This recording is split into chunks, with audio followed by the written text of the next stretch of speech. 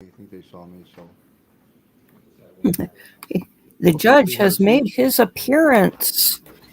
Uh, whether we start up immediately remains to be seen. Um, there seemed to be a lot of stuff before You want to bringing in withdraw the them jury from yesterday. admission and then bring them back in? Okay, which ones are they? Oh, sounds like they're ready to go. Welcome, everybody. 102, It's good to have you here, Indiana.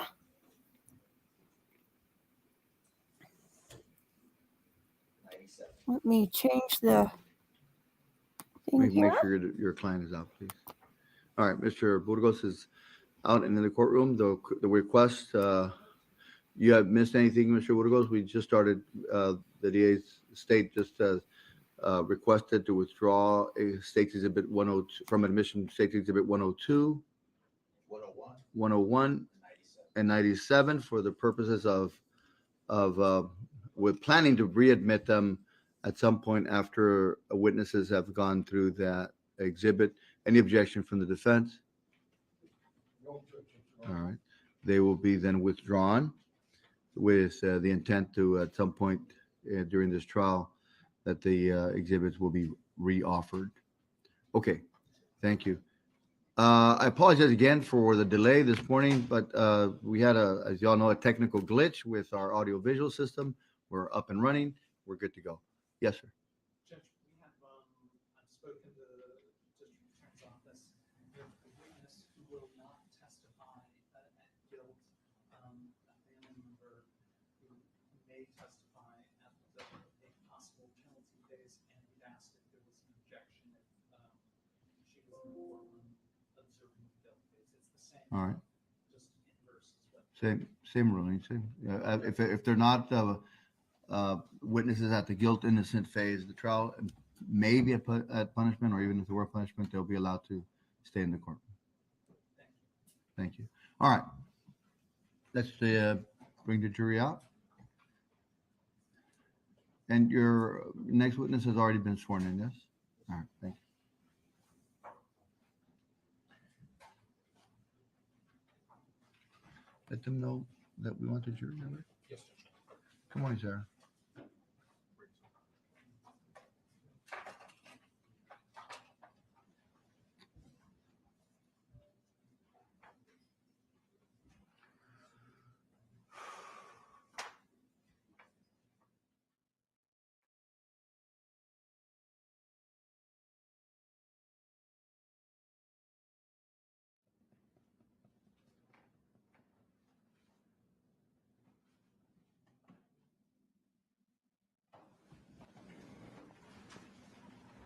Please rise for the jury.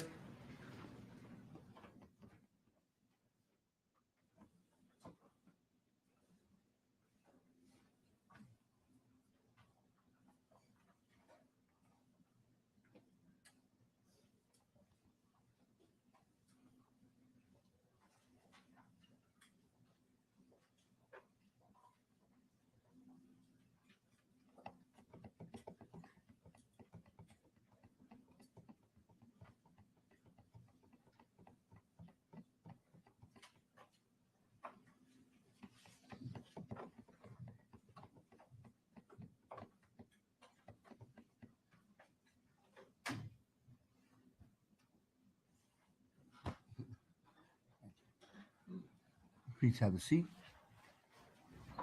Good morning, members of the jury. All right, we'll get start with your next witness, Mr. Alanis. State calls Adriana Flores. Adriana Flores, please. Sergeant Arms, please bring her up.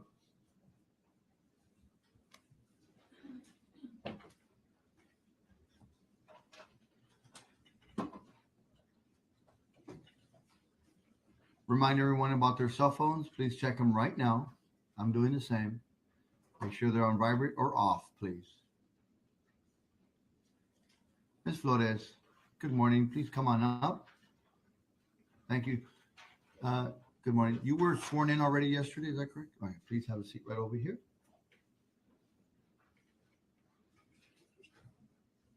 Uh-oh. still? I don't see it there. Hold on. Yeah, no, it's on. It's on. It's on. Correct. I'm sorry, I didn't see it. All right. Ms. Flores, if you could sit up a little bit so that we can get you right good on the microphone, Ms. Flores. You can pull the chair up a little bit. There you go. Gracias. Thank you. Good morning. Good morning. I'm gonna ask you to scoot up and speak into the mic so that the court reporter can hear you. Thank you.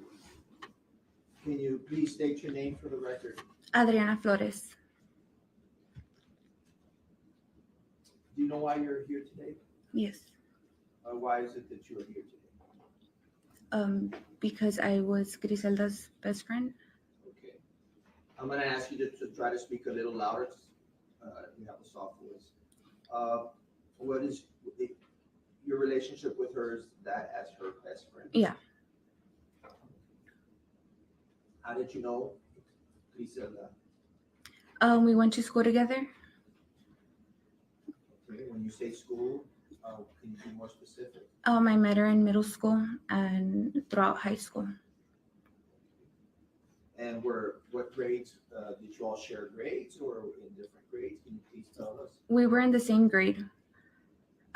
Yeah, we were in middle school together, and in high school we were freshmen together.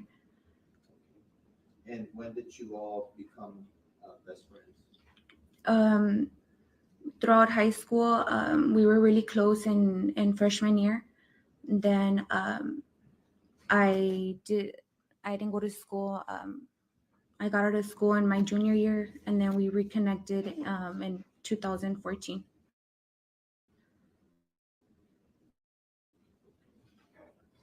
How did you reconnect in 2014?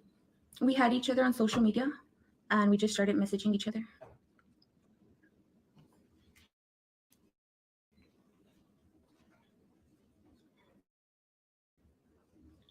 How did your relationship evolve after that? Like, how did it grow? We just started hanging out more, doing like the mom things, going out together.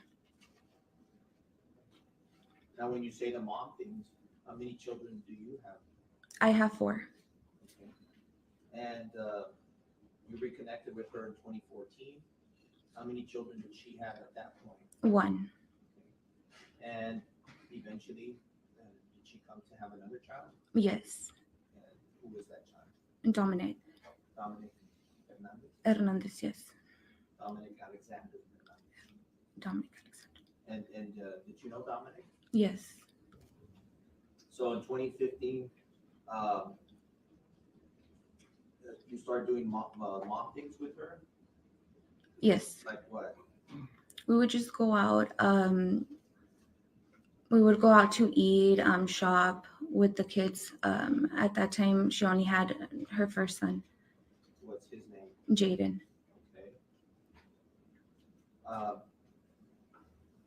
Did you have any children close to the age of Dominic?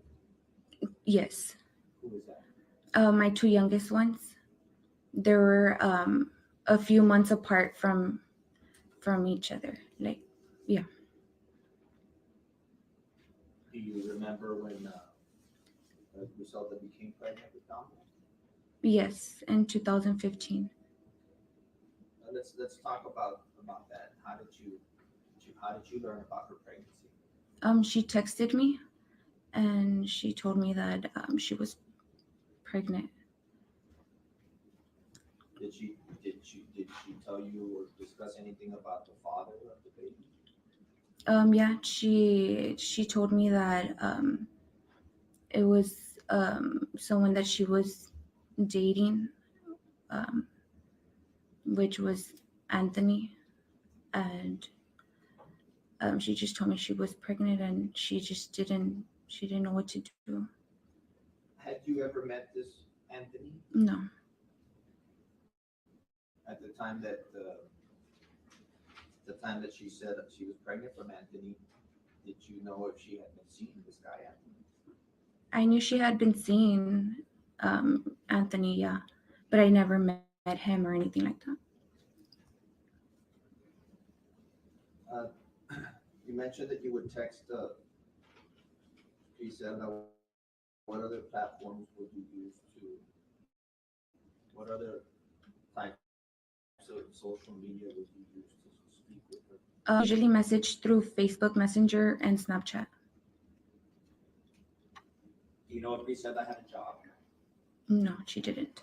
What was Grizelda doing in 2015, 2016? She was going to school to TAMU, Do you know what she was pursuing? nursing. Do you know how she was able to handle the jobs of school and being a mom? What How do you? was she doing it financially? Oh, she. I do know that she was struggling a bit, and she was getting like student loans and helping herself out with that. And the student loans would help her with daycare? With daycare, with the school daycare and anything she needed at that time. Did you all live near each other? Yes. In what neighborhood per se, or what neighborhood can you tell the jury without the address? She lived on Dillwood, and I lived on a neighborhood over, which was like Rancho Viejo, around there. What do you call that part of the city? Off of what? It's Mines Road. Okay, so that's in west Laredo. Yeah. Yeah. I want to go back to April the 9th of 2018. Do you remember that day?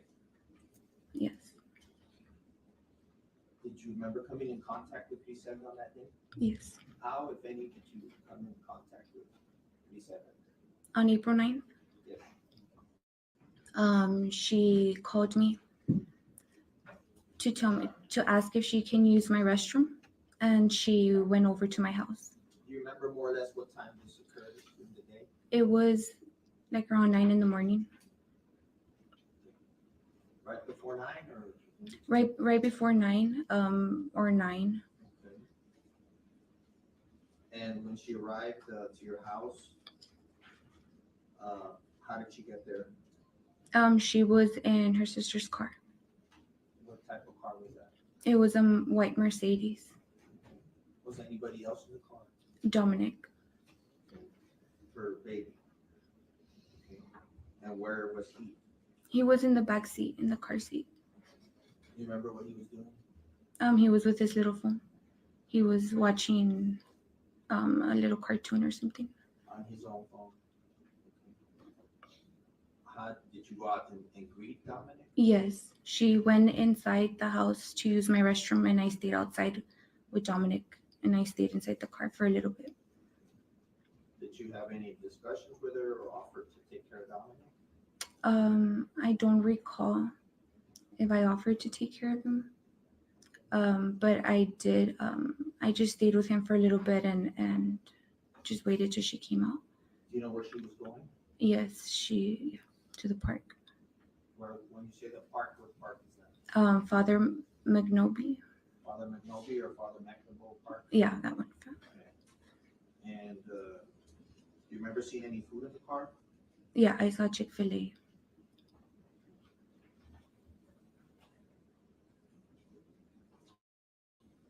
So she was, any particular reason why she was going to Father McNoble Park? You know why she was going? Yeah, she mentioned she was gonna go to the park to meet Anthony. The father of the baby? Yes.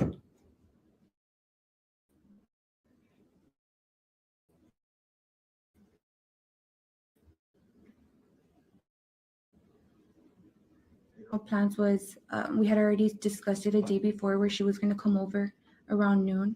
We were gonna watch a movie and hang out with the kids in my house. And after she came out of the restroom and walked out of your house to get into your car, did she ask you anything? Before she left my house, Yeah. she said, "How do I look?" And what did you say? "You look great. Call me back. Call me when you're on your way."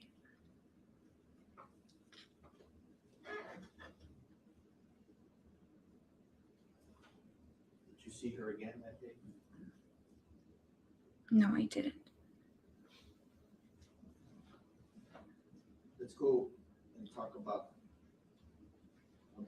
this Anthony. Did she ever tell you what his last name was? Yes, What was his last name? Burgos. Anthony Bugos. What kind of information did she share with you about Anthony? At the beginning, she just told me that he was a border patrol. That was at the beginning. What else did you come to learn about Anthony? Well, when we first talked about him, she just mentioned that he was a border patrol and that he was separated, and that's pretty much what I knew about him. Did you know if he was living in Laredo? No. From my understanding, he wasn't living in Laredo. Like, he worked, but he would just come sometimes. Like he was stationed somewhere else? Yeah, I believe so. So I thought.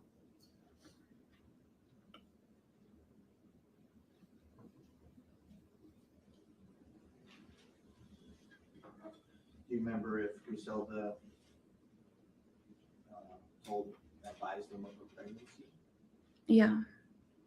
To your knowledge, does Anthony ever help her with the baby financially? No, How do you know that? because she mentioned it to him, and he didn't want anything to do with the baby. Like, he didn't want her to go through the pregnancy, so he wasn't helping at all. When you say he didn't want her to go through the pregnancy, what do you mean by that? He wanted her to abort the baby. And what was her decision? She didn't want to. She was going to keep the baby. So going into 2017,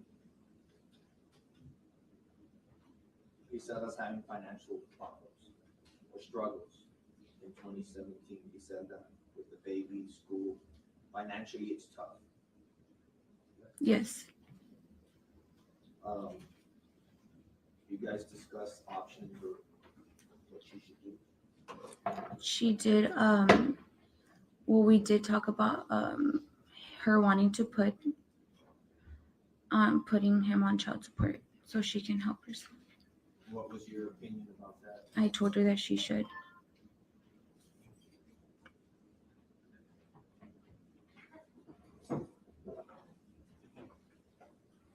So at that point in time, did she know before the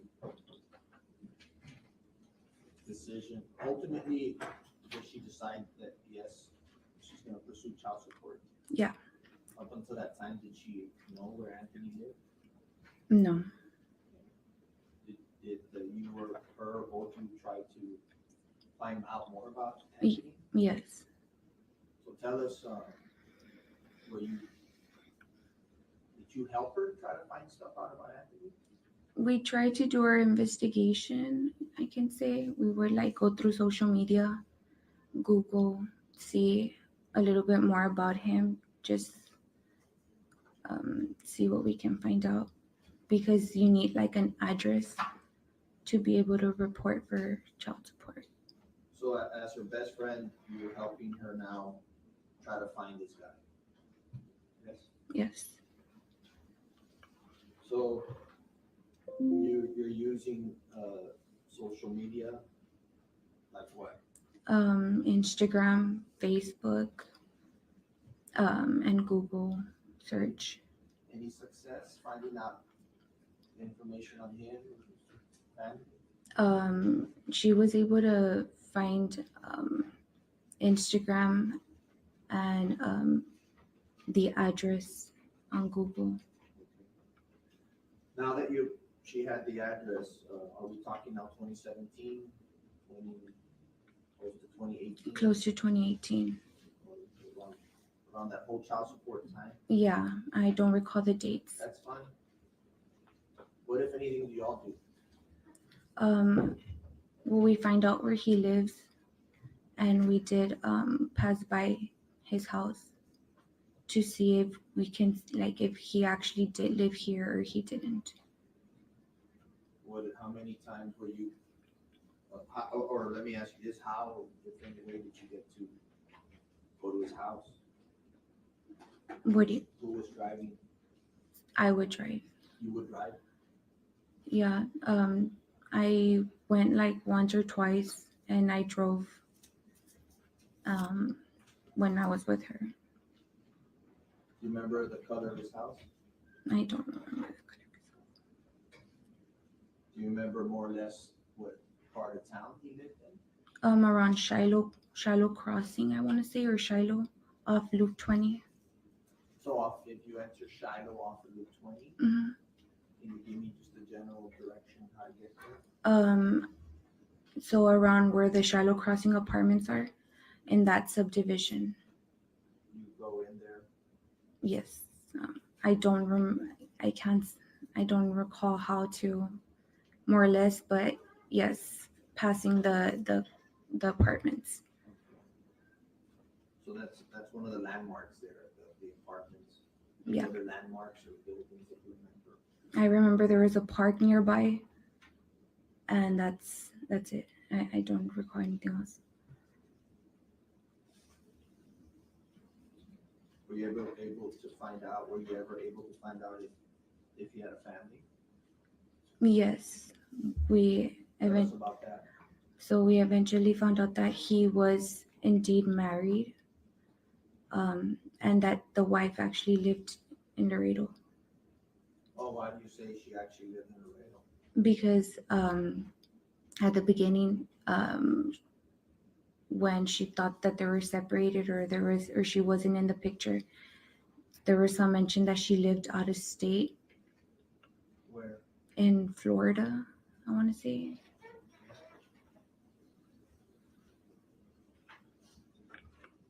Were y'all able to discover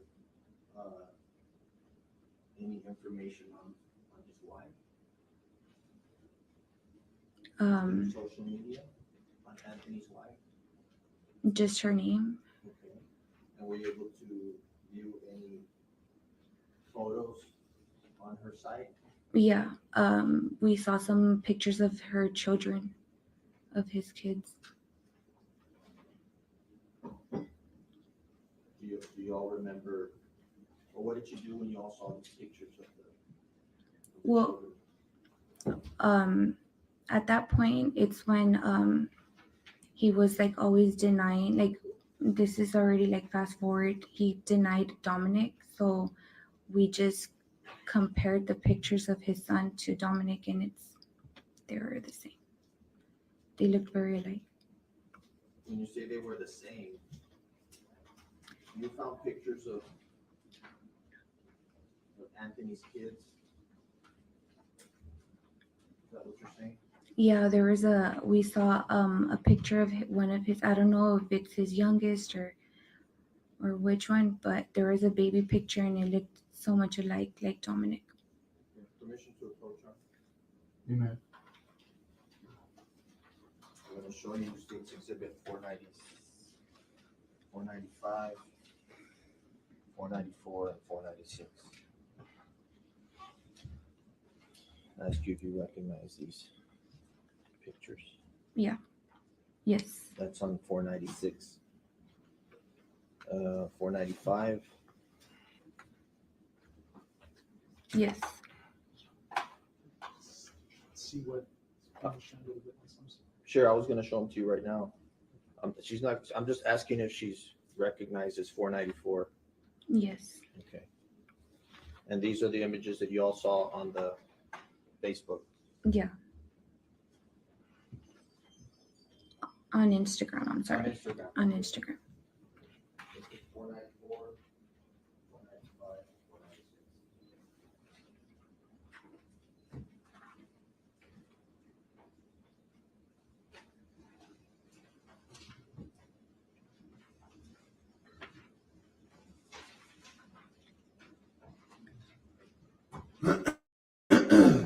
Move to introduce 494, 495, 496. Any objections? No objection, no. No. Okay. be admitted without objection. I'm first gonna show you these pictures.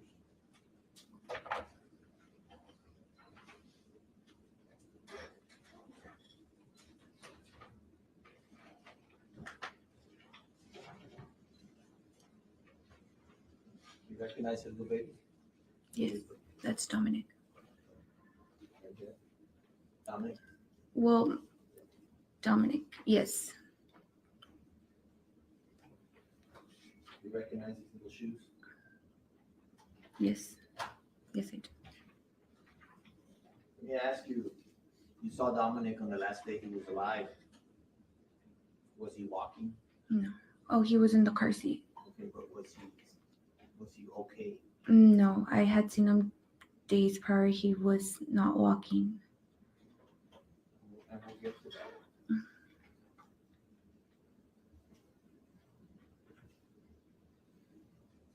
gonna show you also these little pictures. Dominic. And I'm gonna show you the other pictures.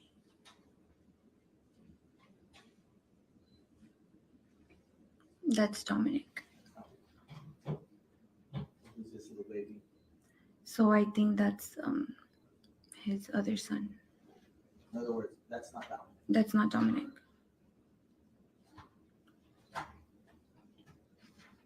What number is on display now, sir? This is 495. All right.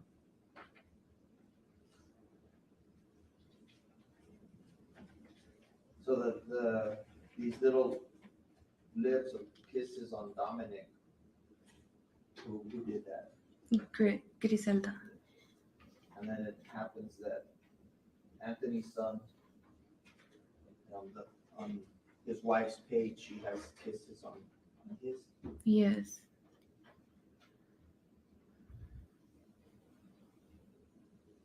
And they look very similar.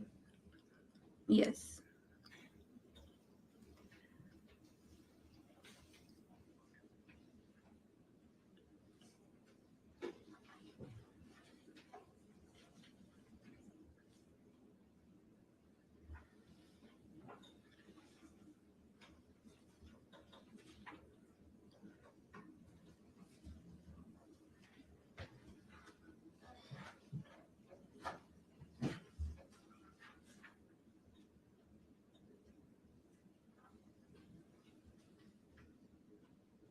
Do you remember what his name was on social media?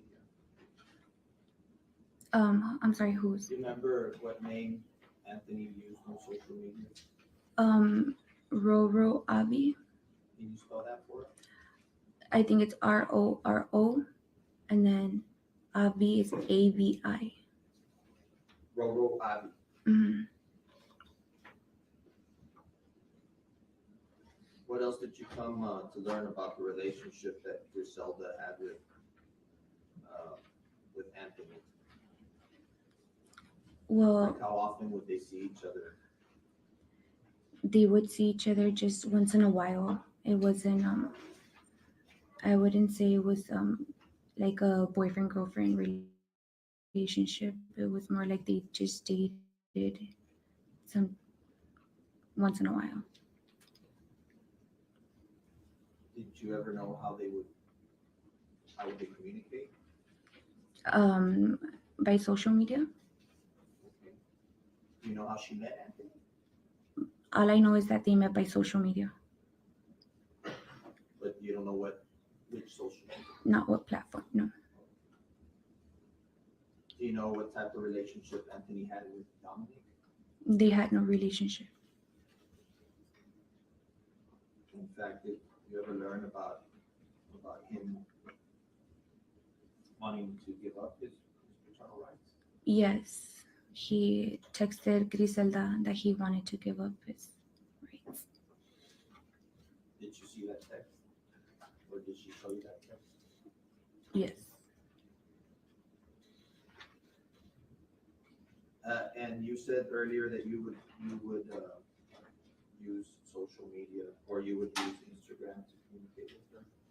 I would use Facebook Messenger and Snapchat to communicate with her.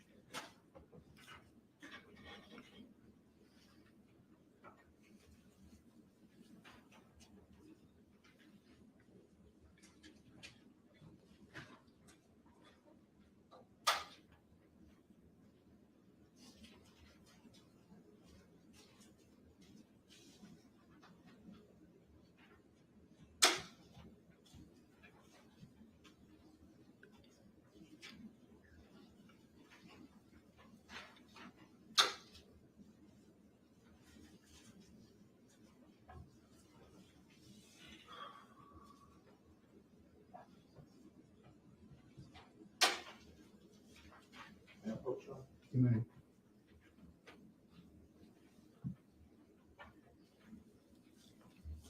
I'm gonna do, Your Honor, to be more efficient with time, I'll show her all the text message printouts we have and have her identify them all instead of having to come back each time. So I'm gonna show you what's been marked as State's Exhibit 47, 48, 49, and have you look at 47. Mhm. You recognize this? Yes. Okay. You can look at the next one. You recognize what's in 48? Yes. Also in 47, there's a couple of other pages. Can you look at it and tell me if it fairly and accurately depicts what's in there, that it's accurate? And that you recognize it? Yes, I do. Can you check the next page on 47?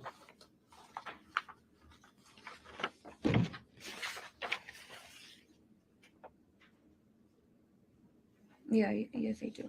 Okay. Now go to 48. So you can check 48 and tell me and tell the court that it fairly accurately depicts what you're seeing. Yes. Okay. And in 49?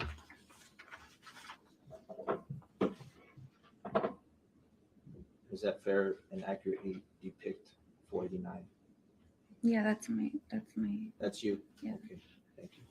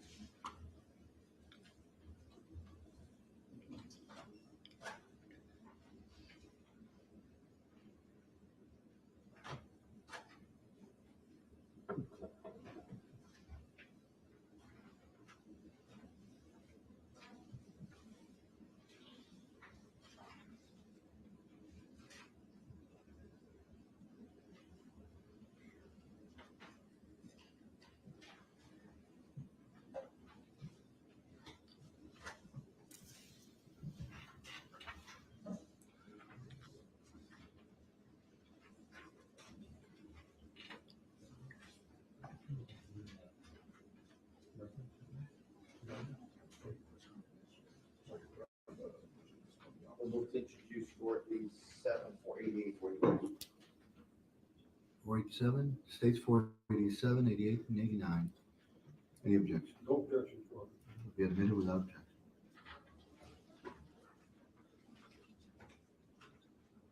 Each one of them just have one page. 49 is one page, 48 is one page. For the record, 487 is 3 pages. All right, thank you.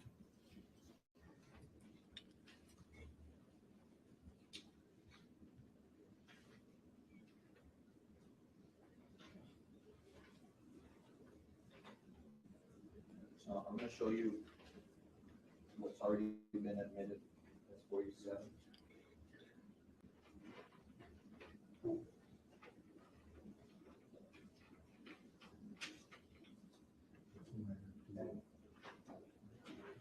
Way to reverse it.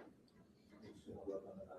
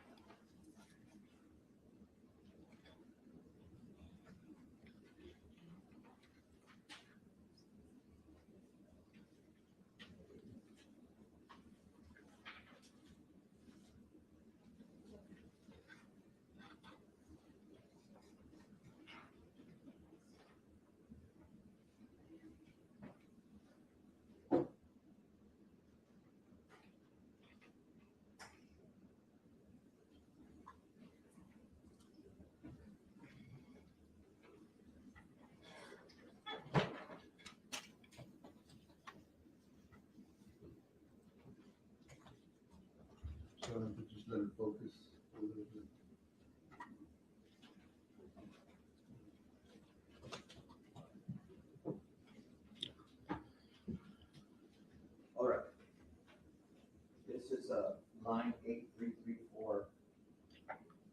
You recognize this? Yes. And you recognize the date? 1/13 of 2018, January the 13th. Okay. This is around the time where the child support case is, she's gonna File. she's gonna file. And who is this text? That's Grizelda texting me. Okay, can you read that out loud? What are you doing? It's, dude, I'm bawling my eyes out right now. A, which is Anthony, is thinking about giving up his rights. I know I said I'd be okay, but I'm totally not.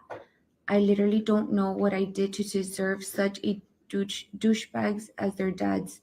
Jaden and Dom deserve more than this, more than them, and worst part of it all, I feel responsible for giving them shitty people as their fathers.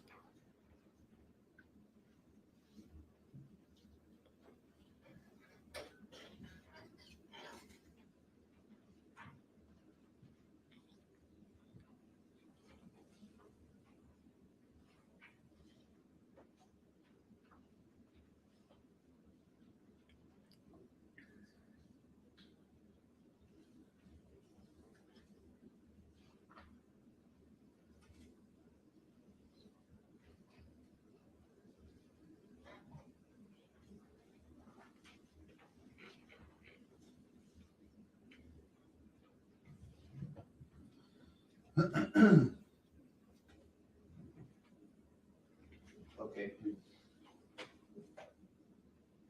I'm on page 2 of case exhibit 47.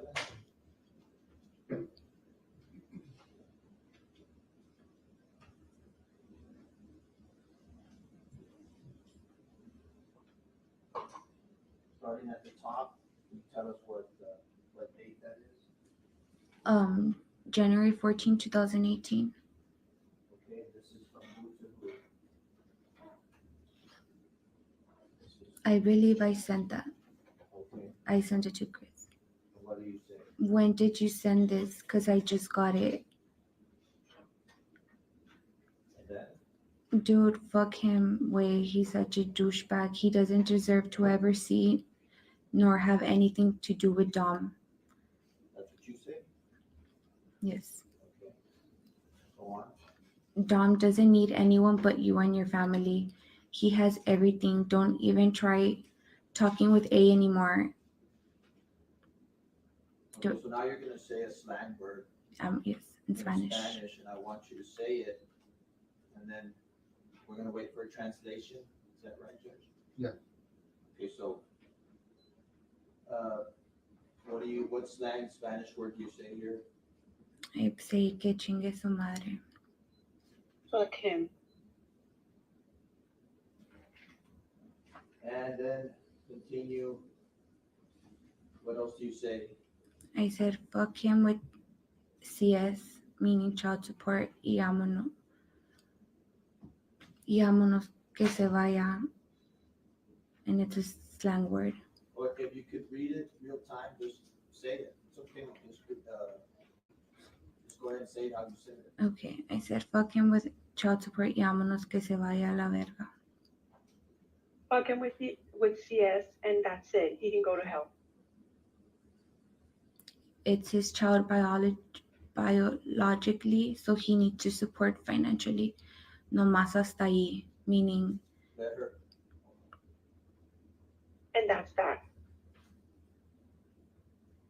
And then what else do you say? Dom will hurt more having a selfish person in and out of his life. This is the advice you're giving her. Yes.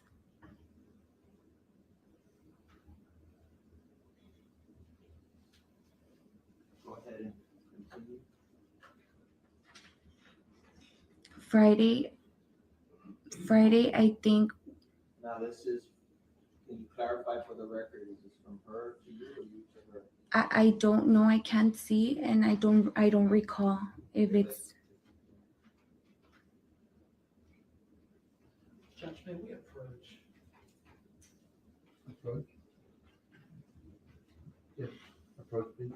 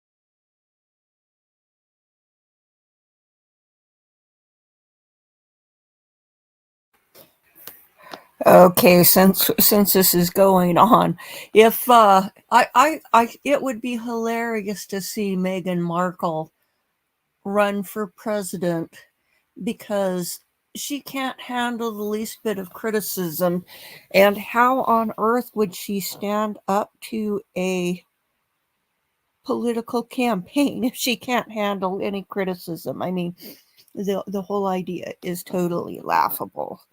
So,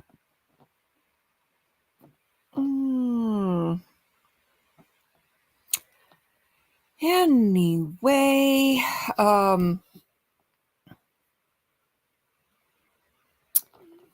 let's see.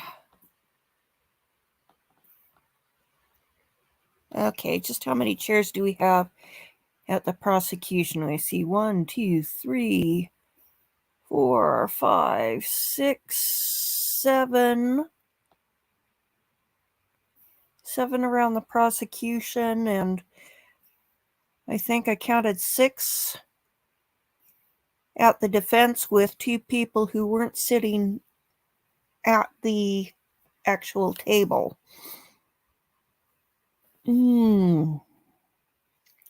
So, yes, let's see. Was there an article I saw?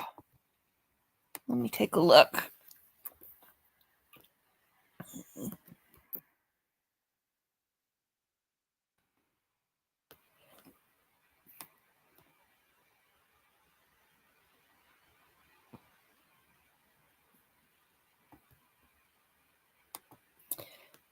Let me take a quick look here.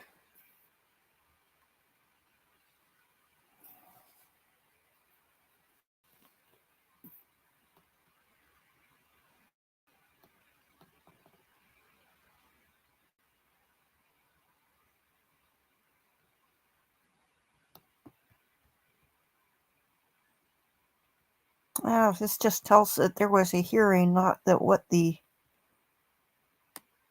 hearing was. Oh my goodness, there's some photo of some horrendous dress. Red carpet fails. Worst red carpet fails in history. Okay. Oh, It here we says go. something about Friday.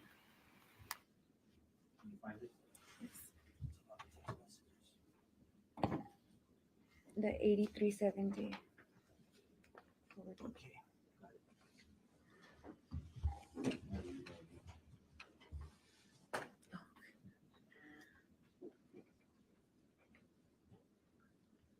So now we're at message 8370, 98370.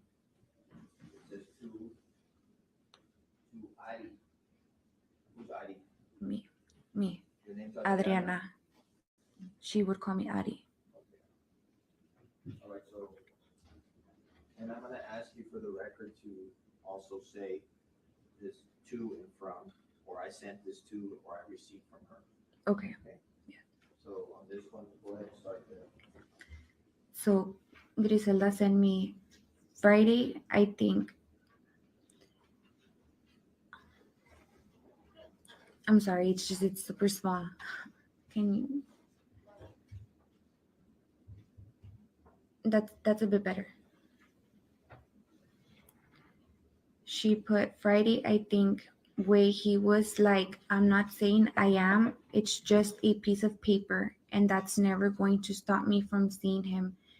The only who can say, fuck it, I'm never going to see him is me. That's just a piece of paper that's not going to stop me from seeing him. What were y'all talking about there? I think she was telling me that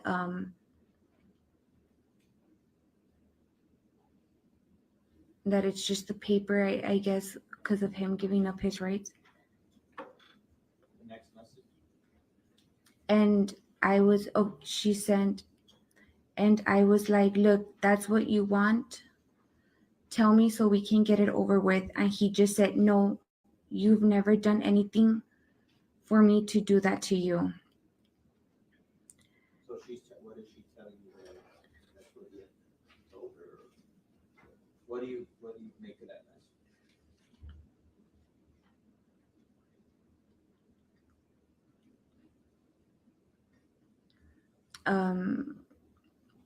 I'm trying to remember. I mean, I'm seeing this right, but we're talking about the child support, so I guess he's meaning to do that to you, as in,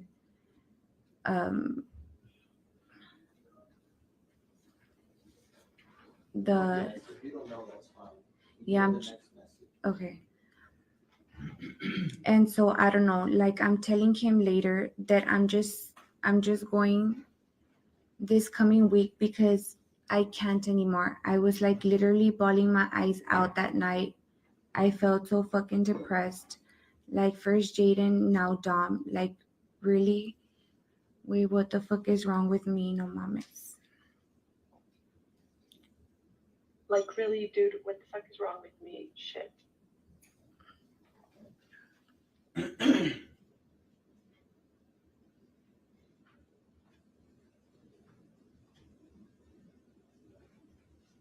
next message is from who to who. The next one is from me to her, and I go, and what did he say when you told him you were gonna go next week? I think I'm talking about the child support. I'm starting to.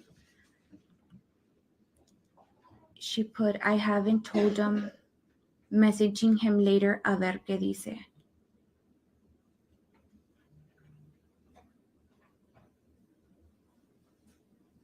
Go ahead, Mel.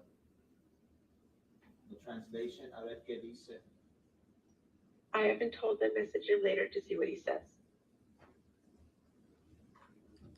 And then I said, fuck his opinion.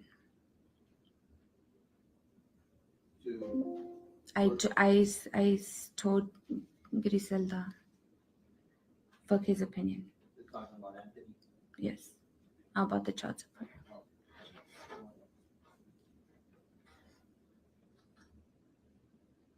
Do I go ahead and read that? Continue this. So I put, al chile, pinche vato, no vale verga. I hate him and I don't know him. But me da un coraje. He doesn't know what he will miss out on. But that little boy is worth so much more than his part-time.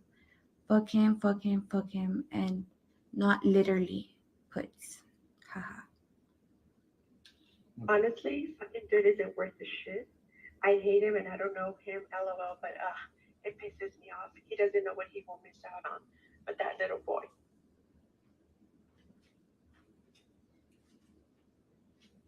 The next message is that little boy's worth so much more than his part time. Fuck him, fuck him, fuck him. Not literally. Interpreter needs a clarification on but I think we can move on. Okay. Next message, right? She put not literally with emojis.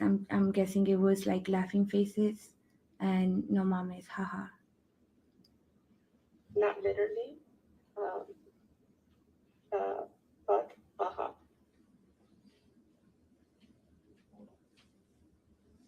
But yeah, she put, but yeah, I have to tell you the whole convo so you can know everything.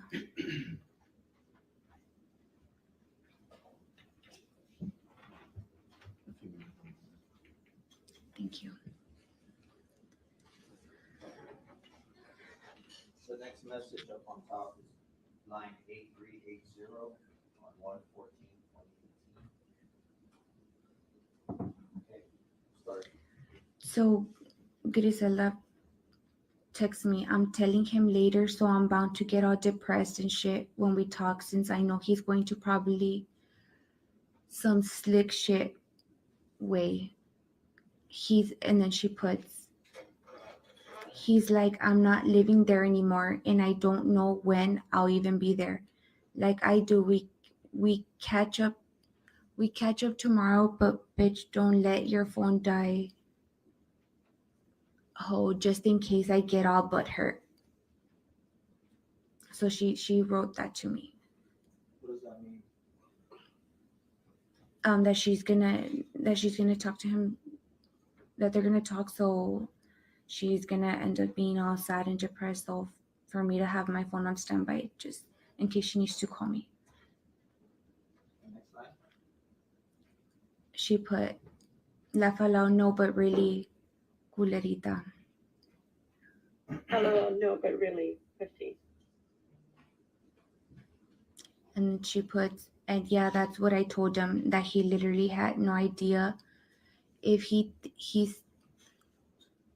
thinking or is going to give up his rights, pero pues I don't know. Emoji faces. And yeah, that's what I told him, that he literally had no idea if he thinking or is going to give up his rights, but oh well, dude, I don't know. Next line. I texted her, I'll be on standby, love, don't worry, but message me through Facebook or something. Because I don't know why I'm not getting messages a day late unless I message first. So I was having issues with my phone.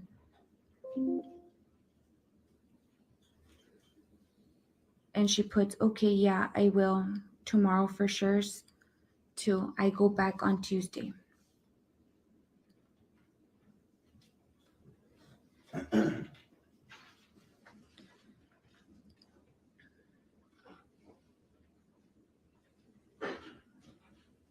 to your knowledge, did she ever file for child support? Yes, she did.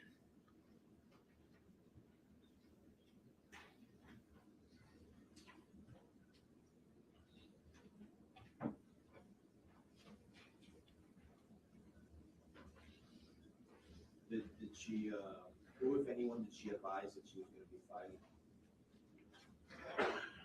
Like, who did she mention? Who did she tell? She told me, and I'm sure her family. And I don't know who else. And Anthony.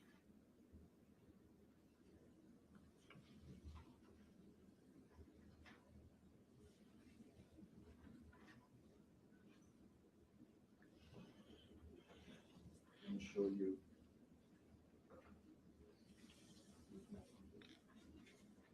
Stacy did at 48.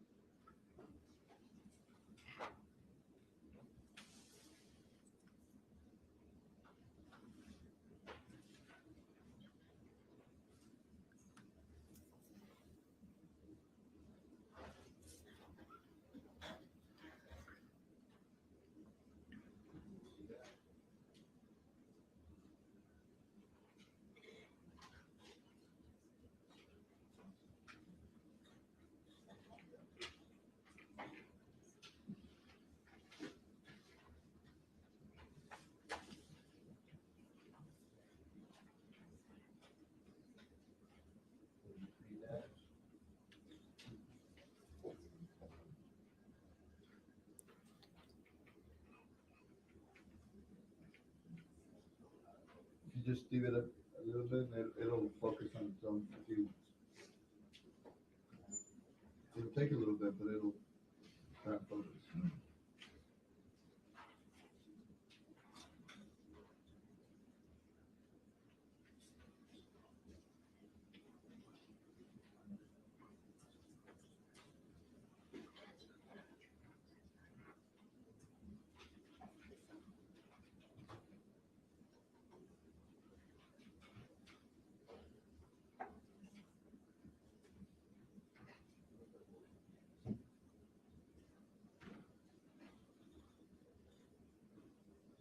All right, so what I'm going to do is start over on this side, line 9442.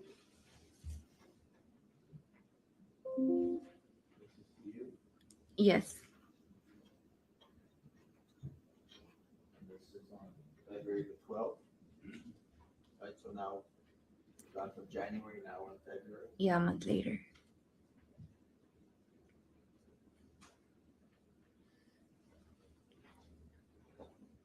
Okay, what are y'all talking about here? And so she's telling me, dude, A just replied. A is Anthony. what the fuck do I say? Where are you when I need you? And then she puts putis, meaning like, that was like a nickname, right? I wasn't answering. What was going on? Well, Anthony had just replied to her and she was trying to tell me, but I wasn't answering because my phone was, I was having issues with my, that's a text message, so I was having issues with my phone. At this time, February 12th, is she already moving forward with the child support? Yes, That's why he's reaching out to her? yes.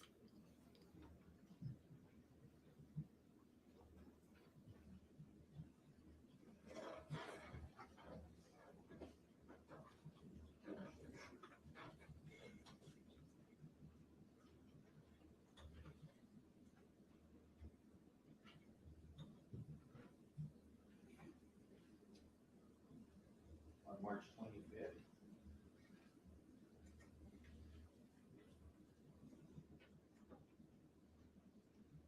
Remember March 25th, 2018? Yes. Remember anything significant that happened on that day? Yes.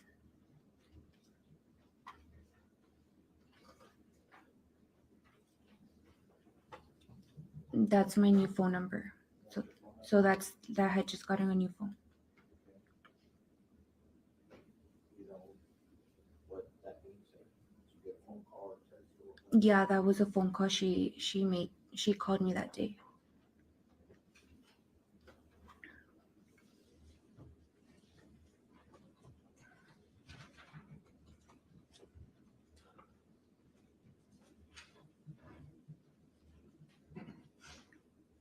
You remember that day of March 25th? Yes.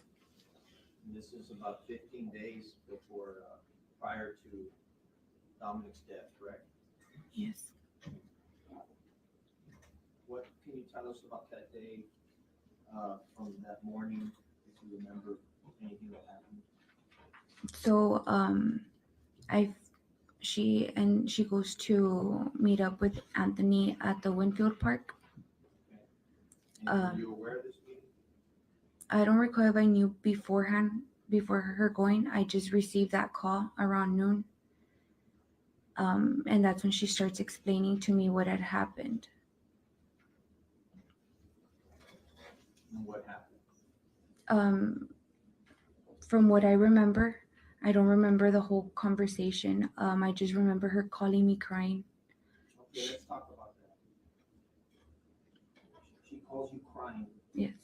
Please tell the jury what was her emotional state when she called. She was crying. She was really emotional, very, she was angry that she had gone to the park. She was regretting her going.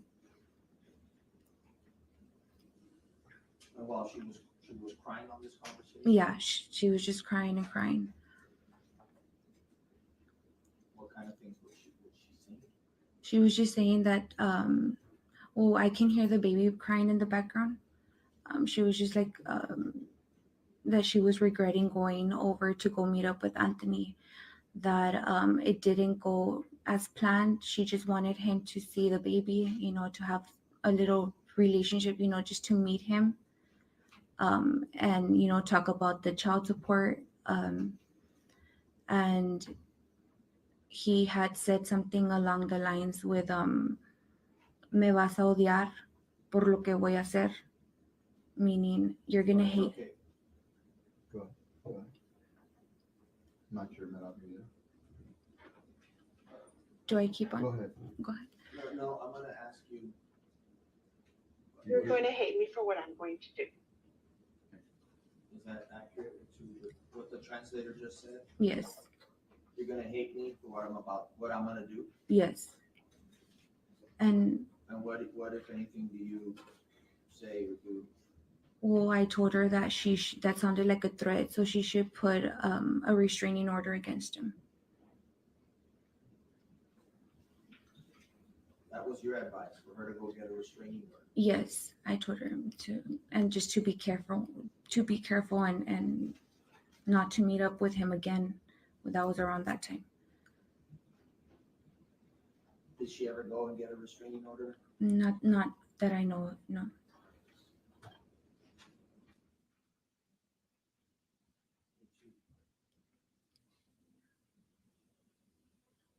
Anything else that you learned about Dominic that day?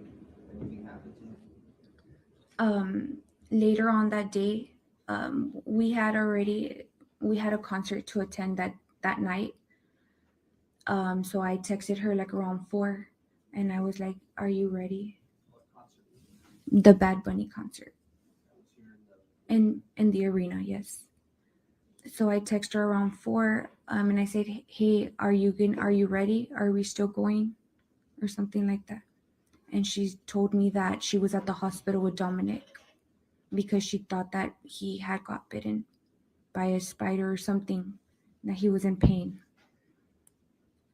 And what did she end up going with you to the concert, or what happened to Dominic? Yeah, so she was at the emergency room and he was getting treated, and so I guess they gave him antibiotics. He got treated and they released him, and we did end up going to the concert later on that night Where did she leave Dominic? with her mom. Pass it over.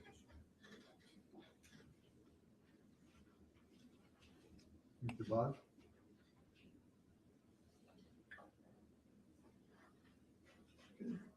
Pardon me, good morning. Good Yeah, make morning. sure that microphone's-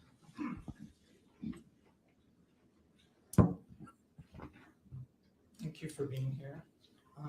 I think, and I know everyone in this room is very sorry for your loss.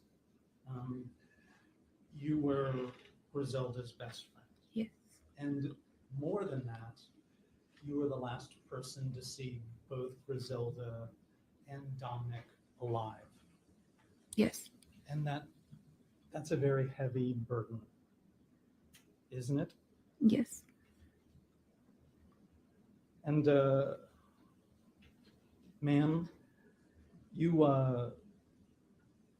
testified on direct examination that you never actually met Anthony. Is that correct? Correct. Right.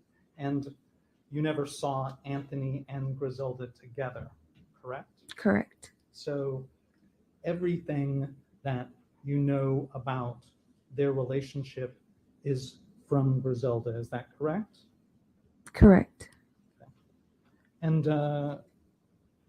just very briefly, I want to talk about the evening, or actually the 25th. And the 25th stands out because that's the day that you went to the Bad Bunny concert. Is that correct? Correct. Okay. And you testified on direct examination that Grizelda called you from the emergency room. Did I understand that correctly? No, she did not call me from the emergency room. Okay. So she called you, and that was the exhibit that the state showed you. Is that the record? Is that correct? From the text messages? Well, the last exhibit they Oh, showed okay. you was a phone call, as I understood. Yes, but she was not at the emergency yet. She was on her way to the emergency room. She was not on. Oh, I didn't know about the emergency room until she texted me. And you actually had messaged with Grizelda earlier that day on the 25th in the morning. Isn't that correct? I messaged her. I'm pretty sure, since we did speak daily. So she messaged you on Facebook very early in the morning on the 25th. Mhm. Isn't that correct? I don't recall. I'm sure she did. I'm not too sure. Okay. Would it refresh your recollection to see a copy of your Facebook Messenger? Yeah. Judge, may I approach? You may.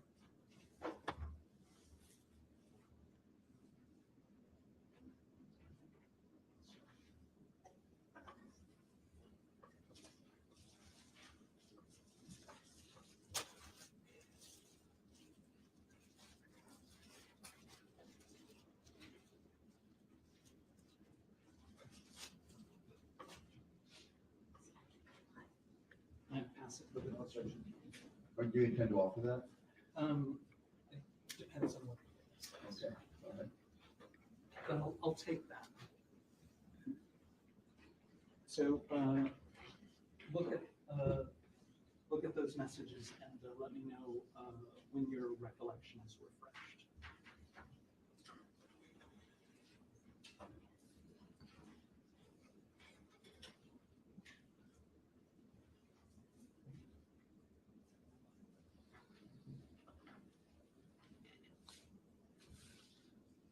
Yeah, I do recall these messages. Okay. And are those Facebook messages, do they accurately reflect the messages that you exchanged with Grizelda on the morning of the 25th?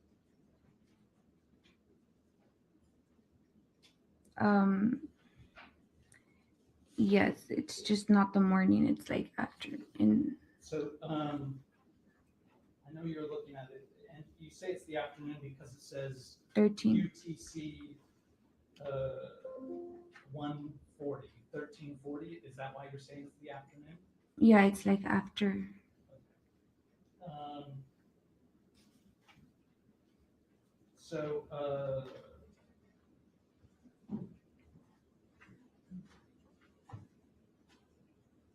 I would ask you, well, if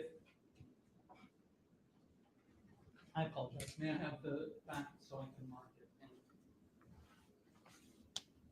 Are you gonna offer it? I am going Okay, because there was no objection from the state at the very beginning, so that's all I was trying to avoid that.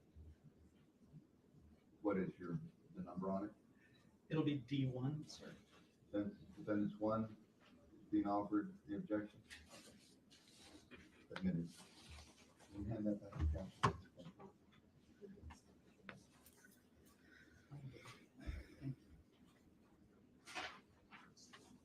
Is it just one and two or just one?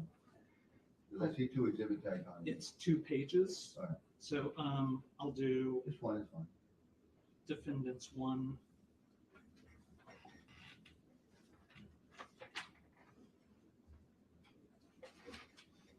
Defendants 1.2 will be page 166. And defendants 1.1 will be page 165. Defendants 1.1 and 1.2 are, there is no one.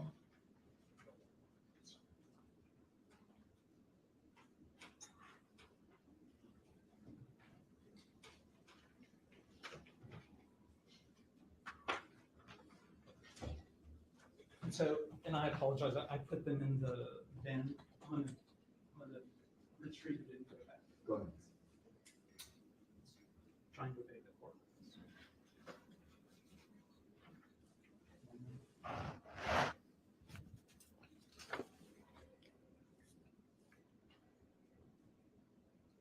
So ma'am, if I could have you look at page 165. I apologize, page 166 as it's marked at the top, which for the record is defendants 1.2. And at the bottom of the page, it's the 4th message from the bottom. It says author Adriana Lynette. Is that you? Yes. Okay. And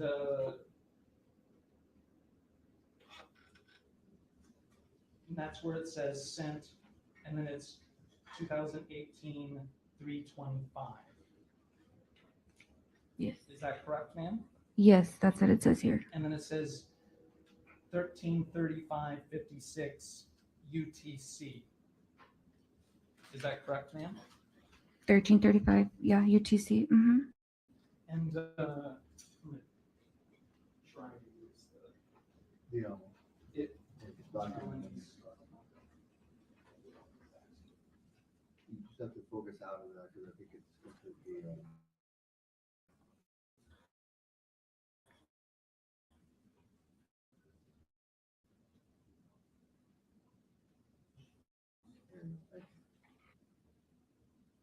All right.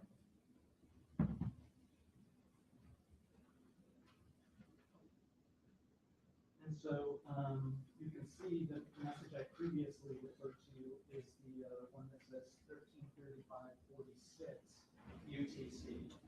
And then you have written to Grizelda, why are you awake? Is that correct? Yes. And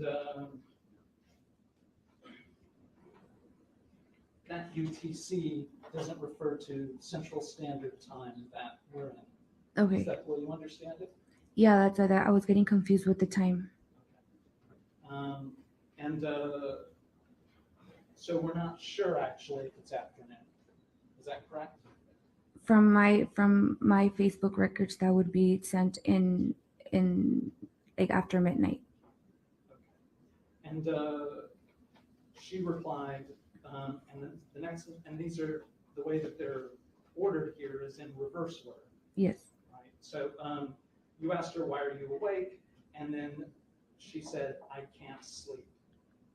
Yes. Is that correct? Yes. And then Grizelda, in the next message, wrote to you and said, all night with Dom, and right now I just woke up. Yes. And then you all have a discussion about going to the concert. Is that correct? Yes. Just like that now.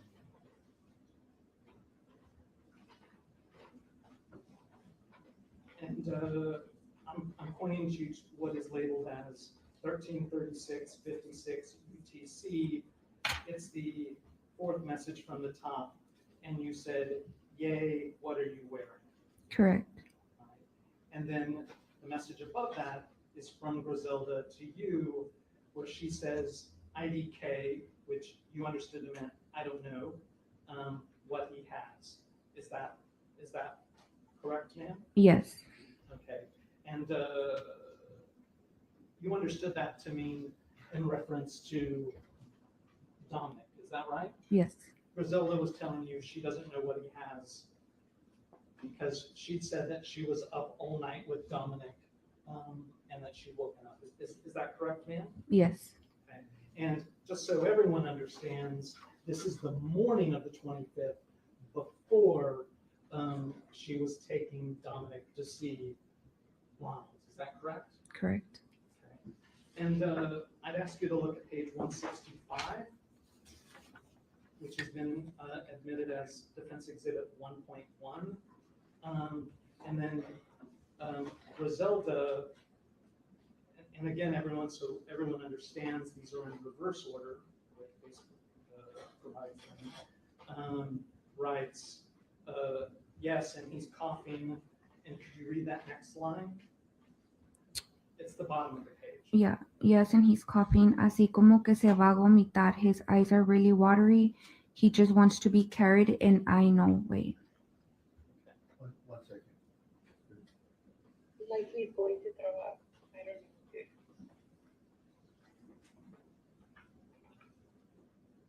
I'm sorry, Did you hear that? Did you hear it? Yes. She heard it. Did you understand that when Grizelda wrote that Dominic had been coughing all night and it looked like he was going to vomit? Yes. Okay. And that his eyes were really watery and he just wanted to be carried. Yes. And so that was the entire night before Dominic saw Ronald. Is that correct? According to the date, yes. Okay. And you have no reason to suspect that Facebook has altered the date or anything, is that correct? No. Okay. And matter of fact, 2 messages up, so it's 3 messages from the bottom. You respond to her with, that's Aaron right now, dude. Is that correct? Yes. And is Aaron your child? or- Aaron is my child, yes. Okay, so your child was sick at the same time, is that correct? Aaron? Yes. Okay. And Grizelda, in the next line, she describes in more detail about Dominic's condition, and it was all night, was waking up crying and with the fever and whatnot. Is that correct, ma'am? Yes.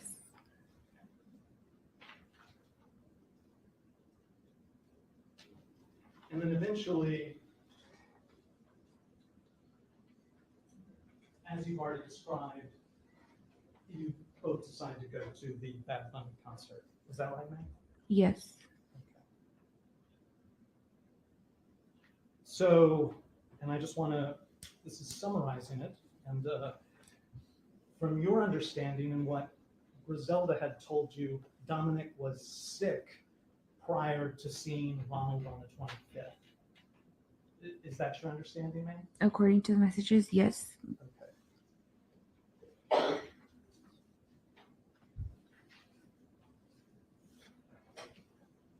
I'll pass the witness. Thank you for your patience, man. You are excused. You go back to business. Thank you. Could you all approach real quick, Mr. Peña, Mr. Hernandez?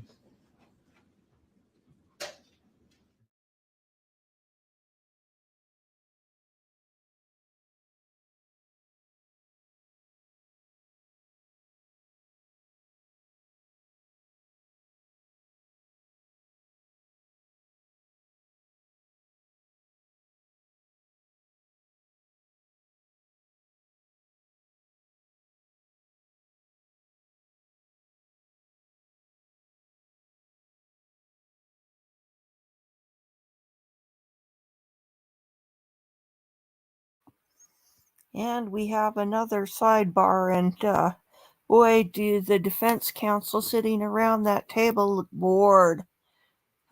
With that many people, yeah, they'd have to Break, be let's take bored. a little morning break. It won't be, hopefully we can keep it inside of 10 minutes, okay? Thank you. Okay, we've got a 10-minute break, they say. So let's see. Let's have a little bit of fun. I found this clip earlier. Let's just make sure they're okay. The judge is going out of frame. I'm going to leave the audio running so that if I get caught by surprise, I'll know. Okay, we're going to have a little fun here during this break here. So,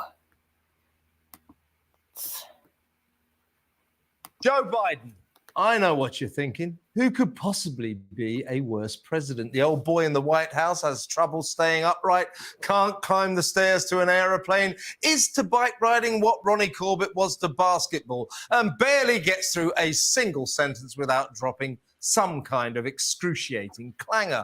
Hard to imagine anyone less qualified to take America's big decisions, but with a peculiar genius. The dozy Democrats are zoning in on a candidate who makes geriatric Joe look like a towering political powerhouse for the ages. Step forward. Former cable show actress Meghan Markle, a child of Hollywood who married into British royalty and could now end up as the Queen of Washington. Quite a journey. The bad news for Meg is that Spotify cancelled her dreary podcast, Archetypes. Harry's brilliant plan to interview Vladimir Putin, Donald Trump, and the Pope mysteriously failed to materialize. Who'd have thought it? And one bored streaming boss dismissed the gruesome twosome as a lazy couple of bleeping grifters. The good news for the famously ambitious Duchess is that a new poll has revealed that 25% of Democrats, a quarter, 1 in 4, believe she is the best woman for the top job, that she's the exceptional female with the outstanding capabilities to perform the most important job in the world. Ex-Deal or No Deal hostess Ms. Markle came in with the same amount of support as current Vice President Kamala Harris and garnered significantly more backing than Hillary Clinton. The one-time First Lady who narrowly lost to Donald Trump only managed 22% backing. No doubt, always confident of her own talents, Meghan will not find the results of this astonishing survey at all surprising. But are these Democrats serious? Do they really relish the prospect of President Markle? Do they look forward to the kooky Californian claptrap that in all its airheaded lack of glory she would worryingly bring to the Oval Office? What would life be like in the wonderfully woke world of President Meg's America? Would the unpleasant truths of US domestic discord and global conflict be replaced by Meghan's Montecito truths, a world away from reality, where the sun always shines and problems can be solved with a cleansing dose of pseudo-intellectual gobbledygook? Would President Markle ordain that all Americans can rewrite their personal history and decide that difficult siblings just don't exist, that they got married on any old date they fancy as opposed to the actual date? Would she order banana messages for everyone, like the inspirational missives she penned when she visited a sex workers charity in Bristol? In Meghan's right royal presidential regime, no banana skin would be complete without uplifting graffiti informing fruit fans, you are special, you are brave, you are strong.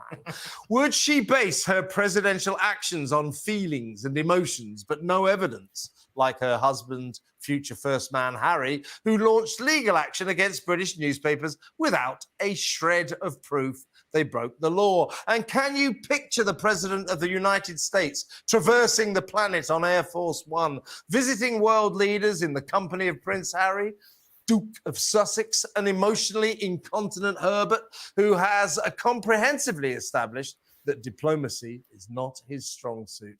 I suppose that any party that chose Sleepy Joe to run God's own country can't be trusted to pick a credible successor, but surely we might reasonably expect and indeed hope that they won't select an even worse POTUS. Fortunately, and I can hardly believe I'm saying this, octogenarian Biden has dug his heels in and insists he intends to fight the next presidential election. Bad for America, not good for the world. But if the other option is Meghan, better than the alternative. Joe Biden won the last race to the White House because he was not Donald Trump. This time around, could the secret to 80-year-old Joe's success be that he is not Meghan Markle? Works for me, but you decide. So what do you reckon, JJ? You love Meghan, don't you? I don't know if I love that, but maybe she. You're going off her. Yeah. You're a candle in the wind, aren't you? Yeah, well, I liked her last week. President Meghan Markle, I'm not so sure about it. I don't think any celebrities should be running for president, including Donald Trump, for that matter. But it shows you how desperate the Democrats must be now that they are looking to Meghan Markle to be the savior to try and beat Trump. I'm just wondering what you think. Given the events of the last couple of weeks with Spotify, Netflix, we're getting some pretty caustic comments about Meghan and Harry coming out of those two big companies. Yeah. And it does sort of feel like, I've got nothing against them, by the way, but I do feel that they live in an ivory tower and somehow or other they're colliding with reality and they're being... Oops. Ooh.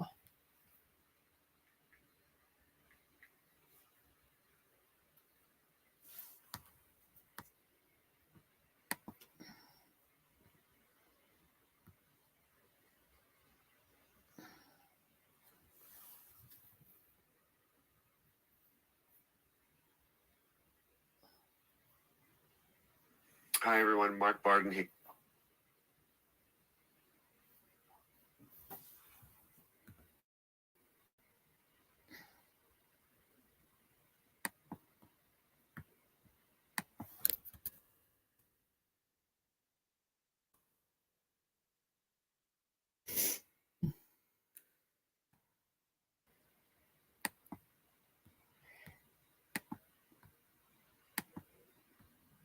I'm not sure what happened there. The thing stopped making noise, and then the tab closed on me somehow. So anyway, I think we get the gist of what they were saying.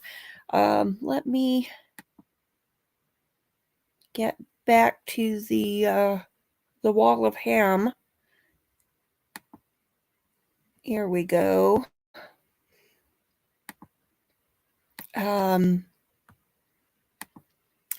Yes, let's see. Does anybody have any opinion about if there's still any interest in the Jared Lysick hearing? There's a preliminary hearing coming up on the 10th, and it's like 8:30 in the morning, I think. And I'm going, are people still interested in that case? Because the last time there was a hearing, I didn't see a tremendous amount of interest online. So I'm wondering whether it's a ways to go down there for the hearing or not. So let me know what you think. Let's see. I'm going to take a look and see what else we've got. Oh, let's see what they're saying on. Look over at Twitter while we're on the break here.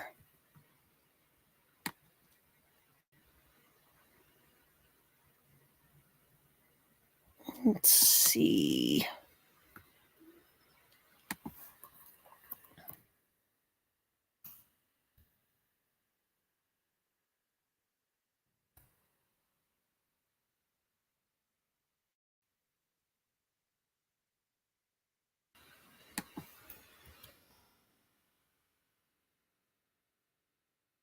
There isn't anything on the trial on Twitter, so let's see.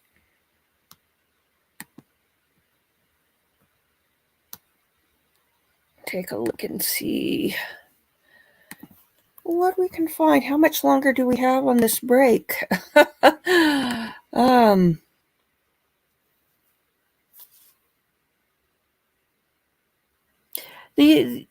The preliminary hearing is a little more interesting than probably any of the other proceedings would be up to the trial if there isn't a plea. I quite frankly, I don't see why he's taking it to trial, because he could plead no contest, do a little community service, training the law enforcement in their techniques for searching for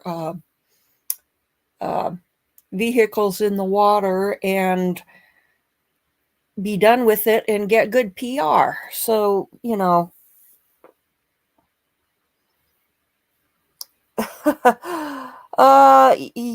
he does seem to be a bit of a creep. Of course, some people have pointed out, well, were the emails genuine? Were they fake, and so forth? So, it is good to hear both sides of the story, but it just seems like such a non-event to me. I mean, because he could plead no contest and it would be done and nobody would care. He's not going to do any time. He's not going to be on the RSO list. So why are they fighting? Because if he pleads no contest, then he's not admitting guilt. So, it could be done with, and he doesn't have to pay attorney fees and so forth. And, it's all over. So, I haven't felt any inclination to watch him either, where the wind blows. So, let's see. We've got a new video from Lady C saying hearing Megan growing apart who she repelled family mistreatment. So it doesn't sound anything. We've got an interesting video which looks entertaining. It says it's from the Arkansas State Police, and they stopped some woman after a 10-mile chase, and I guess when she gets out of the truck, she's stark naked, and they've got some little stars on there, so I'm assuming that the video is going to be blurred, pixelated or something. So says nude lady tackled by Arkansas State Police after stealing truck and fleeing. That one might be something amusing to do because it just sounds so outrageous, and she's probably going to be behaving really outrageous. Oh. Okay, just for complete amusement here, let's take a quick look at this here. Oops, I need to get the volume.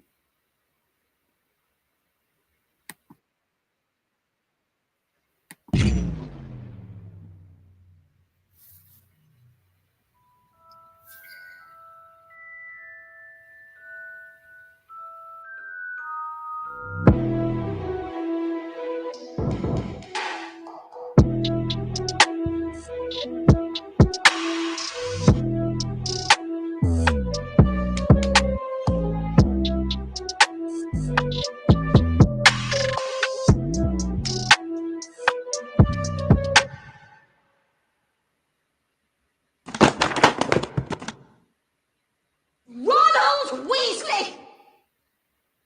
Guardian Leviosa. Stop.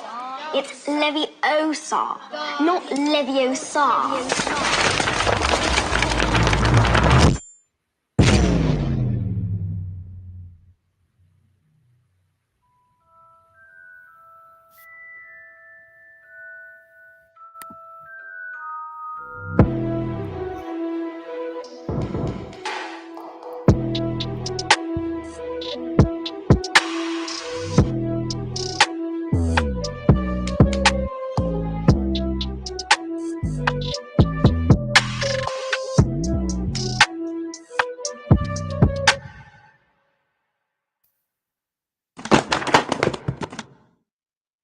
Ronald Weasley! Guardian Leviosa. Stop. It's Leviosa, not Leviosa. Okay, that was a little disappointing in my opinion. Not as good as their dancing usually is. I thought it might be amusing, but just for novelty factor, I guess.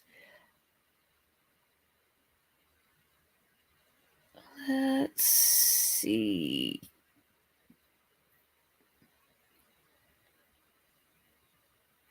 Looks like we've got a video from HG Tutor about 25% of Democrats thinking that Meghan Markle can beat Donald Trump.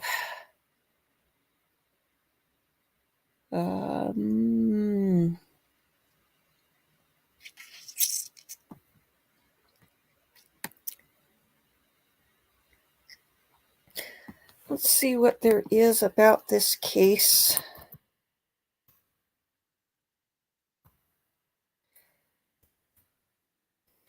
From looking at news stories, it seemed to be big news down in Texas, and the perspective seemed to indicate they thought that it was big nationally. But I'd never heard of the case. Okay, let's pull this up here. Oops. of Laredo, Texas. A Border Patrol officer there faces the death penalty for charges connected to the deaths of his alleged mistress and their 20-month-old son. Ronald Burgos-Aviles had a child with 28-year-old Grizelda Hernandez. Now, at the time, he was living with another woman who he also shared children with. In March of 2018, Hernandez reportedly served the defendant child support documents at his workplace. A month later, investigators say that Hernandez asked the defendant to meet her at a local park after he said he wanted to see their almost 2-year-old son.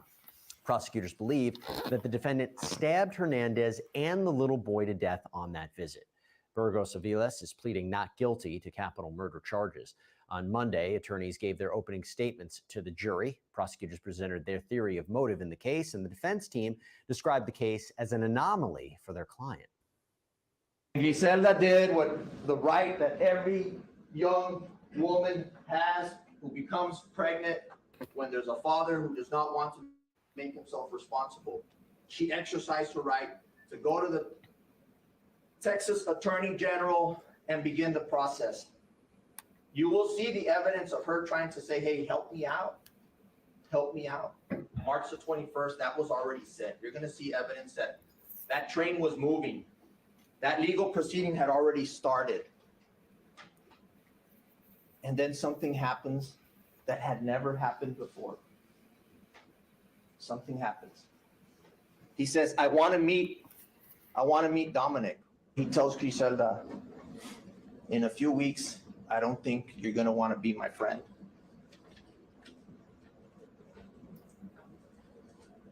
Real subtle. The evidence will show that the meeting that he's setting up for them is not at the park, but it is in a dense, brushy area near the Rio Grande River. Ronald Anthony Bugos-Aviles is lying in wait.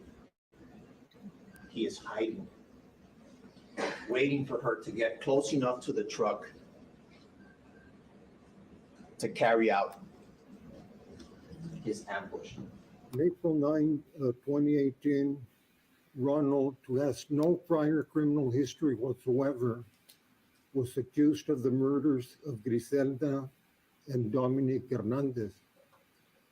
This is an enormous anomaly, an aberration in Ronald's otherwise normal, law-abiding life.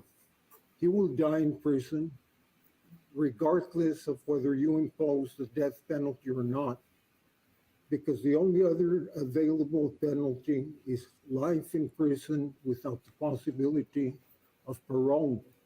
I want to start with the defense, Brian. They gave maybe a 5-minute opening, very quick. What'd you think of that? I wasn't a fan of it. Hey, stylistically, we're different. I get it. I'm not going to criticize that. But you go through this, I'm a zealous advocate. You talk about the punishment. I mean, we're opening statements here. Why are you talking about, hey, he's either going to die in prison or be getting the death penalty? You might as well just take a plea there and throw in the towel. Then he brings up the cell phone towers and how it's not accurate. That's when he started to pull me in. It's like, oh, are you going to say that he's here and the crime happened there? That's great. But then he just walked past that and said, okay, that's it. It was across. Okay, it looks like the judge is back. We haven't got sound yet, so let's switch back because they could start any moment.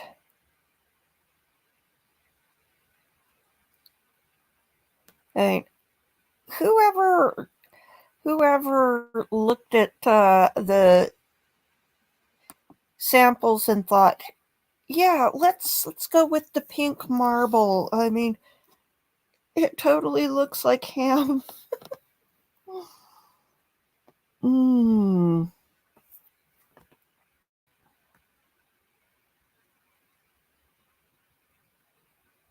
Too bad we don't have lip reading skills here to see what they were saying.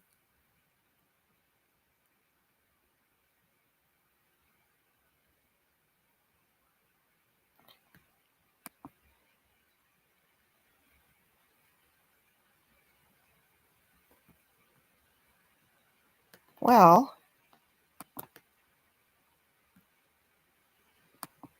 I don't know. This could take a while.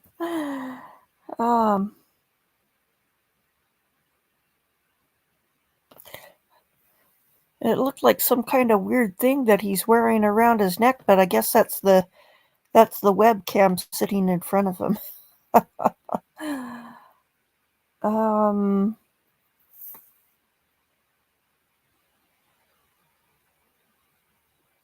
The judge looks to be in a good mood. Smiling and laughing, it looks like.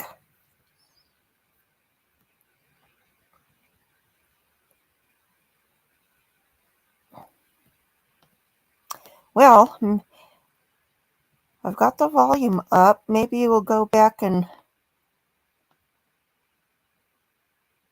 I thought that we were going back or that it had started up and my volume was muted, but it's not, so... Okay, let's go back to the video we were watching. Also did a non-opening opening and there's almost throwing in the towel with maybe one issue. And I'm just like, I don't know what you're going to do here. Let's see what you got. You make a good point. I was a bit taken off by that as well. I do want to talk to you about the investigation, Mark, because it apparently only took police about an hour to piece together that the defendant was the suspect. Do you think that strengthens or weakens the prosecution's case? It could go either way. Now, I've prosecuted death penalty cases, and I'm here to tell you the juries spend much more time focusing on details like that because they know it's much more important than a random felony case. Some of those jurors might think that the police got it in their head that it was him early on, and then they weren't able to change their mind. You could see the defense bringing that up. Having said that, for many jurors who are accustomed to watching TV dramas where the suspect is identified rather quickly, perhaps this will make sense to them.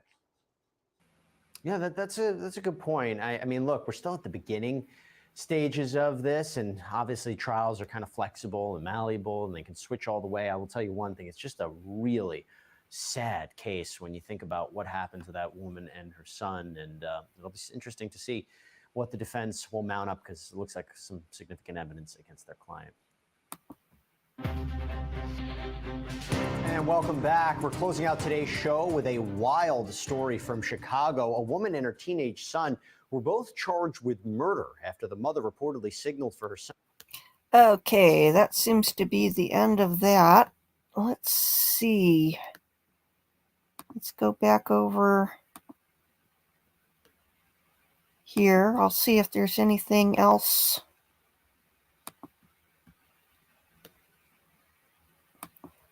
on the case here while we're killing time.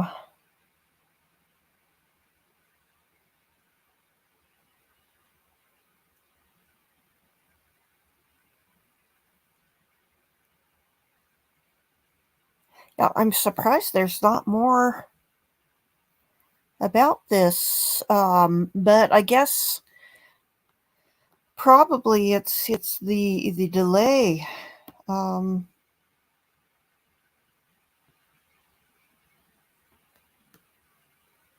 Let's see. Okay, here is one from 5 years ago. So let's see what the feeling was at the time. Promoted last year, now suspended indefinitely without pay. A high-ranking Border Patrol agent in Laredo is still being held without bond, accused of killing a mother and child. Supervisory agent Anthony Burgos remains in the Webb County Jail tonight. The victim's a woman that police say he was involved with romantically and a 1-year-old boy. Jesse DeGriato reports on a crime that has left Laredo and U.S. Border Patrol agents in a state of disbelief. Such a serene setting for a brutal crime, so close to the Rio Grande. It was apparently agents from the Laredo North Border Patrol Station that made the discovery. We called 911. Laredo police say the caller was a supervisory Border Patrol agent, Ronald Anthony Burgos-Aviles, 28, a 9-year veteran, now facing 2 counts of capital murder, connecting him with the victim. Okay, sounds like we're back over with the case. Watch out.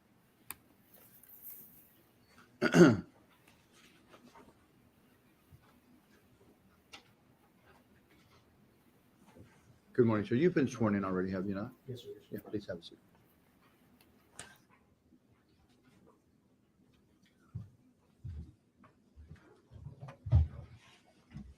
You got some water already, okay? Yes, sir. Thank you. You proceed when ready. Thank you, Honor. Good morning, sir. Morning. Can you please state your name for the record? Bradley Dennison. Okay. I'm just going to ask you for purposes of the court reporter to speak loudly and into that microphone. You want to pull it up or move your chair in? Okay. Mr. Dennison, how are you employed? I work for the United States Border Patrol as a Border Patrol agent. Okay. And how long have you been with the Border Patrol? This time, a little over 23 years, sir. Okay. What are your current assignments? I'm currently assigned at the Laredo North Station to the day shift. Throughout your career, what cities have you been assigned to? I've only, my entire career, I've been here in Laredo. Okay, great, great. Before we get started, I want to go over some terminology that's unique to the Border Patrol and or law enforcement rather, but and also discuss a little bit of what the standard uniform is. You know how it is you all wear your uniform. I see today you are in uniform. Yes, sir. Okay, and as part of your uniform, you carry a Sam Brown or a belt. Yes, sir. Okay, and what does that consist of? So our typical duty belt is, we'll carry obviously a firearm. We're required to carry 2 magazines, spare ammunition magazines, a less lethal use of force weapon, handcuffs, radio. It consists of an inner belt that goes in on the pants inside the belt loops, outer belt that goes outside, and those 2 belts are held together with a minimum of 4 belt keepers. Belt keepers, okay. Would you mind? Do you have that equipment? Some of that equipment on today? Yes, sir, I do. Your Honor, can you show the ladies and gentlemen? Can you please kind of stand up and show do some show and tell with the jury so that they can see you? If you can come, can you come down here? Yes, And I'm asking you this because come over here. This is an important part of this case. Just kind of walk us through what you're wearing. So obviously, like I said, inner belt goes on the pants itself inside the belt loops. Outer belt, as you can see, holds all of my heavier equipment, sidearm, magazines, flashlight, et cetera, et cetera. Keepers that I mentioned will be like here. I have 4 of them fastened in the front, behind the firearm, one in the back. And the purpose of those is while you're moving, it keeps that belt, those 2 belts from separating the outer belt that has weight on it from moving around your body, either shifting side to side or moving up or down further. It just holds everything in place because it does have, like I said, it supports quite a bit of weight when you have all your equipment. Would it be trouble to unbutton the keeper? They just snap off like that. Most keepers are the same way. Some will only have 1 button. Most have 2 buttons. Snaps, I should say. They just be underneath the inner belt. Flip it over and then just snap them in place and holds those 2 belts together. Okay. Minimum we're required to wear be 4 keepers by our uniform standards. Some guys will wear more, 4 or 5, maybe even 6. Thank you, sir. For the amount of weight. Please, go ahead.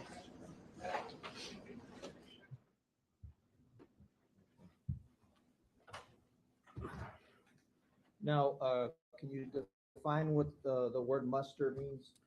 So muster for us in the Border Patrol would be a gathering we have, I guess, at the beginning of every shift. We report to our duty station. We gather in the muster room that's designated at the station. Everybody who's working that shift for that day, supervisors, watch commander, regular agents, we all gather there. Roll is called. Assignments are given out. Any information about patrol information from the day before, what things to expect that day, things that might be going on in the community, information like that, significant arrests, all that information is given out. After muster, everybody after they get their work assignments, you go get your vehicle assignments, any equipment you want to check out from the station, and then we leave the station and go report to our assigned areas of duty for the day. Great. Another term that I want you to explain is kilo unit. So a kilo unit in the Border Patrol is a pickup truck. Could be a Ford, could be a Chevy, could be a Dodge, but that's the part of the number designator for a pickup truck in the Border Patrol. Usually it'll start with kilo, and then after that, it has an assigned number for the individual pickup truck. When you say it starts with kilo, is that the letter K? Or the Letter word K, kilo? yes, sir. It's Letter not K. the word kilo. It's No, K. it's the letter K, and then either 4 or 5 numbers will follow that. What about boots? What kind of, are you guys issued boots, or what type of boots do y'all use? So we're not issued and required to wear a specific brand or model of boot. The way our uniforms work, we have a uniform allowance that we're issued every year. Every agent is given the same amount, a certain dollar amount that we can spend through our uniform company that has the contract to provide our uniforms. On that website through that company, there's certain models that we can purchase, certain makes, manufacturers, but we're not required to wear only those. We're restricted by color, material, things of that nature. As long as our boots meet those requirements, we can go outside of those uniform ordering website, but we have to spend our own money. If we're going to use the uniform allowance, most agents will buy from those boots that are available to them on the website there. Okay. And as far as the green uniform that you wear today, is that issued? That is also available on that site, and that is required. We can't go outside of that provider to provide our actual uniforms. The only thing we can go outside for is belts or nylon gear and boots. Everything else pretty much has to come through that uniform provider. What about knives, folding knives, utility knives? You guys carry that on your own, or is it issued? No, that's not issued.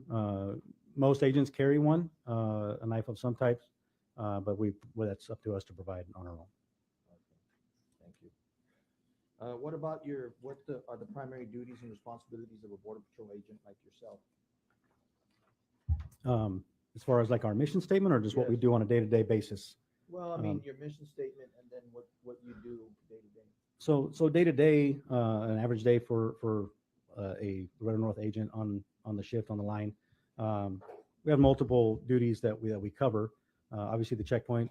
Most people are familiar with our checkpoint that we run up on IH-35, and then mainly, other than some support roles, it's going to be to patrol the river areas of Laredo, also the highway areas, the ranches north of town. To detect any kind of illegal entry into the country, whether it's terrorist weapons, illegal aliens, any other kind of contraband. That's primarily what we do day-to-day basis. Okay. Now, I want to direct your attention to April the 9th of 2018. Do you recall that day? Yes, sir, I do. Okay. Were you on duty that day? Yes, sir, I was. Okay. Let's start off in the morning. Okay. Did you report on that morning? Yes, sir. To the day shift, I reported at 6 a.m. that morning. Okay. And tell us where you reported and how you reported and what you did that morning.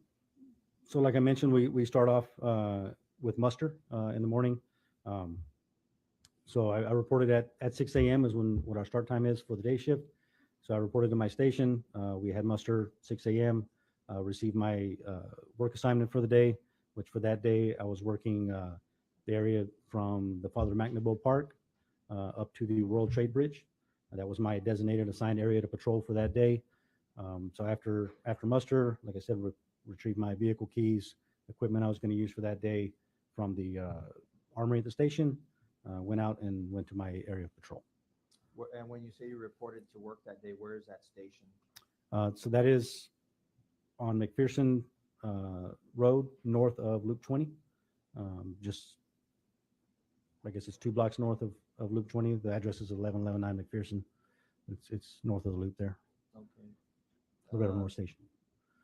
And so you're talking about where you were assigned that day, correct? You said between Father McNabb Park all the way out to the World Trade Bridge. More or less for the jury, if you can orient us to how many miles that is. It's probably, I would say, a stretch of about a mile. more or less from, I've never measured it specifically, but it's probably about a mile from the park up to the World Trade Bridge. Okay. Possibly a mile and a half, but probably about a mile.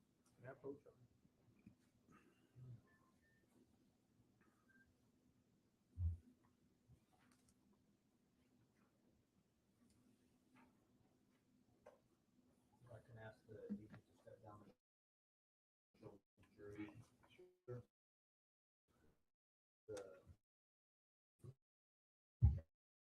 You may step down, sir.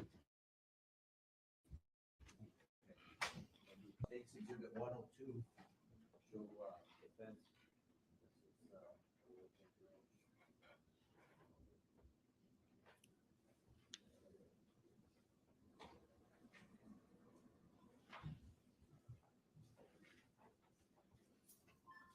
So what we want to do is be able to show the jury where it is that your area that you were covering that day. Show them. So this is the World Trade Bridge here. You see crossing, this is Mexican side of the river. From that bridge, all the way down here is where the park begins. Soccer fields are here, baseball field here. So pretty much right here at the edge of the baseball field is what we've always considered the start of the park. Now it's a little more developed.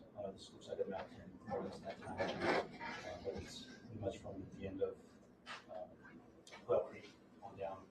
The park begins all the way to behind the side area to that. Okay, very good. Do you know how many agents, if you can have a seat?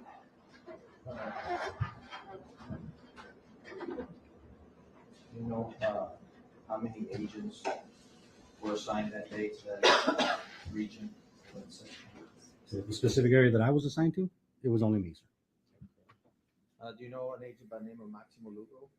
I do, sir, yes. Do you know where he was assigned on that day? So he was assigned the next area downriver of me, south of me, which that area encompasses Fletcher Lane, from Fletcher Lane up to the start of the park there. Okay, so it would have been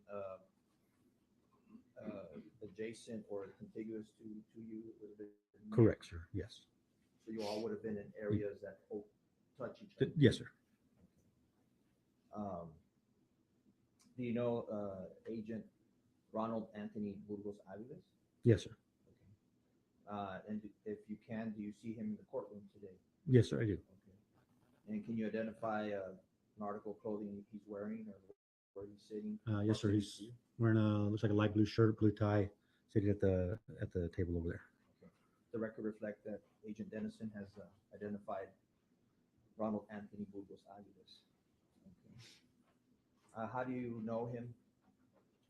So he was assigned as my supervisor for that day, and he was the supervisor for the deployment areas that day. So he would have been in charge or overseeing all of our deployment zones for that day, which would have been a number of agents. So when you say a number of agents, would it be 3, 4, 5? How many? Specifically, I don't know without having the daily schedule in front of me, but yeah, probably would have been anywhere between 5 to 10 agents, I would imagine. And he would have been the supervisor. Correct. Yes. Okay. Do you know if Agent or Mr. Bugos-Aviles was dressed in his uniform that day? Yes, sir. Yeah, he was at the muster that I attended that morning, and at that time he was definitely in his uniform. Yes. Okay, so he was present during the muster. Yes. Okay, what about Agent Lugo? Was he out in that zone that you described? Was he going to go out to that zone? So he was at the muster as well, and he was at that time also assigned some collateral duties aside from his normal patrol duties. He was assigned to do a station inventory, or one of the station inventory takers. So pretty much annually we have a inventory of all of our gear or equipment that's assigned to us, be that radios, flashlights, GPSs, things of that nature, phones, laptops, anything that's government issued equipment that is on a property card that's assigned to an agent. We have to bring it in, and they check serial numbers on it, make sure everything's accounted for once a year at that time. So he was part of that that group of agents that were assigned collateral duty of taking inventory. So that morning, and usually it stretches a period of a month or so that everybody to make sure everybody has a chance to bring in their stuff. So that morning it had been put out at muster that Agent Lugo was going to be there, be available at the station all morning long to be able to take inventory of your equipment. So if you had your equipment with you that morning, or if you were available to go pick it up, you had it in your locker, vehicle, whatever, he was going to be there available to bring your equipment, so that he wasn't going to be in his area. He'd be there at the station available to do that inventory. Did he have the similar position as Agent Bugos-Aviles? Was he also a supervisor level? No, sir, he was not. No, he was so instead of being regular out line in the border patrol field, agent. he was going to be back at the station. Correct, sir. And all of you knew this. Correct, sir. It was announced to everyone at muster that morning. Okay. So that morning, do you make it out to your designated area? Yes, sir. And that's Father Mancabo Park? Correct. Is that in Webb County? Yes, sir. And what type of vehicle were you in? I was driving in a Ford F-150, a kilo unit. Okay. Do you remember the number of that kilo unit? Kilo 45153. 45153. Yes, sir. That was your unit. Yes, sir. Okay. Do you remember driving by the park on that morning? Yes, sir. I did have occasion to go in the park that morning. Patrolling. Patrolling, yes, right? of course. Looking for any sort of illegal activity. Correct, sir. Do you remember seeing any vehicles in the park that morning? So yes, one vehicle that drew my attention that morning as I was entering the park. I had gone from the top end of my area downriver, entered the park, and as I was passing through the park, would you like me to show on the map more or less Sure, the yes, location? sir. That maybe give them more. I'm going to ask you, this has already been also marked as State's Exhibit 97. It's a little bit bigger.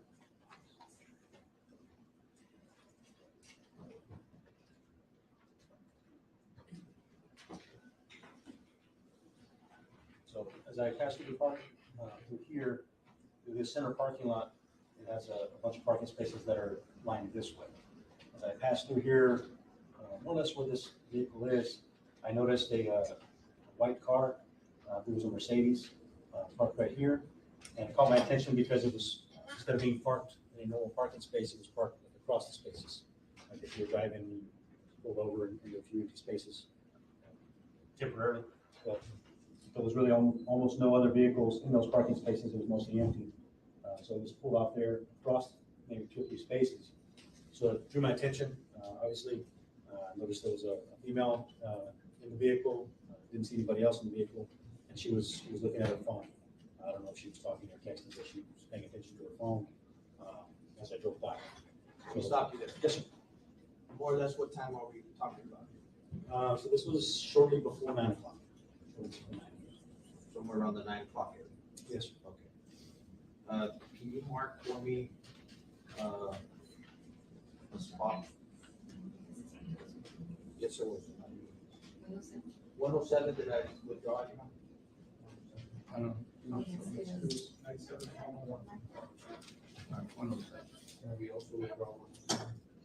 That's 107, the one you have displayed now?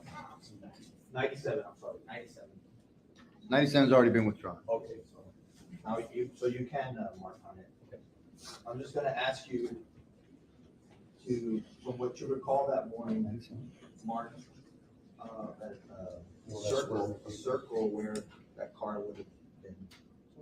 More or less. Put your initials right above that. It's B for Bradley, right?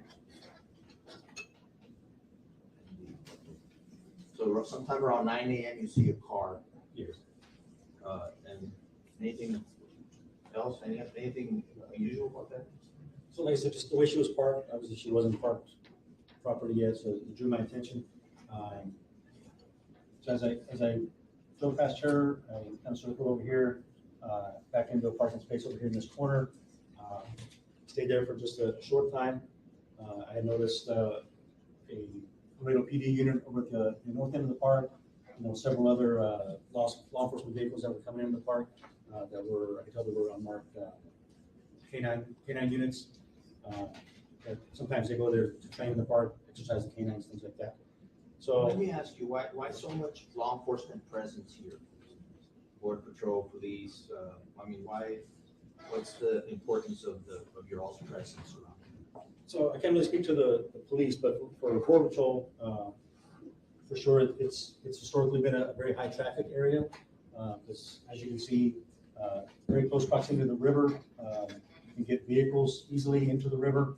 Sorry, not into the river, close to the river. So it's a very short trip or run for smugglers or aliens to run up from the riverbanks, get into a vehicle, and get lost into that neighborhood. Versus some other locations that are further off the river, you don't have as easy access. Whereas the park, it's very easy, close access to get a vehicle to the river. So it's historically been a very high traffic area for us. What, if anything, do you do after you leave this location? So after I was at the location for a short time, I noticed all the other law enforcement vehicles coming in. So in my mind, I kind of said, well, nothing's going to happen here right now with all these vehicles here. They're not going to try to cross or smuggle anything. So let me go back to the other end of my area. So as I started to leave, I noticed her driving back this way. Looked like the same female driver, same vehicle, driving back through this middle section right here. We passed each other on this little drive right here. And again, as I passed her, she was on her phone. Looked like she was talking at that time. On her phone, she had it held up. Again, didn't really notice anything else out of place other than she was just on the phone. But to me, it looked like she was possibly going to meet somebody there, because we often see that multiple cars will show up, groups of people will meet up and walk and exercise in the park, whatever, and then they all get back to separate cars. So it looked to me like she was trying to coordinate with whoever she was meeting at meet there at the park. So I proceeded out this way. I saw her come into the parking lot here, and I left the parking lot, left the park, went up through here. Like I said, went up towards the northern end of my patrol zone over there. So just real quick, so your last visual of her is entering this lot? Correct. You want to put an arrow here where your last visual of her? Okay, put your initials here.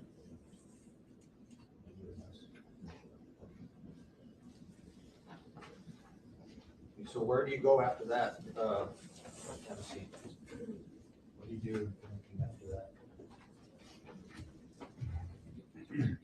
So after that, as I mentioned, I drove up more than towards the northern end of my patrol area. I believe there had been some sensor activations that had gone off there as well while I was in the park. So I was going up to check and respond to those. While I was on the way there, another agent actually had acknowledged and cleared those out as being not good traffic. Some machinery, I believe, had set them off. So I just went back up into my area. Stayed to patrol that area for a while. Nothing really eventful happened until later in the shift. Okay, so in other words, you didn't make any arrests that morning, Agent Dennison? No, sir, I did not. Okay. Are you familiar with the term Carrizo clearing? Yes, sir. Was there any Carrizo clearing going on that day? So that specific day, Or that during that time, that week? okay, during previous to that day, prior to that day, for about a week or two, there had been a Carrizo clearing project going on, maybe perhaps even for a longer amount of time, but definitely for at least the 2 weeks prior to that. They had been clearing Carrizo from the north end of the park all the way down towards Fletcher Lane and south of Fletcher, downriver of Fletcher Lane towards the Manadas Creek that's down there. And when you say Carrizo clearing, explain what that is to the jury. So people come in, a contract company comes in with heavier equipment, and they clear out the large areas of Carrizo that on the riverbanks that make it difficult for us to see or detect illegal entries. So they come in with heavy equipment, brush cutters, tractors, things of that nature, and they clear all that equipment down to just the bare ground pretty much. So you can easily see, detect anything coming through there. You can walk through, interdict any kind of illegal entries going on there. Did that area include the brushy area or the bank area south of the soccer field, the Carrizo clearing project? Yes, sir. Yes, sir, it did. Like I said, it went from the north end of the park, the whole length of the park, and all the way south towards Manadas Creek. And I hate to bother you again, but Sure. just so that you tell the jury, when you're describing the park for the jury. So the park would be, like I mentioned earlier, south end of the park down here. All the way up to the north end of the park, which should be up here. There's a large creek that runs through here, and it's the end of all the athletic fields. So the clearing project that was going on was from here, the upriver side of the park, all the way down past the downriver side of the park, all the way pretty much past this map, all the way down here. So it would encompass this brushy area south of the soccer field. Along the riverbanks. Around the river. Yes. Yeah, they weren't clearing up in here, but they were up in here, but they were clearing on the riverbanks. And typically, what will happen with any of the technology you may have here, if Carizo clearing is going on? I'm talking about pole cameras, things. Yeah, so sensors. any technology, sensors and stuff that we have in those locations at that time had to be removed because the equipment they use, we're using to clear all that, either could possibly damage those sensors, or they would just repeatedly set them off and run battery down. We would just keep getting alerts on. So that stuff was removed while that clearing was being done. And that information, you agents are aware that that technology has been removed. Yes, that had been made aware to us before the project started. That during for the duration of this clearing project, all of those sensors will be removed from that area. Like I said, mostly just to prevent damage or loss of any of those, and then go back after. To my knowledge, the project was still ongoing, so those had not been placed back yet. As of that date. Thank you.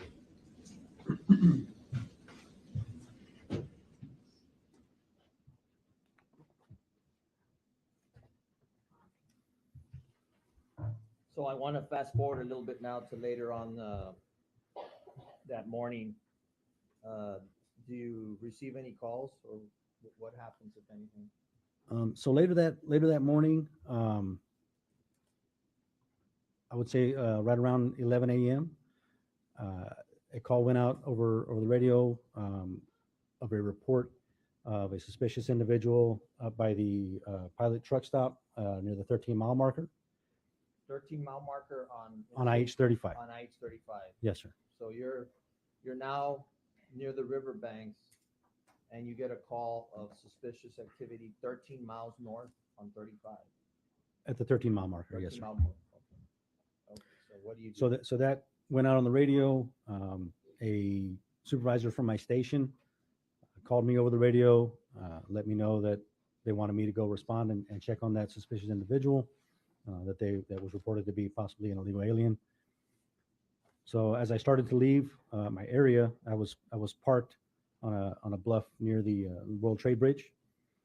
So as I went to leave that area, as I was leaving, I saw another Kilo unit similar to mine. It was also a Ford F-150 coming into the area, traveling on a different road from where I was, but I had visual of that road. I could see it traveling at a pretty high rate of speed for that road. That road had a lot of washouts, ruts. It was very uneven.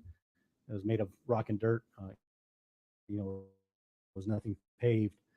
I was traveling at what I consider a very high rate of speed in my experience on that road at that high rate of a speed if they have a reason to or need to, whether they're responding to some type of illegal entry, some type of emergency situation, somebody's asking for help, something of that nature, not just as a casual drive down that road. So when I saw this vehicle driving at such a high rate of speed, I decided to follow up, make sure that agent didn't need some help with whatever it is that they were doing, because to me it indicated that they had something going on, more than just a casual drive down the road, like I said. I'm going to stop you. Sure. Again, because this is important and to give the jury a visual. Is that road on this map? So that you can walk the jury through where you saw this other agent or vehicle. So just if you could first point, just get everyone oriented here. So where you saw this vehicle. World Trade Bridge, we mentioned earlier. I was right here near this intersection. I had been parked right here. That little kind of circle you see there, it's just a wider dirt spot. I was traveling right here and stopped for a moment, and I saw the vehicle coming in on this road. It's at a very high rate of speed, goes downhill, it's very rough, a lot of potholes and ruts and stuff. Okay, draw me an arrow where you see this vehicle. What kind of vehicle is this? It was a kilo unit, Ford F-150. Okay, put your initials right there. More or less, what time are we talking about? So right then, it was probably around 11:05-ish, just a couple minutes after 11. Because like I said, that call had come in around 11 o'clock. And then they had, a few minutes went by, they told me to go respond to it. So you're around 11:05-ish. So you're heading out, 11:10. you're heading out, and this kilo unit's heading in. Correct. Okay, and what, if anything, happens, tell the jury? So that kilo unit continued down the road here, raising a pretty large cloud of dust. It was pretty dry.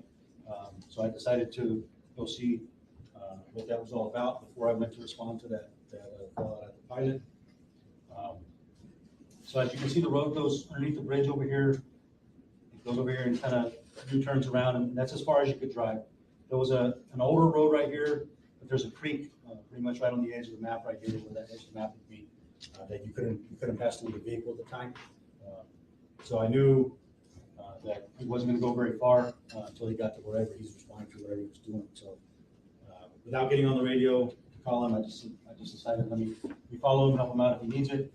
So I proceeded down the road. I could see that his dust trail continued this direction down the road. It didn't turn here, so I just kept following down the road. Do you go under the bridge? I did go underneath the bridge, yes, sir. As I got underneath the bridge, I was able to see the kilo unit coming back on this road right here, the one that's closest to the river, coming back towards me, driving again at a pretty high rate of speed, making a large dust cloud coming up behind him. So I decided I'll just stop and wait here for him to get to me, and then find out what he's back on. Okay, so that kilo unit, you guys come window to window? Yes. Door to door? Yes, sir. So I stopped there, waited for him to approach. As he got to my location, I went ahead and rolled my window down. He also put his window down, and we spoke. And who's driving that kilo unit? That was Supervisor Burgos was driving the kilo. The same Ronald Anthony Bugos-Aviles that's sitting here today? Correct, yes, sir. Okay. And in your exact words, what do you tell Agent Bugos? So my exact words were. That was map. Are we gonna go back to the map? I don't know if you need the agent down there for the map, or you can continue with the map examination. Yes, just All right. one. So your exact words to. So I spoke to him. I said, "Hey, what's going on? You have the traffic, or what's going on?" He said, "No, I'm just exploring." I said, "Well, you were hauling ass down the road, man. I thought you had something going on. You responded to something." And he said, "No, I'm just exploring the area." I said, "Okay." I said, "Well, since he's my supervisor for the area, and I hadn't had contact with him since after muster that morning." I said, "Hey, I don't know if you heard it on the radio right now. They just called me to go respond to that pilot. They call out at the pilot." And he said, "No, I didn't hear that." I said, "Okay, I'm going to take off up there, so I'll be out of the area for a little while." And he just responded to me, "Okay, I'm gonna keep going this way, and I'm just gonna keep exploring." Okay. And then he rolled his window up and proceeded south.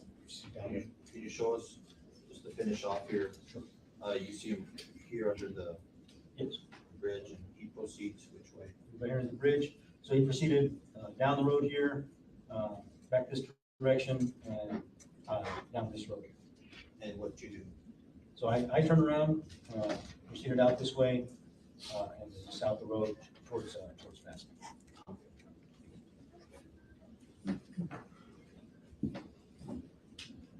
Have a seat.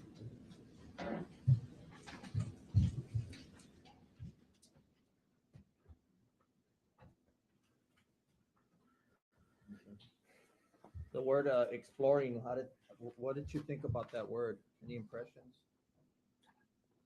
So yeah, at the time that I spoke with him, when he used that word multiple times, exploring, it struck me as an odd word to use.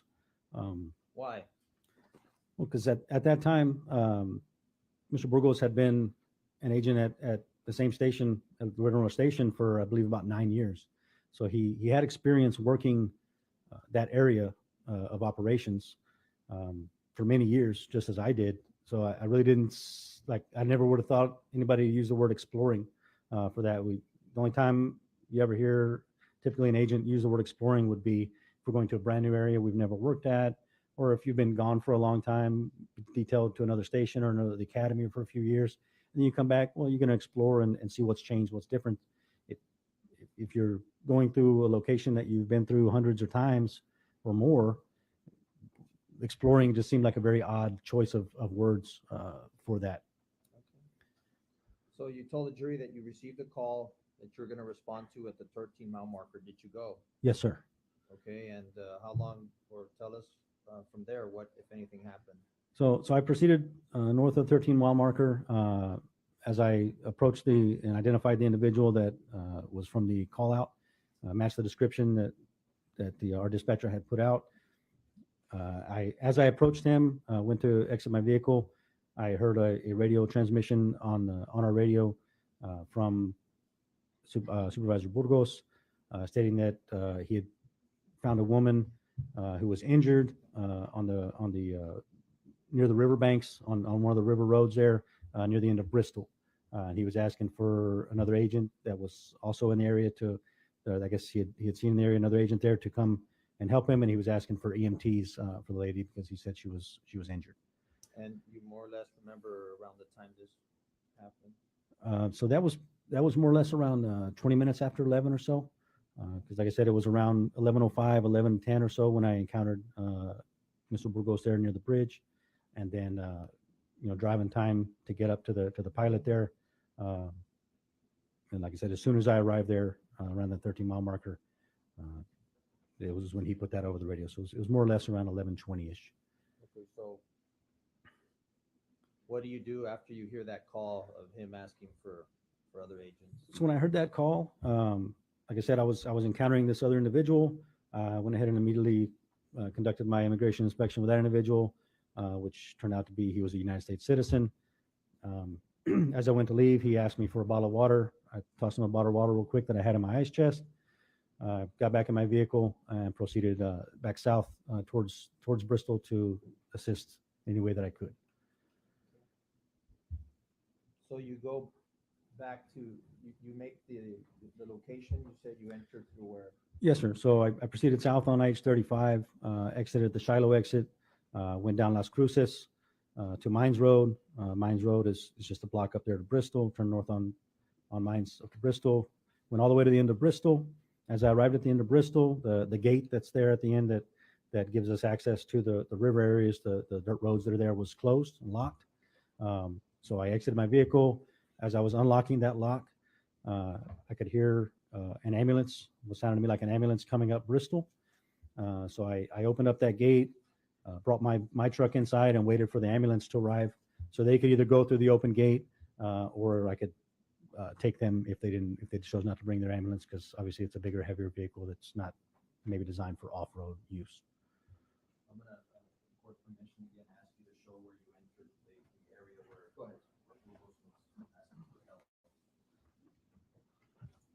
We can orient the jury. You mentioned Bristol Road. Yes, so this is Bristol right here, and then at the end right here, there's a gate, a metal gate that goes across here, blocks entry into these dirt roads and the river areas. Can you mark an X where that gate is? And that's a lock gate that you initially used. Yes, it is. Okay, so there's a gate there. You have the key. Yes, sir. We have a road patrol lock on there that all agents from my station would have access. They have access to that lock. Where do you go from there? You can show your. So from there, I pulled in there, stopped. Like I said, I waited for the ambulance to arrive. The ambulance arrived. They went ahead and stopped right here on the end of the pavement. They got out of their vehicle and they began to approach my vehicle. They asked me, hey, what's the condition of the victim? What's the condition of the lady? And as I was driving south on 35, I heard another agent get on the radio and say that they had checked her pulse and they couldn't find a pulse. So I let them know they can't find a pulse on her, so she possibly is deceased. So at that moment, they went ahead, they turned around, they went back to their vehicle, they retrieved some other equipment. I don't know what type of equipment it was, but they retrieved some other equipment as well. Then they came on back to my truck. So when I arrived at the gate, I was waiting for the ambulance. I got on my radio and I called one of the agents that was there on the scene already. And I said, hey, where are you guys at? Where do I go? Because all they had put out was the end of Bristol. That's all I had heard yet. So I didn't know, I'm going straight in, turning left, turning right, whatever. So I said, where do I go? And I go straight, left, right. So one of the agents said, hey, I'll come out and get you. So while I was waiting on the EMTs, another Border Patrol agent came out on foot. That was Agent Herndon. Border Patrol Agent Herndon. He came out on foot up that road, arrived at my vehicle at the same time that the EMTs were getting their equipment. So I told him, hey, you drive my truck. Me and the EMTs jumped in the bed of my truck and we proceeded down the road. Show us which way you went. So we went straight down this road right here, made a left turn, and then we turned right here and went on the riverside of this little island of grass and brush that's here. And as we arrived here, there was already a kilo unit parked there, and then Agent Herndon parked right behind. Put a K1 where you saw that kilo unit. K1. Let me try a black color.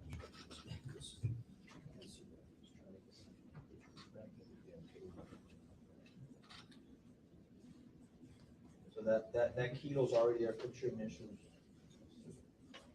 So there's already a kilo unit there. Correct, sir. And arrow where you came in. We came in. Put your initials next to that. Okay. And what do you do with what's Brandon do with your vehicle? So Agent Herndon parked my vehicle directly behind that kilo unit. Okay, so put K2, kilo 2.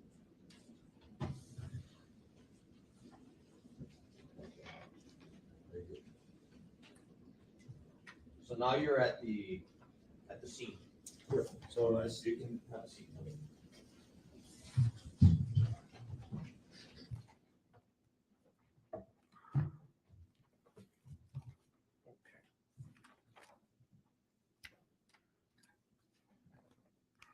So let's talk about what you see when you get off the back of your truck.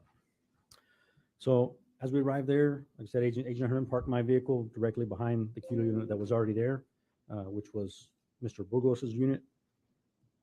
I went ahead and me and the EMTs all exited the back of the truck. Agent Herndon also exited my truck.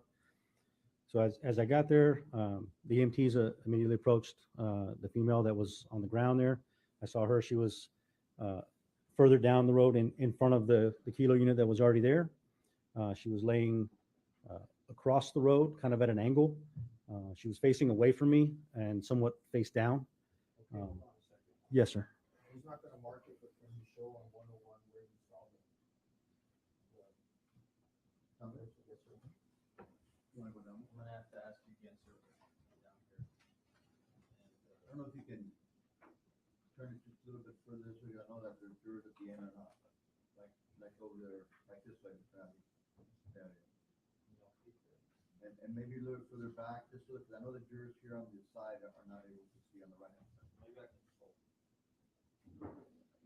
Okay. All right, so I just want you to point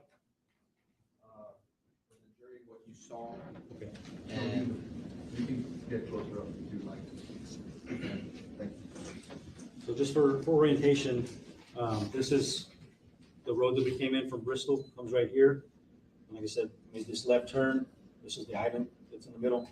The first kilo unit, we're going to park more or less right here. My kilo unit was parked right behind that. So as I exited the vehicle, I saw a female's body laying across the road, more or less right around here. She was, like I said, she was facing away from me, somewhat face down. She had her arm across and then this arm across like that. So I was able to see her face, but I could see it was a female. She had long hair. She had a lot of blood around her hair, back of her neck, back area of her body. She also had a large blood spot on her right hip. There's some pooling of blood right there near the hip. I could see near her body, also a lot of blood splatter on the ground and the dirt there. And some pooling of blood there around her body there in the dirt. Also behind, like at the end of her feet, behind there was, so more or less right here, there was a large rock, maybe like. We have the body mic or something because when you're speaking outward this way, it's very difficult. Oh, that's not your mic. Okay, so go ahead and speak. So behind her, and a little bit, I guess, upriver up where her feet, closer to me from where her feet were, there was a large rock, maybe baseball to softball size rock that was covered in blood. Like the whole top of that rock was covered in blood. Like I said, there was a large amount of pooling and splatter marks in the dirt around her body. Okay. Any other objects that you are noticing there in the body? Right at that moment, no.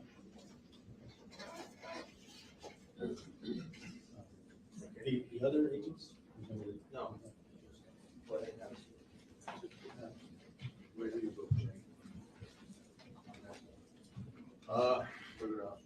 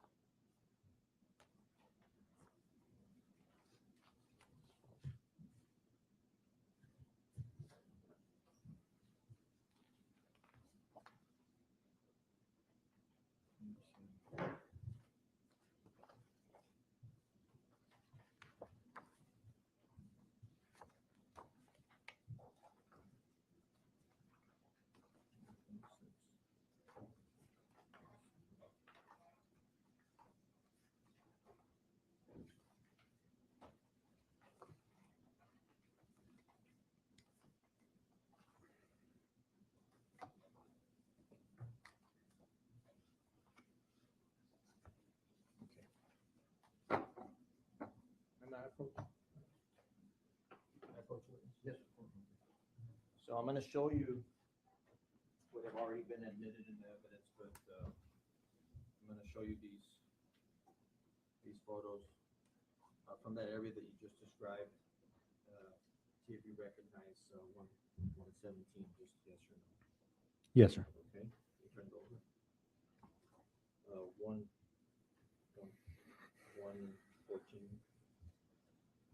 Yes, sir. Okay. 123. Yes, sir. 187. Yes, sir. 124. Yes, sir. 206.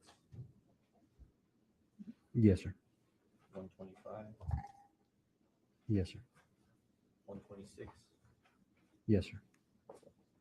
127. Yes, sir. 128. Yeah, not allowed. Okay. 127. 128. Yes, sir.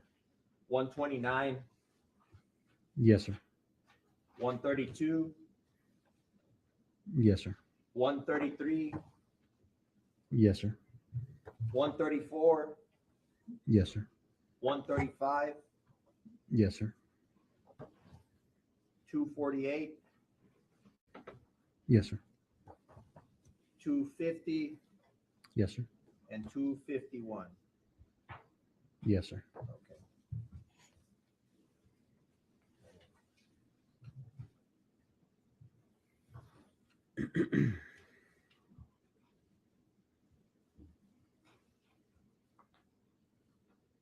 I'm going to show some graphic photos, what he saw.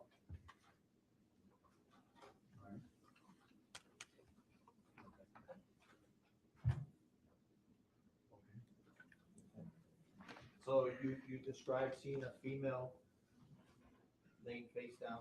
Yes, sir.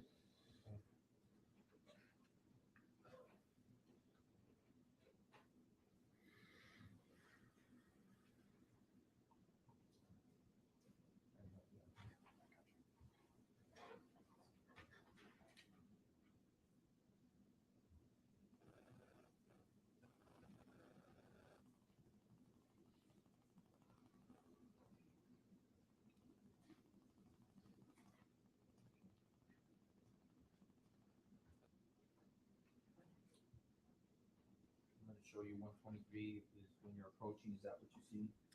That's correct, sir. Yes. I'll show you 187. Yes, sir. You mentioned that her arm was under her body. Correct. You said that you saw blood splatters. Yes, sir. Blood spatter. Yes, sir. That would be consistent with what I saw.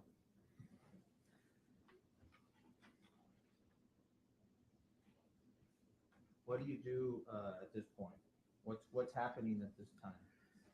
So at the time I arrived there, like I said, it kind of took me a minute to take it all in. The EMTs approached the female, began to use some of their equipment to attach to her. So I observed how she was laying, the surroundings. I observed the other agents that were there. All of the other agents that were there on the scene, except for one, were kind of over and hanging out near that little grassy island that I pointed out on the map there near the trucks, off to the left. And then one agent, Supervisor Burgos, I could see him on the other side of the female's body. And he was pacing back and forth, up and down the road there. Looked like he was just looking down at the road, looking at the area. Okay, let me ask you about this. You've got how many agents standing by the island? So it would be 3 other agents and myself. Okay, and you say Burgos has passed the body Correct. on the trail. Yes, on the dirt road there. Where there's blood spatter. Yes, sir. What are your impressions about what you're seeing or what's going on? So when I saw him down there, walking up and down, back and forth, my initial thought was, well, he shouldn't be down there, possibly contaminating the crime scene. But then as I thought about it, I said, well, he's only one agent down there. He's leaving one set of footprints. He should know not to step on any other footprints that he might see there to contaminate things. So his shoe footprint should be able to be excluded from any footprints of any other victims or the perpetrator of this. So at the moment, my initial, okay, go ahead. Is he wearing the boots at that time? Yes, he was wearing some black boots. Yes, sir. Do you see any prints here that resemble? Yes, sir. Can you come down with the court? Sure. Make it bigger. Go ahead. Thank you.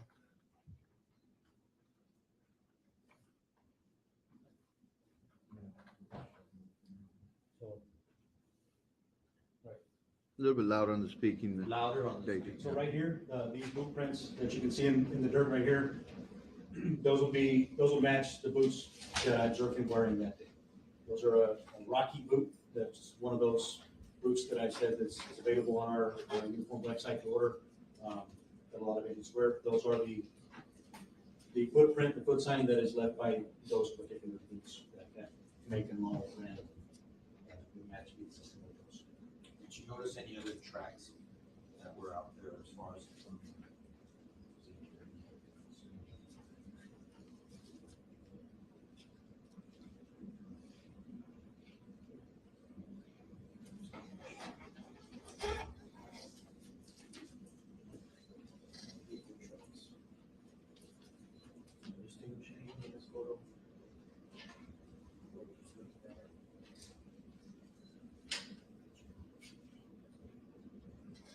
And this photo shows some vehicle tracks. I can see some other footprint there, but it's not really. I'm going to show you 117. So what I'm able to see here, as I was there observing, seeing and looking at the other agents that were there, I was able to see some lines that were in the dirt that I discussed with the other agents that were there. At that initial moment, we weren't sure what they were yet. Later, we discovered what they were, but there would be these straight lines right here, which were consistent with a stroller that was discovered there. It looks like it was stopped here and turned sideways. Also in here, right here towards the bottom, you see these same footprints that are right here, these marks, are also consistent with those same boots that Agent Burgos was wearing.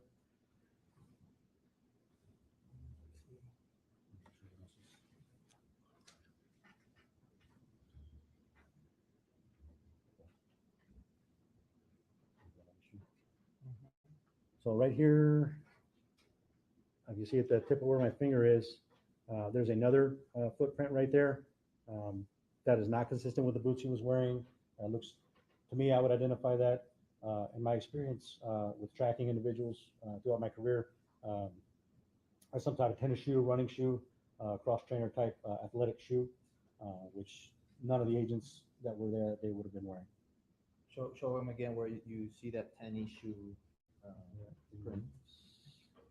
Yeah, might be easier to look at.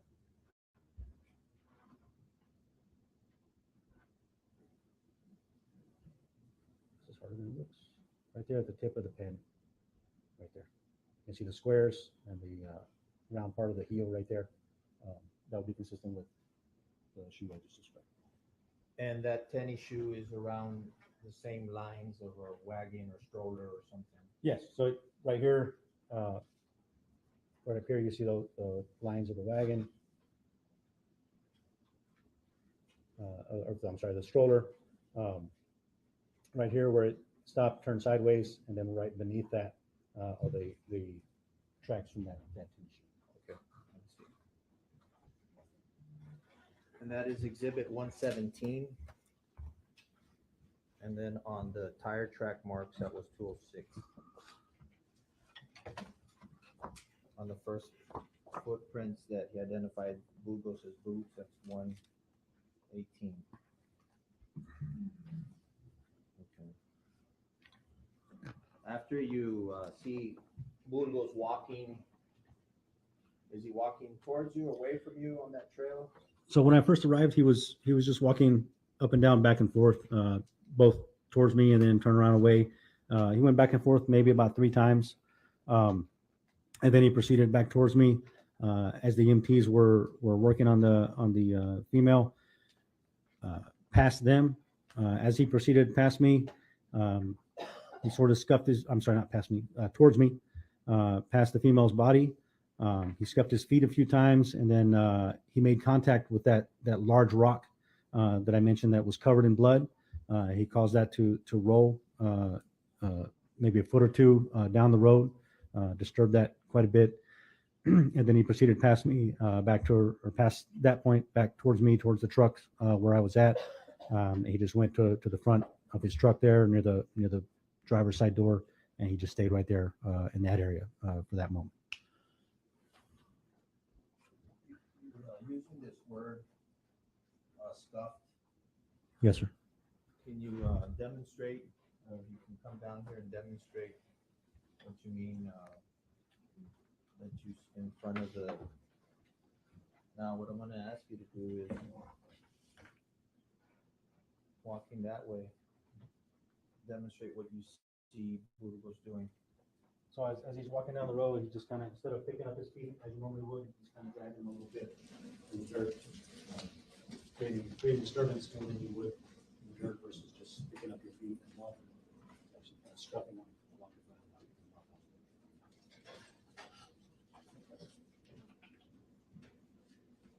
Go ahead and have a seat, sir. Thank you. Now, when he's coming back towards you, you say he also kicks that. He literally hits the rock with his feet. Yes, sir.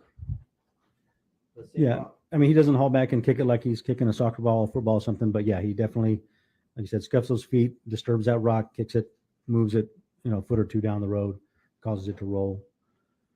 And that rock in relation to where the body was?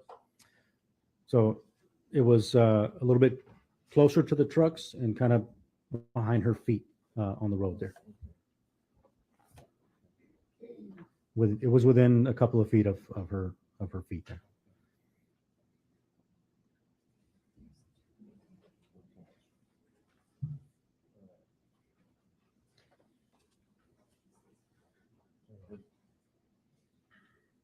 What's the exhibit number? This is exhibit 123. Thank you. Are you able to identify that or see that rock that you were describing? Can we?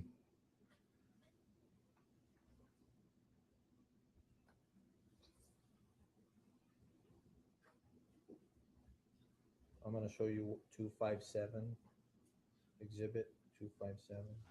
Yes, sir. So it should be that rock that's marked right here with the number 2. It's right there. That is the rock that he kicked and moved. Yes, sir.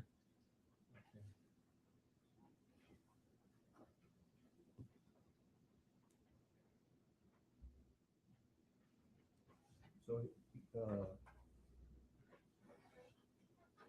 did you see any other rocks with blood on them, or did you go past the body yourself? At that time, no. Okay. Later, yes. Okay, so further down the trail, had you recognized this rock with blood or not? No, sir. Okay.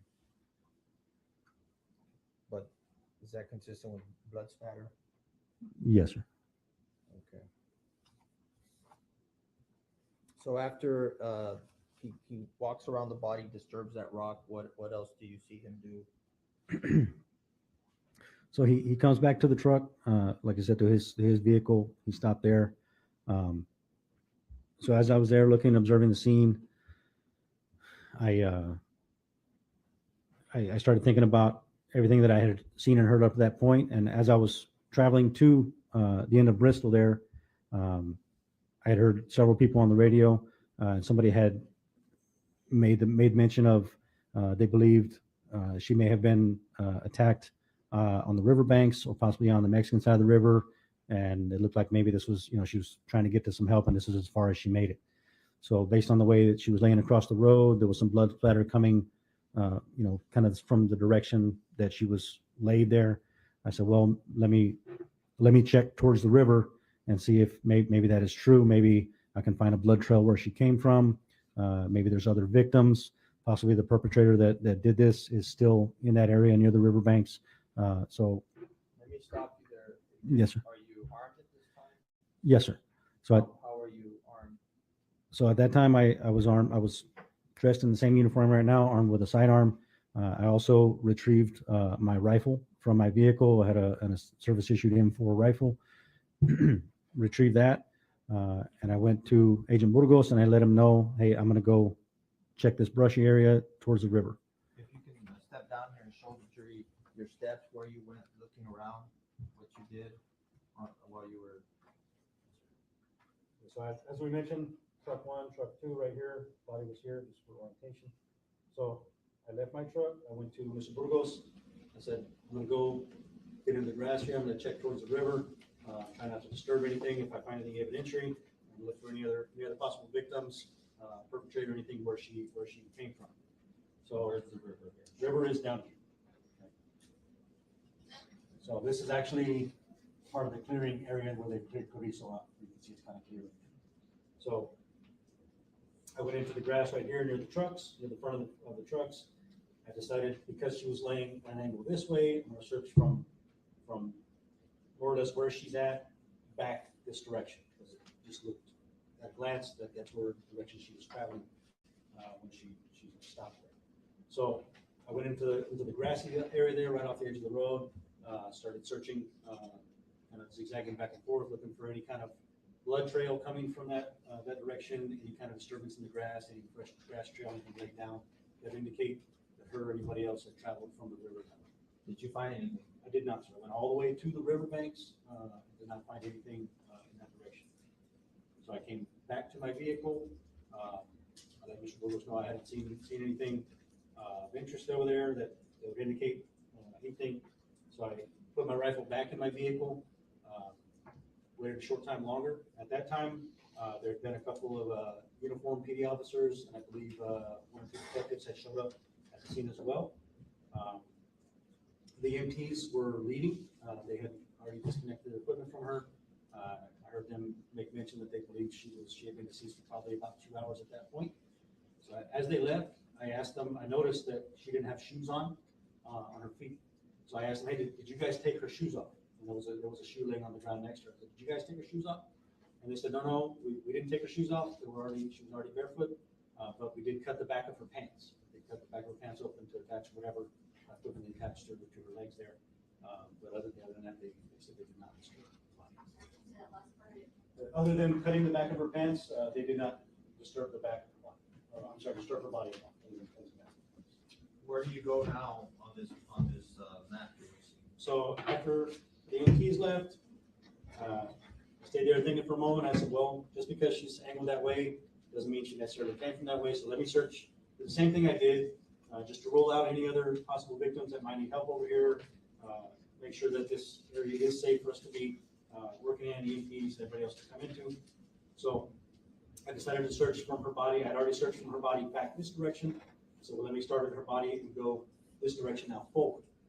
So I went back into the grass again. I let Agent Burgos know what I was doing. I went back into the grass again, stayed off the road so I wouldn't contaminate anything. Went back into the grass and started proceeding down the road, looking for any indication of grass trails, blood trails, any indication anybody had come from the riverbank toward. Now, speaking about grass around this area, do you notice anything unusual about anywhere in the grass? Yes, sir. So as I proceeded further down the trail here, along off the edge into the grass, I got up to more or less this location here. Hadn't seen anything yet. And then I noticed a large area of grass, maybe about 4 or 5 feet in diameter, that was all smashed and matted down right off the edge of the road. Like maybe a foot off the road right there, maybe 2 feet off the road, a large area of grass that was smashed and matted down. That looked like someone had either sat there, squat there, knelt down there. They had spent some time right there. It wasn't somebody walking through. Now, talk about your training and years of looking for sign or cutting. Explain to them what that is. So at this point in time, I've been in Border Patrol for almost 18 years, just shy of 18 years. So a large part of my career I've spent doing what we call sign cutting operations. And even if you're not doing sign cutting details within the Border Patrol, you do a lot of tracking. So a lot of that involves identifying sign, tracking, following that sign, sometimes over miles of ranch lands from one ranch to another, through brush, rocks, dirt, and being able to identify the type of sign by the type of footprint, size, shape, the pattern that's within the footprint, and also the age of the footprint as well, based on how windblown it is and how worn that footprint is. Mr. Hernandez, can you do this? I'll tell you this. Step back when you're going to be, if you're not going to be testifying, looking at the big poster board, step over here, sir. And then speak that way. That way the court reporter is right. So yeah, I spent a lot of my career looking at tracks in the dirt and being able to follow them, identify them, age them, things of that nature. And it's not also always tracks in the dirt. Like I mentioned, grass trails. If a person walks through grass, especially of any height, you're going to lay down, knock down some of that grass. You're going to leave an indication that you passed through there. And you can also usually identify humans from an animal most of the time as well. But here you do see some grass that is matted down, you said. Yes, sir. Okay. So further up the trail, around this area here, there was a large area, 4 or 5 feet in diameter, that was laid down, matted down. That would indicate somebody was there for either for an extensive period of time, or they, either pacing around, or they knelt down, or laid down, or squatted down there to make themselves smaller. So at that moment, my first thought when I saw that was possibly whoever attacked her was laid here or waiting here in ambush for the individual, for the deceased lady. Let me ask you a question. Yes, sir. Did Agent Bugos walk by that same area? Yes, he did. Yes, when I observed him walking, so I was here by the trucks. The lady's body was more or less here. I observed him walking all the way up past here, all the way up this area, out of my sight, and then back again. Like I said, at least 2 to 3 times, and then he walked back. So he had walked past that area a couple of times, yes. And would any trained Border Patrol agent have noticed that matted grass? Yes, sir, I would expect so. It's close to the road as it was. Yeah, it was very easy to see, very visible. Anybody who spent any time in Border Patrol should be able to pick that up. And this supervisor didn't indicate anything about that clue? No, sir. Okay. So what do you do after you see that grass? So once I saw that grass, like I said, I looked at it, I thought, well, maybe somebody stayed here trying to ambush this individual. So I kind of kept looking at the edges of it. I noticed a grass trail in the grass that was matted down, leaving that grassy area, going more towards the river into the brush right here, kind of curved over this direction. As I let my eyes follow that grass trail, first picked up color of some clothing there, and I noticed they were bloody, and then I could tell that it was a child. What do you do? So I called out to the other officers and agents that were there. I didn't really have visual contact with them anymore because of the slight curve in the road and because I was off the road into the brush. If I was on the road, I would have been able to see them, but I was off the road into the grass there. So you're not So I let them you're not visible to anybody at this time. Not that I'm aware of. Okay. So how do you So vocalize it? I just vocalized to them verbally. What do you say? I said, hey, I found another body over here, and I said, I'm pretty sure it's a child. And then I heard some people vocalize back to me, oh shit, no, man, no. So some grunts and groans, people obviously reacting to that. And then they just told me, okay, we're going to come to you. What do you do? So at that point, I went ahead and stepped closer to the child. Obviously, first priority there was to see if there was any signs of life in the child, if there's anything we can do to help the child. As I approached, I didn't make contact physically with the child. I approached it within about 4 or 5 feet. I was able to observe the child there. He was laying face up. His head was turned to the right. He had quite a bit of blood on his shirt, some on his pants. There was a large, I won't say large, there was a cut here, a visible cut on the side of his neck, right where your carotid artery would be. There was a pool of blood on the grass from that. You could see blood that was coagulated already on his neck there. His mouth was partially open. His eyes were open about halfway. I watched his chest to see if I could see any signs of breathing or anything like that. I saw no signs of respiration at all whatsoever. And then there was some flies also beginning to gather on him. So as another officer approached me, got to my location, he asked me, did you touch the child at all? I said, no, I have not. Described to him what I observed. He observed the same thing. At that point, somebody had also asked, hey, do you need EMTs back? And I told him, no, I'm pretty sure we're past that point. Once, also with the knowledge that they told me that the female had been deceased for 2 hours as well. So the other officer showed up there. He agreed with the assessment. So now I'm pretty sure the child's been deceased for an amount of time beyond our help. What do you do after you see the child? What else do you do? So from here where the child was, I went ahead and me and that officer that showed up there, we moved back closer to the road. I believe some other officers and detectives were also coming towards us at that time. So as I was standing inside the grass here and I looked across the road this direction, I was able to see sticking up out of the grass a wheel sticking up there and part of just some claws, the bar sticking up. And it caught my attention right away as I looked across the road because it was very, very clean. Looked new, it didn't look sunburnt, sun faded. It was plastic and rubber. So usually when those things are outside in the elements, obviously they become eroded by the sun. The color will fade on and turn whitish, grayish. This didn't look like that at all. It looked very clean and new. Can you show us where you saw that? More or less.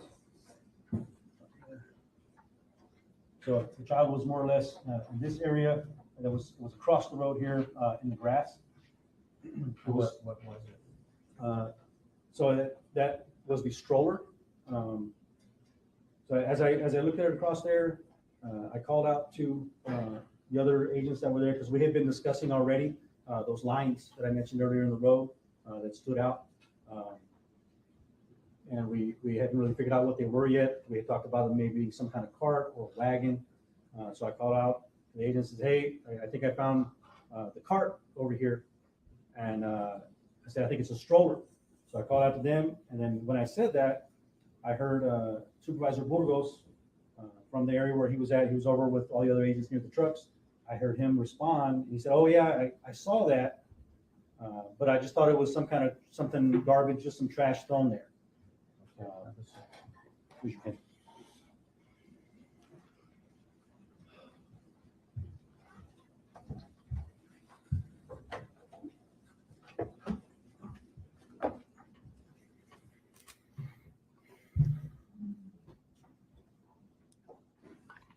Agent, I have some here, Jenny. Danny, I'm good. Danny, I got him. I got him.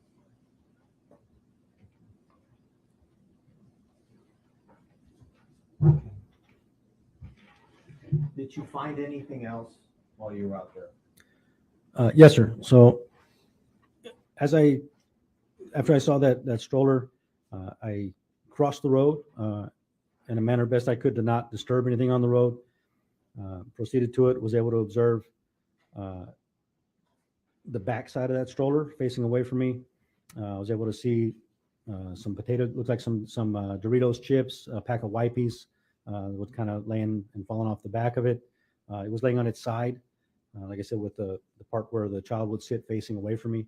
So as I was looking at it, I asked for another police officer that had shown up to approach from the opposite side.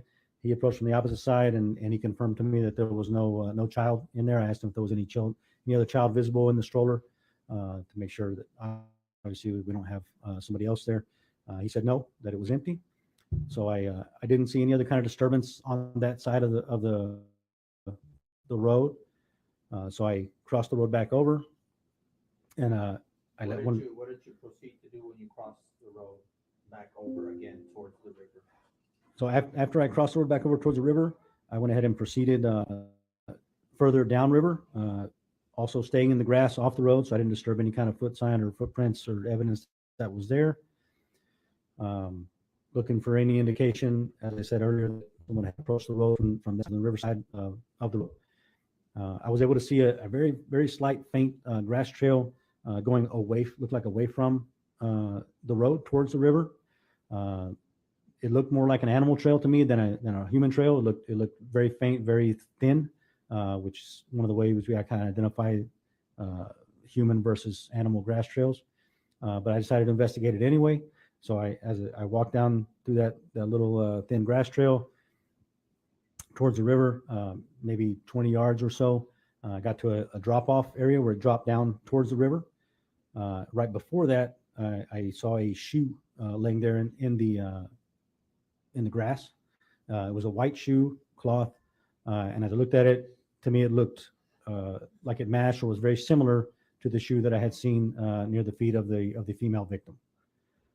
So I called out again. I asked over there, I said, "Hey, can you describe to me the shoe that she's wearing? Is there any kind of markings on it? Any kind of brand, anything like that? The shoe that's near her body?" They said they didn't see any kind of markings or brand or anything on it at the time.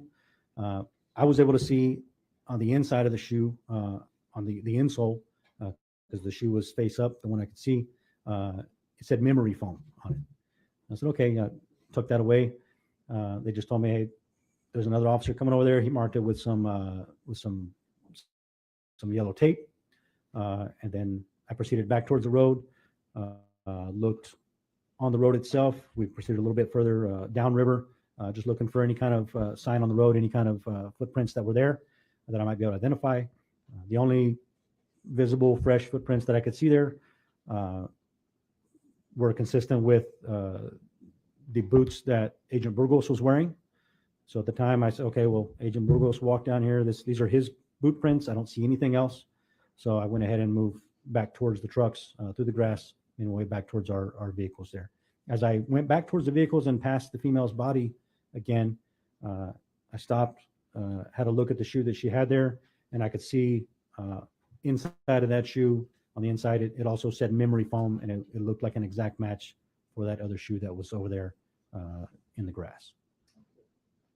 I'm going to now show you, I'm going to show you 124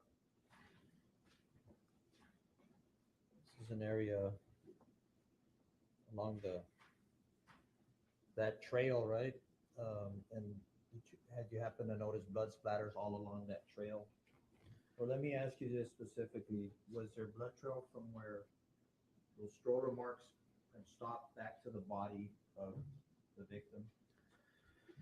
So at the time that I was there, my focus was more on what's in the grass coming from the riverbank or going to the riverbank, more so than what was actually on the road, because I knew Agent Burgos had already walked up that road.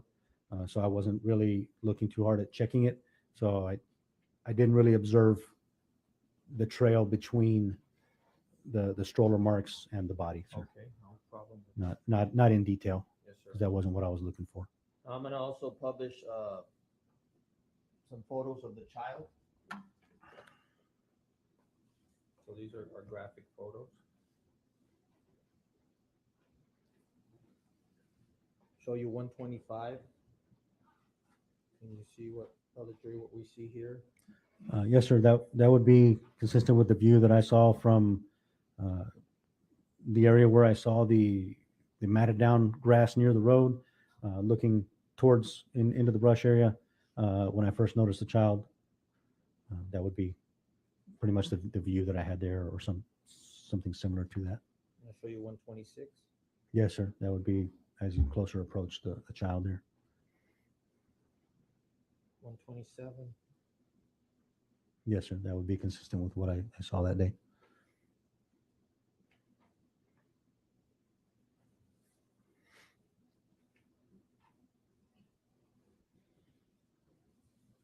We see here. So here would be the view looking back across the road towards where the stroller is there. As I mentioned, you can see the wheels sticking up, part of the cloth material. 129. Yes, sir. Same stroller. 133. Yes, sir. That would be the view from the back of it where I could see into it.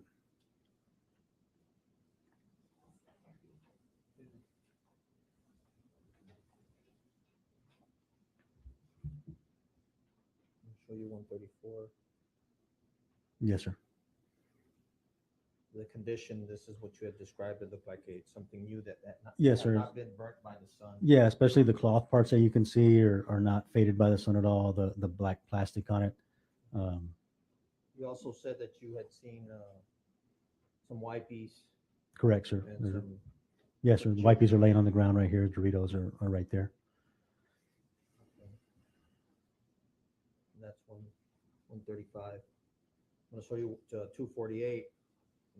This picture of the shoe. Yes, sir. Yes, sir. That's the white shoe that I found in the grass. Okay. 251. Yes, sir. Same shoe. I'm going to show you a 250. Yes, sir. Same shoe. The shoe matched the shoe that was near the victim. Yes, sir. Correct.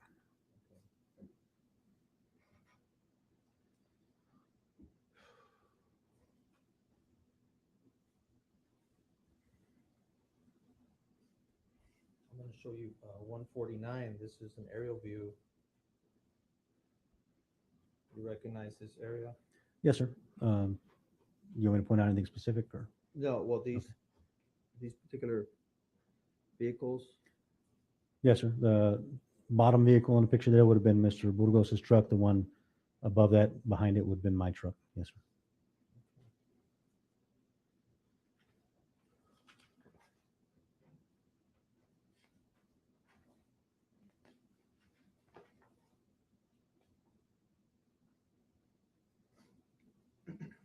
How do you believe, do you have an opinion how that shoe ended up in that location?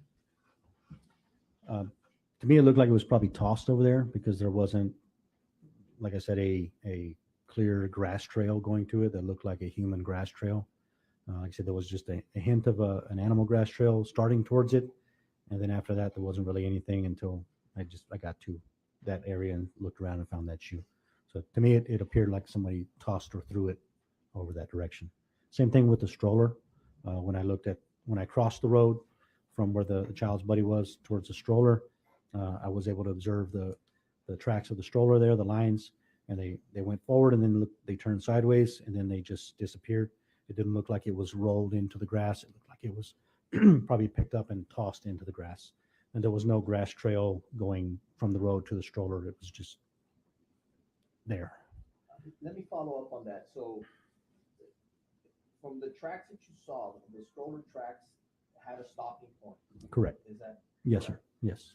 And you said the stopping point of that stroller had it moving either left or right, but no longer proceeding south. Correct, sir. Yes. And around that stroller, you've identified that there was either some of the rocky boot tracks that Burgos was wearing when you got there. Yes, sir. correct? Yes. And you also identified from one of the exhibits that you saw, which in your experience is a tennis shoe mark around the stroller marks. Correct. Yes, sir. After you have found the baby, and you've already discovered the stroller, and you've also found the shoe that matches the victim's shoe on the trail, what, if any, type of contact do you have with Agent Bugos at this time? So after I went back to our vehicles, I should say on the way back, I was asked by one of the detectives there to write a written statement, synopsis of just what I had seen and observed that day. So when I got back there, all the other agents, Border Patrol agents that were on scene, they had a paper statement that they were filling out and writing. They were actually all over my truck, pretty much using it as a table, the top of the truck, side of the truck, because there's not a lot to write on out there. So as I approached them, I noticed that Agent Burgos had 2 copies of the form.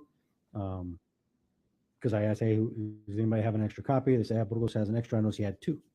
And he said, no, we ran out. Go get one from one of the officers. Okay. So I went back to one of the uniformed PD officers that was there. I said, hey, they asked me the detective asked me to do a written statement. Do you have any more? That officer said, no, we gave him enough for all of you guys. One of you guys should have one, have an extra. So I went back. I said, hey, I went back to Agent Burgos. I said, hey, they said they gave you guys an extra for me to be able to have one. And he said, no, I started one and then it was just a rough draft. I messed it up. It's a rough draft. So I used the other one, the extra one. I said, okay. So I went back to the PD officer. I said, hey, he told me he messed one up. So he had to use the extra one. So now I need one. Okay. Wait a few minutes and we'll go up to my vehicle and get another one. So. And did you eventually fill out a voluntary statement of what you did there or what you saw that? Yes, sir, I did. I proceeded up to the end of Bristol with one of the uniformed officers. He gave me another statement. I sat in the front of his vehicle and I filled that out. And that would be, I guess, a summary, probably not matching every word for word you said here today, but a summary. Right. It's a you don't have a ton of room to write on them. It's just like a page and a half or maybe a page that's handwritten. So it's just a quick synopsis summary of these are some of the things I observed when I arrived on the scene. Let me ask you, in your, at that time, 17 years of experience, have you ever seen a crime scene like that? A murder scene? No, this is the first murder scene that I've responded to. I've seen other dead bodies that I've responded to in the brush, but those have all been usually related to heat stress, dehydration, exposure to the elements, trains, contact with the train, things of that nature. Murder scene, what makes you say that? Your impressions as you're one of the first ones to arrive. The amount of blood that's there, mostly the amount of blood, the splatter,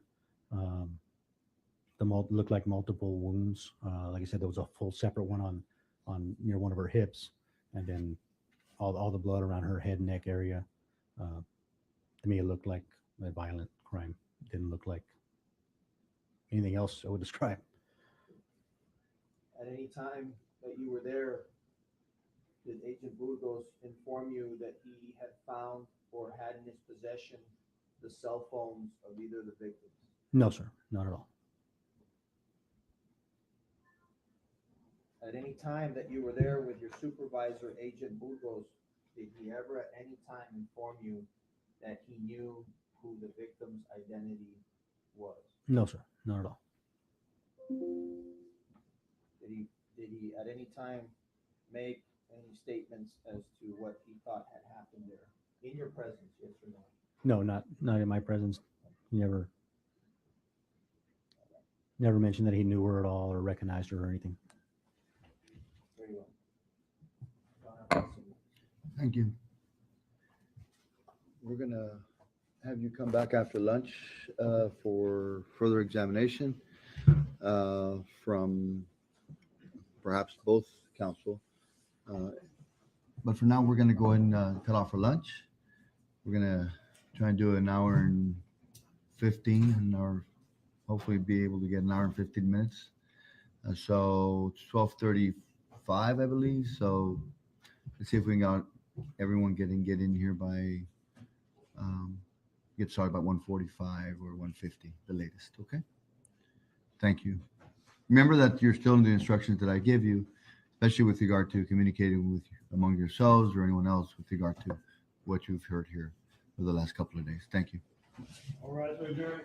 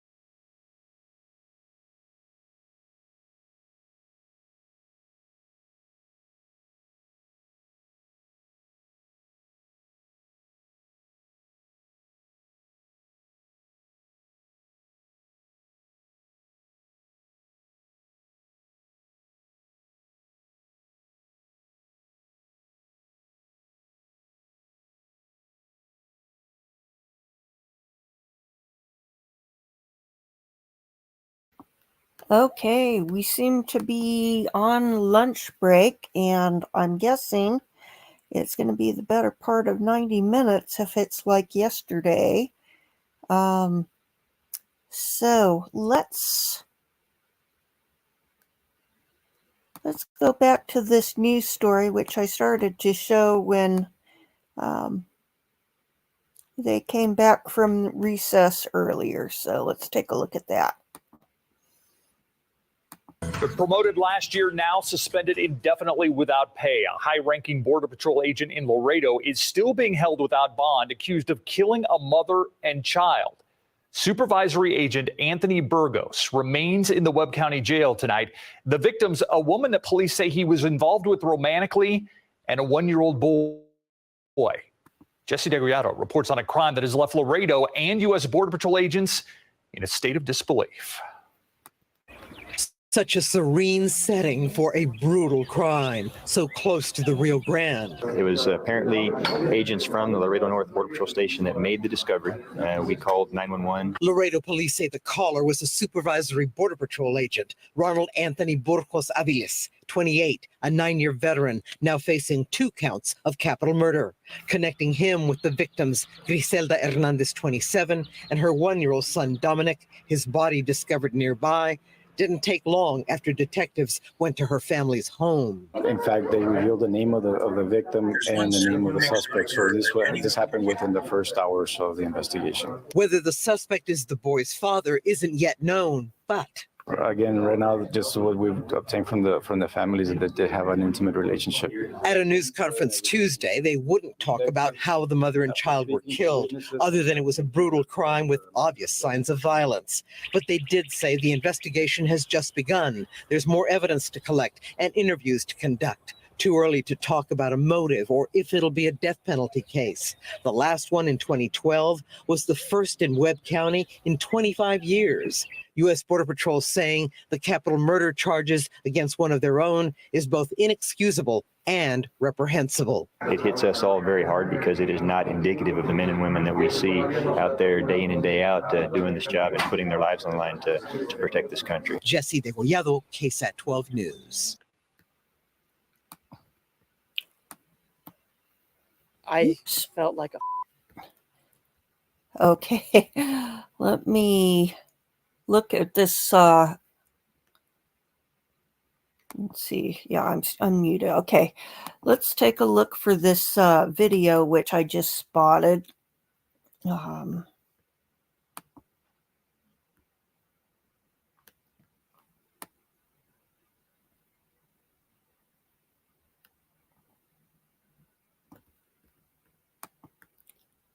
Information. Anybody.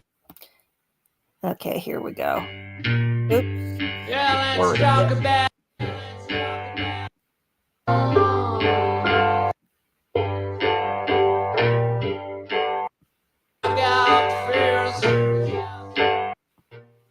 Welcome back to the channel. So today I'm wearing my Head Slap shirt. Head Slap's a band, bunch of friends of mine together. A great rock and roll band that I'm helping out.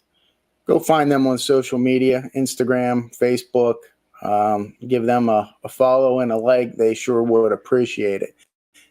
And plus, they're really freaking good. Now, on to Idaho.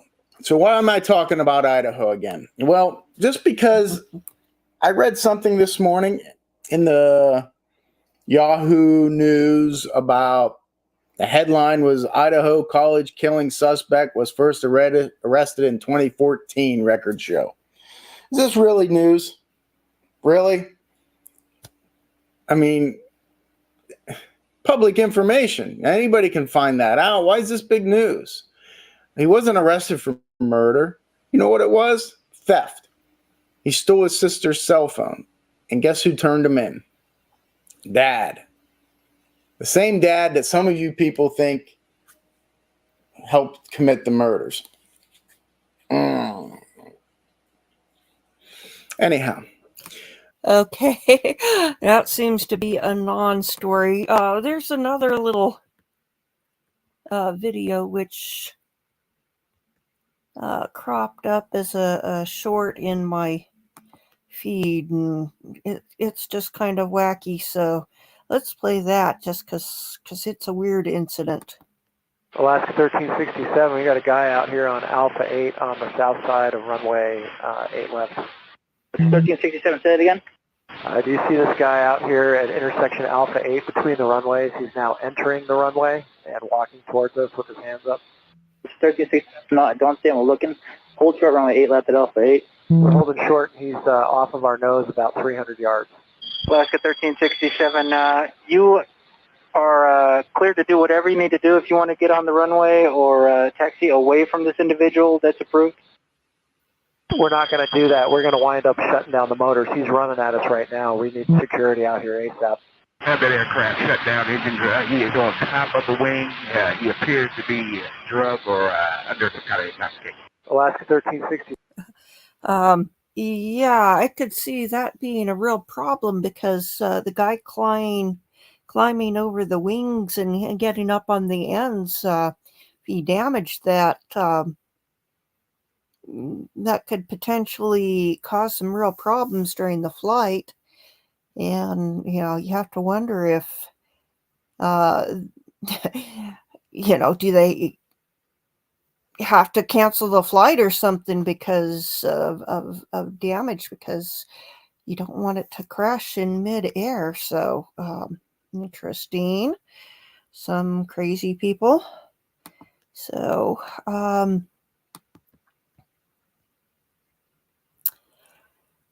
let's see. No, I hadn't heard about the prior arrest for stealing his sister's cell phone. I guess that would have been 9 years ago, and yeah, that would be more when he was in his active drug addiction phase. So let's see if there's anything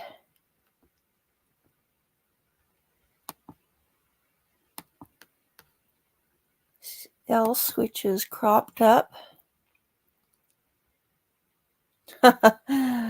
Looks like Tyler Feller has a video on the breaking Brian Kohberger's past arrest history. Yeah, I have to agree with the Unsolved No More, nothing burger response. So let's see.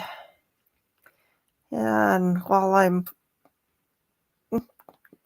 not muted, the phone is going off quite a bit because it's my nephew's birthday and the family chat is talking. So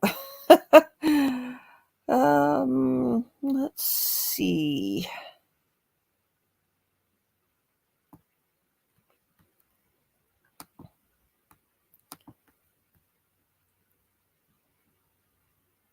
Okay, let's take a look at this here. This is on Brian Kohberger. I'm Vinny Politan. We begin this hour of closing arguments with some big breaking news out of Idaho involving the death penalty and the man accused of murdering 4 University of Idaho students. Court TV legal correspondent Chanley Painter is in Idaho tonight with all the details. Go ahead, Chanley.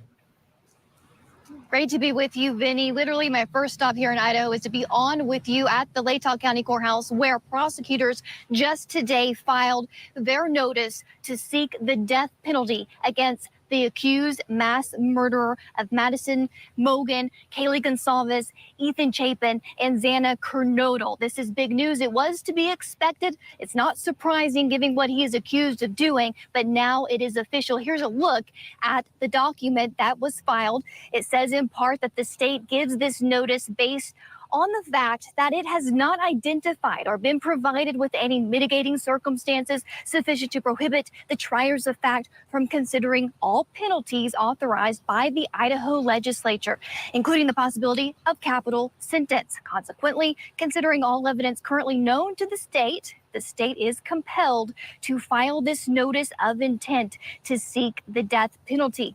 And it goes on to say that at this time, based on the information known to prosecutors, they find several aggravating circumstances surrounding this mass murder, including that it was especially heinous, atrocious, and cruel, that the defendant has exhibited a propensity to commit murder. It lists 5 separate aggravating factors in this document. It also concludes by reserving the right to withdraw its intent to seek the death penalty if it learns more information in the future. But we know that the victims' families in this case, especially the Gonsalves family, supports this death penalty. I spoke, of course, with Steve Gonsalves recently about the possibility of the prosecutor seeking the death penalty, and this is what he told me. The death penalty, you support it, right? We definitely do. Yep, that's part of the reason we moved to Idaho. You know, we want a community that protects the most vulnerable, and that's something that if a father can't protect them, then you hope that the society is willing to step up and do the right thing. So that's what we're looking for. The ultimate form of justice is that. And of course, Vinny, all of this news happening today ahead of a pivotal motions hearing happening inside this courthouse tomorrow. And of course, I will be in there. Yeah, it was, the deadline, we know the clock was ticking. And then just on the eve of this huge hearing tomorrow, getting this word, has there been any reaction from anyone to this announcement yet? Or are we waiting to hear from folks, either victims, the defendant, or anyone else associated with all of this? We could possibly hear a lot about it in the hearing tomorrow, possibly. The defense may say something as they did on the record in the last hearing. They addressed why he stood still at his arraignment because they want to contest the indictment. So they offer tidbits inside there. There is a gag order still over the matter covering the parties, the attorneys representing victims' families. But as you can imagine, victims' families who supported this and wanted this obviously agree and are pleased that the prosecution went ahead and did this. And early in that time frame, they had until August or so in which to file this notice and went ahead and did so today. Exactly. Okay. Chanley Painter on the ground, big hearing tomorrow. We've got a lot to cover tonight to get folks ready for that. Thanks so much, Chanley. We'll speak tomorrow night, and everyone will see you all day long here on your front row seat to justice. Okay. So some of the issues that are on the table now in this case, the defense is putting forth that, hey, well, wait a minute, there's other things that need to be considered here. They are not throwing in the towel in this case. I've said this from the beginning. They are contesting this. Now, well, the first thing you're going to try to do, right, a defense team in a case like this is, all right, we're going to try to keep this guy off of death row, right? And if they keep him off death row, they'll consider that a victory. But then the other part is they are not conceding anything here and will fight every piece of evidence and point the finger wherever they can at other potential suspects. I want you to take a look at this clip from a great show, The Interview Room with Chris McDonough. It's on YouTube. We've had Chris on the show many, many times. He's going to be with us tonight also, so don't worry, he's going to be with us. But on one of his episodes, it was a fascinating moment, and it was early on in this case in the investigation. Take a look. I actually found a glove and turned it, I pointed it out to the officer who was there securing the scene, and they came and they collected it. The officer that was there, obviously they didn't know about it because he came over and photographed it, and he talked to the head evidence tech, and immediately, you know, later they'd come out and got it. Okay. So Chris McDonough spots a glove near and around the scene of the crime where they're securing everything. You saw the crime scene tape, right? Take a look now at what the defense is saying about this. They're saying on December 17th, lab analysis, we're aware of 2 additional males' DNA within the house, okay, where the deceased were located, and another unknown male DNA on a glove found outside the residence on November 20th. Further, these 3 separate and distinct male DNA profiles were not identified through CODIS, leading to the conclusion that the profiles do not belong to the accused killer. So we've got unknown DNA that the defense is saying, hey, wait a minute, whose DNA is this on this glove, and whose DNA is within the house, right? So what does all this mean? Let's start with the glove, and let's bring in our special guest, former homicide detective, the man who found the glove, host of The Interview Room. Chris McDonough is with us. Chris, great to see you tonight. Thanks so much. Thanks, Vinny. First of all, your reaction. Now the defense is taking a look at this glove and saying, hey, wait a minute. Give us a little more details surrounding exactly where you found it and your thoughts as a homicide investigator about that glove. Sure, absolutely. So it was Thanksgiving Day, and I was in Idaho on another case because I work, with the Cold Case Foundation. And I took the day off. My wife and I drove up to just take a look at, the house, 1122 King Street. And as I was walking up the street, as we neared the residence, you could see that the scene was clearly, taped off, and there were 2 trash cans near the curb line. And there were, it was on the public side. I was on the public street. There were a bunch of people around as well. And I happened to, notice a dark colored, what appeared to be a glove with some snow cover on it, sitting behind the trash cans. And so there was a security officer, if you see that police car that's being shown there, and I waved to him, and, the old homicide guy in me said, hey, there's a glove here. And he got out of the car and he walked towards me and he said, what are you saying? I pointed to the glove and I said, look, there's a glove down there. You guys may want to collect that. And he, was basically surprised that it was sitting there. And he looked at it and said, okay, yeah, I'm going to go tell the evidence guys and we'll get it. So my wife and I started to continue to move up the hill. And I turned around and he was taking photographs of it. And then eventually, I'm assuming that the evidence folks, came and got it, which it sounds like they did. They did. So I didn't see them actually collect it. So first question, everyone at home right now is like, well, Chris, did you touch it? Could it be your DNA on the glove? Yeah, no. It's not my DNA, and they're welcome to, take a buccal swab to, to eliminate me as possible. But, the old homicide guy in me, as you know, Vinny, more than anybody, the last thing you want as a prosecutor and or a defense attorney is a surprise, right? And the fact that it was sitting there, to me, that was a surprise because it was Thanksgiving Day. And, this glove's sitting there. Now, if it belongs to an investigator, if it belongs to the public, or if it belongs to the suspect, I have no idea. But, I certainly saw it, and I certainly pointed it out, and they recovered it. Well, it's now, I look at things as a prosecutor, right? At trial, the defense could try to make this out to be like the smoking gun in the case for them, that, hey, whose glove is it? We don't know. But I guess something that they could do is get the DNA of every investigator who was there. And then there were tons of media there as well, right? And where you found is kind of on the line of where the tape is, right? Because we keep looking at this video, but so a member of the public or any of the many members of the media that may have been there could have dropped that glove. So if anyone from the media dropped that glove, they need to call investigators and give them your DNA so it doesn't become reasonable doubt in the case if in fact that's how it got there. Yeah, absolutely. And in fact, if you look at the early photographs of some of the media reports of that trash can area, you can see the glove. And it's before the snow had covered it. It's sitting there. Wow. So it was there long before I got there. Wow. And what does your gut tell you about the DNA on the glove outside and the DNA that they're talking about from two unknown males inside the home? Well, I think the DNA aspect of this is going to say that there were a lot of people in that home. And whether or not they're going to be identified is going to be, quite a hurdle. But the defense has a major problem, and that is the DNA on that snap, on that sheath, up in that upper bedroom next to that victim.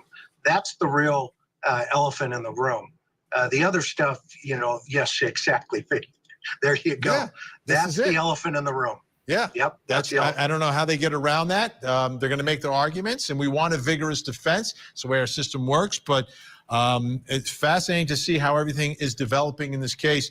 Chris, it's The Interview Room with Chris McDonough. Great podcast on YouTube. Take a look at it, folks. He has updates on this case and all these fascinating cases from around the country. Chris, appreciate it. Great to see you. Always a pleasure. Thank you, Vinny. All right, let's bring our think tank. Joining us tonight in Englewood Cliffs, New Jersey, criminal defense attorney, former prosecutor Al Wunsch III. Joining us from St. Bart's, unbelievable. St. Bart's. Criminal defense attorney Darnell Crossland. Everyone at home jealous right now. And in Philadelphia, Pennsylvania, family law attorney Jennifer Brandt. She's not jealous because she was on the beach with Oprah just a couple weeks ago. So, all right. So let's start with the death penalty. Anyone surprised or anyone think that at any point it could be retracted? I think it could be retracted. Okay. Under what circumstances, Al, do you see prosecutors who've retained the right to retract it to suddenly no longer seek the death penalty in this case? They reach a plea arrangement with him, and they spare the people with the trial and the expense and all that kind of stuff. Okay. It'd be foolish for them not to pull that off the table then. As a deal, but not if he's like what he's doing, what I believe he's going to do, which is say I didn't do it. Well, if he's going to trial, that's going to stay on the table. There's no way around that, and they'd be foolish to take it off at that point. But I do think that that is a very, very good bargaining chip if you're looking from the defense side. And like you said, I mean, if you get the death penalty pulled back, that's a victory. So, you know, I mean, if down the line, it could possibly be something that would weigh in the favor of, getting into a plea arrangement. Okay, so they're going to seek the death penalty. That's a big headline from today. Big hearing tomorrow, and on the docket, a bunch of things talking about the evidence. I think we're getting a better idea now, Darnell, where this defense might go. What are your thoughts about the glove and the unknown DNA found by Chris McDonough? Yeah, definitely. Well, first of all, when I see these type of cases playing out the way they do, it makes me scratch my head because we spent so much time in law school, and you think this is going to be more complicated. Here's Chris, who looks like he's in his RV traveling through the country. He rolls up on the scene, and wow, Chris is the one who spots a glove. None of the officers, none of the detectives, but Chris does. Jumps out of his RV, spots a glove. Now it's like, okay, maybe we should collect this. And then my second thought is, was it an isotona? Are we back in the OJ case? If it doesn't fit, we must acquit. You know, now we're all about this glove again. And so it boggles my mind that after all this complicated law school stuff, we're dealing with, if it doesn't fit, we must acquit again. So, you know, I don't think there's, you know, we can overlook the glove, but let's not put too much stock in the glove. All right, Jennifer Brandt, I'm always concerned, you know, from the evidence that I've seen, specifically this evidence of his DNA here. We'll talk about that in the next segment, but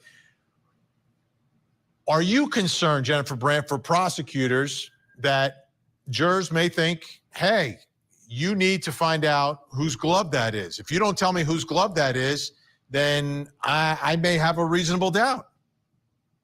I'm not concerned, Vinny, because they have the sheath, the knife sheath, and that is really strong evidence. I mean, that was found right near the victim. That has his DNA on it. I think the rest of this is sort of a distraction. Okay, there's a glove out there, but it could have been many people that glove belonged to. There's really no connection necessarily with the murderer. And you have a sheath there, which clearly does have a connection with the murder and was right next to the victim. And that's what has his DNA. So I don't think any of this really matters. I don't think it would create reasonable doubt. And I think this is the strongest evidence. And I think the defense is doing a good job of trying to, you know, spin this case in every direction. But bottom line is, I don't know how they get around that, the DNA on the knife sheath.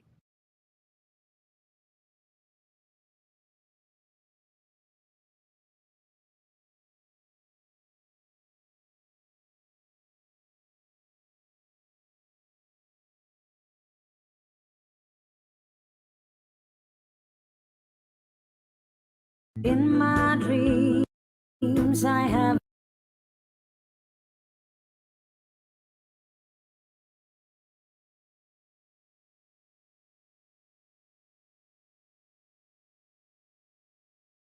Not sure where that commercial break came from. Okay, we've got another video here.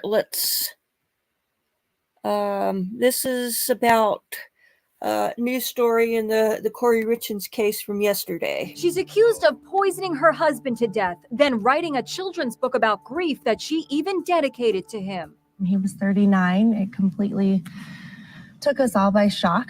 Now Corey Richens is suing to get his millions, and that is outraging his family. She stood to gain much more from his death than from a divorce, and I'm talking about in the nature of millions of dollars. Eric Richens' estate is valued at $4 million, including his masonry business and the family home. The couple has 3 young sons. Prosecutors say Corey poisoned Eric's Moscow Mule with a lethal amount of fentanyl. His family believes it was not the first time she tried to kill him. He believed that she had attempted to poison him on at least 1 and probably 2 prior occasions. This third time, when she obtained really a substantial amount of fentanyl, what would have been, I think the doctors have said 5 times. Just a bit of a personal note here. This is my former college professor from paralegal school, Greg Skordas. He is the Richens family public, what do they call it? Public spokesperson and the family lawyer. So he's a top defense attorney now. He was a prosecutor when he was my teacher, and he was extremely good. So here, let's keep going. The lethal limit. The family spokesman, Greg Skortis, says it was about just one thing: money. She certainly had some financial reasons for him to die. She was in dire financial straits on a number of fronts, and she stood to gain enough through life insurance proceeds to sort of get her out of that hole. At a court appearance last week, Corey Richens cried for most of the proceeding, a far cry from her now notorious appearance on local TV in Salt Lake City when she was promoting her book about grief. My kids and I kind of wrote this book on the different emotions and grieving processes that we've experienced last year. Now the family says they have to deal with not only the loss of Eric, but also the fight for his millions. There was no emotion she showed in court, no comments she's made that has dissuaded the family from feeling that she was responsible for his death. Okay, and just something I discovered last night. I was watching Hidden True Crime talking about the Corey Richens case, and it turns out that Lauren used to work for ABC4 Utah, and I suspect she'll probably come in for the trial when it happens because of her local connection. So that'll be interesting. There was some really good stuff that they had to say, her and her husband, Dr. John, on that the other night. So let's see. Is there anything else which...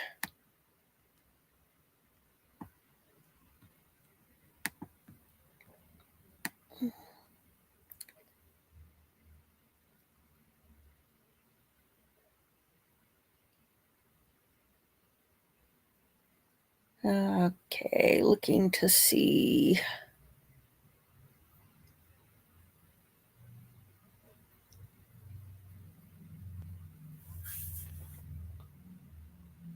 Oh, here's another.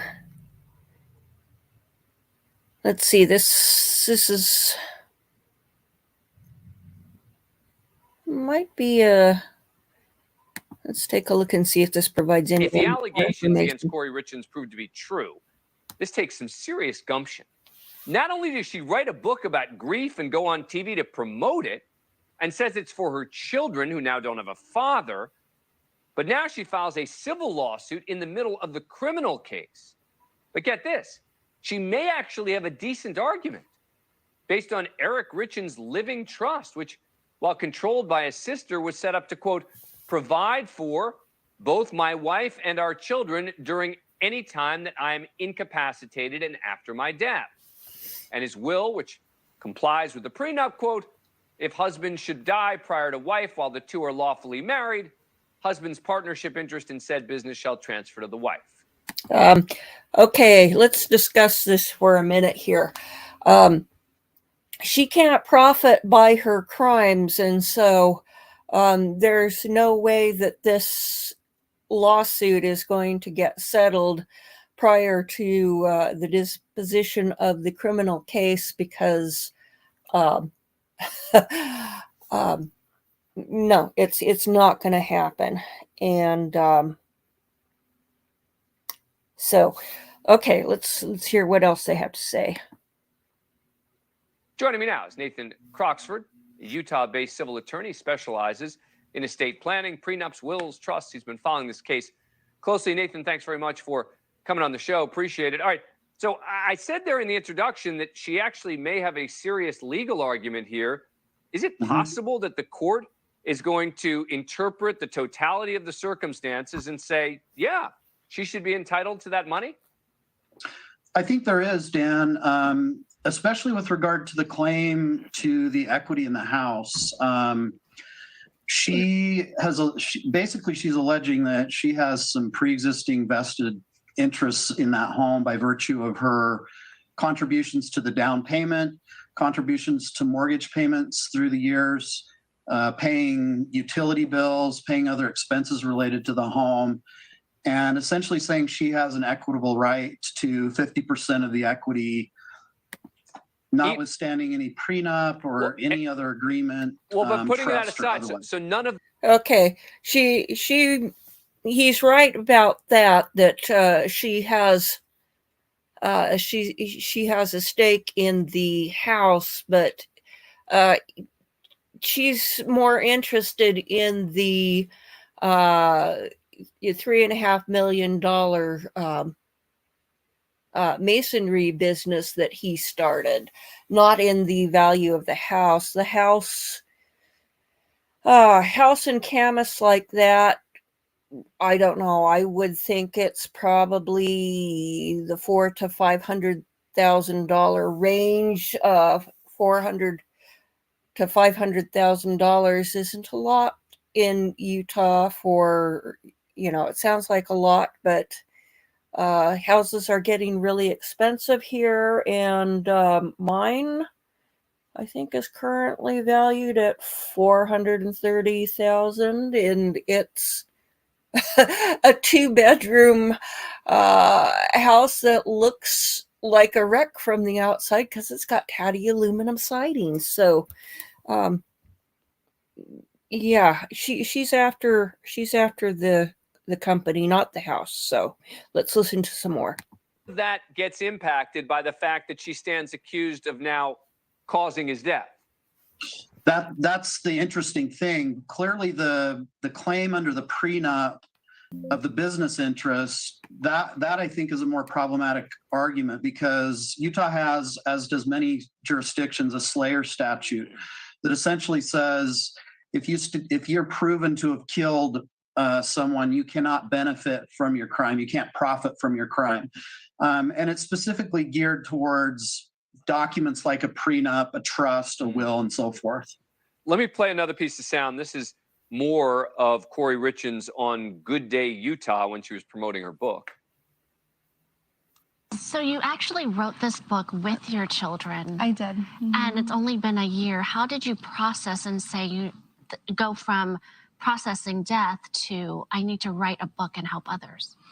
You know, I just watched the struggle that my kids were going through. And I actually, I went on Amazon and Barnes and Noble and trying to find something that we could use to cope at nights. Nights are the hardest, it seems like, for everybody when, dealing with anything. But I just wanted some story to read to my kids at night.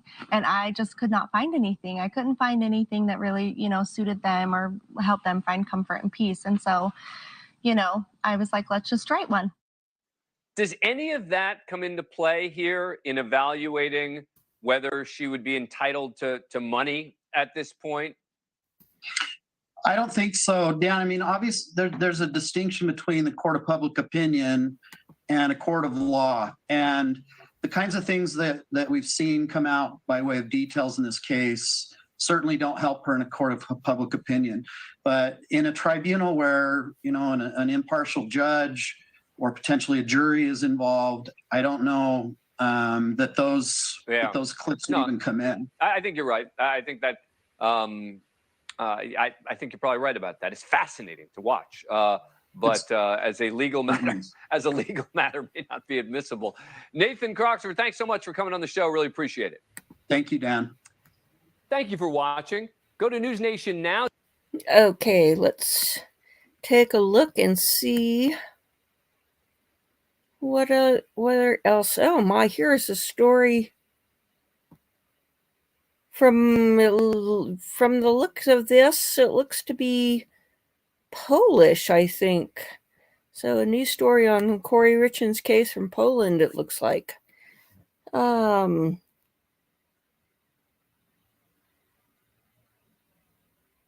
Let's see.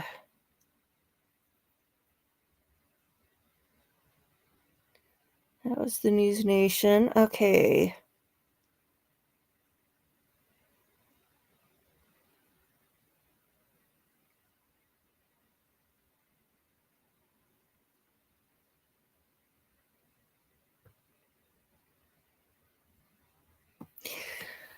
I wonder if I can find the segment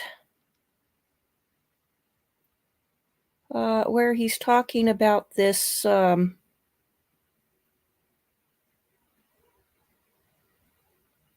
Interesting.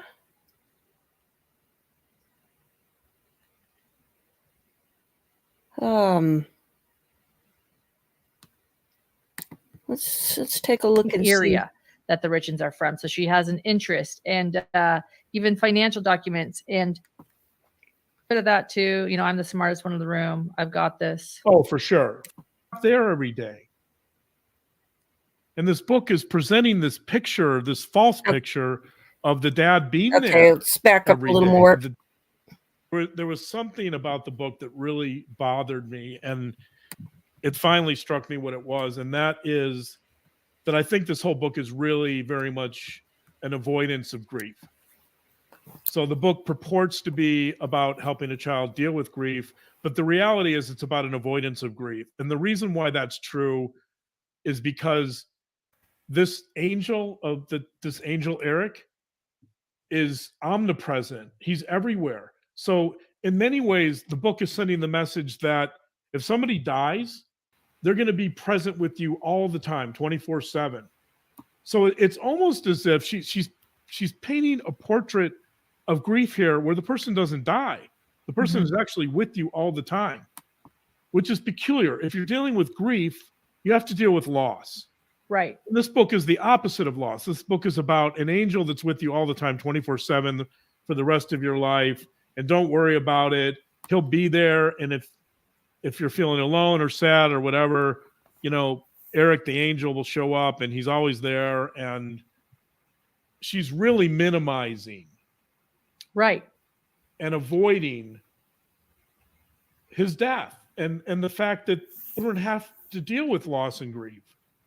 Because the solution to this issue of all these emotions that a child experiences from grief is to picture your father being there all the time. In fact, the irony is that when Eric is deceased, he's more present and more available to the child than when he's alive. Right. He's there at everything. He doesn't miss a game now. Yeah. He never misses a game. He doesn't miss a like the reality is that I'm sure Eric was busy he owned a business. I'm sure he couldn't be there for some of the children's activities, but when he's deceased, he's always there. Again, I think this is indicative for Corey.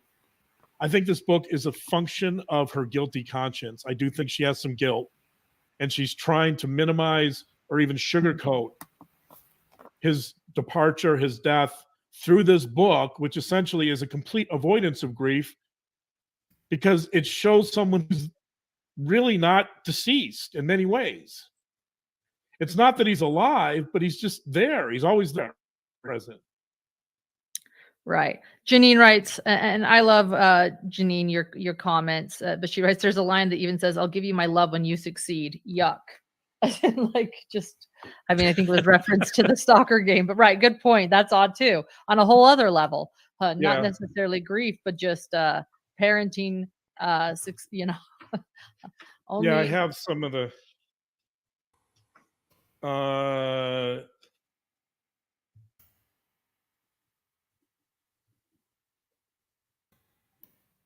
yeah, this is a lot. These are some lines from Eric from the book. These are direct lines. Yes, I am with you when you are feeling sad. I am wiping away the hurt, holding you in my arms and telling you I love you. I am here with you.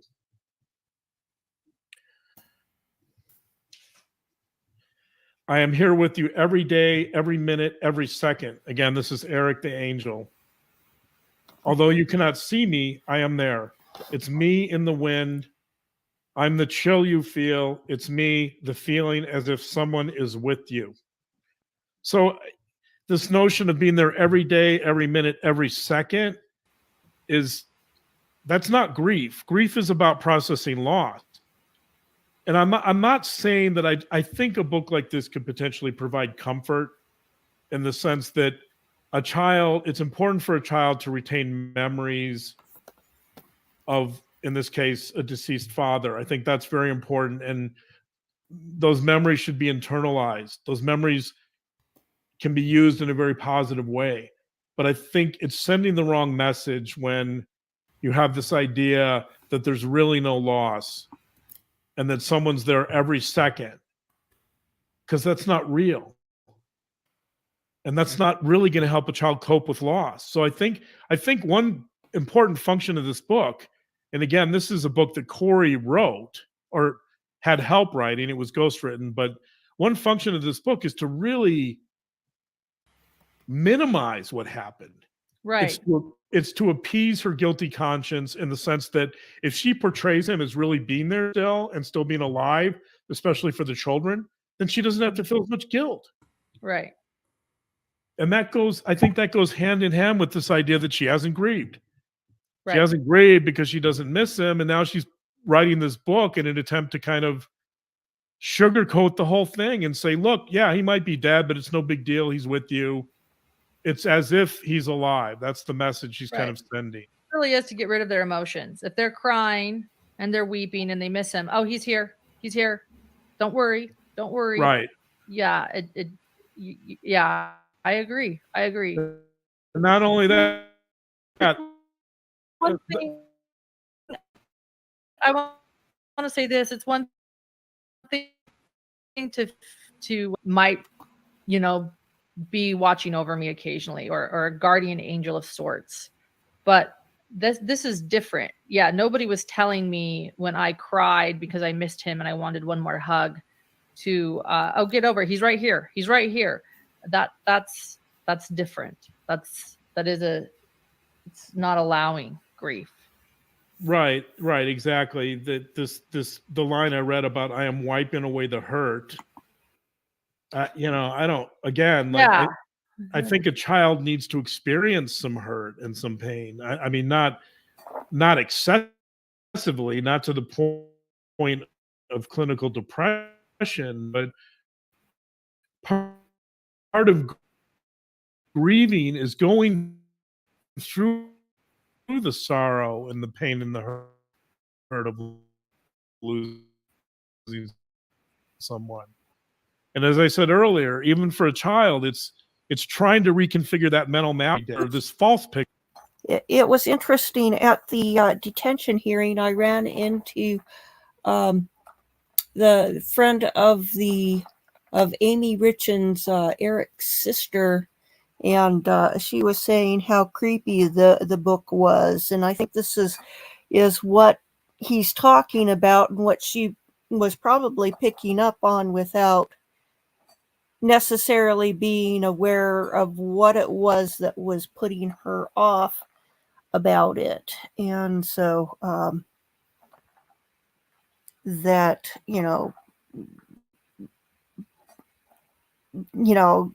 it's not grieving, it's avoiding grieving, it's avoiding the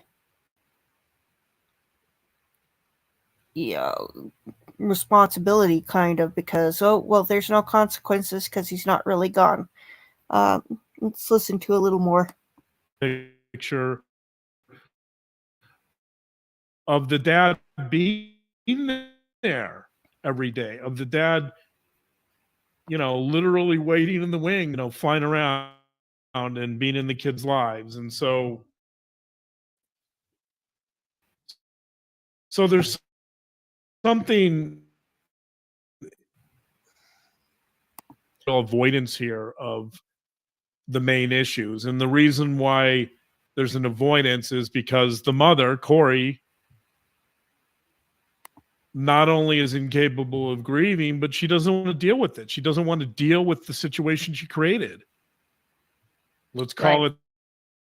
She doesn't want to deal with the alleged murder of her husband. Right. She's not dealing with it. The kids can't deal with it. Everything has to be good. They're moving forward. Yes. With life insurance policies. Yeah. Right. So so that's my take. I think the book and the interview and the email are both in some ways her telling us what she did. Yeah, I agree. I think they're a reflection of a guilty conscience, that she's telling us why she's not grieving. She's telling us, one, she can't grieve, and two, she's telling us why. Hey parents, summer starts at Michael's for everything kids need for creative fun every day. Grab outdoor faves like bubbles, chalk, and more. And stock up on arts and crafts. Plus, new activity kits for creativity on the go. Start their summer at Michael's. Yeah. Yeah. And, something with narcissism too, someone that's narcissistic, they think they're smarter than everyone else. I can't help but see a bit of that in Corey too. She thinks she's going to get away with this. She thinks this is no big deal. She thinks that someone said, wouldn't she not want attention? A lot of people might not. They think, lay low. And she's like, no, I'm going to make sure everyone sees me pretending to grieve. Is there a bit of that too? I'm the smartest one in the room. I've got this. Oh, for sure. Because so in the references I mentioned earlier about poisoning and poisoners, the main components of making a case against a poisoner are proving that the poisoner had access to the substance, to the poison. And then that's one part. That's the first prong. The second prong then is showing that the poisoner administered the poison. So we know from the probable cause statement that she had access. She was dealing with a drug dealer who gave her fentanyl. We know she possessed fentanyl. We know that she gave him Moscow Mule, and we know that within a couple of hours after that, he was dead of fentanyl poisoning. So whatever that chain of causation that law enforcement is trying to prove, in terms of poisoning cases, this is actually really simple. This is like, most poisoners are a little more cunning and a little more stealthy than this. She's leaving a trail that leads directly to her. The next book should be titled "What to Do When Mommy Murders Daddy," Karen said. Sorry. Well, yeah, it's terrible. Along those lines, by the way, I kept people that know me know I love Shakespeare. I kept waiting for Eric to transform into a scene from Hamlet where King Hamlet is talking to his son, Prince Hamlet, and basically says to him, look, I was murdered. I think his line is, he tells Prince Hamlet, his son, that it was a murder most foul, strange, and unnatural. And he basically says to Hamlet, you need to get revenge for what happened here because I was murdered. So I kept waiting for a moment where the angel wings would fall off of Eric and he would tell the little child, you need to avenge my murder. Because, ghosts show up in Shakespeare when there's a secret, and there's a big secret, and they often show up when there's some need for justice and revenge. And so, if this book were honest, you'd have the ghost or the angel say to the child, this is not natural. Right. You need to avenge my death but instead you get this happy-go-lucky angel who just bounces around and everything's fine. The reality is, of course, that this should be a story about revenge, and it should be a story about a massive secret that's not being told in the book. A lot of people have been wanting us to just bring up, and I know we need to conclude soon, but a lot of people have been wanting us to bring up the prenup. Judy, thank you so much for your generosity.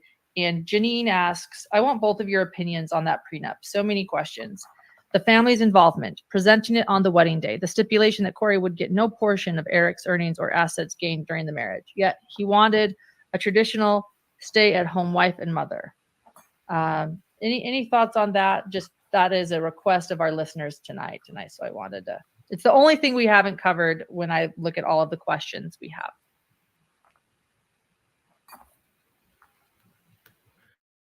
So I think we're still gathering some information about family issues and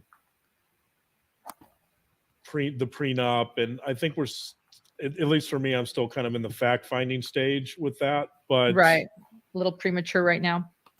Okay.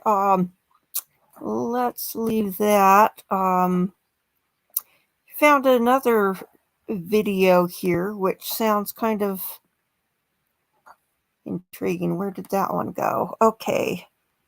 I don't know anything about it, but this posted 57 minutes ago. So let's take a look at this. I've got a convicted murderer with a sawn-off shotgun, which was by now just a matter of inches from my face. That was, without a doubt, the closest I got to death during my career. I'm Peter Bleksley. I'm a former Scotland Yard detective. This is the story of the most dangerous man I ever found. This is 24 hours in a manhunt.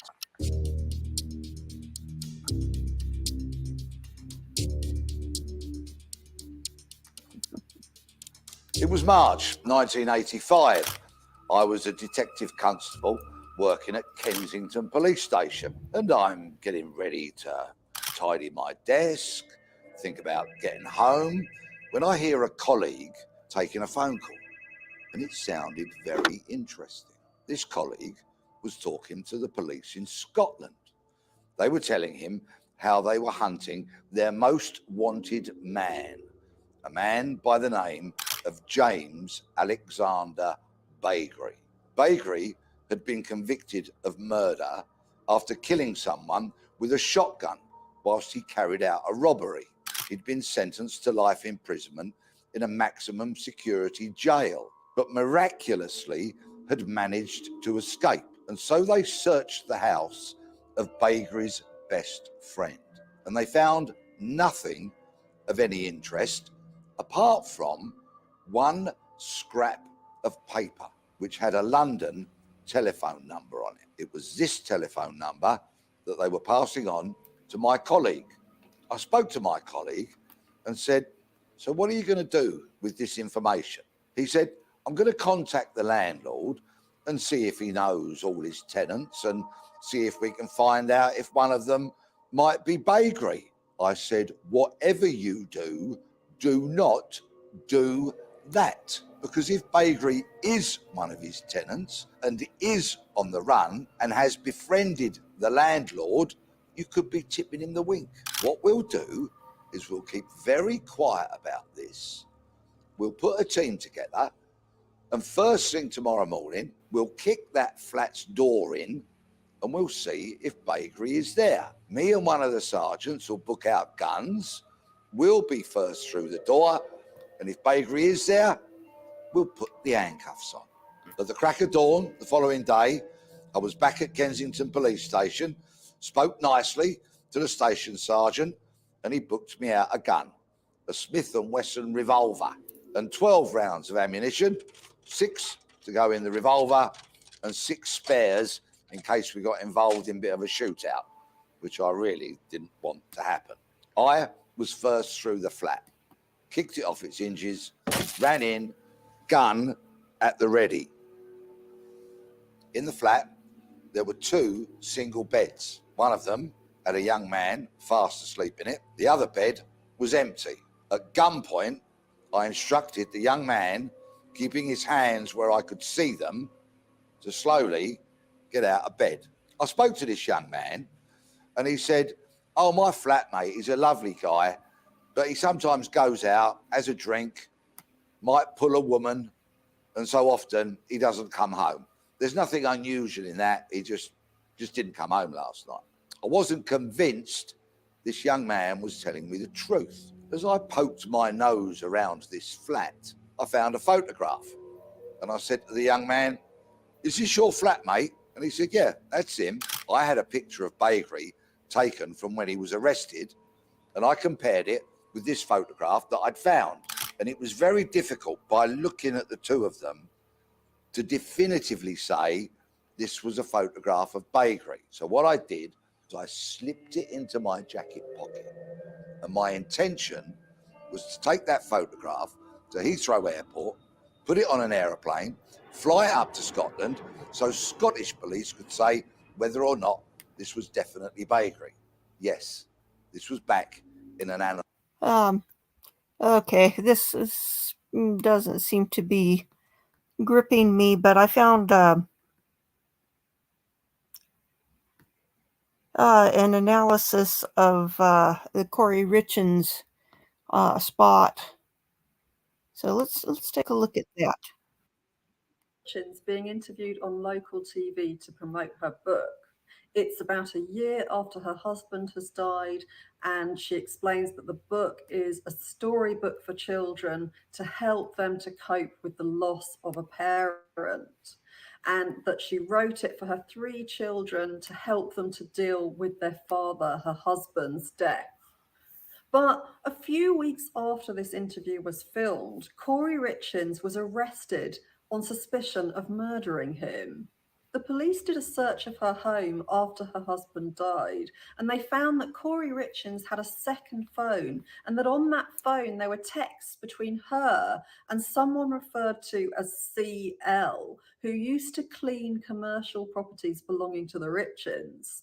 The prosecution alleged that these texts show that Corey Richins bought drugs off CL, and that first of all she bought hydrocodone before Valentine's Day 2022, and that when that didn't work, when that didn't kill her husband, she then bought fentanyl on 2 occasions.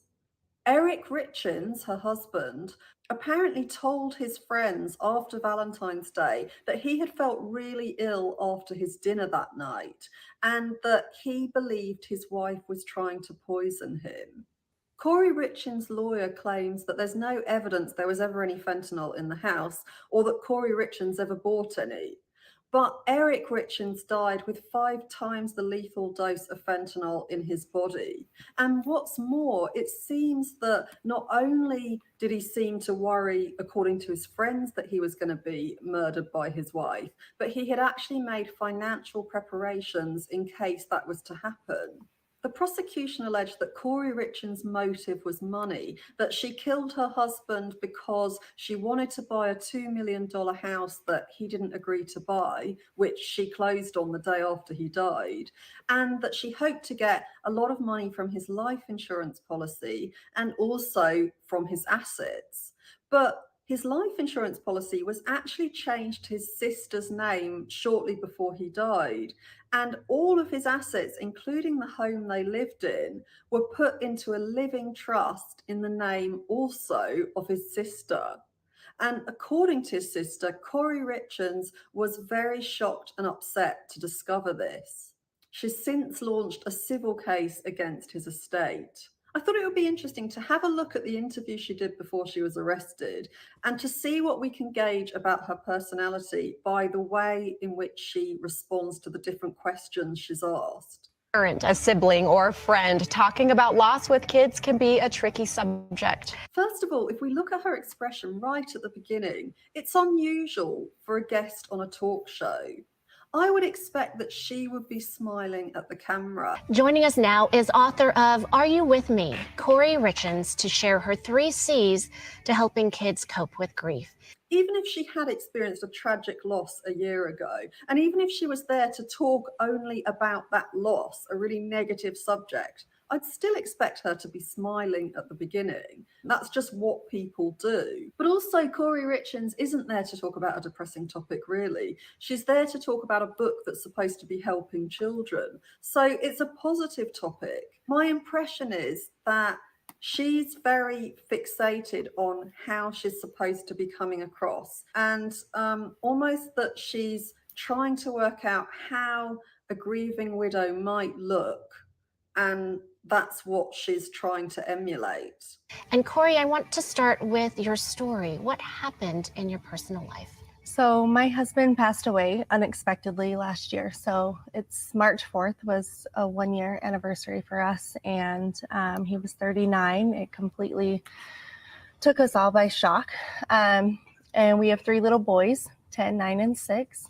And my kids and I kind of wrote this book. She mentions her husband's death and the shock it was in a rush. It's like she doesn't want to pause. She wants to speed on. That could come across as not wanting to experience a lot of emotion on camera. But if it was about that, I would expect to see strong emotions simmering under the surface at some point during the interview, when she's asked some of these questions that become quite personal about her husband and her children later on, as you'll see. Another reason as to why she might come across like this is she might be numb.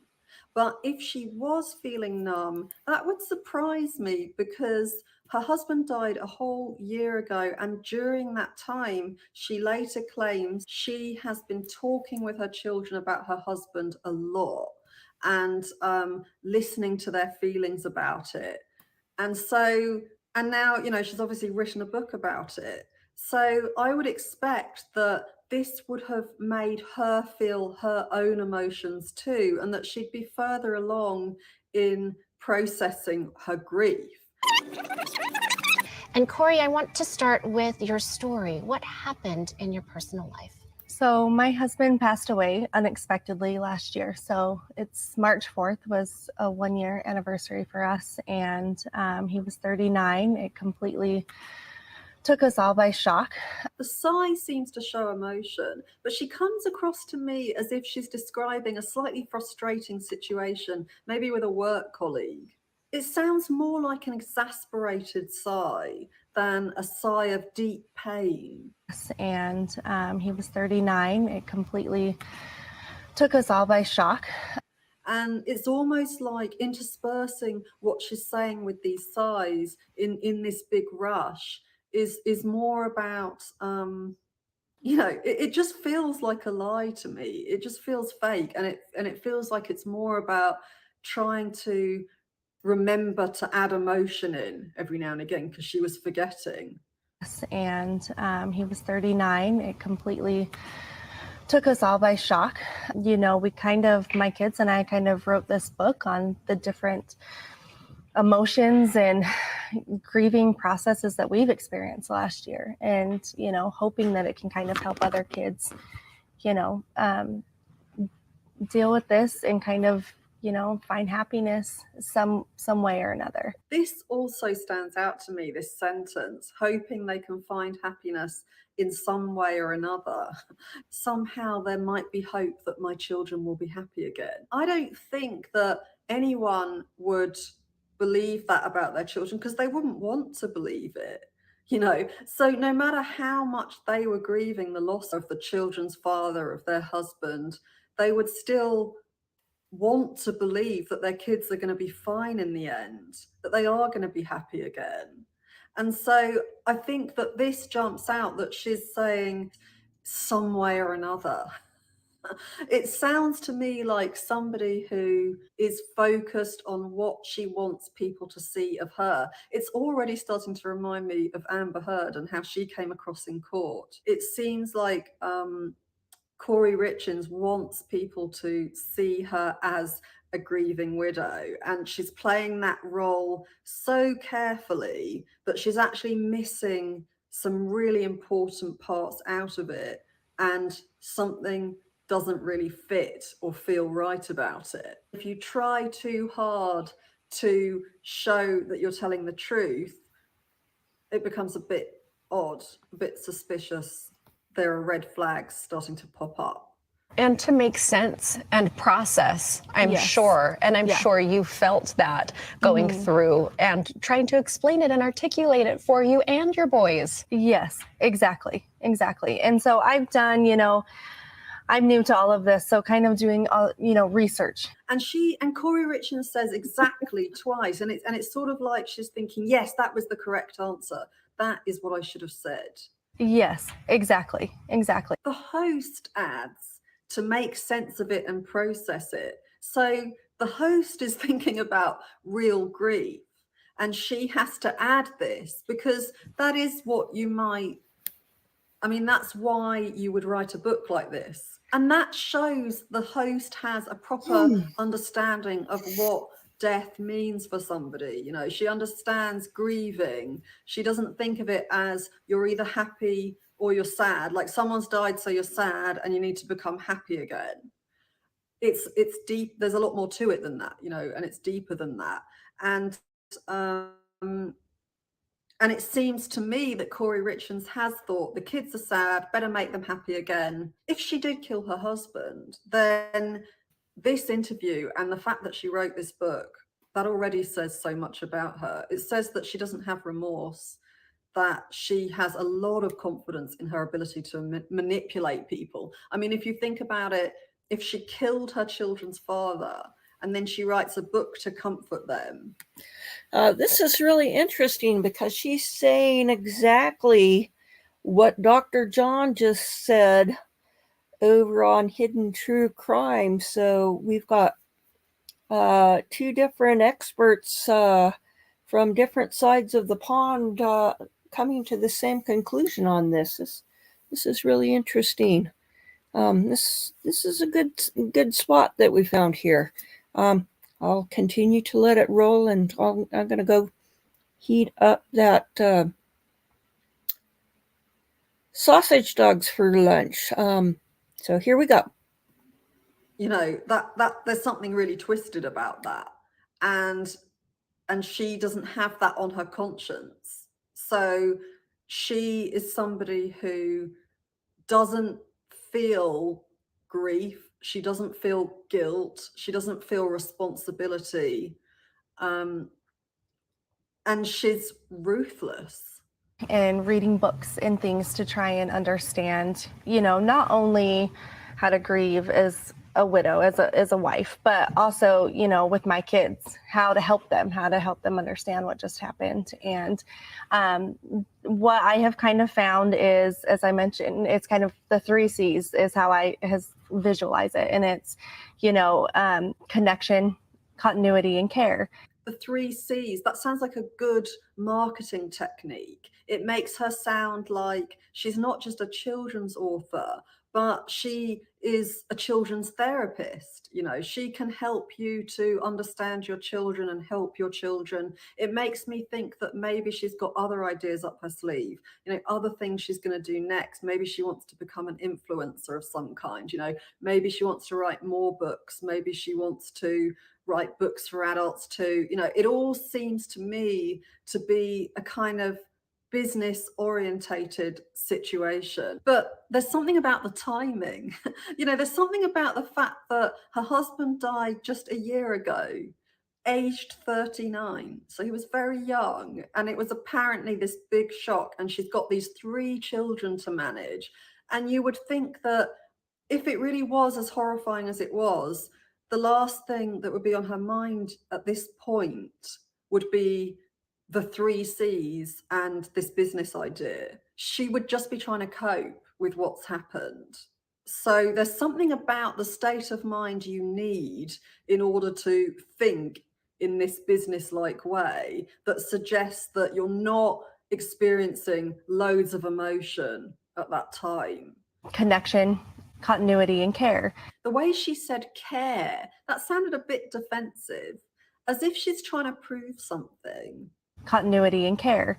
And it's, you know, making sure connection is the major one, and making sure that their spirit is always alive in your home, you know, and memories are always brought up, and doing things that your loved ones love to do, whether it's riding bikes or their favorite dinner, and just constantly, you know, talking about them. And Corey, do you mention at dinner, here's Dad, or Dad would like this meal, or Dad would, let's bring Dad on a bike ride? Yeah, exactly. And it's, you know, explaining to my kid, just because he's not present here with us physically, that doesn't mean his presence isn't here with us. The host says the word dad, and she's just said loved ones. So she is kind of keeping it impersonal, but the host zones in. Dad, and it's about her children's dad. This is the person she has lost in these tragic circumstances when he was only 39. It was such a big shock to her and her poor children, you know. So I would expect that there would be some sign of emotion in her face when the host says dad, but there isn't. Yeah. And Corey, do you mention at dinner, here's dad, or dad would like this meal, or dad Yes. would, Yeah. let's And then as she's talking, it seems to me that she's talking in a very impersonal way, as if she's talking about communicating with children about something that matters to them, but that doesn't matter to Corey. bring dad on a bike ride. Yeah, exactly. And it's, explaining to my kid, just because he's not present here with us physically, that doesn't mean his presence isn't here with us. As if it's something that Corey doesn't really relate to. And he's doing these things with us, and he's, here for birthdays, and he's here for Christmas, and, and it's just comforting to them to know that, they're not living this life alone. Her husband isn't here for Christmas now, and she is so matter of fact about it. The way she gestures, it makes me think of somebody who, aside from feeling enthusiastic, they're not really distracted by emotion. They're very focused on what they're saying, what they want to get across. And again, that doesn't really fit with talking about something that's very personal to you, that would, maybe make you feel vulnerable. He's, here for birthdays, and he's here for Christmas, and, and it's just comforting to them to know that, they're not living this life alone. I would have thought that she would have been feeling concerned that they've been feeling alone. I mean, that's really painful for your, to watch your children go through that. And also that you yourself would be feeling so alone, especially with 3 kids and no help anymore, that would be something that I would expect that you'd see some kind of emotional impact as she talks about this. Like, dad is still here, it's just in a different way. She's very dismissive of the fact that her husband is not here anymore. Well, it's just the same, but just in a different way. It's nothing really. It's just in a different way. And for somebody who's been grieving that loss, they wouldn't possibly be able to kid themselves of that. No matter what religion you are, or how much you believe that people don't really die when they die, they somehow stick around, that nobody is going to therefore have no grief and just be totally fine when they talk about it, and genuinely feel like the person might as well be standing in the room. A different version. Well, I opened up your book, and one of the first pages I saw is a little boy. It looks like he's standing in a hallway at school, and he's saying, "Are you still here?" Yes. Yeah. And it's, and that was like the first day of school, and, all the nerves that kids face on the first day of school with and just hoping, dad, like, walk with me, like, help me get through today, like, give me the strength to do that. And it has found, it's been a lot of peace for my kids to, to really remember that in the back of their head, that they're never alone, So you actually wrote this. She sits up straight, which feels like she's dismissing everything that's just been said as that was in the past. That's done. What I've just said is done. Now I'm ready to focus on the next thing. Of their head, that they're never alone, So you again, no lasting impact of any of those words on her, when I would expect that she would have thoughts and feelings about what she's just been talking about, because it's about the person she supposedly loves so much, who was very suddenly taken from her and her children, and that she wouldn't be able to immediately divert her attention to waiting for the next question, and she wouldn't want to. They're never alone, So you actually wrote this book with your children. I did. And it's only been a year. How did you process and go from processing death to, I need to write a book and help others? This was going to be a different question. And this chat show hostess, she says later, when she's interviewed, that she did wonder how on earth Corey Richens was able in 1 year to process the grief of her husband, her own grief, and to cope with her 3 children, and to help them to cope with their grief and write this book. She found that quite remarkable and strange. And you can hear that she started off as if she was going to ask How did you manage to do this? And then she changed her question. Maybe she felt like she was coming across as too judgmental. She went from there to, what was your motivation to write the book, which is a very different question. So you actually wrote this book with your children. I did. And it's only been a year. How did you process and say you go from processing death to, I need to write a book and help others? You know, I just watched the struggle that my kids were going through. And I actually, I went on Amazon and Barnes and Noble and trying to find something that we could use to cope at nights. Nights are the hardest, it seems like, for everybody when, dealing with anything. I just watched the struggle that my kids were going through. She didn't say, I saw that they were struggling. She said, I watched the struggle. And that sounds like someone observing from a distance, not somebody intervening and doing something about it. It makes me think about curiosity, watching something unfold as if it's kind of interesting, as if it's not really your role to get involved. And it makes me wonder about what her feelings would have been if she has murdered her husband and her children are grieving him. Does she have quite mixed feelings about that? Does it annoy her a bit when they miss him? Is it something that she feels like, well, this is about him and them and I'm not really included in this? And that's why she just watches it happen. She doesn't feel like it's got anything to do with her. But I just wanted some story to read to my kids at night. And I just could not find anything. I couldn't find anything that really, suited them or helped them find comfort and peace. And so, I was like, let's just write one. Yeah, I believe her that she was searching online for this book for her kids and she couldn't find it. Maybe she was doing it to try to cheer them up with her limited understanding of grief, or maybe she was just thinking about how there should be something like that and she needed to create it if there wasn't. Either way, I think what ended up happening was she saw there was a gap in the market and that this would be a great business idea. And I wonder if this is about her thinking that she's getting revenge on her husband because she will make a profit from his death one way or another, and he can't control that. Help them find comfort and peace. And so, I was like, let's just write one. And when she says, let's just write one, it feels like she's really proud of herself, like she's come up with a solution and very confident. And again, that doesn't feel right considering the context. I'd expect that if she was talking about cleaning and saying that, she could never get to the corner of the windows. And so let's create an answer, and so I came up with this, and that she'd be proud of herself and just feeling really positive. But someone very, very precious has been taken from their lives. And there isn't going to be a sudden solution that's going to fix that for them or supposedly for her.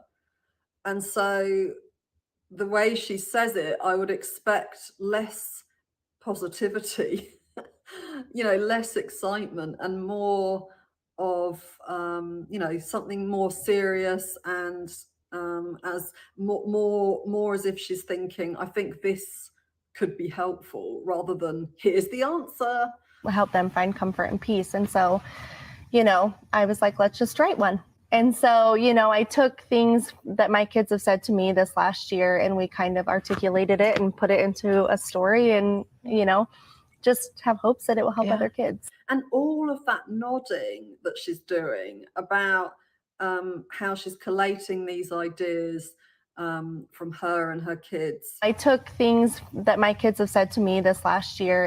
It feels like she's validating herself and there's no sort of doubt. There's no, again, vulnerability, and it again feels very removed and distant. I would expect that a mother in her position would feel a lot of guilt quite easily because they'd think, what could I be doing better for my kids? How could I be helping them to cope better? There must be something else I could do. Grief is not linear, and this sounds like it's a touchstone when you need it to come back to for you and your boys. So the first one you had mentioned was connection of the 3 C's, keeping the person's spirit alive. The second, continuity. Yes, and that's, just making sure you're trying to stay, as much as you can on routine. And, whether that's, sports or pick up and drop off from school or community activities, just, trying to stay in a routine as much as possible. And then the last C is care. Yes. What does that mean? She seems to struggle when she's talking about the third C, care. Notice how many times she says just and Notice how many times she says, So, on top of just loving your kids and hugging them and kissing them and, extra cuddles and everything, I think it's important that I've learned to really affirm, their feelings. When they're mad or they're sad, it's just that affirmation of, I understand that you are upset, because of this, let's talk about it, and so I think really it's not, it's the emotional and physical touch of it. But really letting your kids understand that why they're feeling the way that they are feeling, and it's okay, and let's deal with it and talk about it. If she's killed her husband, it would make sense that talking about how much she cares for her kids and in what ways is going to be a struggle. And it's also going to be a struggle if she doesn't actually feel that way about her children.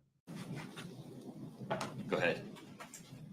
Dear Judge Mrazek, I'm here today to represent my brother, Eric Eugene Richens, whose life was taken in a senseless act of poisoning on March 3rd, 2022. His wife, the defendant, has been accused of committing this crime. My sister, Katie, was now the executor of Eric's trust and estate. And just like Eric, she would not want the defendant breaking into his gun safe. Corey looked at me with pure hatred and rage. I was messing up her plan. I was getting in her way. And because of that, she attacked me. She punched me in the face and neck multiple times. It took 4 people to pull her off me that day. Since Eric's death, it has come to our attention that Corey took out multiple life insurance policies on Eric without his knowledge. It appears that she forged his signature on various documents, assigned herself as Eric's durable power of attorney, inappropriately diverted money from his business to herself, and assigned herself as beneficiary of Eric's portion of our mother's retirement account. I should also not forget to mention the multiple life insurances she has taken out on the board.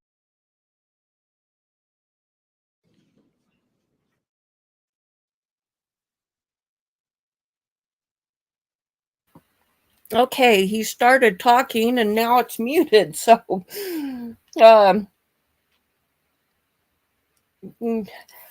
it's like if you weren't ready, then we could have listened to the last minute of the analysis.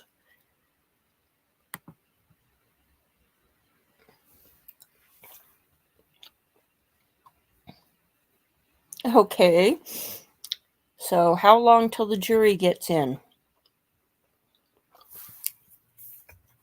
Okay, I'm just going to play the audio while we have the visual from the judge here.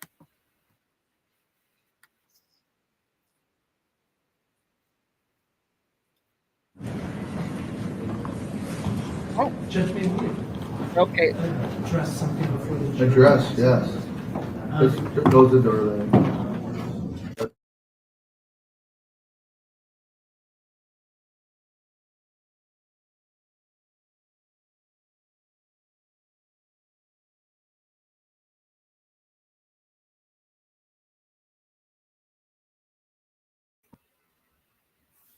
They can't seem to make up their mind whether they're going to play the audio or not.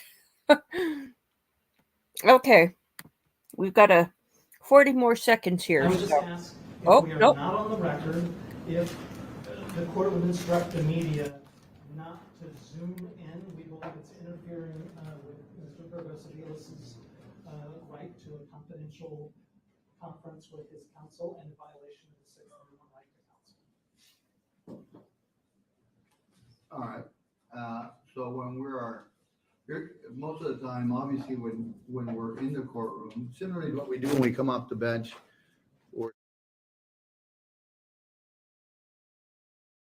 Okay, they've muted again. Let's get the last few seconds here.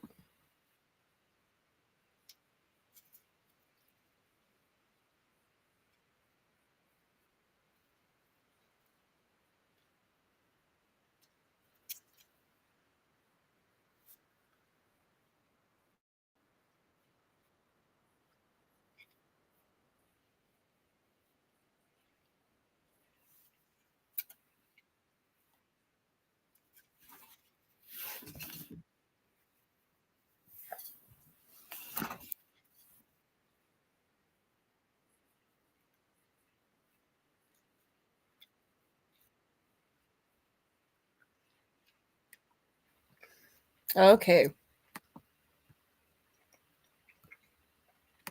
Well, we got to the end of that video, which was really pretty interesting. Take a look and see what else she has on her channel.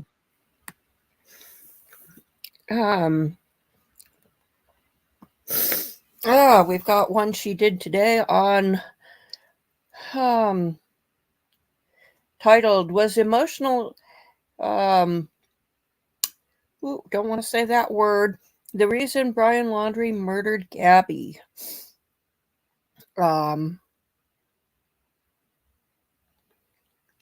That's really interesting because somebody, I think it was, what's her name? The lady who has forensology. Her name is eluding me, and she was pointing out some interesting things in the Roberta Laundrie's note to Brian. So we'll have to save that one to watch on another day. So let's see. She's got one on Letitia thinking when talking to Gannon.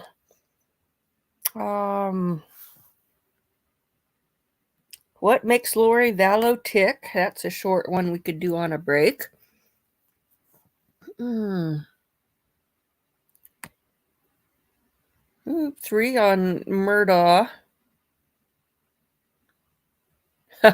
1, the Queen and the art of keeping your mouth shut. That's something that a certain pair in Montecito could learn from.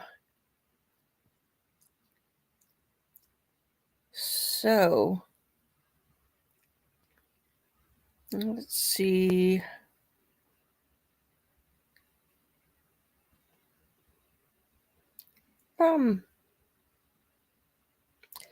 Was Brian Laundrie remorseful? Yeah, this is an interesting channel. I'll have to subscribe over there. Let's see.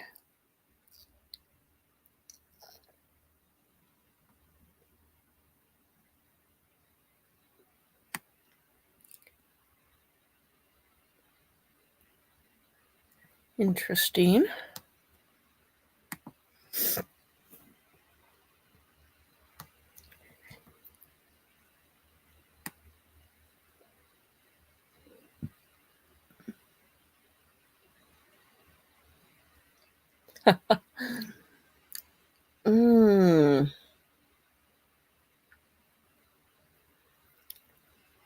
Let's see.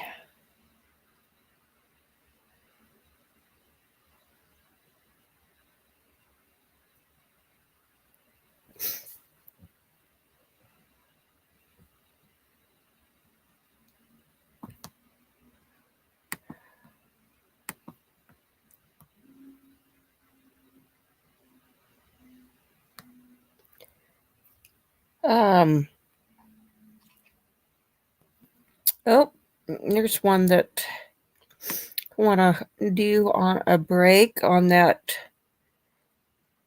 teenager who gave birth in the emergency room bathroom and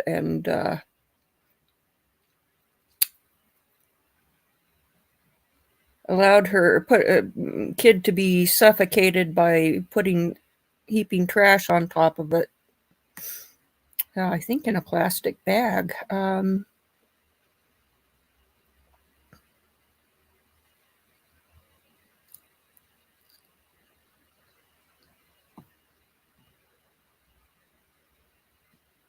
Interesting. Oh, well, I wonder how long it's going to be before they go back. They get our hopes up and then they leave us in the soup. Let's see.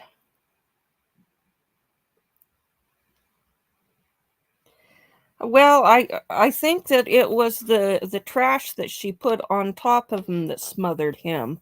I think she covered with a plastic bag one of the extra trash bags, and then put the trash over so that the plastic and the weight of the trash on top caused him to smother. So I don't see how she couldn't know she was pregnant. I mean, I know that there are a few rare cases where somebody doesn't know they're pregnant, but this let's see.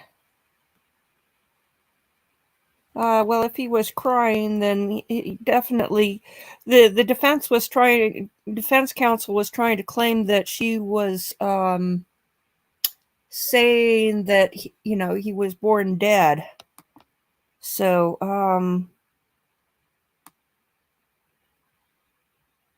let's go back and find that. We could start it. There's some hospital surveillance footage here, so let's do that while we're waiting.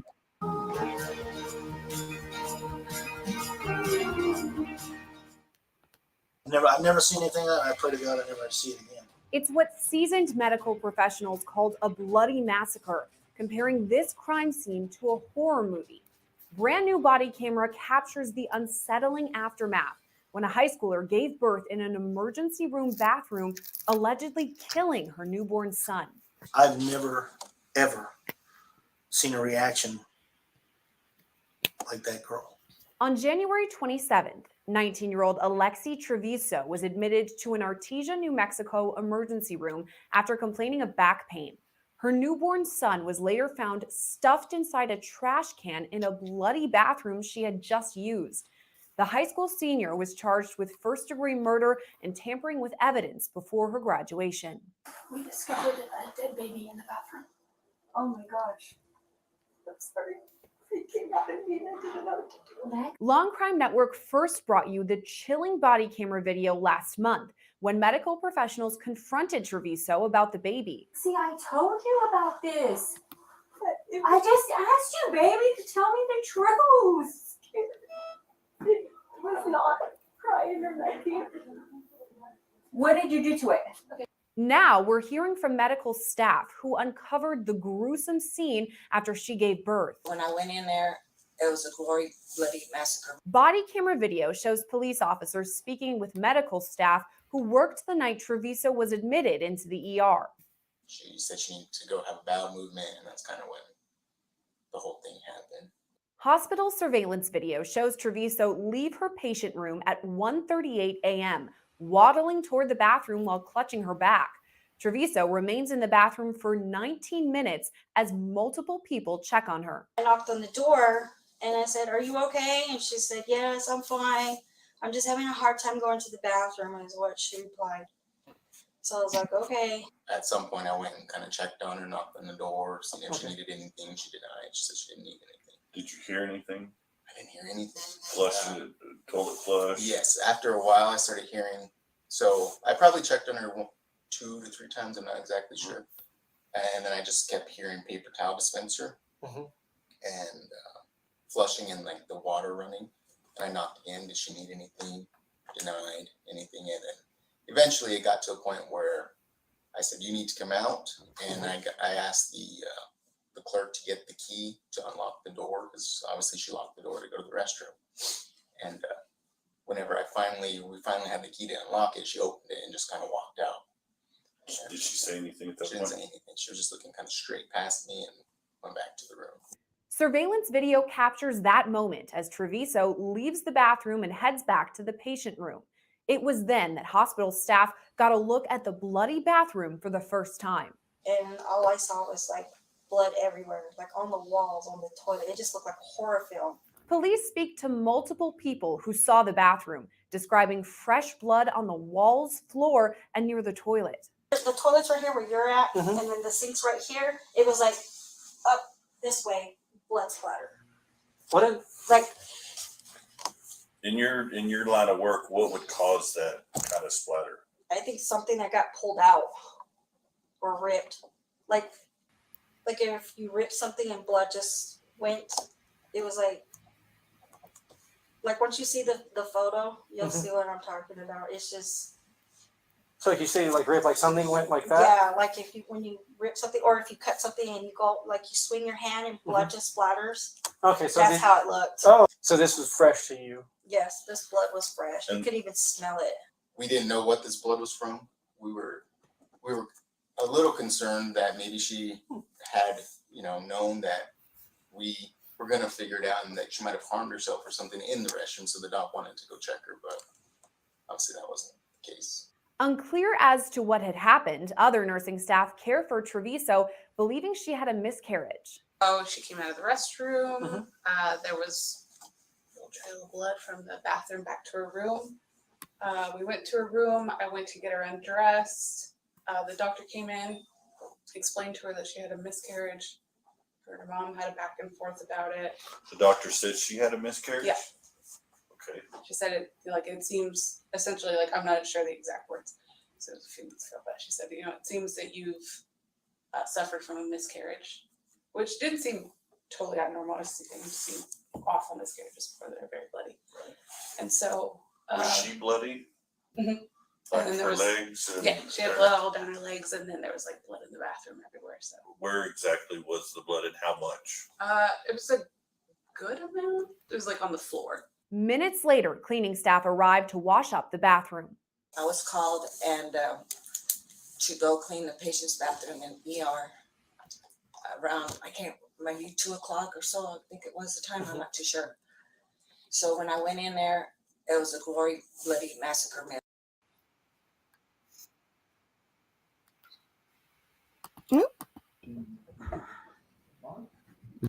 Tracking.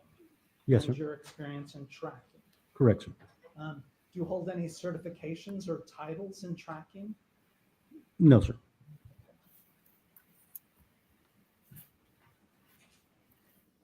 That's not something that the Border Patrol issues certifications or titles for.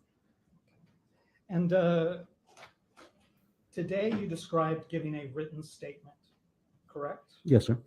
And you said that was the day of the murders, April 9th, correct? I made one statement the day of the murders and a second statement the day following. Yes, sir. Okay. So one the day of, and then April 9th, and then another on April 10th. That'd be accurate, sir. Yes.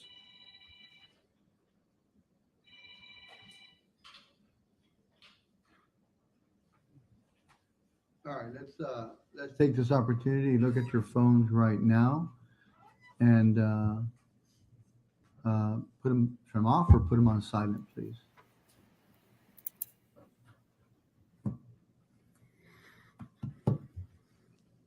Thank you. Proceed. So the one that was April 9th, the day of the murders, right? That was, you gave that statement before you learned that Supervisor Burgos-Aviles was a suspect. Is that correct? That'd be correct, sir. Yes. Right.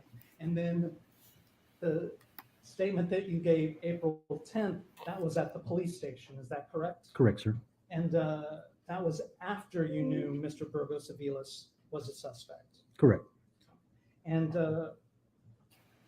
I'd like to talk to you about the statement that you made April 9th prior to knowing that Mr. Burgos-Aviles was a suspect. Okay. All right, to start.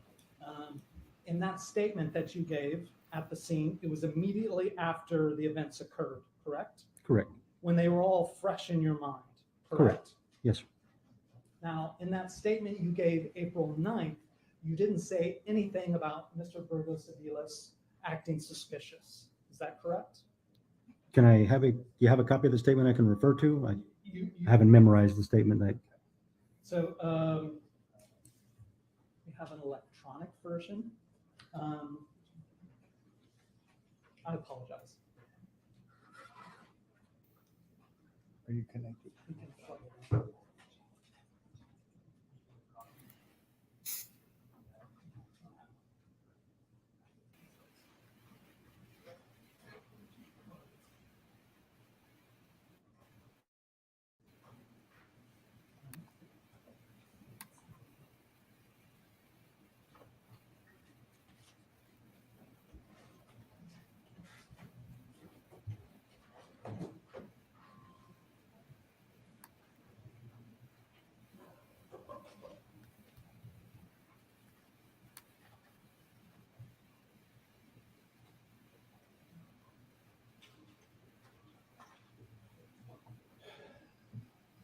Where Is it possible? it's there. It popped up.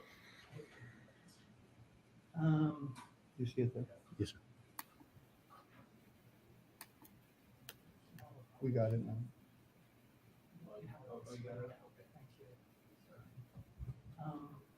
Do you need a moment to look this over? Yeah, that'd be great. And so you can see that it indicates that it's April 9th. Correct. And that's the day of these murders, correct? Yes.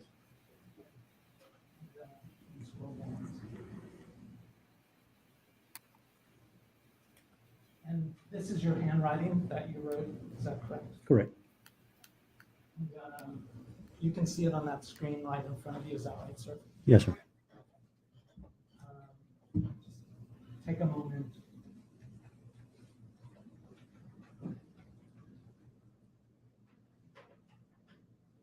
Let me know when you've finished reviewing what's on the screen, and we'll have scroll down some more.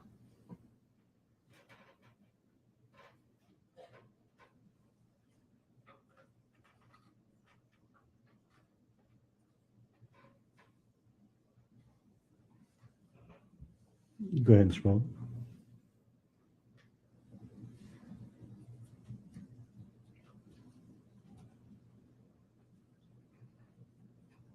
You can go ahead and go to the next.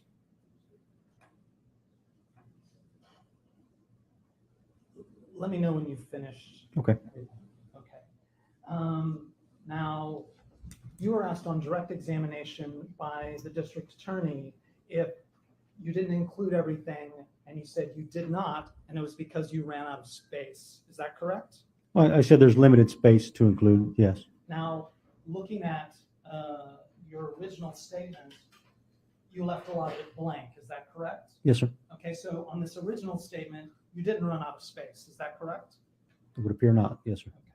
And reviewing it today, Mhm. your original statement, there's nothing in there that you indicated that Mr. Burgos-Aviles was acting suspicious. Is that correct? That's correct, sir. Yes. Okay. At the time, I just dismissed his behavior as, as you noted, Border Patrol agents don't often respond to murder scenes, scenes of that nature. So I just dismissed it in my mind at the time as, okay, his odd behavior is just because he's never handled this kind of scene before. Maybe he's thrown off by what he's seeing here. So that's why I didn't feel at that time a need to mention that. So you said that his odd behavior, maybe it was effective seeing a dead body. Is that correct? At that moment, that's how I dismissed it. Correct. That's how I It was justified only it. After you learned that Mr. Burgos-Aviles was a suspect that you focused your written statement on Supervisor Burgos-Aviles. Is that correct? I don't know if I focused my written statement I wrote my statement as I observed the facts, sir. And the statement that you gave April 10th, Mhm. you'd recognize it if I showed it to you. Is that correct? I'm sure I would. You may.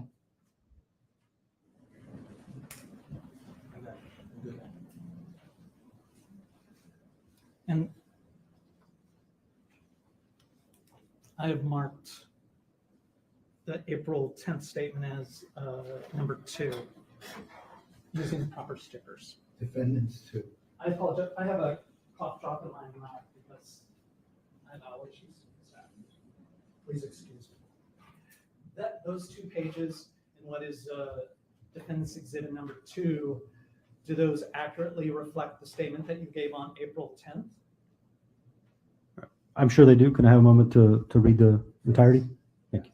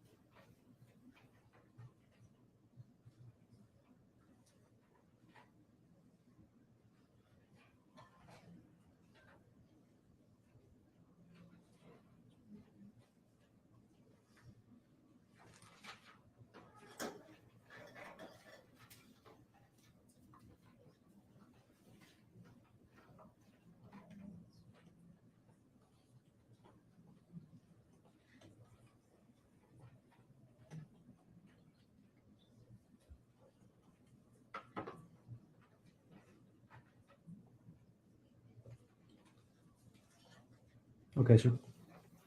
Does that, what's marked as Defendant's Exhibit number 2, accurately reflect the statement that you gave on April 10th? Yes, sir. Police station? Okay. At this time, I'd ask that Defendants 2 be admitted into evidence. Object, you can use it for impeachment, but not to introduce it. Approach, please.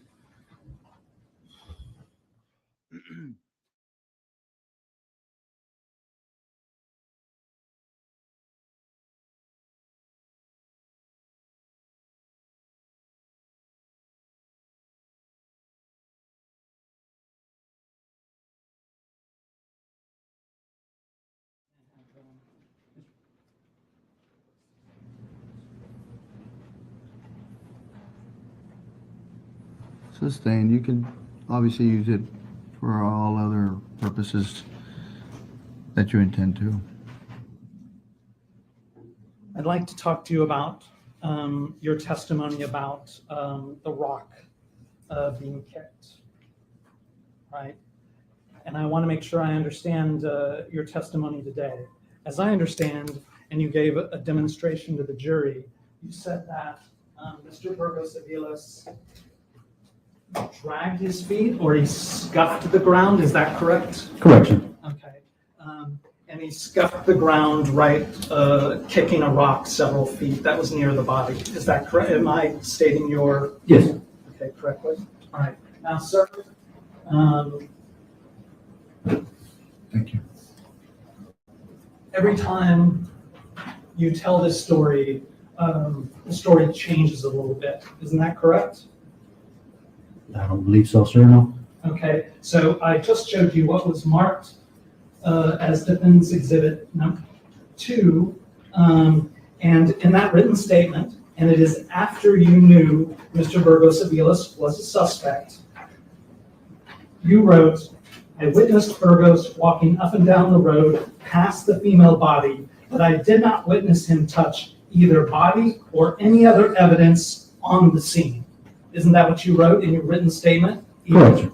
Okay, so I just want to make sure everyone understands. Today you said that you saw him drag his feet and kick a rock, which was very obviously a part of the scene and the evidence, correct? the day after the incident, when it was fresh in your mind and you had the best recall of the events, you said you did not witness Mr. Burgos touch either the body or any evidence at the scene. Is that correct? That's correct. That's what I wrote, sir. Yes. And the exhibit that I just showed you says, I hereby swear or affirm that the contents of this written statement are true and correct, and I understand that any falsification or untruthfulness will constitute a violation of the law of perjury. Correct? Correct. That's what it says. And as a Border Patrol, you're a member of law enforcement. Right. Yes. So you understood what that language meant. Yes.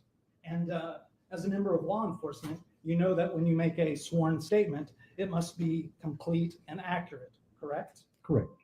Because you understand that a jury, judges and attorneys will look at that statement and rely upon it, correct? Correct. So if I may, sir? One second, wait for the next questions. Okay.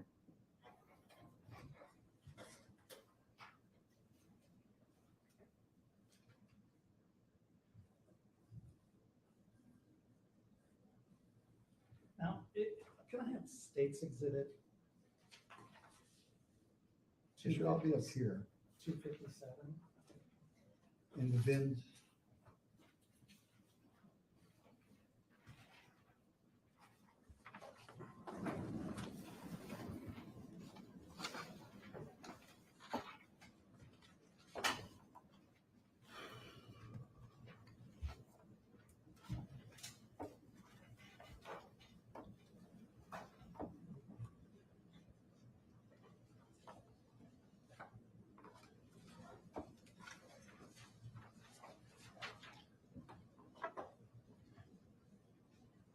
The state does not have any of the exhibits up in the council.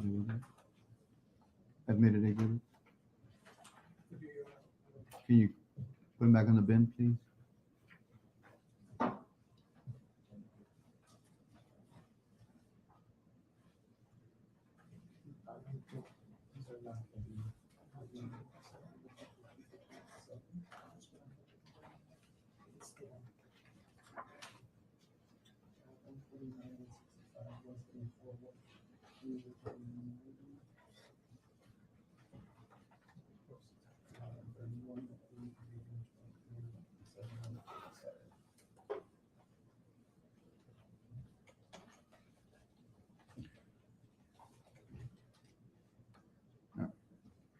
If you don't have any more, I think there's two.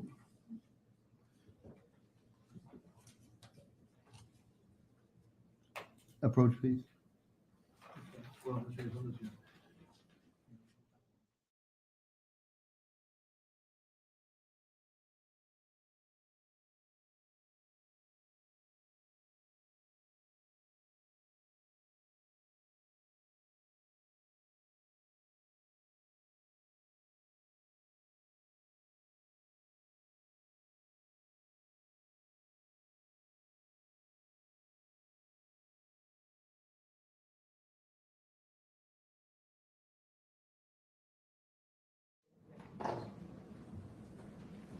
So you previously. So why are you taking those with you?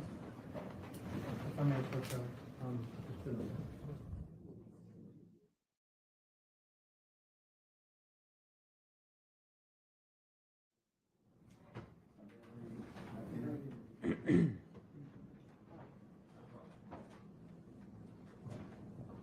For the record, I'm passing the witness States Exhibit 253 and 257.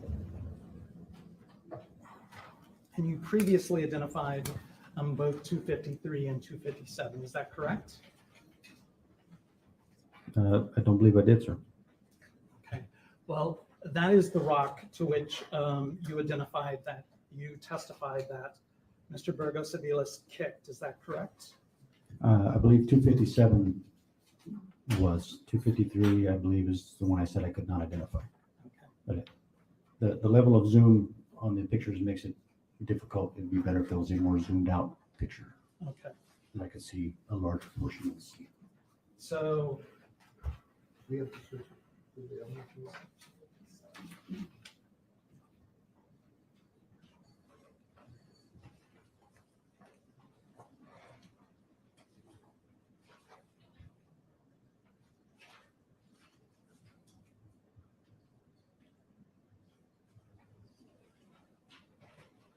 So I just want to make sure everyone understands your description of the time that morning. Is that about a few minutes after you saw Mr. Burgos-Aviles say he was exploring, you heard the call over the radio, and that's where you came directly to Father McNoble Park. Is that correct? Correct. It was about 10 minutes after I spoke to him. And you went immediately to the scene and were trying to assist. That's where you witnessed the dead body, correct? Correct. And it was around that time, right, immediately on the scene where you saw Mr. Burgos-Aviles on the other side of the body while the 3 or 4 other, the 3 plus you, other Border Patrol agents were on the island, correct? Correct. And you thought it unusual that he would be on the other side because he might be disturbing the scene. Correct. Right? And that is prior to, and I apologize, let me back up. And then it was moments after you saw him on that scene, on the other side of the body, that you saw him scuffing his feet or dragging his feet and kick the rock. That's depicted in 257. Is that correct? Correct. Right. And so that's prior to crime scene investigators coming out and taking photos, correct? Yes. Okay. So this photo in 257, which has an evidence marker here, and was apparently taken by Laredo Police Department crime scene, that is after Mr. Burgos-Aviles kicked the rock. Is that correct? Yes, sir. It would have to be. Okay. And I don't have the best eyesight, but sir, you'd said, you discussed on direct examination your ability of looking at tracks and tracking. And Correct. you pointed out for the district attorney some shoe prints. Yes. Could you come show the jury where on this photograph the tracks of Mr. Burgos-Aviles dragging his feet are? I can have a look.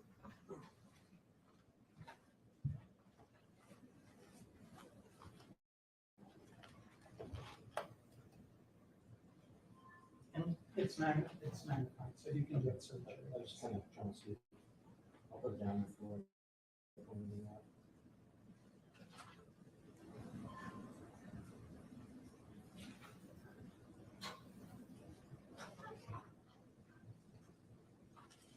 On this photo, I can identify the drag marks. Okay. I'm sorry, I can't hear you. I'm sorry. From that photo, I can't point out any drag marks that I could identify.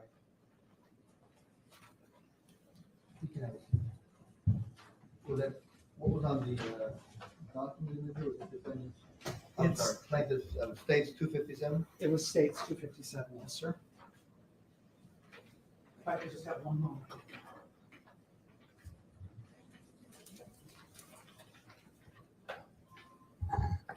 Now, I understand that you and Supervisor Burgos-Aviles both worked at the Laredo North Station. Is that correct? Correct. And in the almost 9 years that Supervisor Burgos-Aviles was at the Border Patrol, you two never worked one-on-one. Is that correct? A few times, like not one-on-one in the same truck riding together, but maybe at the checkpoint, some other assignments like that where we would have interaction. Yes, but not one-on-one for an entire shift. No, sir.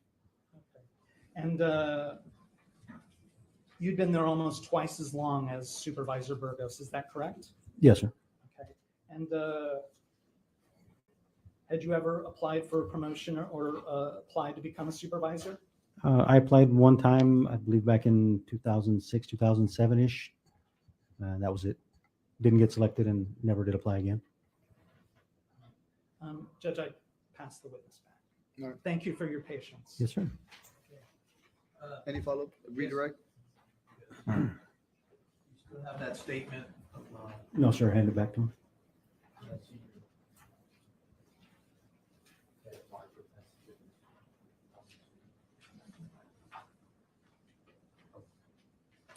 Yeah, that's the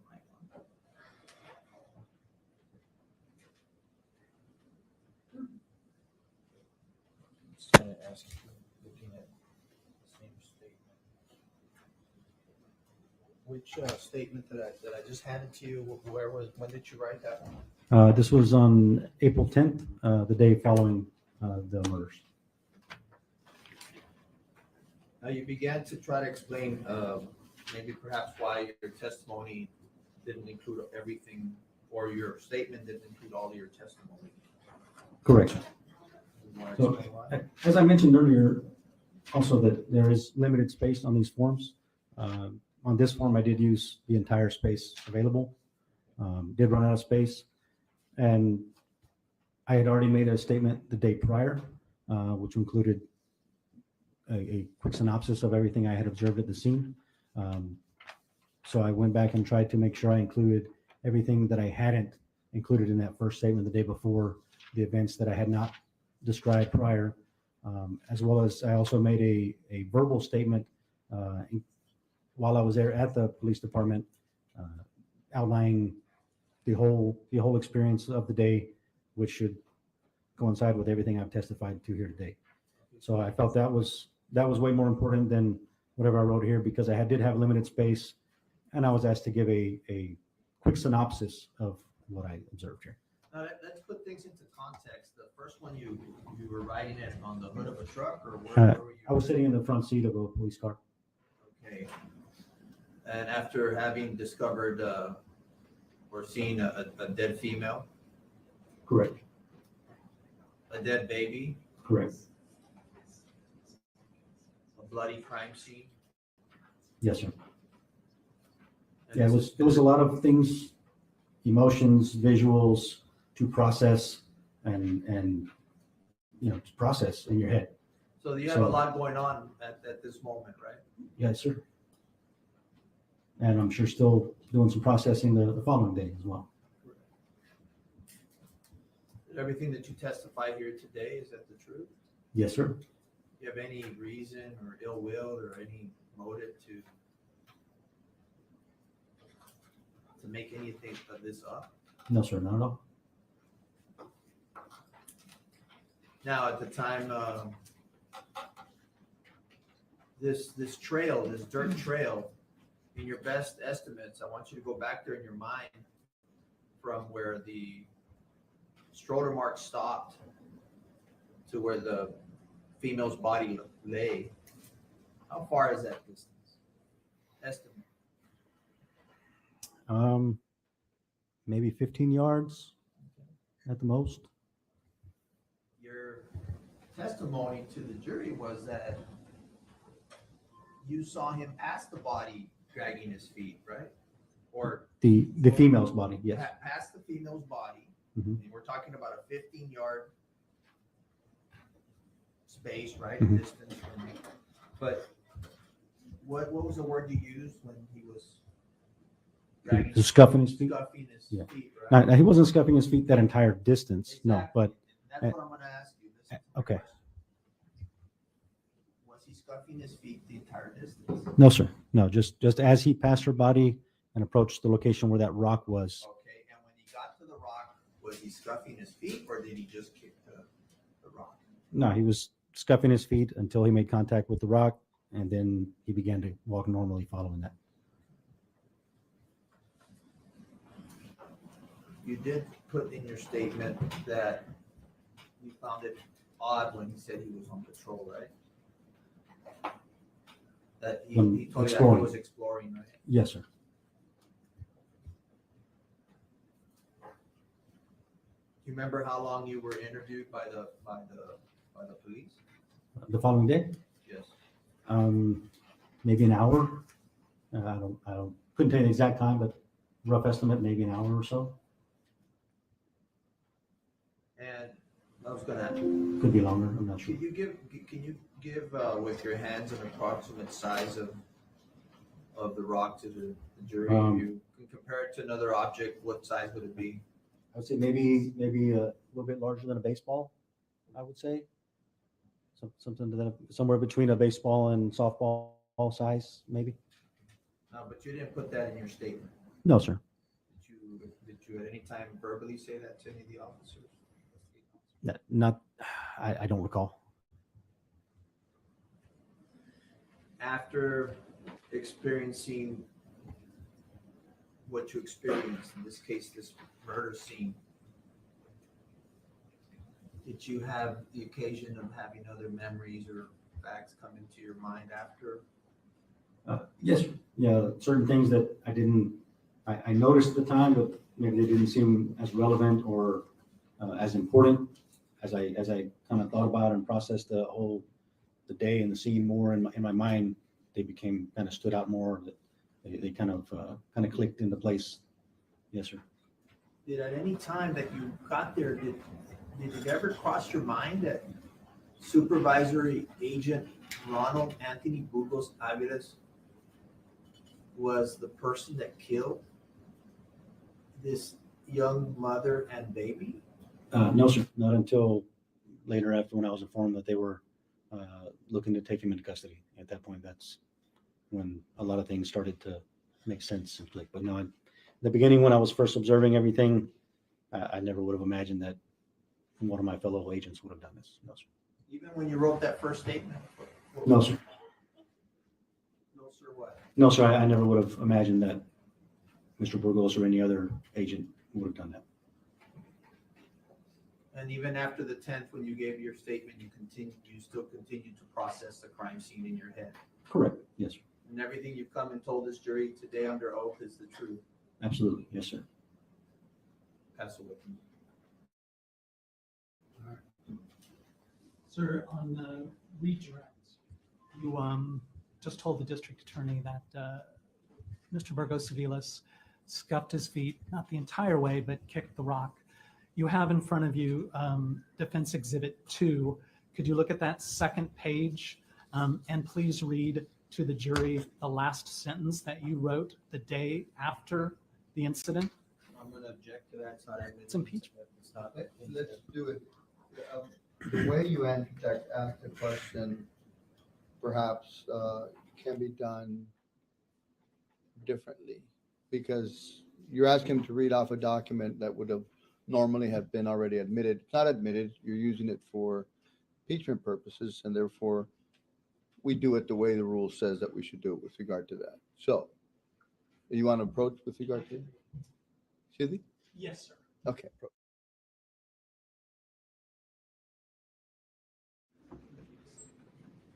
May I have the second page? Yes, sir. Thank you. So just Mr. Could you approach me? I want to make sure we get this right.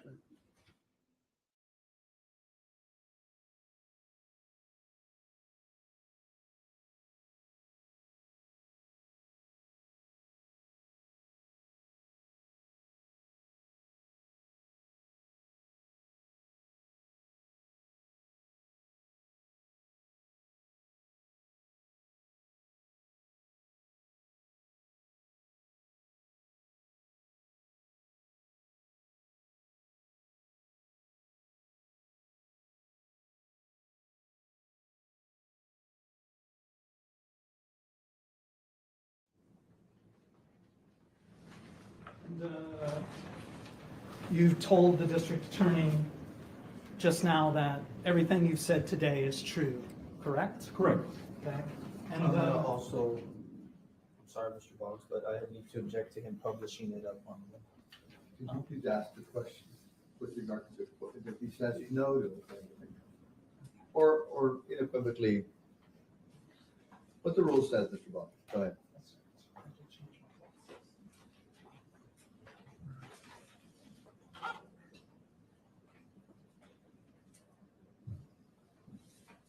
the day after the incident occurred, you wrote, after I arrived at the scene where the deceased subjects were found, I witnessed Burgos walking up and down the road past the female body, but I did not witness him touch either body or any other evidence at the scene. That's what you wrote, correct? That is what I wrote. Overruled. Go ahead. What was it? That's what I wrote. Yes, sir. But you told the district attorney that the more time has passed, things have come into your mind. Is that true? Yes, sir. Okay. So the statement that you swore to under penalty of perjury that you gave the police the day after the incident is not true. Is that correct? Not sure I understand your question, but I'll answer it this way. The statement that I made was absolutely true and still is true. When I was referring to evidence in that statement, I'm referring to the body, the clothing, the stroller, anything like that. Him walking up and down the road touching the dirt could be him touching evidence, could it not? Yet I already made a statement that he was walking up and down the road. So anything could be construed as evidence, a blade of grass that had blood on it that he happened to touch. I didn't visually see him interfere with any large pieces of evidence that were obviously, hey, that's evidence, that's a stroller, that's a body, that's a piece of clothing. That's what I was referring to in that statement that day. And I just want to make sure everyone understands, because I thought on direct examination, you said that when you saw that rock, it was very obviously a piece of evidence. It had blood on it. It was obvious that it was moved and disturbed, but so is every piece of dirt he stepped on. So Not every piece of dirt that he stepped on had blood, correct? I would imagine not, no. I'd pass the witness.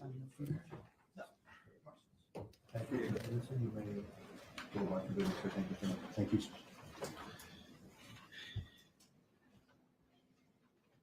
Okay. Mr. Hernandez, your next witness, sir. Francisco Lara, United States Border Patrol.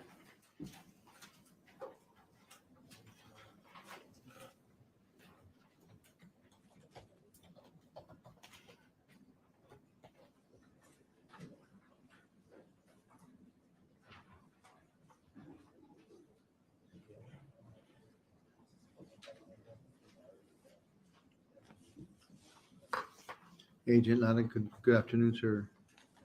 Good afternoon, Your Honor. You've been sworn in, is that correct? Yes, sir, I have, Your Honor. Please, sir. Have a seat right up here. Thank you, sir. Get comfortable, pull up your chair, and we'll start the examination.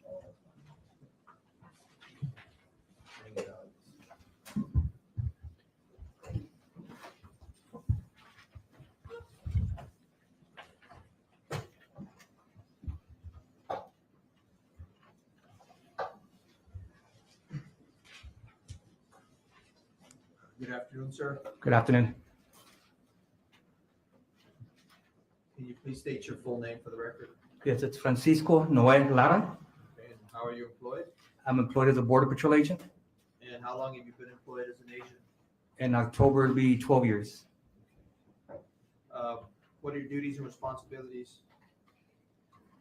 My responsibilities are to deter terrorists and terrorist weapons from coming into the United States, and also to safeguard our borders from illegal activities that attempt to bypass legal frontiers or ports of entries, meaning human smuggling or human or contraband smuggling.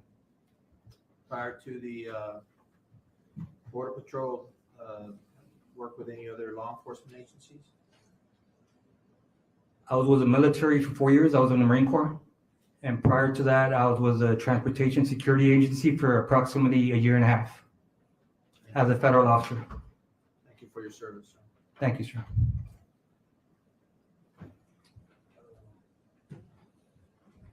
On April the 9th of 2018, were you employed as a Border Patrol agent? Yes, I was. Were you a supervisor? No, I was not. I want to go back to that day. Where did you report to that day? I reported to the Laredo North Border Patrol Station. At what time was your tour? My tour started at 6 in the morning and it lasted till 4 in the afternoon. Were you present for muster that day? Yes, I was. And what did you get assigned an area that day?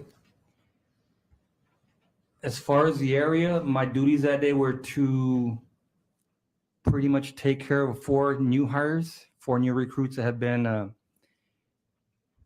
barely employed and were about to go to the academy. So my job that day was pretty much to take care of them at the old Border Patrol Station on Zapata Highway. It's for the South Station. We call it Old Base 7. My job that day were to pretty much take care of them while they get sworn in. So kind of field train? Yes, I was a field training officer. Still currently am. I'm sorry? I'm still a field training officer right now. Oh, Okay, so you still do field training? Yes, sir. Okay. Did you have a new recruit with you that day? Yes, sir, I did. What was his name? Johnny L. Smith. And did you at any time that day visit Father Mecklenburg Park? Yes, I did. Okay. And how did you arrive at Father Mecklenburg Park? I want to say by pure coincidence. My duties, like I said, were to be at the old the South Station. I was supposed to be there as long as it took for the new recruits to get sworn in, speak to the chiefs, fill out some paperwork, and then a lot of times we're there all day. But thankfully that day around between 10 and 10:30, my team leader told me to pretty much start training my new recruit, my new field training, my trainee, Johnny L. Smith. He told me that he would take care of the new hires and for me to go to the field and commence his training. Okay. Are you familiar with someone by the name of Ronald Anthony Bugos-Aviles? Yes. How are you familiar with him? He was my supervisor in that particular day.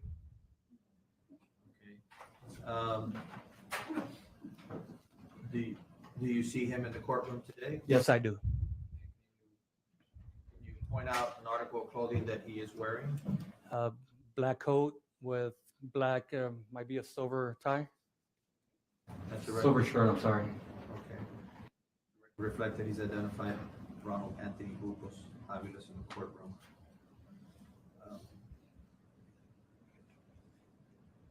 Now, you say he was your supervisor that day? Yes. Did you have any contact with him prior to going to Father Mecklenburg Park that morning? Only at muster. He didn't give muster, but he was present at muster. What happened at muster? We show up, they give the actual field agents their assignments for that day.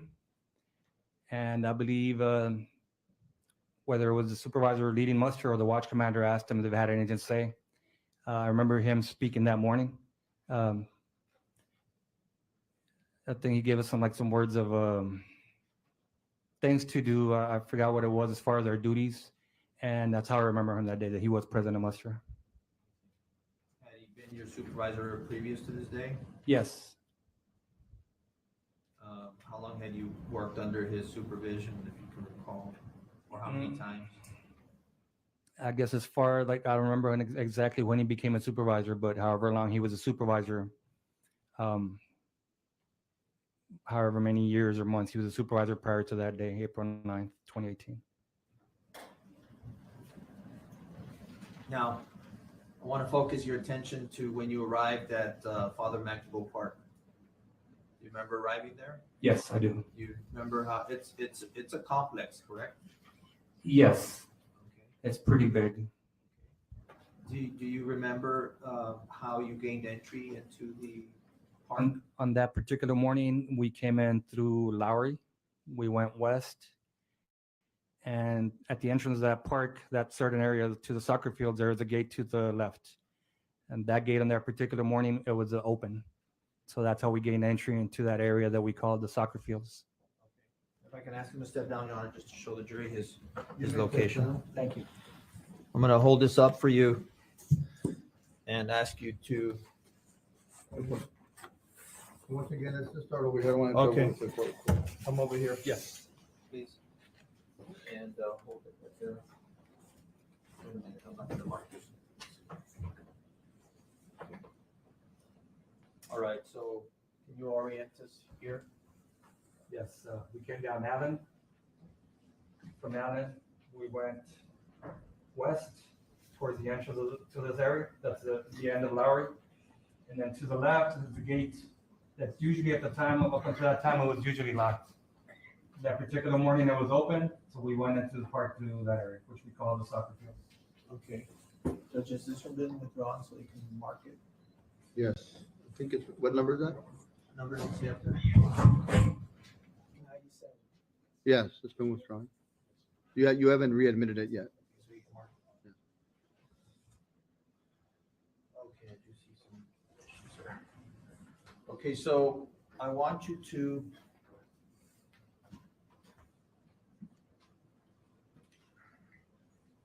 this black pen mark where you entered the park you said on Lowry. Yeah. There's gates all through this area. Show me an arrow. Oh, draw an arrow. Okay, put your initials above that. Okay, and can you show us where the gate is?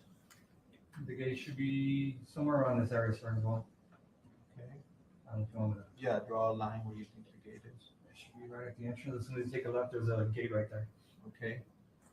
From here, where did you go? We went south, and at the time there was a Conex box here. That's where we parked in this little parking lot area. We reversed into that area. Is it in here? Yes, this area. Okay. So you can put a P there where or yes, where you parked. Okay. Did you reverse into this area? Yes, I did. My truck was facing east into the neighborhood. Okay. I'll put your initials right there.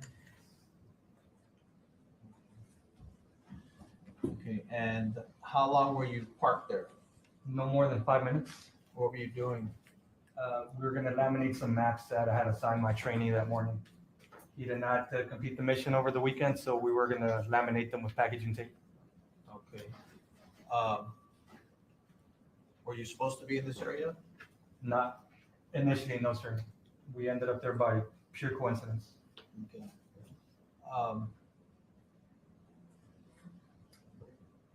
The time that you were there, did you end up moving your vehicle at any time after parking it?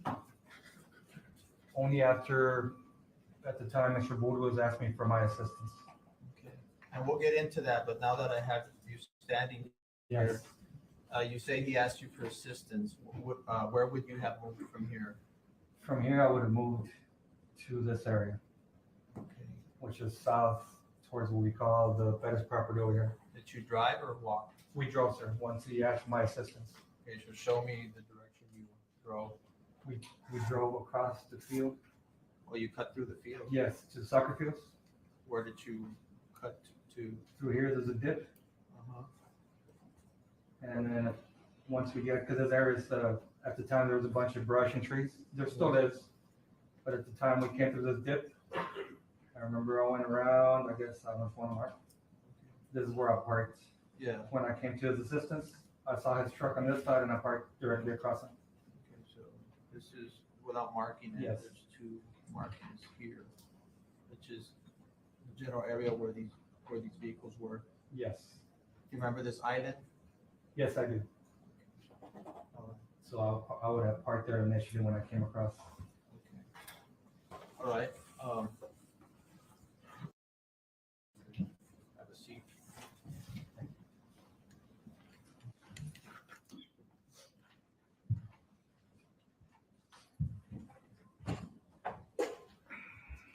So going back to where you were, you said you went in there, you reversed in to that area next to the soccer field or next to the Conex box. You were there with Smith, you said. Yes. Laminating maps. What, if anything, happens while you're laminating? We commenced to do that. And no more than 5 minutes later, my trainee, Smitty, says, hey, there's another kilo coming in. So What's a kilo? it's a Ford F-150. What happens? I look over and I see the kilo driving on the same Lowry's driving west. And it kind of slows down as it comes to us. And we eventually find out it's Mr. Burgos. You come in contact with Supervisor Burgos?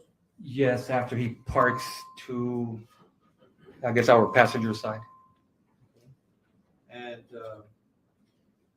what happens next? We call it, he slow rolls to us. I am facing the neighborhood. His truck is facing, when he parks to our passenger side, his truck is facing the river. We lower our window. He lowers his passenger window. And I go ahead and tell my trainee, hey, it's Supervisor Burgos. And at that moment in time, he's grabbing onto his steering wheel and he's just looking over quietly, kind of just like leaning over. And I told my trainee, hey, it's Supervisor Burgos. I tell him, hey, sir, we heard you're going to be shorthanded. We're going to be in the area if you need it. We're just going to be laminating maps.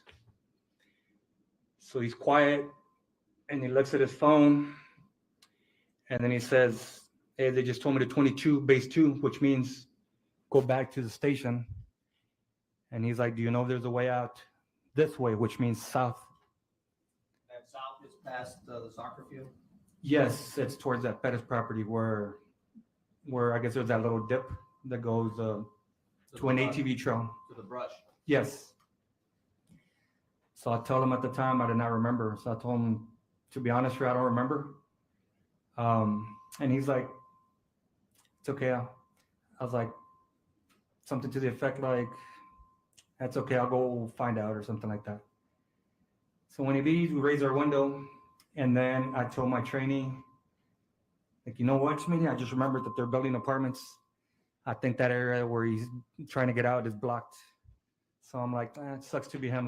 Let him find out the hard way. And we continue doing our thing, laminating maps.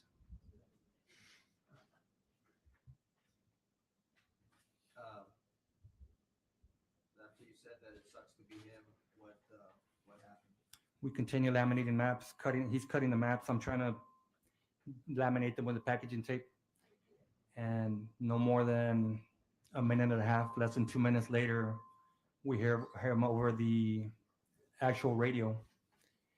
And when we hear Lara, something to the effect like, I need you. That's Lara, get over here. So as soon as I hear my name, Lara, with some urgency, I drop what we're doing and we drive across the soccer fields to his position.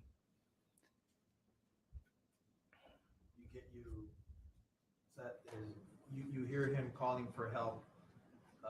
You arrive on scene. Yes, when I get to that dip, we hit it pretty hard. Everything flies all over the place and I can feel my tires slipping. It's like not enough traction is going. So I hit it pretty hard. Like we come around and as I get around the brush, the ATV trail, I could see on the other side of where he's parked, I can see his overhead lights, his red and blues. So he's parked like in a circular area. He parks on the other side and I park on the opposite side of him. That's where I eventually meet up with him. Go ahead. Show you where it's been marked as Exhibit 77. You recognize the CD? Yes. Have you been able to hear the transmissions from that day? Yes.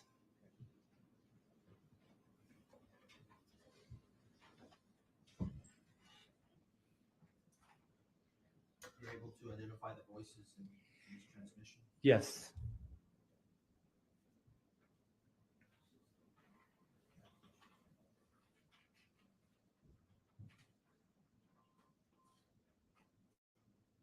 To introduce State's Exhibit 77.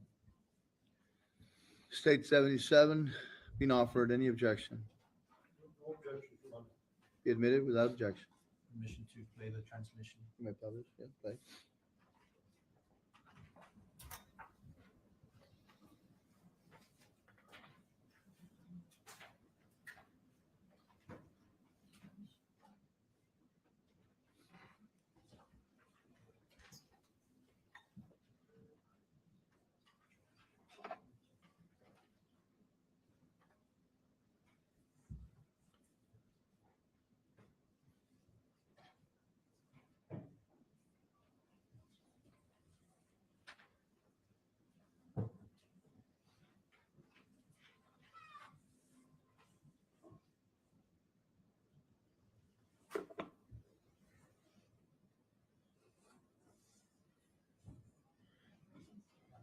Are you going to play it? Yes, we're loading.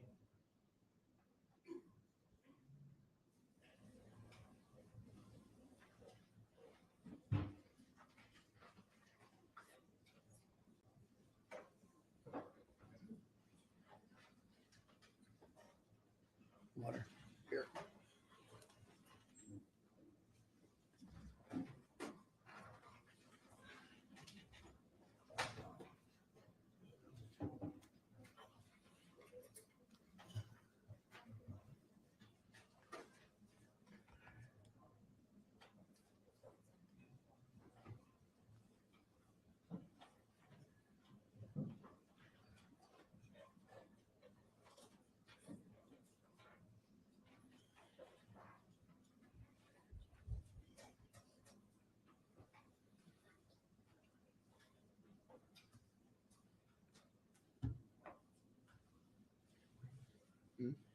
We'll do it after this.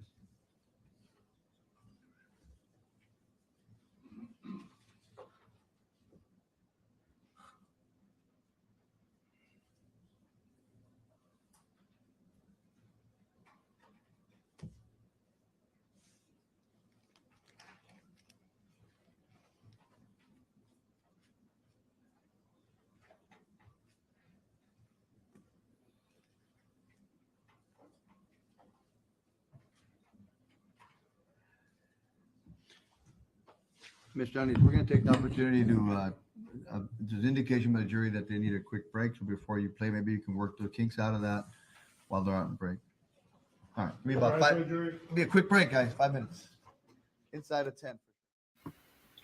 Okay, well, while we're having this break and the lovely view of that speaker in the ceiling, we're going to go back and watch some more about the teenage girl who gave birth at the hospital and baby was smothered. Could you describe it if possible?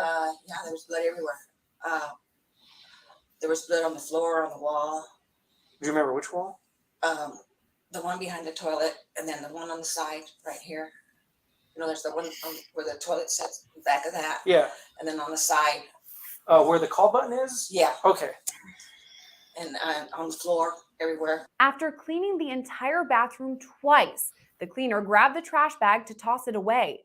That's when she discovered the newborn baby.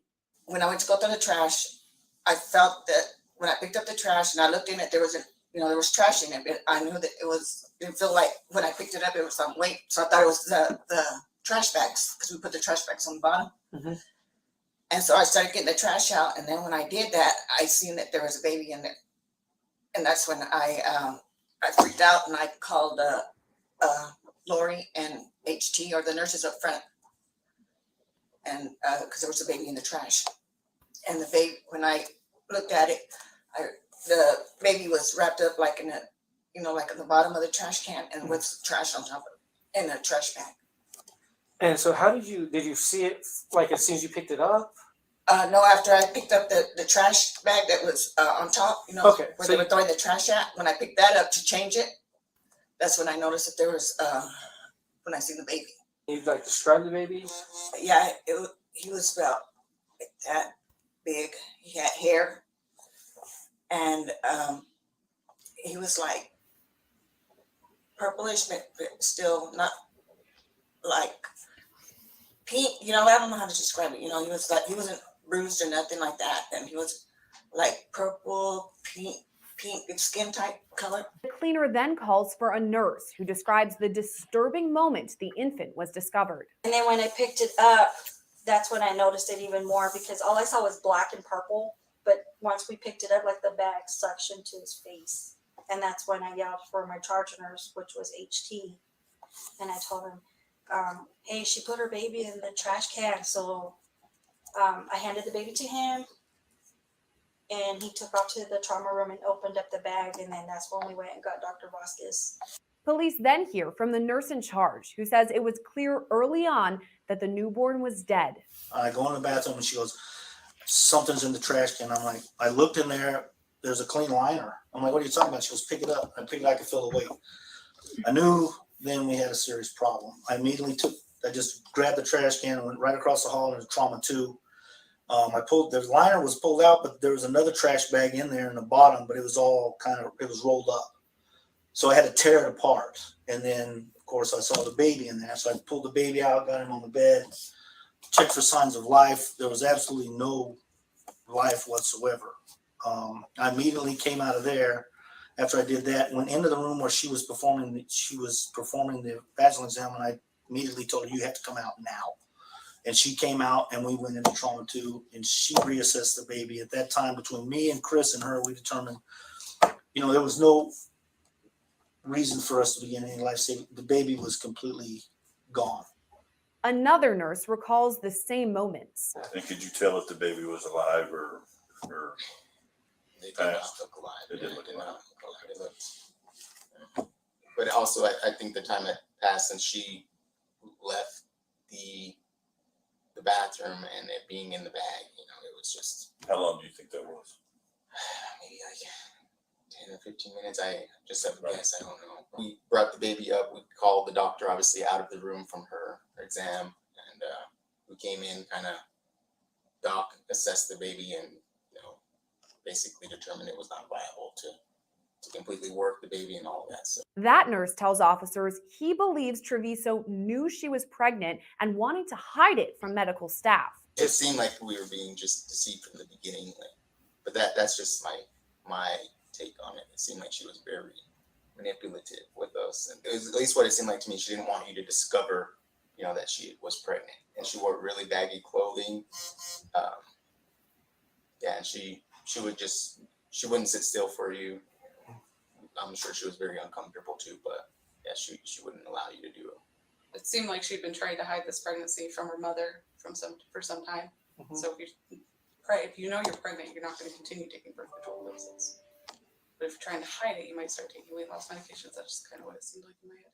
Other staff described the lengths Treviso allegedly went to keep her pregnancy and birth a secret. The umbilical cord looked like an animal had tore it apart. Like, have you ever eaten string cheese? Mhm. And, when you twist it, that's how the bottom of the umbilical cord looked. And I just remember it caught my eye and I was like, God, I was like, this chick really ripped this thing apart. After this, medical staff called the police and alert Treviso about their discovery. I'm sorry about this, but in terms of delivering a baby and it looked like you tried to hide it, we do have to have the police involved. And nothing was crying. It came out with nothing. And then I went in there to talk to the patient Okay. and asked her why was the baby in the trash can. And what did she say? She said that it just came out of her and she didn't know what to do. And I said, did your baby take at least one breath when it first happened? Or did it take at least one breath, or was it not breathing? And then she kind of looked at me in the face and the eyes, and she was like, well, can I tell you? And I said, tell me what? And she said, so I've been having this bad abdominal pain, she said, and we came here to the ER, and when they brought me back here to this room, I felt like I needed to go poop. She said, and I asked if I could go to the bathroom. She said, and so when they said, yeah, that I could go to the bathroom, she said, when I sat on the toilet, she said, it just all fell out. And she said, but when I had it in my arms, it wasn't breathing, it wasn't moving. And so, of course, you want to be very, very judgmental at that time, and you have to bite your tongue sometimes. But, my first reaction was like, I wanted to say, hey, well, then why wouldn't you call us for help? But I didn't. She said, so he wasn't moving, he wasn't breathing. So I just placed him in there. Nurses who spoke with Treviso after the baby was discovered say she never asked about him. Instead, they say she was more concerned that she would get in trouble with her mother. Did they have any comments? Not one. Really? I was really surprised. Not one person asked me about the baby. If it was alive, if it was dead, if it was a boy, if it was a girl, no one asked me anything. She didn't even ask. No, she didn't ask. The only thing she started doing was crying and started talking about she didn't know what to do. Not one. I've never seen I've delivered multiple babies and I've seen multiple miscarriages and I've never seen a reaction like that. And I don't even know what to say about that. I've never seen anything like it. How would you describe the reaction? I think there was no emotion except for herself, and she really wasn't even crying tears. She was just, and the only thing she was upset about. She didn't say anything Hello? about what had happened. She was just essentially worried that she was just going to get in trouble. So that's what I mean. Were those the questions she was asking? Mm-hmm. Like, so what's going to happen to me? Like that kind of thing. Did she ever ask about the baby? No. Not once. She essentially was scared. She was worried that she was going to get in trouble. She did have the back and forth with her mother that was just about like They had said, oh, the mom was upset because she had had sex and hadn't told her. So they were going back and forth on that. And then she was just denying it, which was a little out of the, wasn't really deniable at that point in time. Right. So the patient was denying having sex at this point to her mom. Yeah, she was trying to state that she was still a virgin. After she came in from the bathroom. Others believe Treviso knew she was up to no good.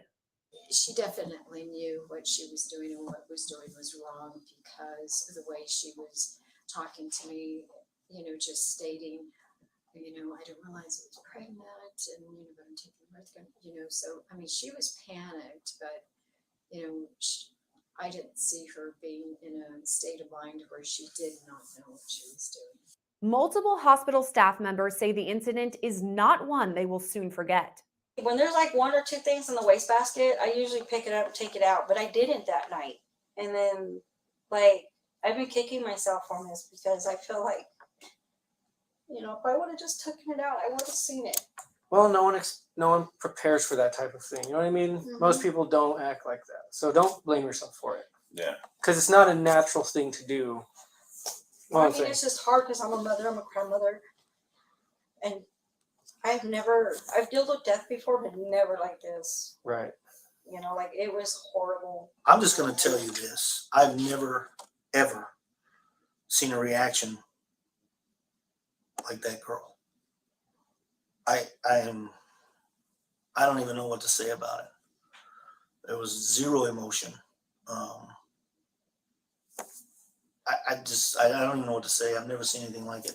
I've seen women that are only married, or not married, but pregnant for 6 weeks, and they lose their baby, and they're a mess. You know what I mean? That girl went in that bathroom, made no sounds at all, and the baby came out of her. And I don't even know how she functioned that way, to do what she did and with no emotion. I've never seen anything like it. And it was a pretty good sized baby. Pretty good size. It looked term to me. Yeah, me too. I mean, it was term. I can't tell you that was, but the only thing that upsets me the most is, I understand she was scared, and I think her mother had a big dynamic on her, and I understand that. I mean, I think her mother was probably pretty controlling. I don't know that. I'm just speculation. But she gave me no chance to save that baby. I had no chance, and that's not what I do. My job is to save lives, and I had no chance on that baby. She gave me no chance. And we are a facility that you can drop the baby off, no questions asked. You can just leave the baby and go. I don't care, as long as you bring the baby to a safe. We are one of those type of hospitals, so it's hard to fathom what was going on in her mind. I don't know. I've never seen anything like that, and I pray to God I never see it again. A jury trial date for Treviso has been set for October 2nd. If convicted on the top count of first-degree murder, she could face life in prison. Reporting for Long Crime Network, I'm Sierra Gillespie.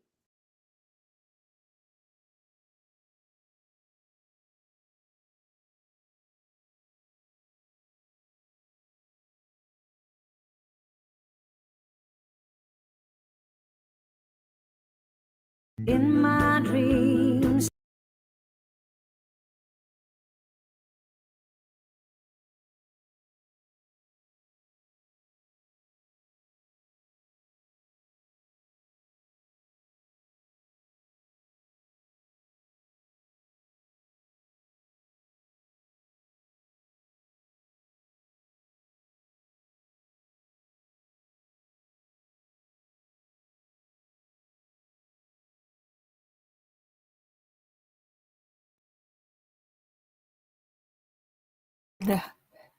Okay, I just had a call from my friend. He has rentals, and has somebody who wants to take the place that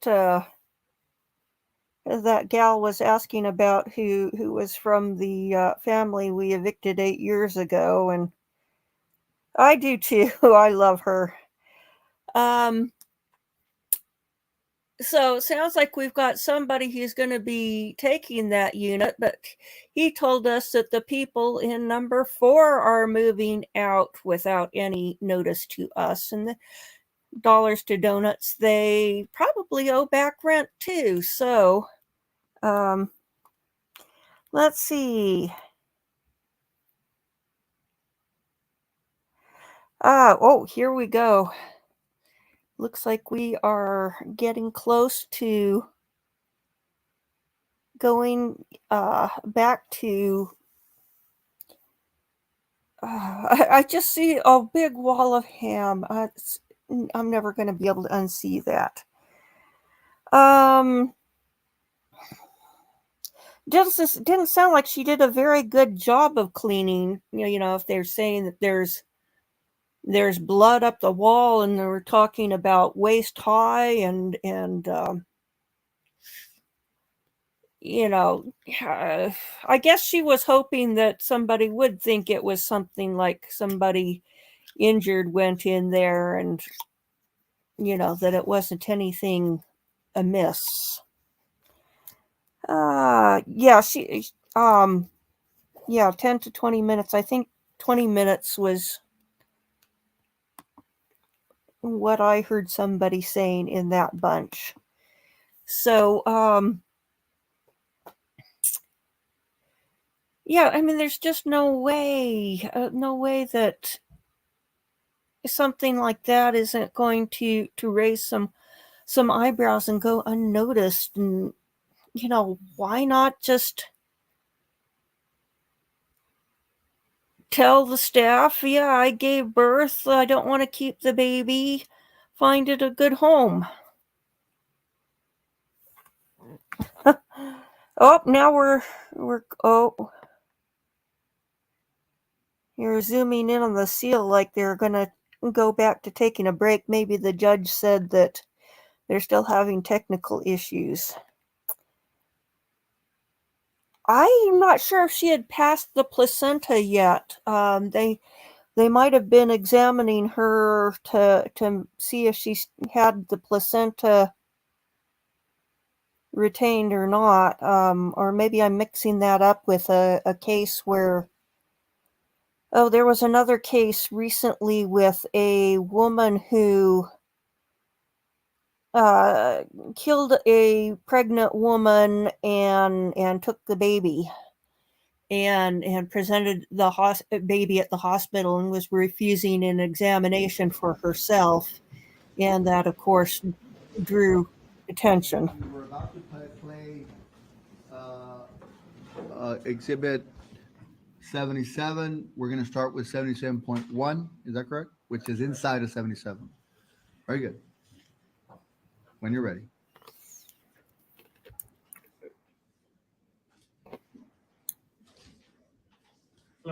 Copy, dictate. Pause it. Did you just hear that? Yes, sir. What does that mean? Not about us, 6-8. It's just star number. We don't have badge number, so that's how we're identified. It should be November 6-6, I think was the star number.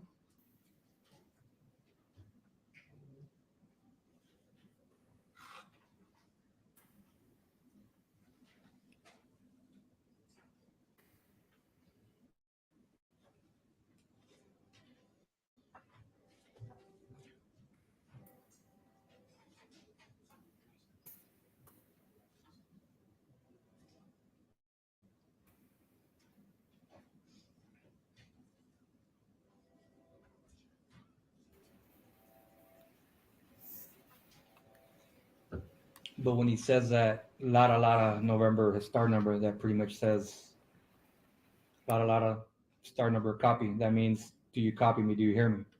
So yes. Let it play, then you can explain any of the codes or whatever it is. Copy, dictate. That it?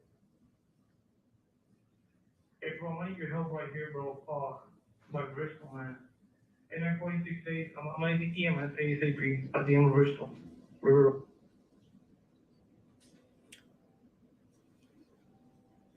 At the end of Bristol, River Road.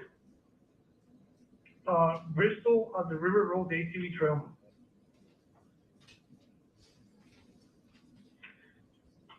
What's the traffic?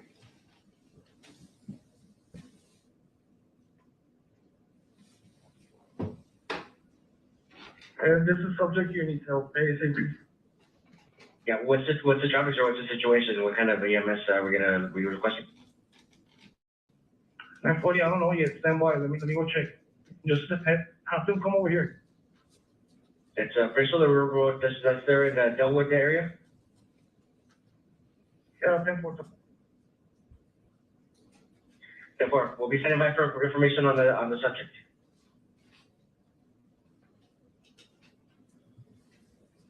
There'll be female subject. Stand by. There's a lot of blood. We're trying to see if it's a head laceration or.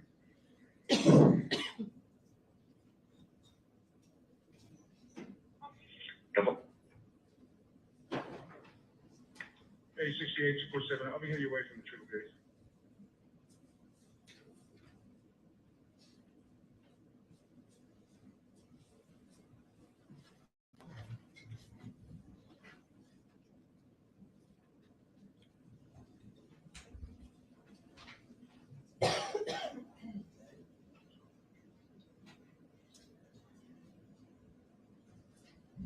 All right, so you heard, what channel are you all on that transmission?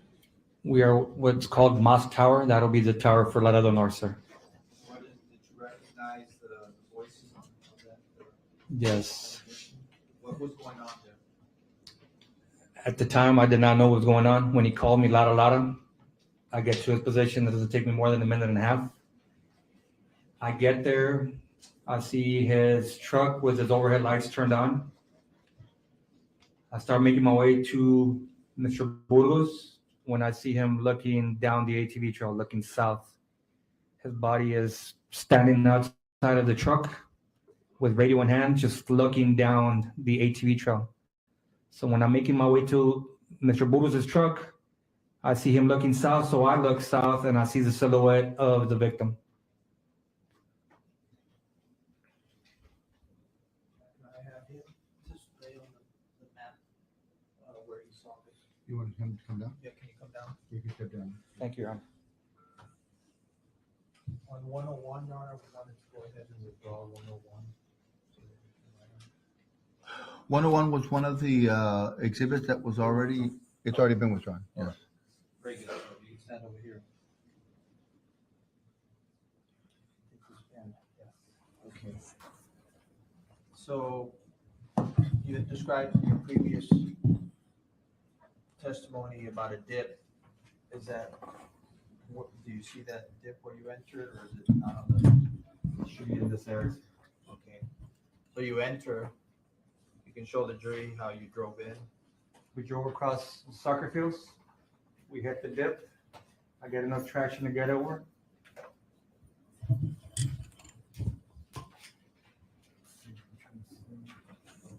At the time, Mr. Burgos is parked on this side was his kilo truck.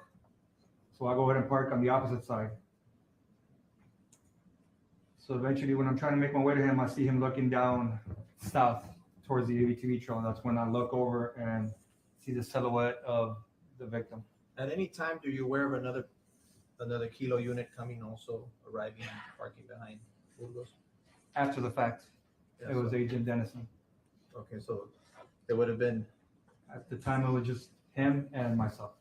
Okay, but so after you got there before Agent Dennison. Yes. So if you can indicate where you would best approximate Burgos' kilo unit was when you arrived with a B for Burgos. Somewhere here. Okay. And put a K for kilo. BK right here next to it. Okay, and where did you put your kilo unit? It should have been directly across from him. Okay, so you can put more or less your last name or your initial. Okay. And the kilo unit there, right? Okay. And where did Dennison ultimately park his vehicle? Should have been behind Mr. Boodoo. Okay, so put a D there for Dennison. Okay, put the K for kilo unit. Okay. So now, describe and indicate for the jury what you saw. Initially, all I could see was his overhead lights through the brush. At the time, it was pretty high brush, but I could still see enough of his kilos. I see the overheads. I don't know what I'm expecting. All I heard is that he called me. It sounded urgent, so my job is to get there as fast as I can. So I parked there. I'm looking over towards him, and that's when he's outside of his truck looking south, the ATV trail. South is towards me? Yeah, it's towards the Pettis property. There is a house over here, a landmark that we refer to as the Pettis property. So when I get there, he's looking south. So I look south and I see the silhouette of the young woman. So I completely forget about Mr. Boodoo and I start running towards the victim. Is off this island, where would the victim's body be more or less? Somewhere in this area. Because it's the island, so it would have been like around right Somewhere here. around here? Yes. Okay. So then what do you do when you see the victim? As soon as I see the victim, I approach and I start yelling, like, "Señora, despierta, estás despierta. Ma'am, wake up." Because at this time, all I see is blood. I told my trainee, I call him Schmitty. I like, "Schmitty, is that what I think I'm looking at?" And I see the silhouette and I immediately start running towards her. And that's when I tell him, like, I start yelling at her, "Estás despierta, are you awake?" So at that time, initially, right away, I said, "Sir, do you have any gloves?" Which he said, "No, I do not." Who did you say that to? Initially, I asked Mr. Burgos, "Do you have any gloves?" He's like, "No, I do not." So I say, "I don't have any gloves." And I asked my trainee, Schmitty, "Do you have any gloves?" And thankfully, being the great agent that he was, he did have a pair of gloves. So he goes ahead and tells me, like, "Sir, I have gloves." So I take them both. I grab one and I give one to Mr. Burgos. I put the glove as best as I can, immediately check for a pulse. I don't feel a pulse. Before anything, I'm radioing everything in to, initially, before I even touch her, I radio everything into our station, base 2, and I'm telling them what we're seeing. Hold on, Agent Lara. I think Yes. you can take the stand. I think this is good for now. Take the stand. Thank you, sir. Continue on. Appreciate it.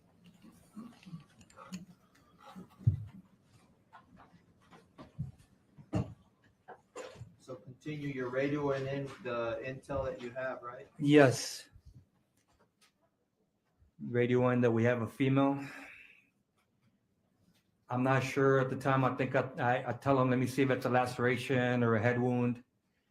All I know is that I'm seeing a woman covered in blood. There's blood on the ground. So I tell them to stand by. I put on the glove as best as I can. And I immediately check for a pulse. I don't feel a pulse. I look at my fingers and they're covered in blood because I checked her neck area. So I don't feel a pulse. So I immediately see her left wrist. It's facing up. I check her wrist. And again, I do not feel a pulse. Right away, I tell Mr. Burgos, "Sir, I think she's 10-7, which means that she's dead." And he's like, "Yeah, it looks that way." So I'm radioing everything into our station and I'm letting them know what I'm seeing. So I told our station, we have a female that appears to be deceased. And I'm telling them there's blood to the top of her head, to the left, to the body. There's blood splatter all over. The blood's a little bit coagulated. And at that moment, the supervisor at the station, I believe it's Supervisor Ali, tells me, "Okay, take a step back and treat it as a crime scene." What is Burgos doing at this time? At this time, he's standing there. Not really. The supervisor normally takes control of the situation and radios in everything to the station. Once again, he's quiet. I'm the one relaying everything that I'm seeing to the station. I'm processing everything in. I'm taking it in. And I'm telling them what I'm seeing. And right away, I start telling the camera operator to start scanning the river. I tell them, "Scan the river, see if you see anybody going back." scan the Mexican side on the ridges, see if you see anybody out there. I hear the boat patrolling the area, and they ask if we want them to come to our area, which I told them, of course, come up, try to check the landings where they come up, try to see if we see any tracks, any sign, any mud. I believe also a helicopter pilot reached out to us over the radio, and he asked if we wanted them to give us a flyby. I believe at the time they were coming back to Laredo to refuel. So we tell them to go ahead, please come into the area. And the impression that I got from the pilot at the time was that he's fairly new, because he did not really know where the Pettis property was. So I do remember I told him, come fly south of the river until you get to what's called the CPNL, the Central Power Light Company. And I told him, if you come south, eventually you should see all the vehicles, overheads or whatnot. Okay, so you're giving all these transmissions. You already checked for a pulse. Yes. Does Mr. Bugos do anything around this time? Not at that time, no, sir. What else do you see him do at any time? At any time did you see him touch the body? After I sent my agent Schmitty to go to Allen Street in Bristol to open the gate for the paramedics, I believe he took my truck. So for a moment there, we're by ourselves. After that's when I see him move the body. Okay, and when you say move the body, can you demonstrate for us, if the court will allow you to come down here and demonstrate Yes. how you move the body? County Judge? Go ahead. Thank you, Your Honor.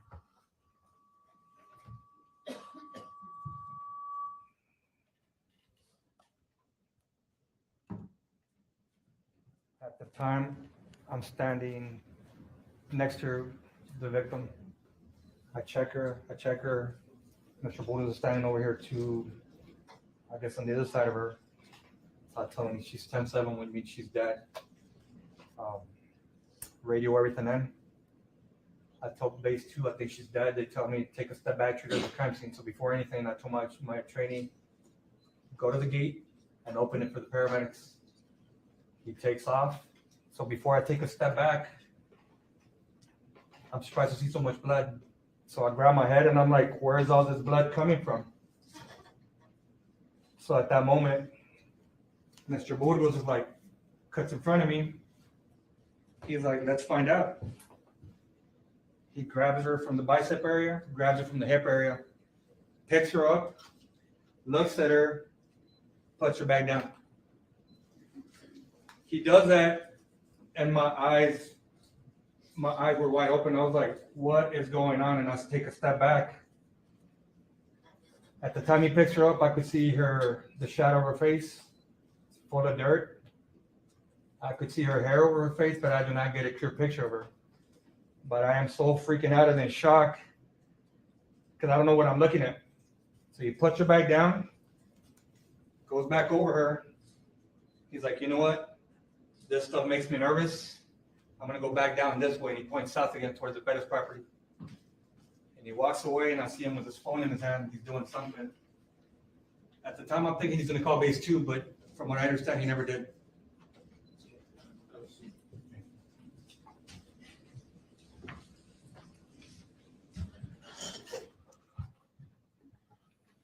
Permission to publish the transmissions of the reference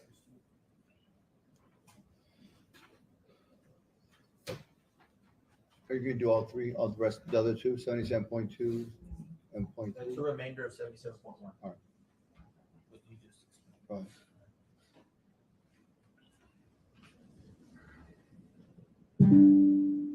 Hey, Cameron, you just try to see you scan the river, bro.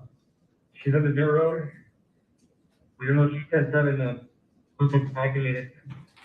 Blood coming somewhere from the head area. He's got it, but I don't see no movement. Hey, November, you know, with that traffic, copy Omaha 7 Sierra. Can we assist you with anything? Are you looking for somebody?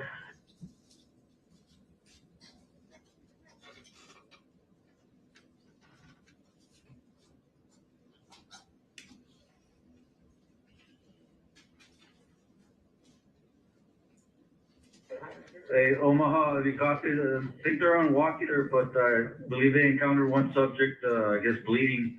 Yeah, if you could make your way down there just to see if they have additional traffic. 1040, what was the 20? Yeah, it's gonna be at the end of Bristol, down towards the ATV trail at the end of Bristol.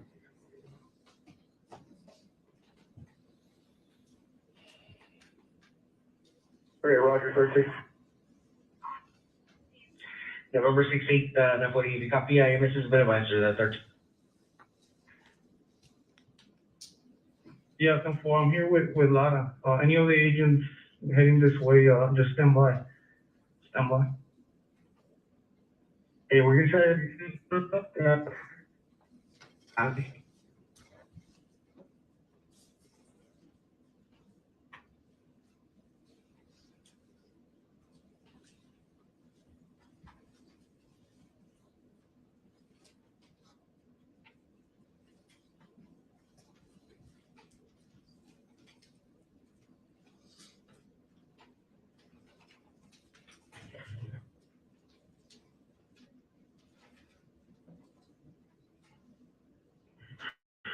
Hey, 6-8, copy Davis.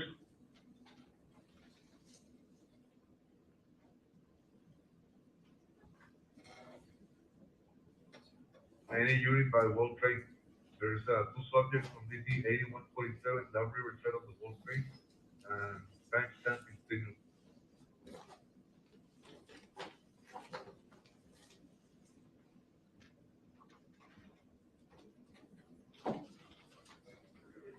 Hey, 940, copy base 2. Can you notify LPD if you have not done so to respond to that traffic as well as the end of Bristol? Yeah, PD and EMS were advised, sir. They're both fast, simultaneously.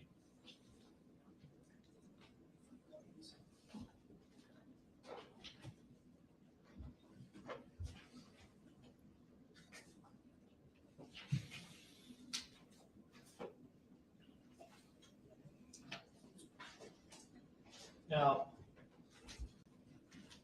after you said he walked away south towards the Bettis property, you said he was messing with his phone. What if anything else did you see him do or what happened? He goes south. I lose him down the ATV trail for a few moments. Eventually, he comes back because I lose sight of him around the curve. A few moments later, he comes back with a tennis shoe, and he's grabbing him by the shoelace. And he's coming back with the tennis shoe towards my position. I didn't think nothing of it at first, so I'm like, I asked him, hey, sir, what do you have there? What do you got there? He's like, oh, I found this shoe in the brush. In my mind, I'm, okay, he found his shoe. Same thing, I didn't think nothing of it. So he's walking back. And what shocked me was that he put it at the base of her feet. And he just put it there. So again, he puts it there, and as soon as he does that, he starts dragging his feet. Kind of like when you're skiing, he's just dragging his feet to the point where he's picking up dirt. Once again, I'm like, I don't understand what I'm looking at because I specifically told him there's blood over here to the right of the head, over here to the left. There's blood splatter exactly where he was picking up the dirt.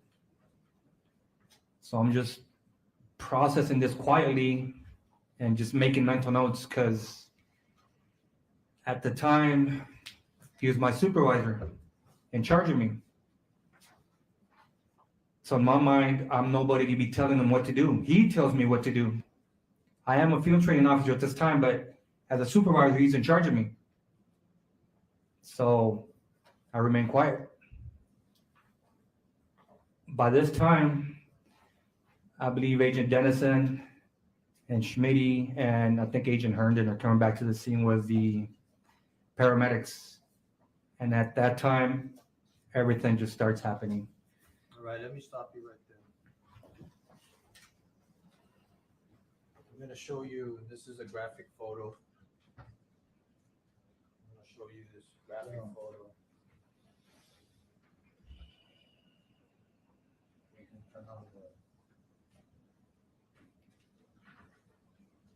Can you identify what you just testified to, what you described? Yes, sir. That is the victim, the young woman. At the base of her feet is that shoe that Mr. Burgos placed after he came back from the trail. Okay. I'm gonna show you 131.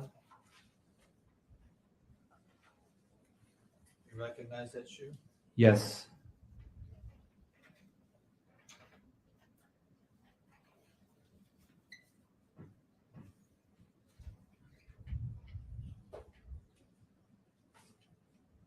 Your Honor, we have the shoe. We filed the chain of custody affidavit, permission to show Agent Lara the shoe. Is it tagged? Yes.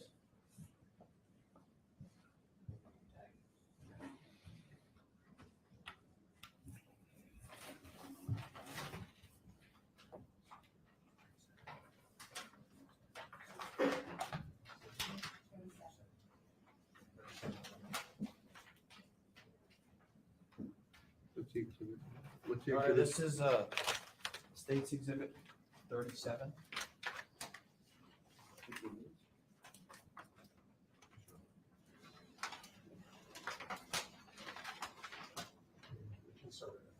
Okay. This is previously marked as State's Exhibit 37. All right, it's not admitted yet, so. And, but we do have our affidavit, chain of custody. And we've moved to admit State's Exhibit 37.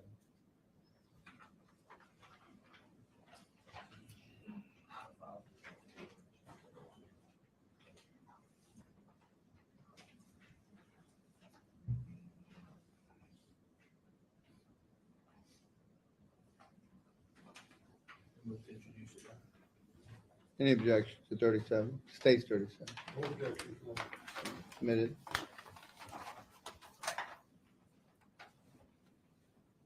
I ask you to put these on. Yes.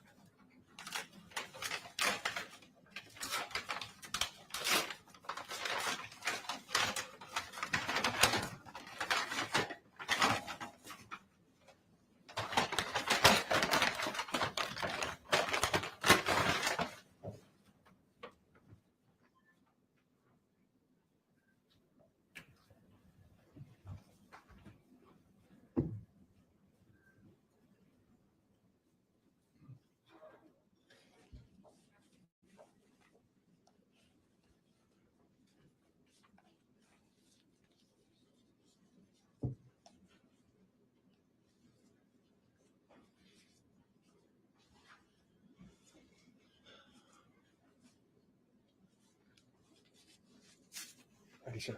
I'm gonna show you what came out of the bags that mark State's Exhibit 37. Ask you if you recognize. Yes, that is a shoe that Mr. Burgos brought back to the scene. Is it the left shoe or the right shoe? What came This out? is the left.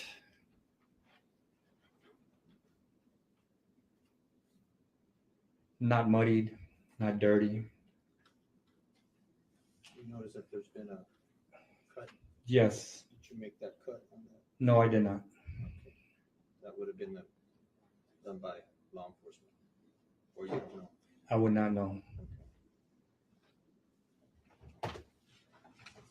This shoe was not near the body when you arrived.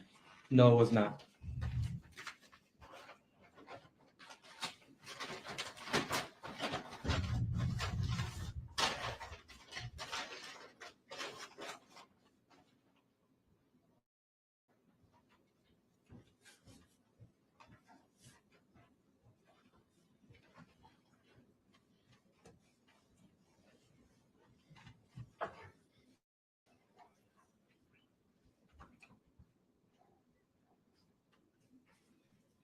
After he drops the shoe, what, if anything, happens next?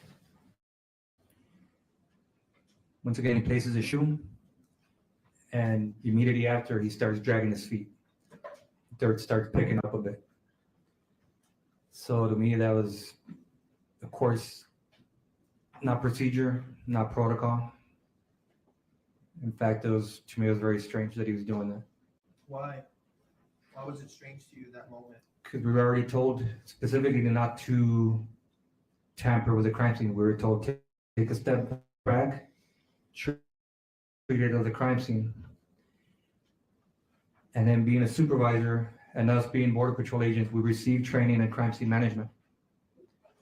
So we kind of know what to do and what specifically what not to do.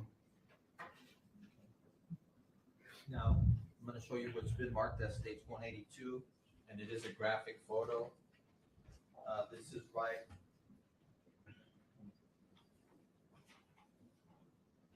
Is that where vantage point are we looking at this from? We are on the north side from here. We are looking south towards the ATV trail. The best property of the house will be back further south around the trail. You're standing near, is this vantage point from the island looking that way? Yeah, I want to say yes. On that, when I say island, I'm talking about where these two Where- roads come around. Yes, the island would be back here. Okay, so that would be the vantage point. Yes, sir. And you see the object that's in there as well. The shoe. So this is after the police have already placed the tape, correct? Correct, sir.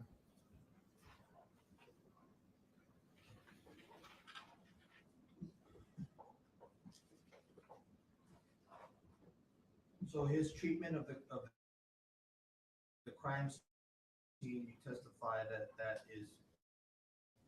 is confusing to you, correct? Yes. What else, if anything, happens after that? After he does all that, I'm still standing there on that same grassy little island. That's when Agent Dennison, Agent Herndon, and Schmidt are coming back in with the paramedics. As soon as the paramedics arrive, they grab their equipment, they place those little pads on her body and start checking for signs of life.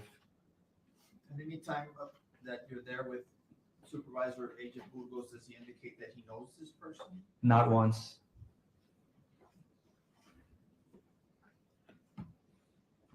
So after the paramedics get there, what, if anything, did you do? I'm still standing there. The paramedics finish checking her for life. One of them approaches me. And just to get confirmation for myself, I asked one of the paramedics, "Is she dead?" And he says, "We would not have stopped working on her if she was still alive." Are you still wearing your gloves at this time? No, at that time, as soon as I checked her pulse, I took them off and I kind of just dropped them around the top of her head, somewhere in the brush. When the paramedic comes up to me and he says that, I look over to the young woman and I look at the crime scene and I told the paramedic, "My gloves are there, I'm contaminating the scene." So he's like, "It's understandable." So I go back and I grab the glove and I'm holding it, and at the time I don't know what to do with the glove that's bloodied. So I see both trucks, Mr. Bugos in the front. I believe it's Mr. Dennis in the back, so I just go to the first truck I see and I just put it in the back of the bed. At the time,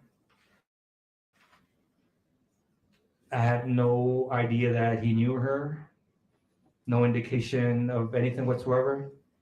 All I knew is that, hey, we're the good guys. Supervisor Bugos at the time, I'm doing everything. I'm checking for life. In my mind, I'm thinking he's got my back as a law enforcement agent. He's watching my back. So I didn't think anything of it. So when I grab the glove, I just go over and I put it there just for safekeeping. In the back of his kilo? In the back of the bed of his kilo, yes, sir. Does he make any phone calls while you're there to headquarters or anything, or do anything? Not at that moment, no, sir. did you see any cell phones on the victim, or did he tell you he found any cell phones? No, sir.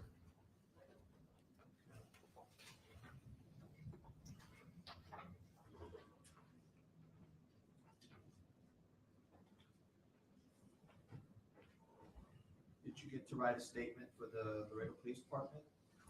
Yes, sir. On scene, I made an affidavit, a quick synopsis of what happened, the encounter.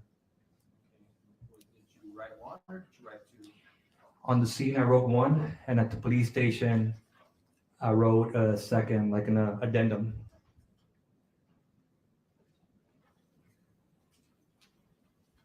Now, Burgos moving, bringing over the shoe, did that violate any protocols that you have?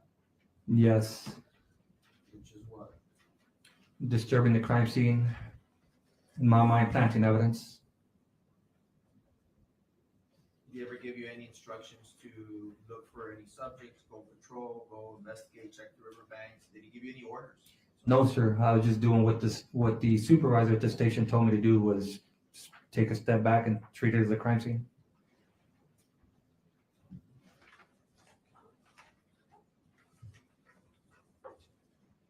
Did you go to the police station that afternoon or the next day? It was that afternoon, sir.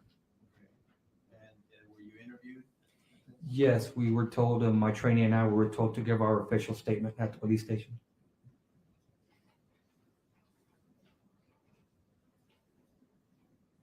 Were you involved in any way in the discovery of the baby? No, sir. Why not? Because at that time, I was on top of Mr. Dennison's truck doing my affidavit. So the only person that you saw dead was the female, correct? Yes, correct. I'm gonna pass the witness this time. Any questions from the defense? Yes, okay. All right. Mr. Boggs, go ahead.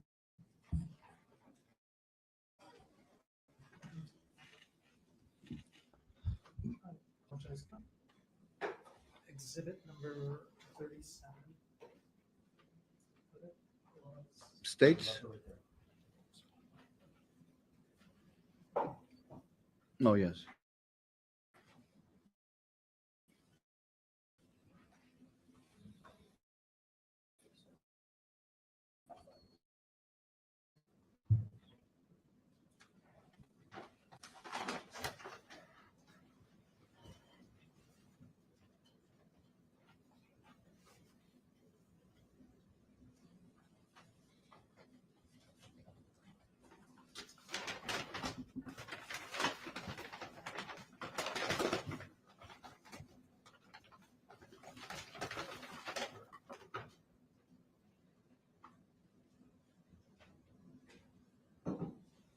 Good afternoon, sir. Good afternoon. Do you still have gloves? No, sir, I do not. Thank you.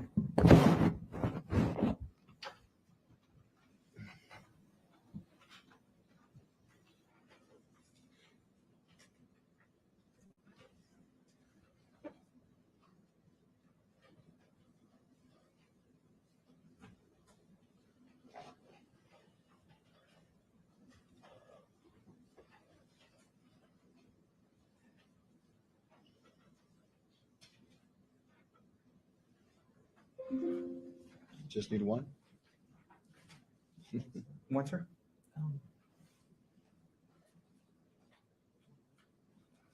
Okay. Yes. I'm passing, this is the exhibit you previously examined, number 37, is that correct?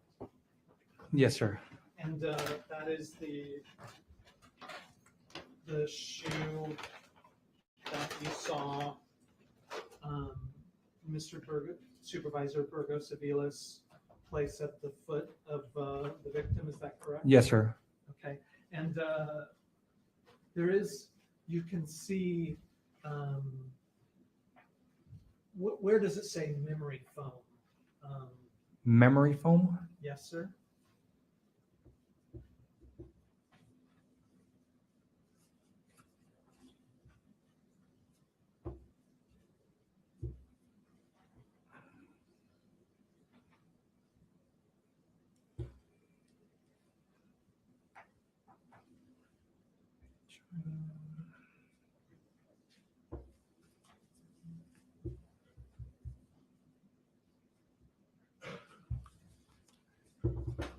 It'll be on the bottom, sir. I'm sorry.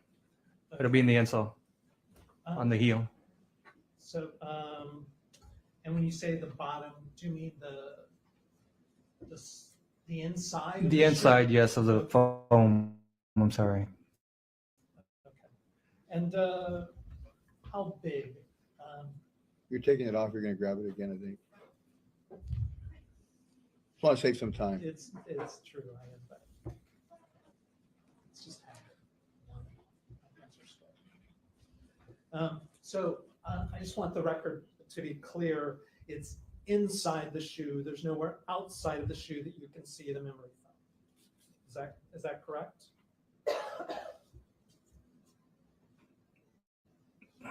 That's the only place I can see right now, sir. Okay, and so, and is that big writing that it says memory foam? It's pretty big, yes.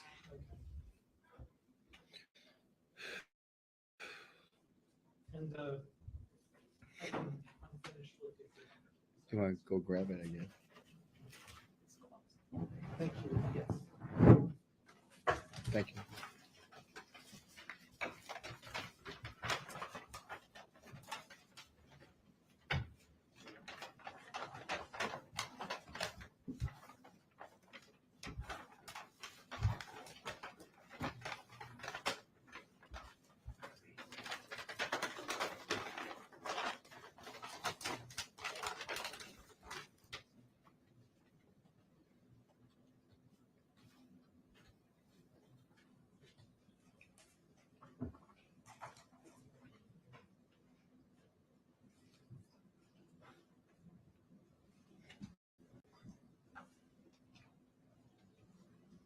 And you gave a statement to the police the next day, is that correct? The same afternoon, sir. Same day. The same day. Correct. And do you recall making that statement? To the Yes. police? Yes. And today, you told us that Mr. Supervisor Burgos-Aviles was dragging his feet. correct? Yes. Now, have you ever encountered a murder scene in the time that you've been a border patrol agent? No. So I think you indicated to everyone that this was and I don't want to put words in your mouth, so correct me, but it seemed like this was an overwhelming scene. There was a lot of blood. I've dealt with blood, but the side of the murdered woman was pretty traumatic. So,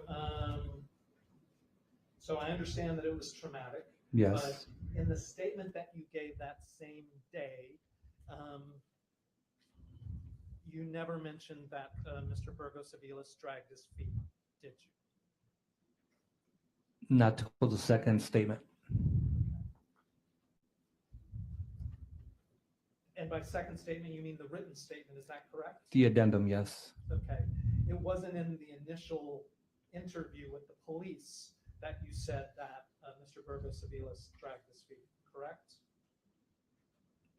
The first one, just a brief synopsis. When we went to the station, we actually gave our verbal official statement. That's when I mentioned it. And you would recognize a transcription of your verbal statement, wouldn't you? Yes.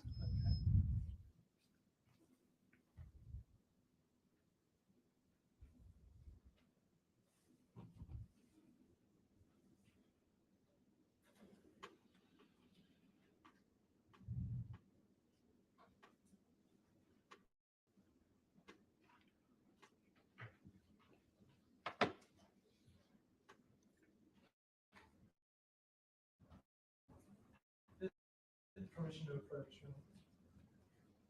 And I've marked this as Defense Exhibit 3. And sir, that is 49 pages, correct? It says 1 of 49, yes. Okay. And you just told me that you said in that oral statement that you said that Mr. Burgos-Aviles dragged his feet in that original one.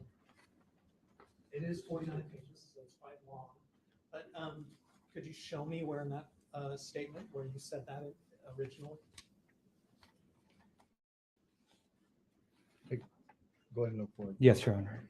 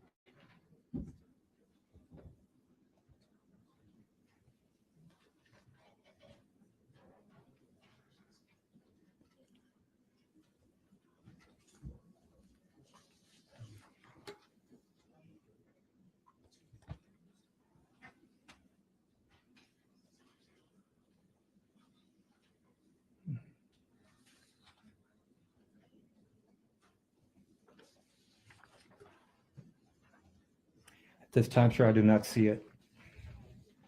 So, and I want to make sure I understand that by today's testimony, when you said that you saw Mr. Supervisor Burgos-Aviles dragging his feet, carrying the tennis shoe, it was just you and he on the scene at that time? Yes. So Officer Smith, the trainee, wasn't present at that time, correct? Correct. And Officer Dennison was not present at that time, correct? Correct. Okay, so the day of the incident, you'd already learned that Supervisor Burgos-Aviles was a suspect. You made a statement to the police, and in that statement to the police, you never mentioned him dragging his feet, correct? Unless it was in the written statement that I put it.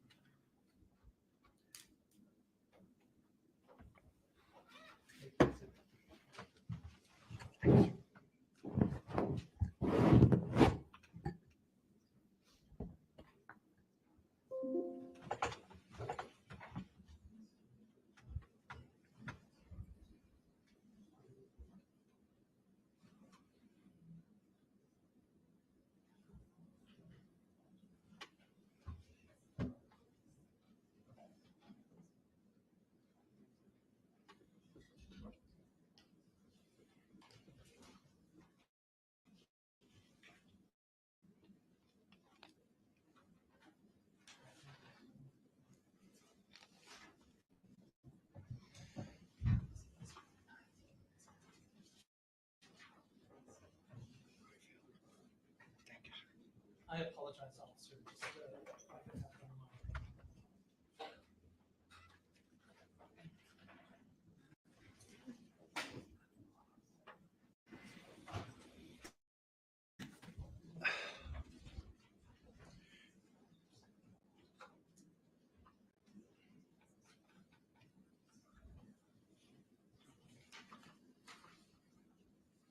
And so, as I understand,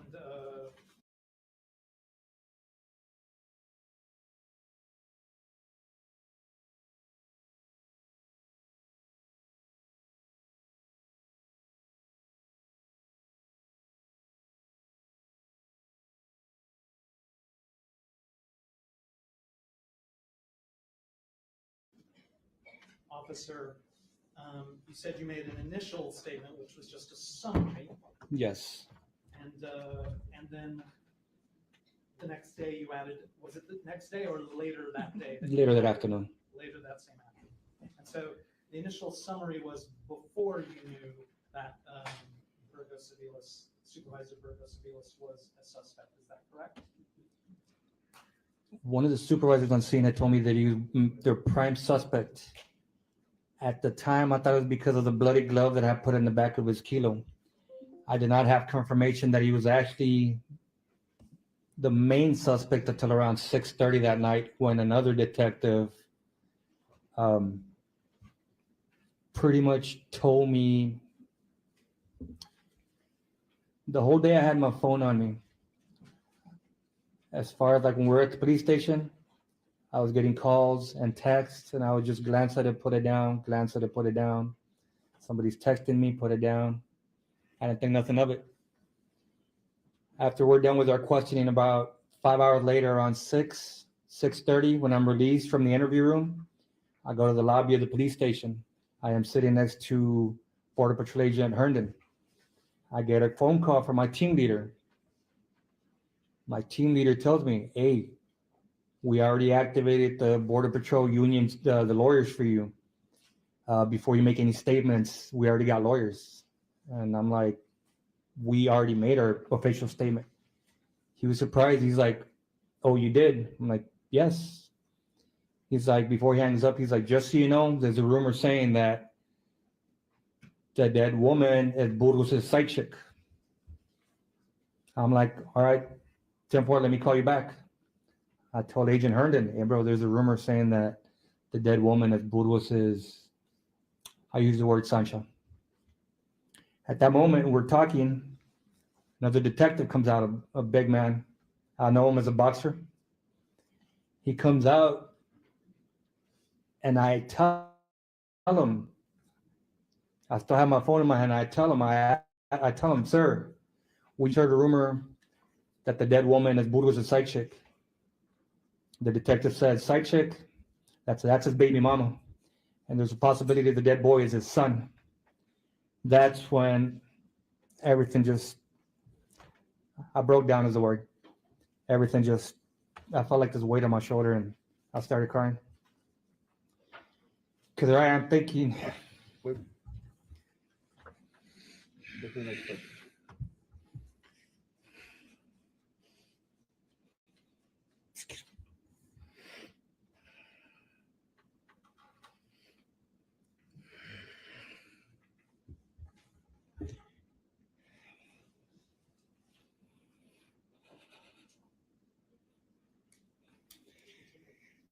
Should we take a break? I'm good, sir. Here I'm thinking we're supposed to be the good guys. He's supposed to be watching my back. Hold on. Give me 1 second. And I broke. I was heartbroken.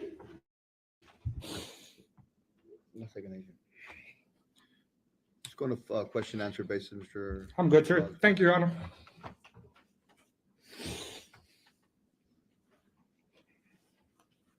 I was heartbroken. 1 second, sir. Yes, Your Honor.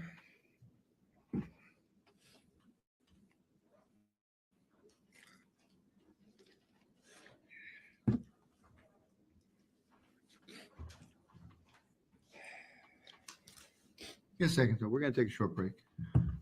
Yes, Your Honor.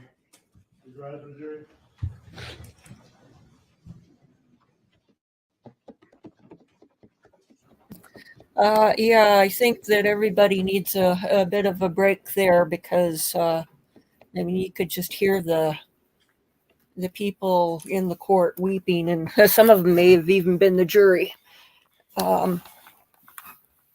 Yeah, that's extremely powerful testimony, and I'm going to have to go back and review it because I got that phone call during the earlier part of it, probably, let's see, about 40 minutes ago. Oh, I got chills earlier. I can't remember what they were talking about.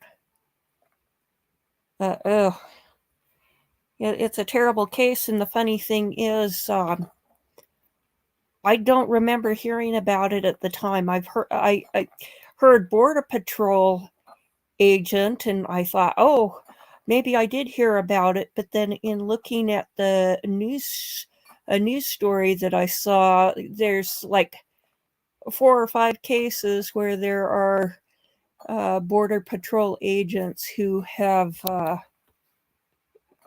been up for murder for various things. Some of them killing illegals, some of them other things.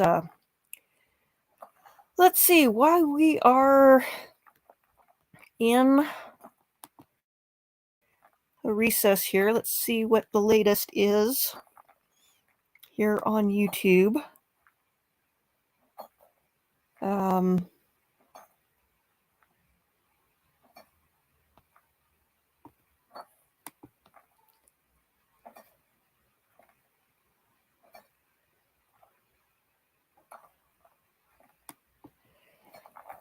Let's see.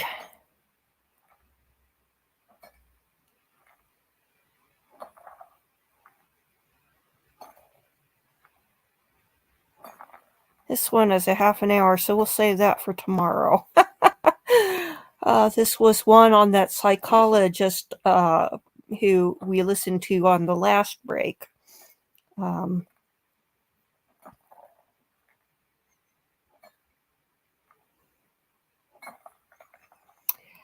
No, this might be just the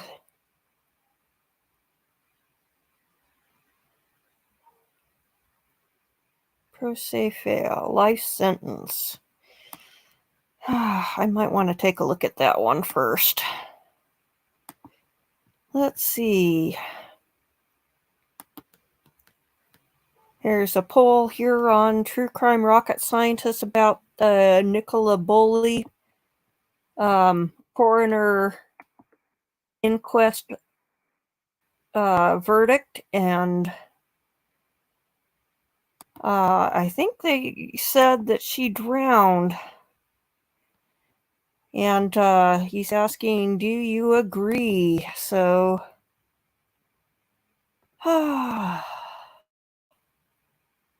I don't know enough to know because I don't know what exactly the scene was. It looks like it's pretty evenly split, whether people agree or disagree. Which sounds about right. You know, I'd need access to the police reports and any photos and so forth of the scene that day before I could say I agreed or disagreed. Okay, let's take a look.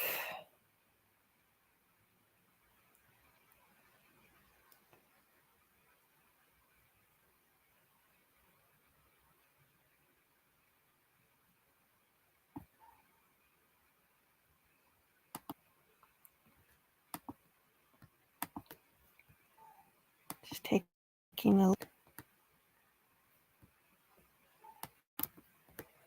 Let's see.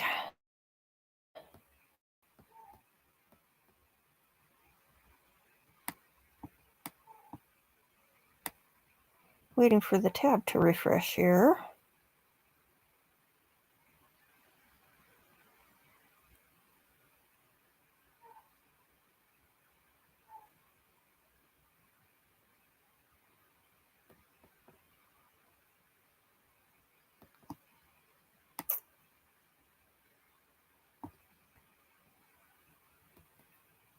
Oh, here we go. Let's take a look at this. This is the teenage girl from. I want to knock on front.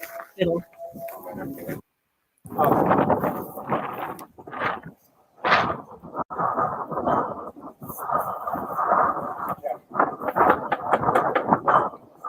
Alexi.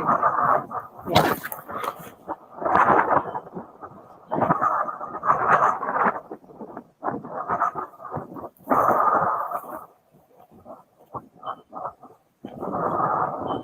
Yeah, I think we went out.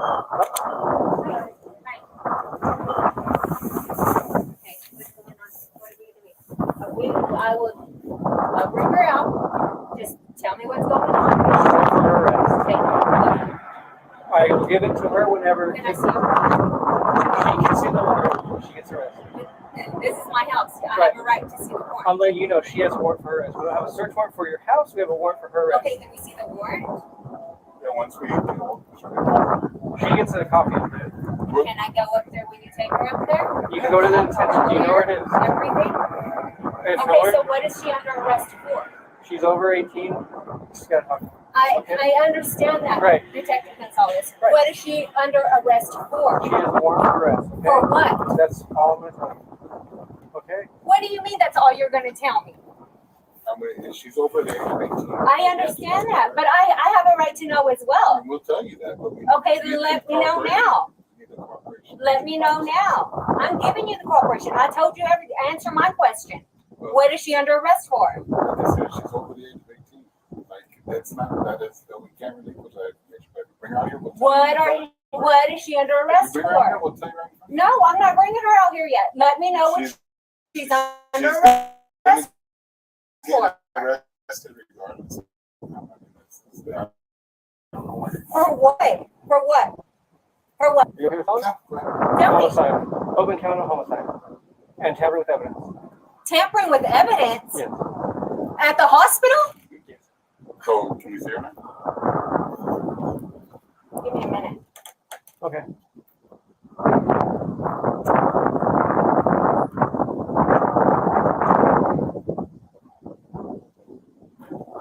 I have a right to see a warrant. It doesn't matter if she's over the age of 18. This is my house. You have a right. You have to show me that warrant. If we were searching her house. Even if she's under arrest, you have to show me the It's warrant. up to her to show us. Sarah, this is Rodriguez. Hey, I have the detectives here. They want to arrest my daughter. They're saying they have a warrant, but they can't show me a warrant for her arrest.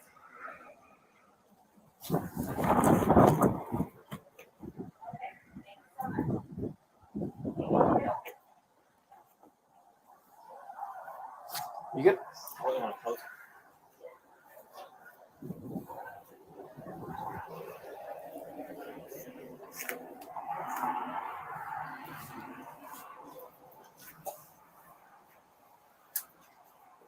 When we get to there, I'll give you a copy. She gets her copy. And then it's up to her. Can I see the warrant? It's an arrest warrant for her. It's Okay, not a can I search see warrant the for your arrest house. warrant? I want to see the arrest warrant. And what will that prove?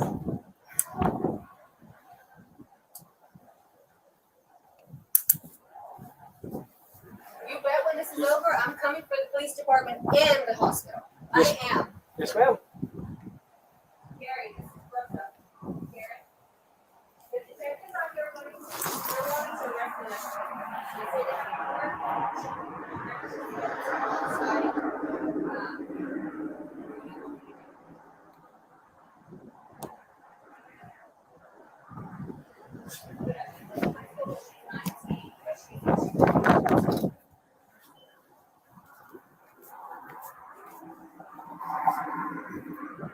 But he hasn't shown you.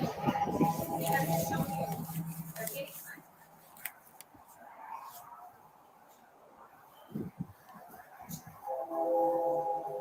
No, sir.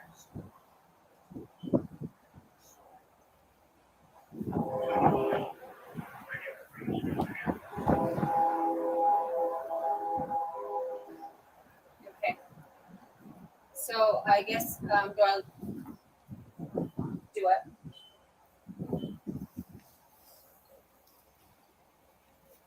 You can rest on for obstruction. Yeah, we'll go there. Trying to You're do that. protected.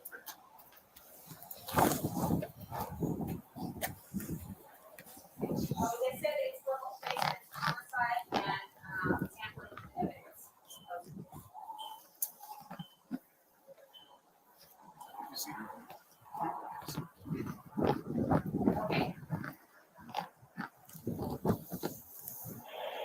Okay. Okay. Probably just nosy neighbor. Okay. Okay. Yeah, she's here. She's here right now. Yeah. Oh, no. Might not be a nosy neighbor. Guess I could do a better part of the job. Could you please let me know if there's all of us? That is his policy. I will give it to you. Please don't. Please don't. You ran away from 1002 West Washington. It's nothing personal. It really is. And we understand, but we have to do our jobs too. I understand that. I understand that. That's Melanie. That's Devin's mom. She's good. She's okay. We're not gonna be rough with her or anything. We're just gonna take her over there and book her. Please don't be rough with her, please. Just bring her out. You can be with her the entire time. Okay? You know where the public safety complex is? 3300 West Main? You can follow us over there. I will take you there. You can follow me over there.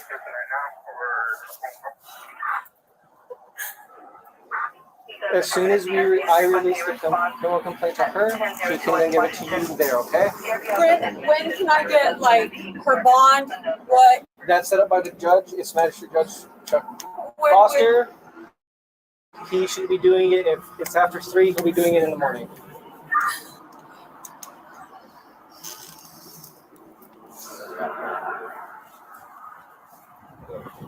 Go on the back? All right. Hi. What's your name? Alexi. Okay. What's the last 4 of your social? She don't even know it. You don't know it? I don't know. I don't remember. Alexia, do you know your date of birth? Yes. Okay. What is it? 11/25/03. Yeah. Do you have to walk her all the way over there? Can you bring your car up here? It's up to you. Yeah. That's all. I'll go get it. Alexia, are you okay with your mom getting your criminal complaint when we get to the detention center? It has your personal information Can you on it. repeat that?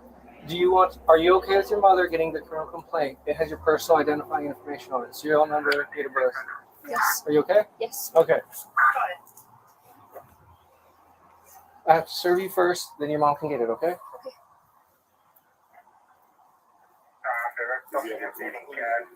I do. He's gonna move his unit around. No medications, anything you need to take while you're in there? No, sir. Okay. She has still been like bleeding. So I don't know if she needs. Do you have any? They do. I don't know if they have tampons. They do have feminine products. Okay. Okay. But I'm pretty sure if you take your own, use your own. Can she? Do you want to grab some? Can she grab some of that right quick? Or? Yes. Do you mind if Get your little bag. one of us goes? Go ahead. Go ahead. Go ahead.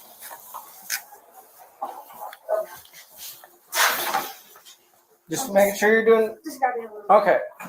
And just nothing sharp, no flammables, nothing sharp. Okay.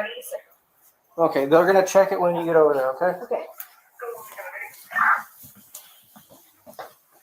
Confirms that address is 611 North First Street. 611 North First. Okay. We'll check those. When you, same thing. Okay. We're gonna check all that when you get over there. Okay. Thank you.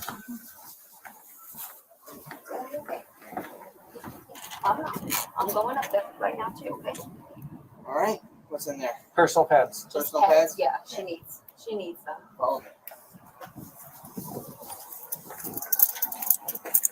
First 200 West Main Street, the Public Safety Complex. If you just go through the front door, you know where we first spoke in the records? Yeah. If you just go over there. Is there already 4? Yeah. Okay. I'll meet her in the front. Okay.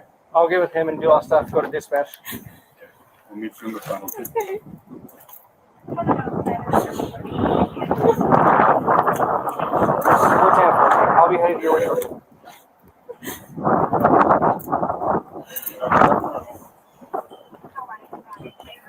Or relay the rest.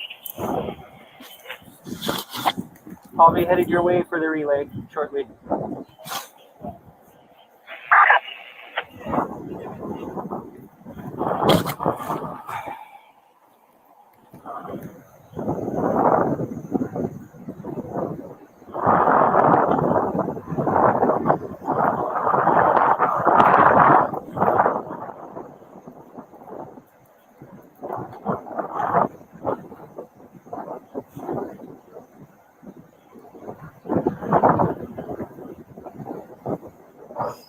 Okay.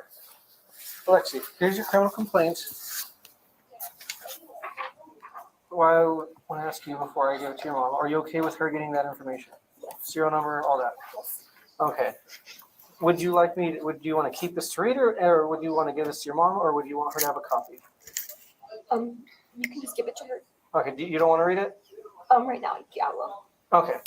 All right, the next one is a search warrant for your person. Okay? This is for you. Your date of birth, your social security number. I'm going to be searching your person. What I'm going to be doing is getting a buccal swab sufficient for laboratory testing. Okay? This is both yours to keep. Okay? I'll make a copy so you can read it and your mom can get one, okay? Have you ever been to the doctor's office? Like recently? No, just in your life. Yes. Okay, you know when they do a swab of your mouth to see if you have a cold, something like that? Yeah. That's all I'm going to be doing. All I need you to do is open your mouth wide, like you're yawning. I'm just going to touch the inside of your mouth with a swab, with a cotton swab. That's all I need, okay? It's painless. There's nothing else added to it. It's just cotton, okay?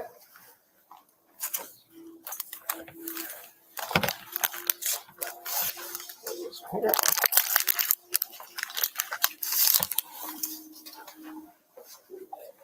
All right, can you open your mouth for me? Okay.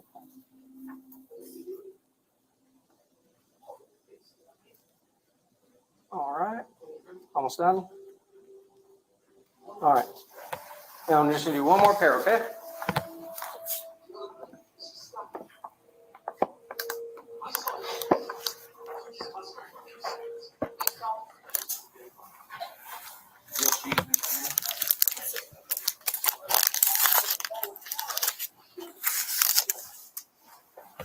Okay, one more time, okay? I want to do the other side of your mouth.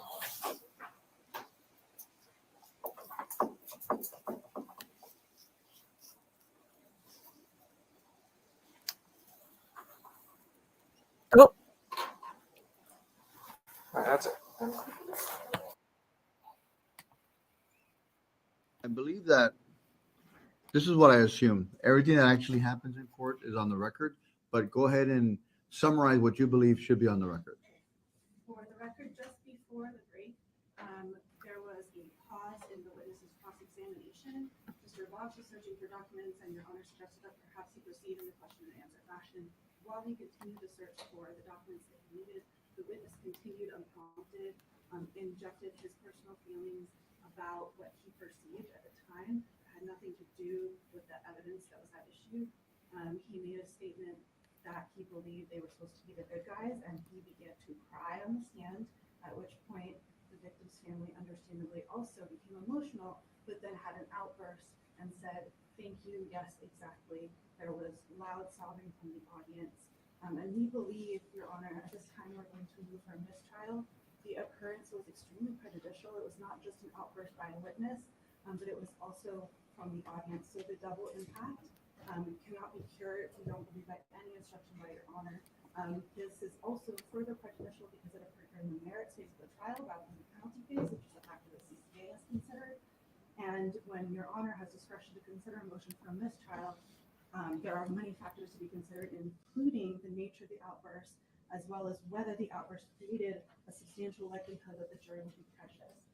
This was an extremely emotional moment in the courtroom, and I don't believe any jury would be able to disregard that, and to refuse to grant a mistrial at the time would violate Mr. Burgos-Aviles' rights under due process and his right to a fair trial and an impartial jury under both the Texas and the federal constitutions. All right.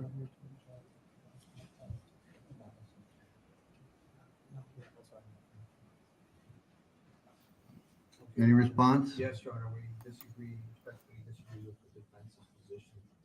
Although Mr. Lara's testimony was emotional, it was elicited by Mr. Boggs. Rather than stop after the transcript in which he was unable to locate his previous statement regarding the dragging of his feet continued, then there was no objection made by Mr. Boggs. The witness was under the impression that he could continue to answer. He was giving his answer.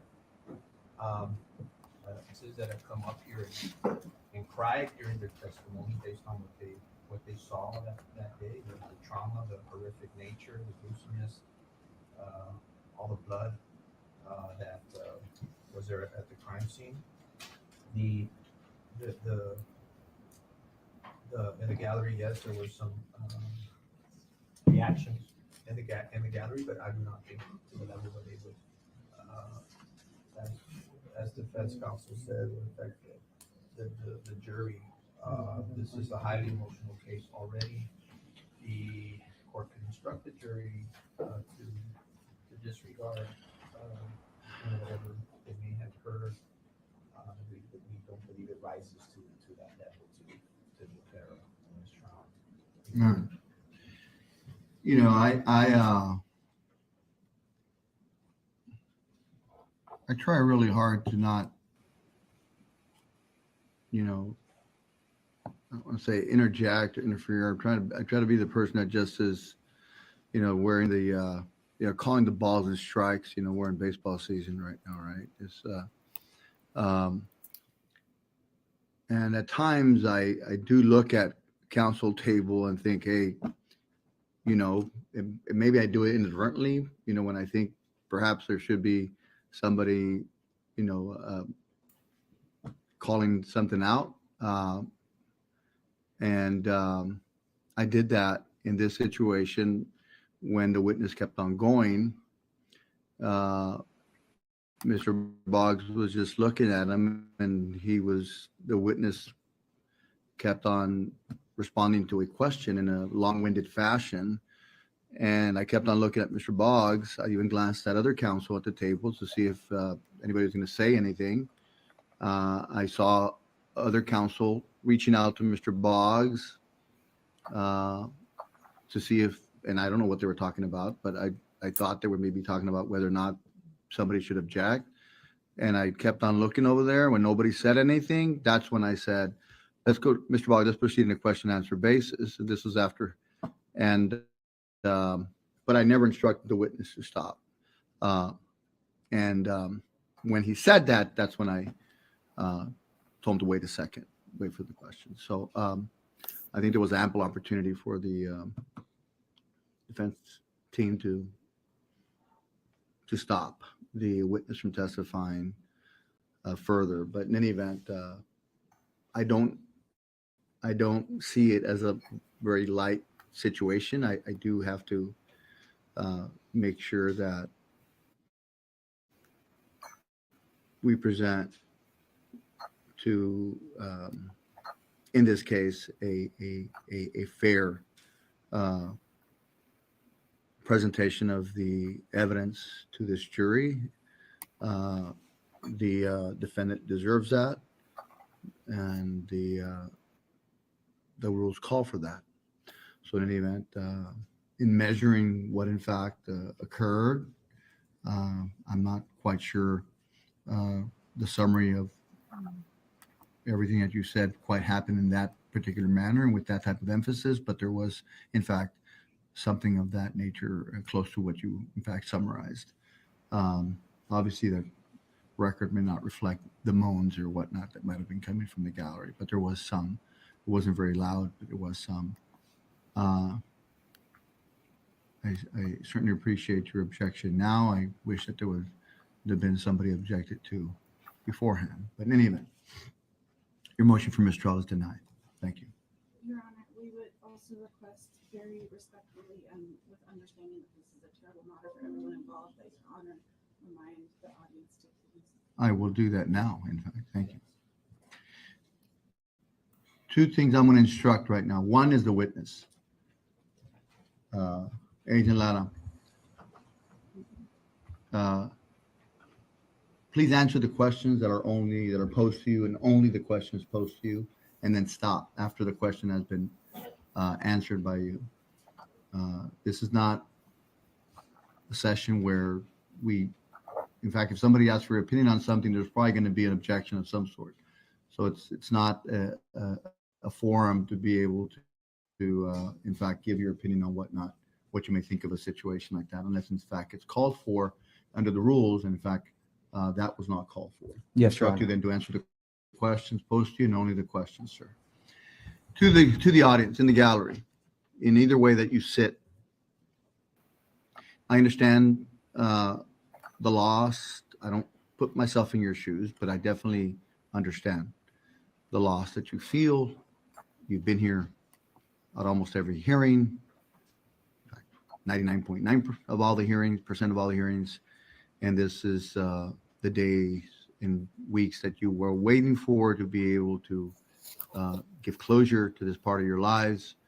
And I certainly understand, and I can't even know, maybe I shouldn't say that, I can't even begin to understand the pain that you may be suffering. However, I don't want to do this again. No one wants to go through this again. And the more of that occurs, the more that possibility grows. So please refrain from comments and I'm not saying can't whisper to somebody something or whatever, but I'm talking about where the jury may hear you. I don't want any of that. If you don't think that you're going to be able to do so, and I certainly understand that you will, if you will not, then please excuse yourself and go outside. I know it's hard to do. I'm sitting here talking to you like if not, again, not knowing and not ever being in the type of shoes that you are in. And I'm not trying to substitute for that, but I'm only here to do this job, right? And I need to assure that this proceeding is done in a fair and impartial manner, that the rules are followed, and that we only do this one time. And unless I do my job by instructing you now and the witness, that possibility grows less and less. So I know I won't like it, but I will remove anybody from the courtroom and not allow them to come back into the proceedings if in fact any outbursts like that or worse occur. Thank you. Thank you, Your Honor. Bring jury back in.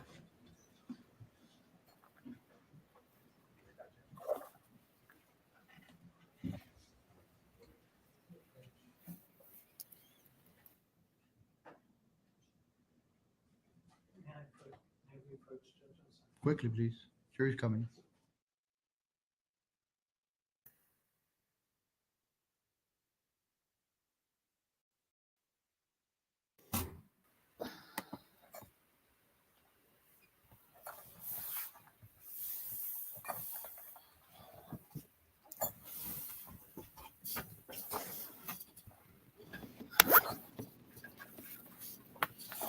Congratulations.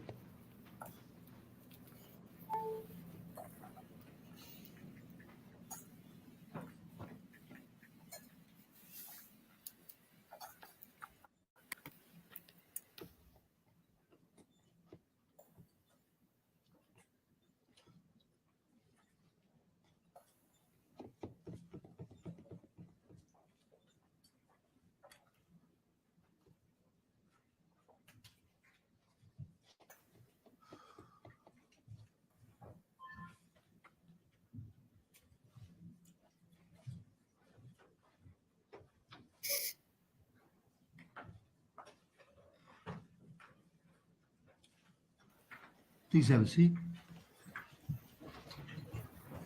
Thank you. Members of the jury, before we went out to break, there was a part of the testimony perhaps unsolicited from the witness that was objected to, and I in fact sustained the objection. Therefore, that the opinion given by the witness with regard to who they are and what they stand for and whatnot will be disregarded by this jury. That when the time comes to make a decision on this case, that you will not take that into account or factor that in any manner when making a decision on whether this defendant is guilty or not guilty of this crime that he is accused of by the grand jury in this state. You are not allowed to weigh in your consideration or mention it during your deliberations. That is the instructions I gave you. I told you at the beginning that you may receive more instructions. This is one of them. I told you don't concern yourself with the objections made or how many, but with the instructions I give you if something occurs as a result of that. This is one of them. Also, you will disregard, and the only thing that's evidence is what? The only thing you can consider is evidence, right? The only thing that's evidence that comes from here, not what comes from out there, from the gallery. You will disregard any comments that you may hear or outbursts that you may hear as a result of that. You will not allow any of that to weigh in when evaluating whether or not a defendant is guilty or not guilty. I'm instructing you, in fact, to therefore not do so when the time comes. Thank you. Any other questions of this witness? Yes, Your Honor. Thank you. Thank you, officer.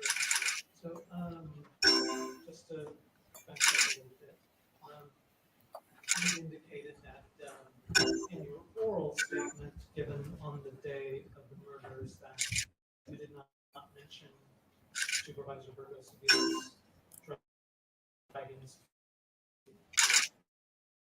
Correct? I might have mentioned it on the written statement, sir. The written statement. So when you say you might have, do you mean you don't remember, or you? I do not recall it this time. Would it refresh your recollection to see your written statements?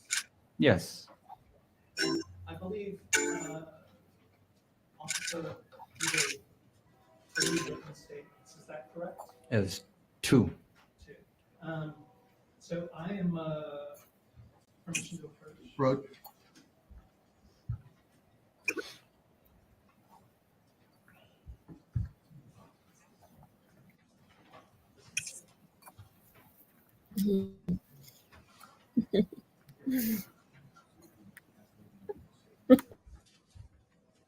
And I've marked them for the record as defendants exhibits 4 and 5. Thank you. Each are 2 pages. Those are the written statements that you gave on the day of the murders, April 9th.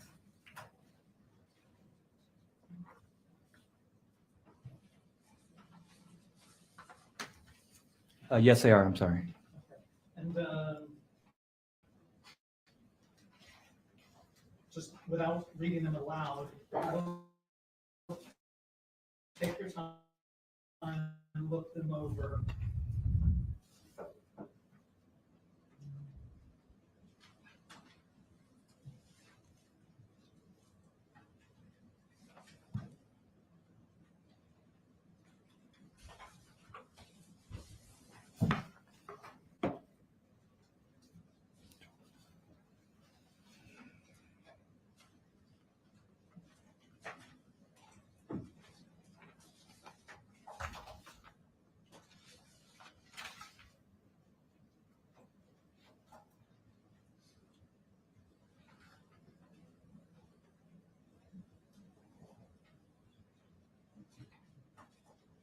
It does not specify, sir, not that I can see. Okay, so I apologize. Your recollection is refreshed. Sorry, I have to do certain things for the record. Yes, it is. All right. And having your recollection refreshed, you didn't mention Supervisor Burgos-Aviles dragging his feet at the crime scene the day of the murders in either your written statement or your oral statement. Is that, am I understanding correctly? Throughout the process of the case, I recollect certain events that were otherwise that I couldn't recall at the time. And I apologize. I should take this. Yes. Thank you. So you just told me that you've recollected certain things over time that you didn't remember at the time, correct? I want to say yes. Okay, and I just want to make sure everyone understands and the record is clear. The oral statement and these written statements happened the day of the incident, when very soon after the incident, correct? Correct.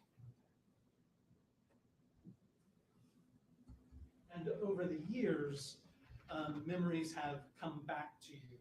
Is that what you're telling us? What I'm saying is that at the time when all this occurred, certain information that was not in my synopsis, I was under the impression that your client had enough integrity to disclose that information on himself. Judge, I'd ask that editorializing. Sustained. I'm not gonna instruct you once again, sir. Yes, Your Honor. You're a fact witness. Answer the questions factually, sir. Yes, Your Honor.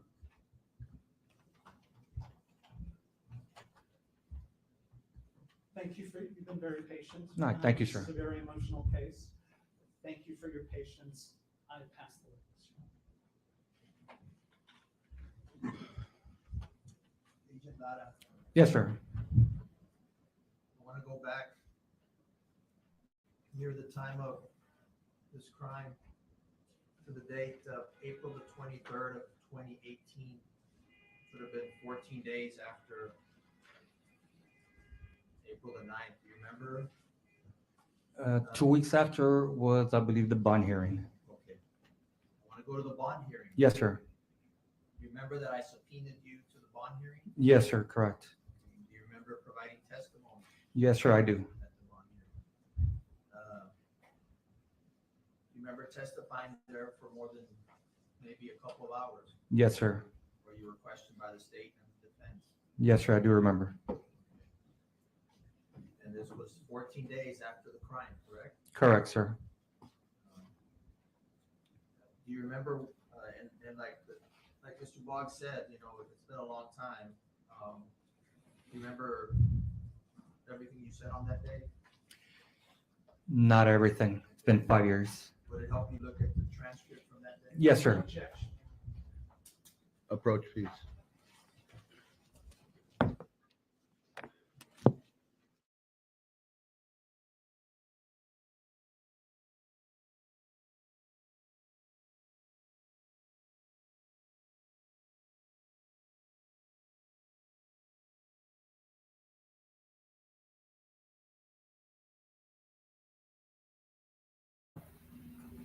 And yet another sidebar. They don't ever seem to say, may we approach the bench, which is what usually happens in most jurisdictions. So you have a little bit of warning. Sometimes they cut the mic when they do the sidebar, and you're listening and you're wondering if the sound sound went out, or what exactly is going on. So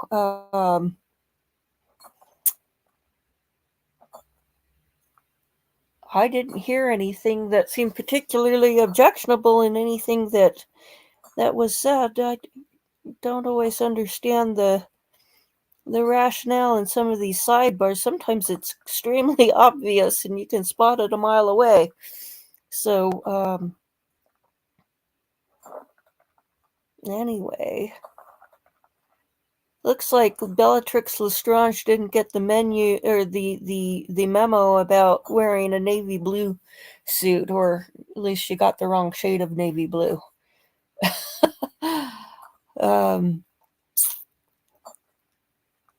So okay, let's see. What's the latest over in YouTube land?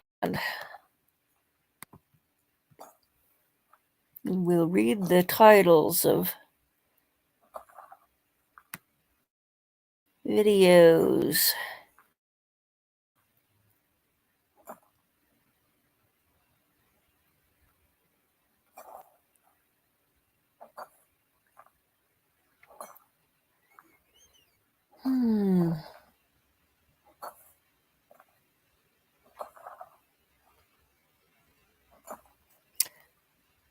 Says something about cosmetics giant Lush has been accused of encouraging small boats through its new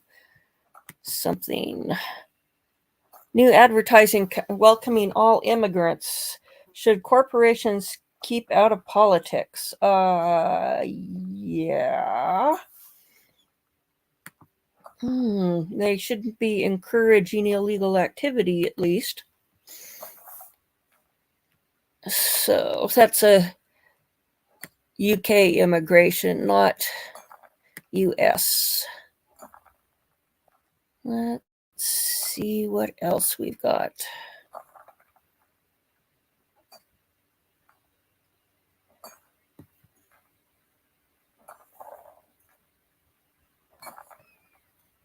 Apparently, the Washington Street Journal called Meghan Markle not a great talent, and caused a big stir in the media. I'd say they're pretty accurate on that point.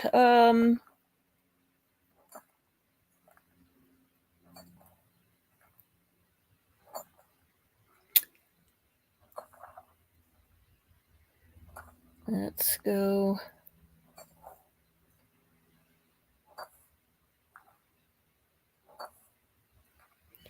Unseen body cam footage from the night Letitia Stock reported Gannon missing, from over on Zav Girl. That sounds interesting. Maybe we'll have to take a look at that.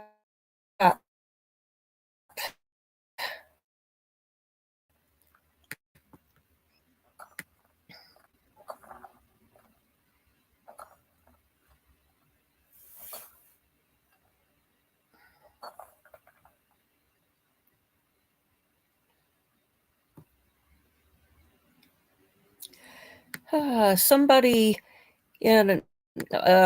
commented on a video about the Titan submersible, and I said, well, yeah, there needs to be an investigation because I expect criminal charges are going to be coming out of it. And they're saying, against whom? The guy is dead. I was trying to explain to this gal that he's dead, but he didn't build the sub himself. He didn't fund the sub himself. He didn't run this company himself. There were other people involved, and doubtless they helped make decisions. So, yeah, I expect there will be criminal complaints. Glorendellen is how I pronounce it. It's kind of an amalgamation of names I made up for playing my first Dungeons and Dragons character back in 1980. Or was it 1970? 1979. And I think it's, if I remember correctly, it was Gloria, Eleanor, Gwendolyn, and one other name. So I didn't like being, having the last name Smith. I didn't like being, something Smith, 983756, because there's so many Smiths in the world. And so I went, well, I'll just take the D&D character's name, because there aren't going to be any of those out there in the world. And so it's all me. So, nope. Real name is Lynette. And it's, it was a wizard character, and had a lot of fun playing it. And we had a lot of fun times playing adventures over the years. But the first time we played, there's this magic mouth on the wall, and we go in and we run into the magic mouth, and it says, turn around, don't enter. And it's kind of like, oh, okay, well, let's go out and see if we can find another way in. And my cousin, who was running the dungeon, kind of puts his hand up and goes, psst, I think you can just go on. He didn't want us to waste time. When he did his first adventure, they spent all their time back in the village trying to mess with the innkeeper, because they did an alignment check and found he was evil. So they were obsessing about the evil innkeeper instead of going to the dungeon and doing what you're supposed to do in Dungeons and Dragons. So,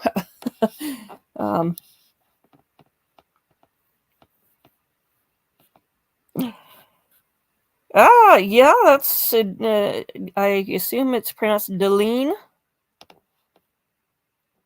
So, anyway, there's so many interesting names in the world, and, it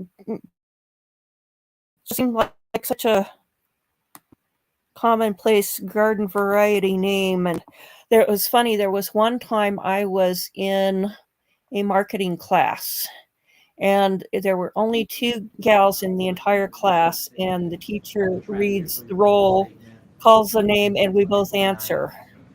And so it's like, what are the chances that No, the only sir. 2 girls have the same name? Do you remember being subpoenaed to come to court on this case shortly after the murder? I do remember, sir. Okay. Do you remember testifying?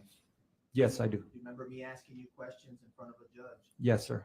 Do you remember the specific questions I asked you? It's been 5 years. Do you remember specifically? The who, what, when, where, why. I mean, not the why, sir, but yes. Okay. But at this moment, you know word for word what I asked you 5 years ago. Not word for word, no, sir. Okay. I'm going to show you what I've marked as State's Exhibit 505, the reporter's record, in cause number 2018 CBJ 73284. I approach.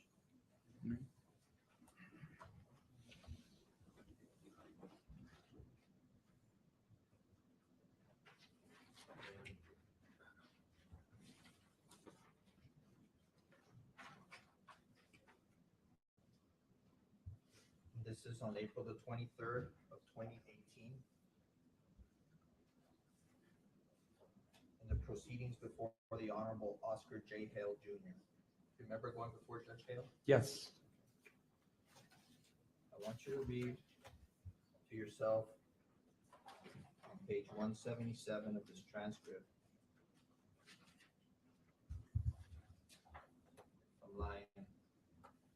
from line 2 to line 24.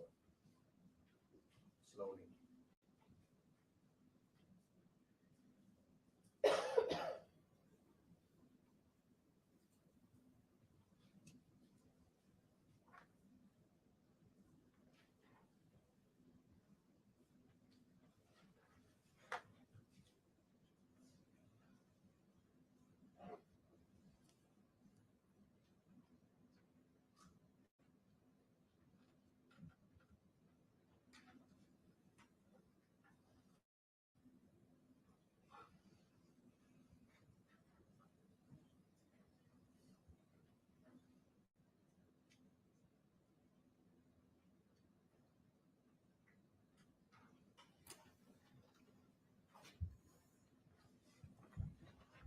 Were you able to refresh your memory? Yes.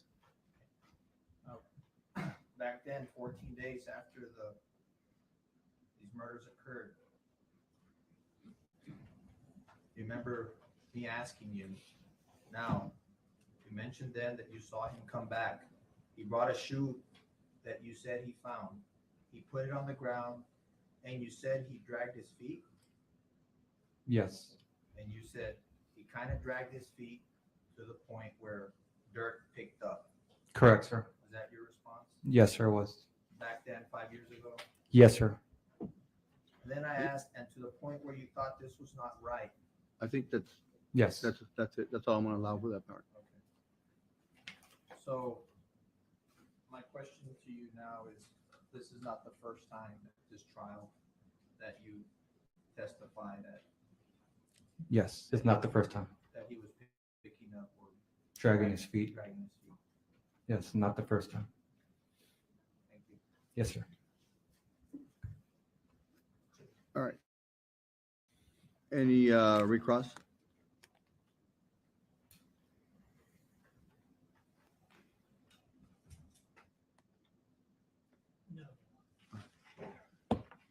Thank you, sir. You may step down and you may go about your business. Thank you. Thank you, Your Honor. Am I dismissed? Yes, sir, you are dismissed. Thank you.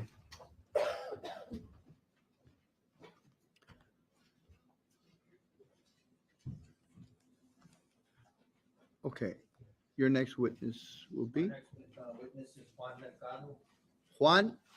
Juan Mercado. Yes, and that'll be Mr. Danny Elizondo, Assistant District Attorney, will be conducting direct. Thank you.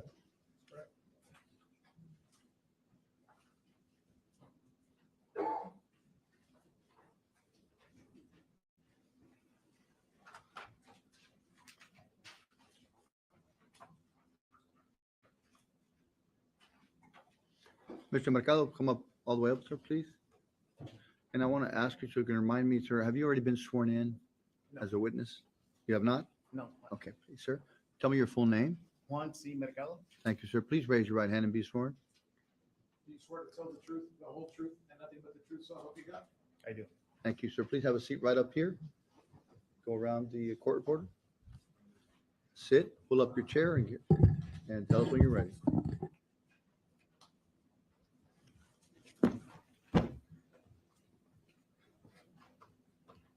Permission to proceed, Your Honor. Yes, sir, go ahead. Thank you. Good afternoon, Mr. Mercado. Could you please state your full name for Juan C. Mercado thank you for with Border Patrol. the Border Patrol? And where do you currently live? I live in North Dakota, Grand Forks. Okay. Now, back on April 9th of 2018, where did you reside? Here in Laredo, Texas. And specifically, could you give us an address? 305 Pedrosa Street. Okay. And on April 9th in 2018, I assume at that residence you had neighbors, correct? Yes. Who were your neighbors, or at least that relate to this matter that we're here in court for? Burgos. And do you see Mr. Burgos in court here today? Yes, sir. Could you please identify him with the piece of clothing that he's wearing? The black suit. Thank you. Let the record reflect that the witness has identified Mr. Bugos-Aviles. Okay. So on April 9th, at your residence, did you have any surveillance systems installed? Yes, sir. I had it all around the house. Okay. What kind of Excuse me. system was this? This is a DVR that has a hard drive in it. It was hardwired to a box in my room. Okay. So this system you had isn't like a Ring or a Google Nest, correct? No, this is straight up a box DVR, so it had his own hard drives. Hardwired. Mhm. So the CCTV closed circuit. Nobody has access to it, internet, stuff like that. That is correct. Okay. And with regards to the way the camera operated, how would it store data? To a hard drive integrated inside the box. Okay. Solid, yeah, it's like actual hard drive. And did these cameras record 24/7 all the time? They did not. They only record during a movement. If it detected a certain move, and then it started recording right after that. Okay. So you would say then that these cameras would record based on motion? They were Yes, enhancing just a sensors? motion, yes. Okay. And on April 9th of 2018, was your surveillance system functioning? Yes, And it was recording everything properly? that's correct. Permission to approach the witness, Your Honor? Yes, sir. I'm now handing you what's been marked as State's Exhibit 502. Are you familiar with this item? Yes, How are you familiar with it? they showed me the content, which is the video that was in my house. That was in your house? Yep. Okay, are there any markings on this particular item that indicate that you have reviewed or recognized? Yep, after we review it, went ahead and sign it. Okay. Initial. And the contents, you said that they were the videos, correct, from your surveillance system? That is correct. Are they true and accurate depictions of the way your house was That is correct. and the way the surveillance recorded? Yes. Thank you. Your Honor, I now seek to admit into evidence State's Exhibit 502, and I'm tendering to defense 502. Any objections to State's 502? No objections, Your Honor. Permission to publish. 502 is admitted without objection. You may For the publish. record, Your Honor, 502 indicates or is there to represent the actual USB, and within 502 we will have point 1 through point 13. Any objections to 502.1 through 502.13 that are inside of 502? No objections, Your Honor. Thank you. Please let us know which of the files that are inside of 502 you're playing so that the record reflect the same. Yes, Your Honor. We'll be going in chronological order, so we're starting with 502.1. Thank you. Now, before we begin, and your border patrol, so I'm going to start referring to you as Agent Mercado. Agent Mercado, could you open the screen? What are we seeing here? Obviously, this is my pickup truck I used to have back in that day. As it's front of my house, I would say when you look face of it, it was the right side camera. You can also see the neighbor's vehicles. There's two vehicles there. Okay, and when you say the neighbor's vehicles, which neighbor? Burgos. Okay, and the two vehicles, are you familiar with those vehicles? So it looks like there's a vehicle that's closer to the camera and then one behind that vehicle. The one that's closer, do you know who would normally use that vehicle? The one closer, that one, if I remember correctly, that would be the wife. Okay, and the vehicle behind? That would be the pickup truck from Burgos. Okay. Look like a unit, I think. Well, we can take a look right now, Yeah. but I do want to address one more thing. On the 11th of May, an event happened that we're all familiar with, which was daylight savings. Mhm. And we see here that this camera, as its timestamp, indicates that it's 4 in the morning, or to be specific, 4:47 a.m. Was that time correct? No, I had forgotten to adjust the time. Okay, so what time would this video have actually taken place? Should be hour after. So it should, Okay, so now the actual time is an hour ahead of what's recorded. Yep. And just to be clear, this is the case on all the recordings for that day. yes. Okay. If we can play the video, please.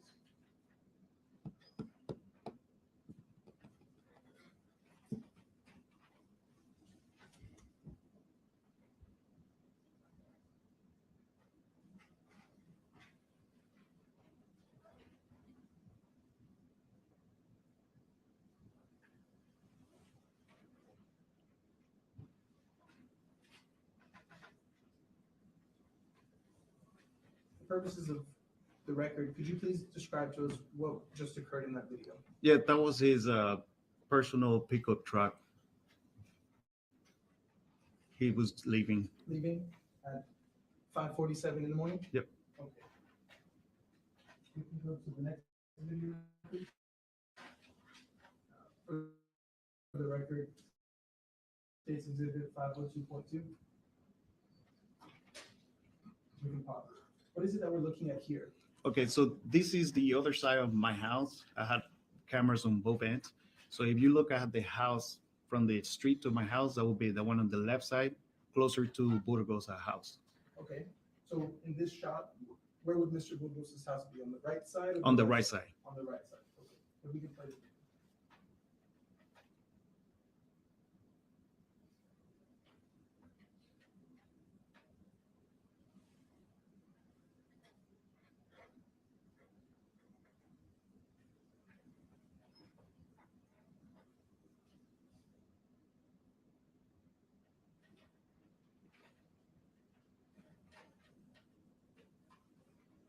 And again, for purposes of the record, what was it that we just saw? The same vehicle, which is Burgos' truck, leaving his house. All right. We can move on to the next video, which is 502.3 for the record. Go ahead.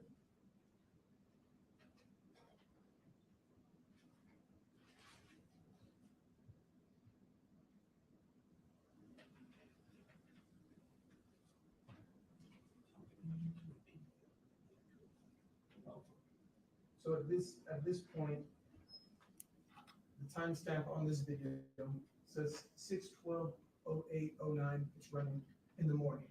But again, you had testified earlier that that timestamp should be 1 hour ahead. That's correct. So it should be 7:11 in the morning. Yep. And for purposes of the record, on State's Exhibit 502.3, what is it that we saw?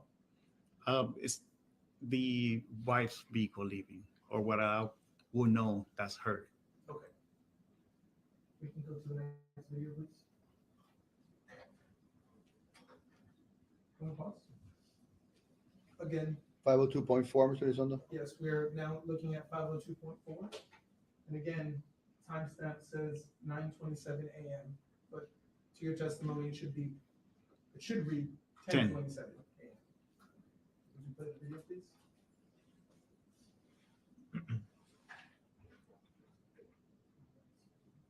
What is it that we're seeing here on the screen at timestamp 6 seconds? This is a kilo. What we know for a kilo truck is a pickup truck from Border Patrol. Okay. And what is it? I mean, what is it doing? He's parking on his house. Who? That will be Burgos' house, so him. Okay. And again, for the record, what time would this have been at? 10:27. AM or PM? That's AM. Okay.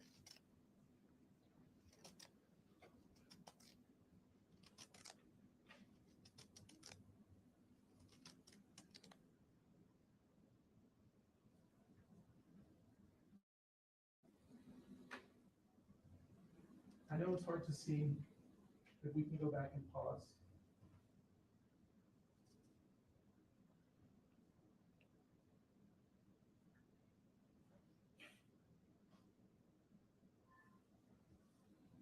In the very top right corner, what is it that we're seeing? It seems like it's Burgos in with shorts. With shorts. Permission to approach the witness, Your Honor? Yes, sir. now showing you what's been marked as States Exhibit 503 and 504. Are you familiar with these items? Yes, same ones from the screen. What are they? They're screenshot from that video. Okay, and are they true and accurate representations and depictions of stills from your surveillance That is correct. system? All right. Thank you. I'm now tendering to defense States Exhibit 503 and 504.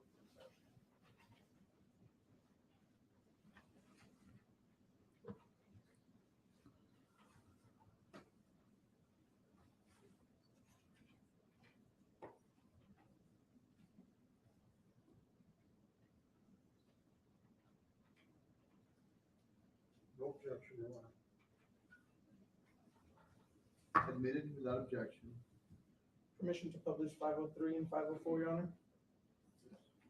You're gonna switch to the other?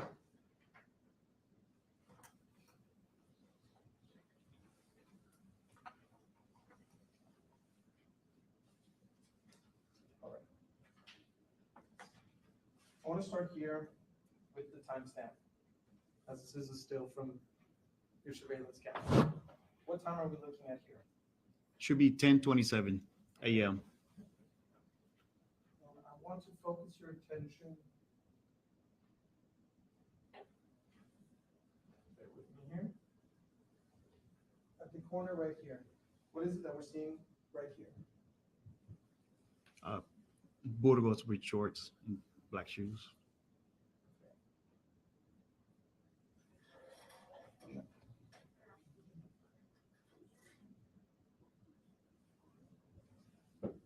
I wanted one more time with States Exhibit 504. Could you please give me the timestamp on this one? 10:27 a.m. All right. And the same thing. Is that we were looking at there? That's still Burgos with the shorts turning around or something. Okay. Now, I know it's hard to see, but are you able to identify the shoes as to whether or not they would be something a Border Patrol agent would be wearing? No, Okay. it would be boots. But you are familiar with what Border Patrol wears while they're on duty, correct? That is correct. And let me ask you, are shorts something that an on-duty Border Patrol agent, especially in a supervisory position, is allowed to wear? No. You can do the next video, please.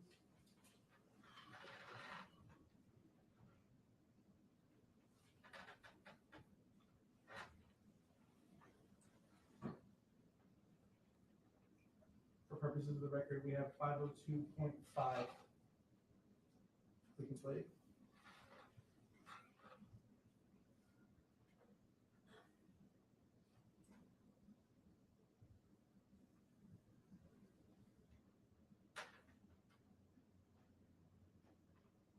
Now, for the record, what is it that we saw?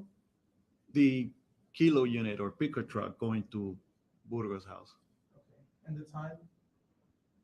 10:26 on that one a.m. Okay. We can continue on to the next video.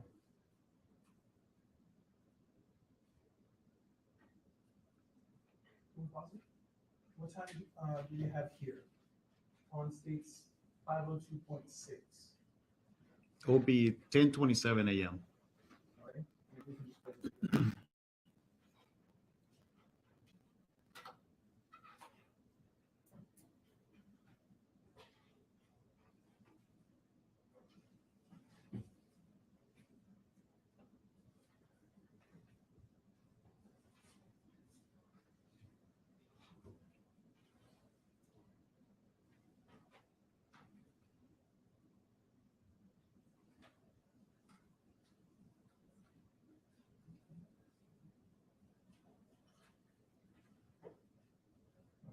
What, if anything, occurred in that video?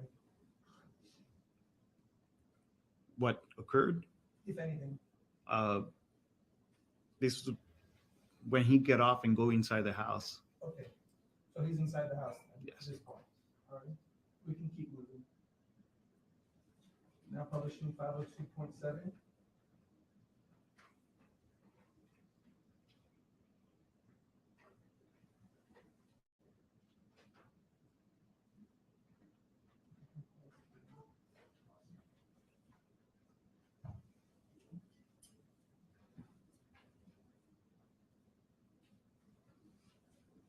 What, if anything, occurred in states 502.7? I believe this is when he returns to the vehicle. I'm not sure. I didn't see very close on that. That's fine. And with regards to the time? Yeah, what it's time of the- 10:28 and it's still in the house. All right. Now publishing States Exhibit 502.8. All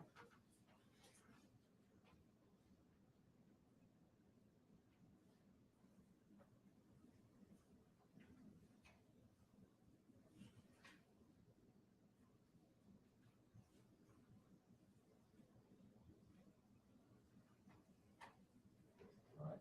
Can we go to the end of that video?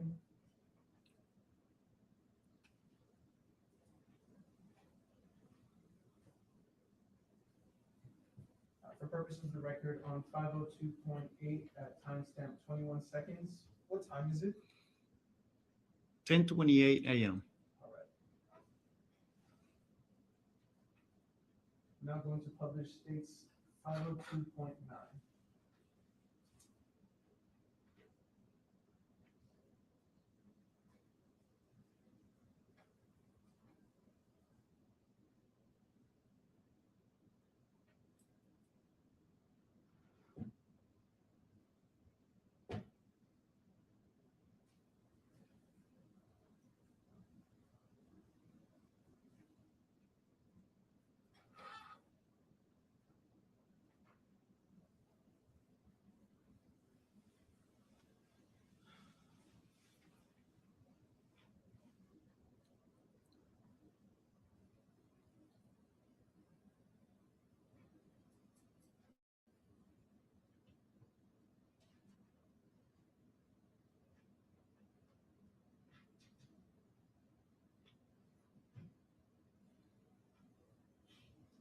We can pause right here. For purposes of the record, on states 502.9 at timestamp 57 seconds, what time is it? 10:31 a.m. All right, we can move on to the next video. Now publishing states exhibit 502.10.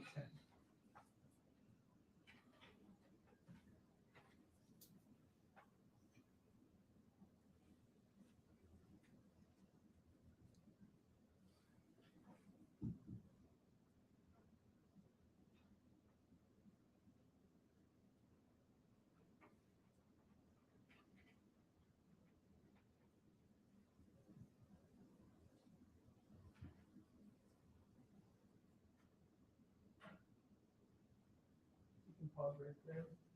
And then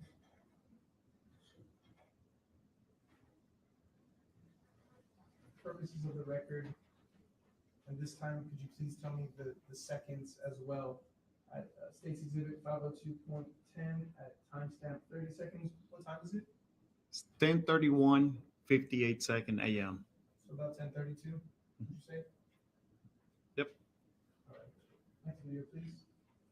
You're now publishing States Exhibit 502.11.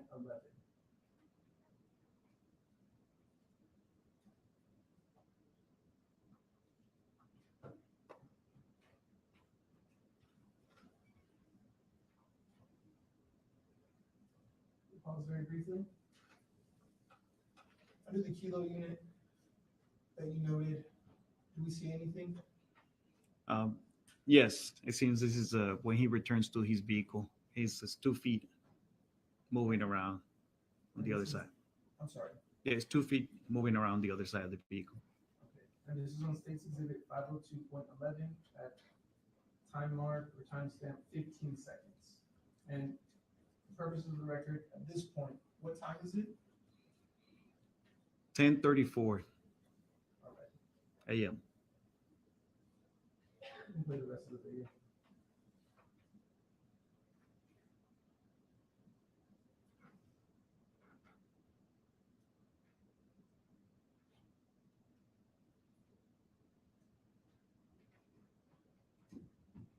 All right. Now going to publish States Exhibit 502.12.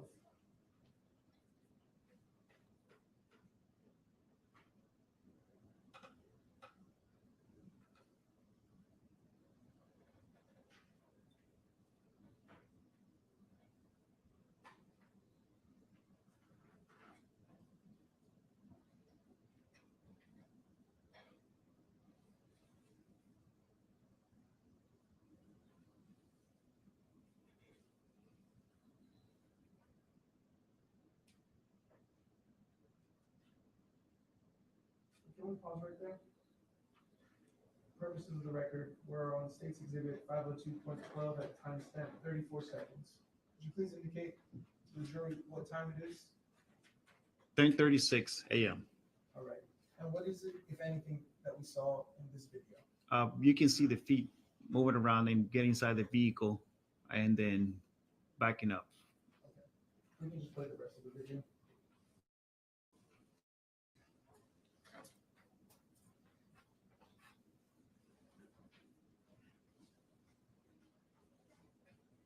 And finally, I'm going to publish 502, State's Exhibit 502.13.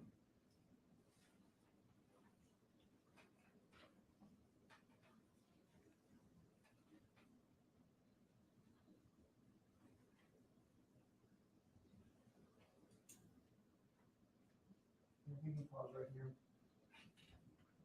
For purposes of the record, State's Exhibit 502.13 at timestamp 14 seconds. Could you please indicate to the jury what time it is in this video? 10:37 a.m. And what, if anything, did you see occur? The same vehicle backing up from Burgos' house and then driving away. All right.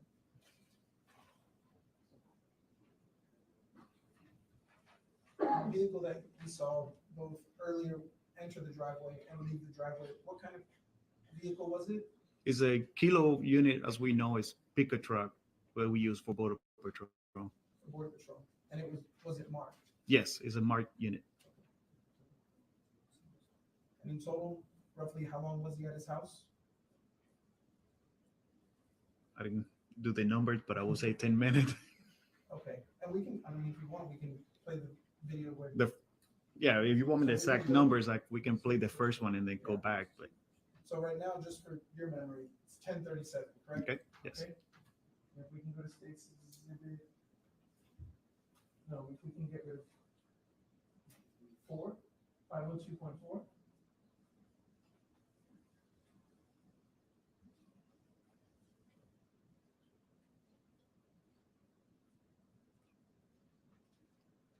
$10 minutes. And just for the purposes of the record, when he arrived, it was what time? It's 10:27 a.m. Okay. And when he left? 10:37 a.m. That's the witness, Your Honor. Any questions? Just with you, Your Honor. All right. Mr. Mercado, you and Mr. Burgos were neighbors for about 5 years prior to the date of the murders, correct? I don't remember the exact dates, but we bought the house in 2011, and I believe he bought it a few years later, so I can't recall the actual numbers of years. Okay, but during the time that you were neighbors, you met Amy, Mr. Burgos, his wife, right? That is correct. She's a Customs and Border Protection agent. She is an officer. In fact, you all took a trip down to South Padre Island together on one occasion, correct? That's correct. And you also met Mr. Burgos' children, Gabriel and Damien, correct? That's correct. And they would go over to your house to play with your kids frequently? That's correct. Do you recall that there was a period of time during which Amy and Ronald were separated? I never noticed that. You were not aware that they were separated? No, I mean, I don't pay attention to their relationship like that, so I'm not sure. You were interviewed by a police investigator around May of 2018, correct? Probably, yes. When that incident happened or murder happened? About a month later, more or less. That is correct, yes. And in that interview, do you recall stating that you would sometimes go home to pick up lunch while you were on duty? I've done it before with supervisor approval. I would ask if I can pick up my lunch, and I would literally just go in, pick it up, and go. Let probably a minute or 2 minutes, whatever it takes me to walk in and out. a lot of agents would, it was not uncommon for agents to go home and pick up lunch, in fact, while they were on duty. Isn't that correct? I can talk for all the agents. I can only say about what I do, and I know I ask for supervisor approval before going to my house to pick up my lunch if I left it behind. All right. I'll pass the witness, Your Honor. No further questions, Your Honor. Thank you, sir. You're excused.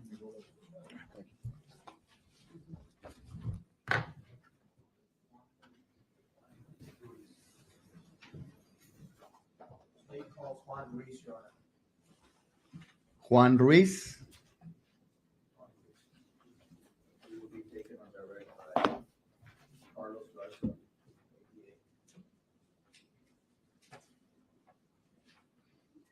You're gonna put it in the bin? Yes, Your Honor, put the photos in the.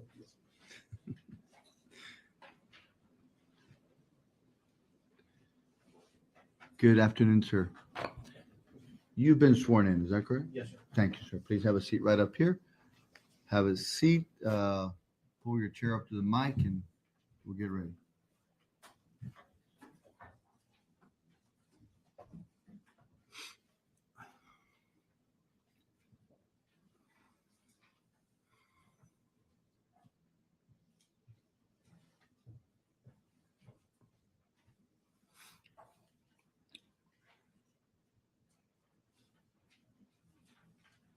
You may proceed, Mr. Garza. Thank you, Your Honor. Can you please state your full name for the record? Juan Leopoldo Ruiz. And are you currently employed? Yes, sir. And where is that?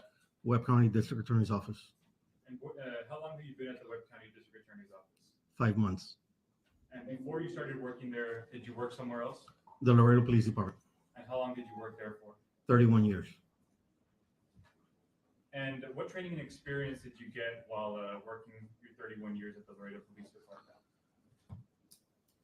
Well, upon graduating from the police academy, I was assigned to the patrol division. I remained there, started working in 1992. I remained there till 1998 when I promoted to the rank of investigator, at which time I was assigned to the crime scene investigating, the CSI unit for crime scene investigations.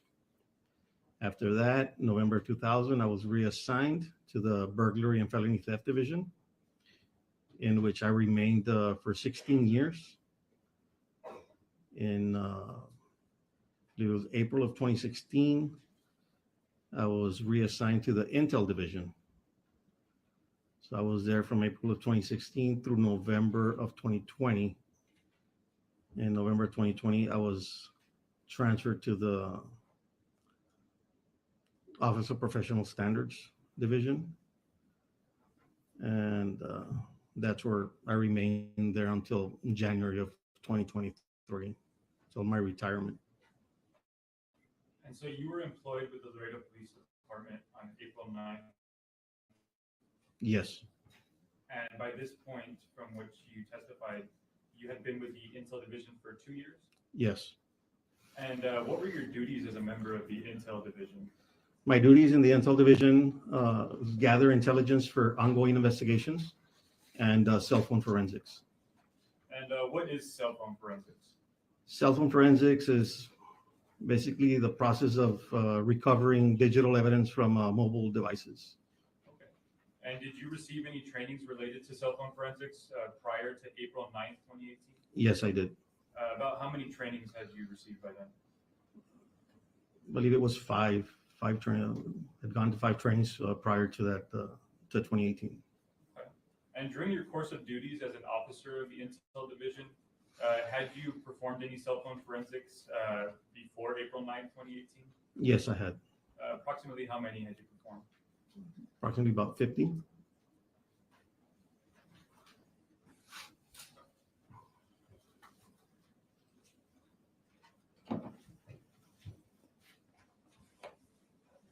For large or extra large? Large.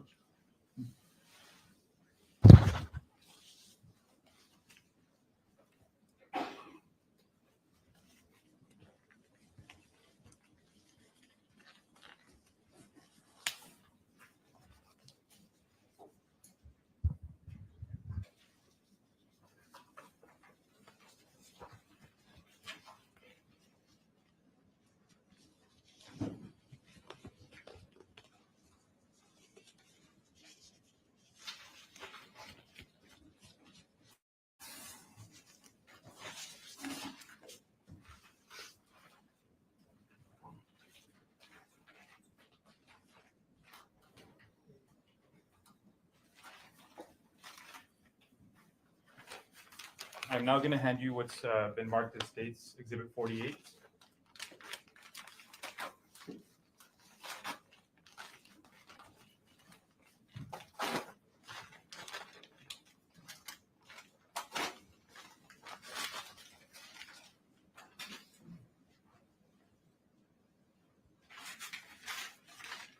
Your Honor, may I approach the witness?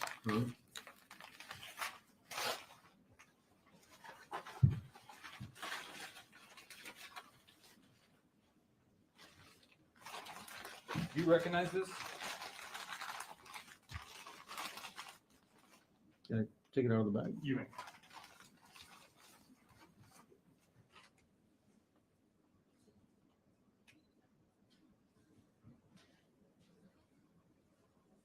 Yes.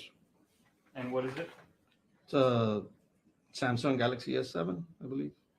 And is this one of the cell phones you performed a cell phone extraction on back on April 9th, 2018? Yes.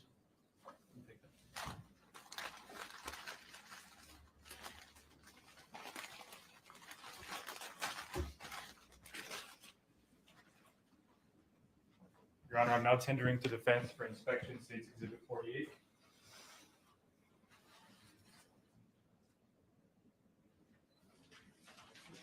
And we now offer it as evidence.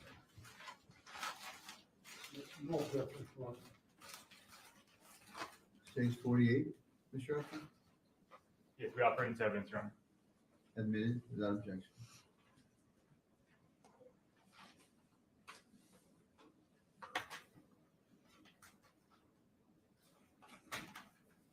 And Mr. Ruiz, as to State's Exhibit 48, do you know whose cell phone that belonged to? Mr. Anthony Burgos? Your Honor, may I approach the witness? You may. I'm now handing you what's been marked as State's Exhibit 49. Do you recognize this? Yes. And what is it? It's a Samsung Galaxy. And is this another one of the cell phones you performed an extraction on April 9th, 2018? Yes, I did. Or about? Yes. And do you know whose phone this belonged to? Ms. Grizelda Hernandez. I'm now tendering to the defense for inspection what's been marked as State's Exhibit 49. And offer as evidence. No objection, Your Honor. Admitted without objection.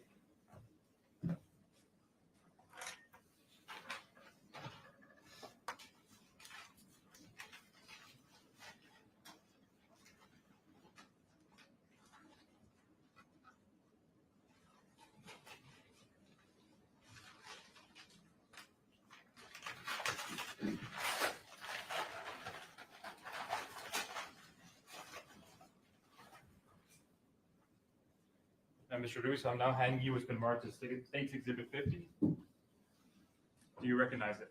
Yes. And what is it? It's a ZTE cell phone? And is this another one of the cell phones you performed an extraction on around April 9th, 2018? Yes. And who does this phone belong to? Ms. Grizelda Hernandez.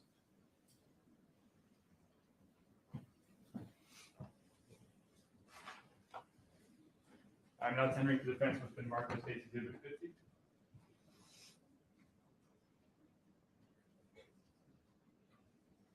And offered as evidence. No objection, Your Honor. Admitted without objection.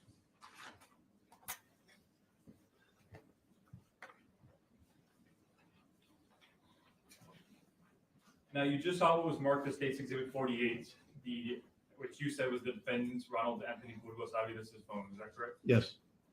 Now, was that phone, that extraction of that phone, was that pursuant to a search warrant? Yes, sir. And was that search warrant, did that contain a probable cause affidavit? Yes. And was that search warrant signed by a judge? Yes. Now,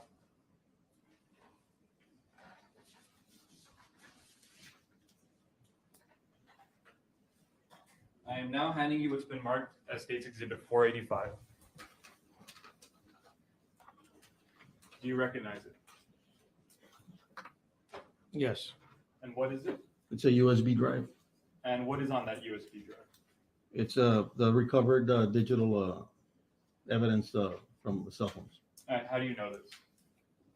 It's got my initials on the back. So you reviewed this before? Yes.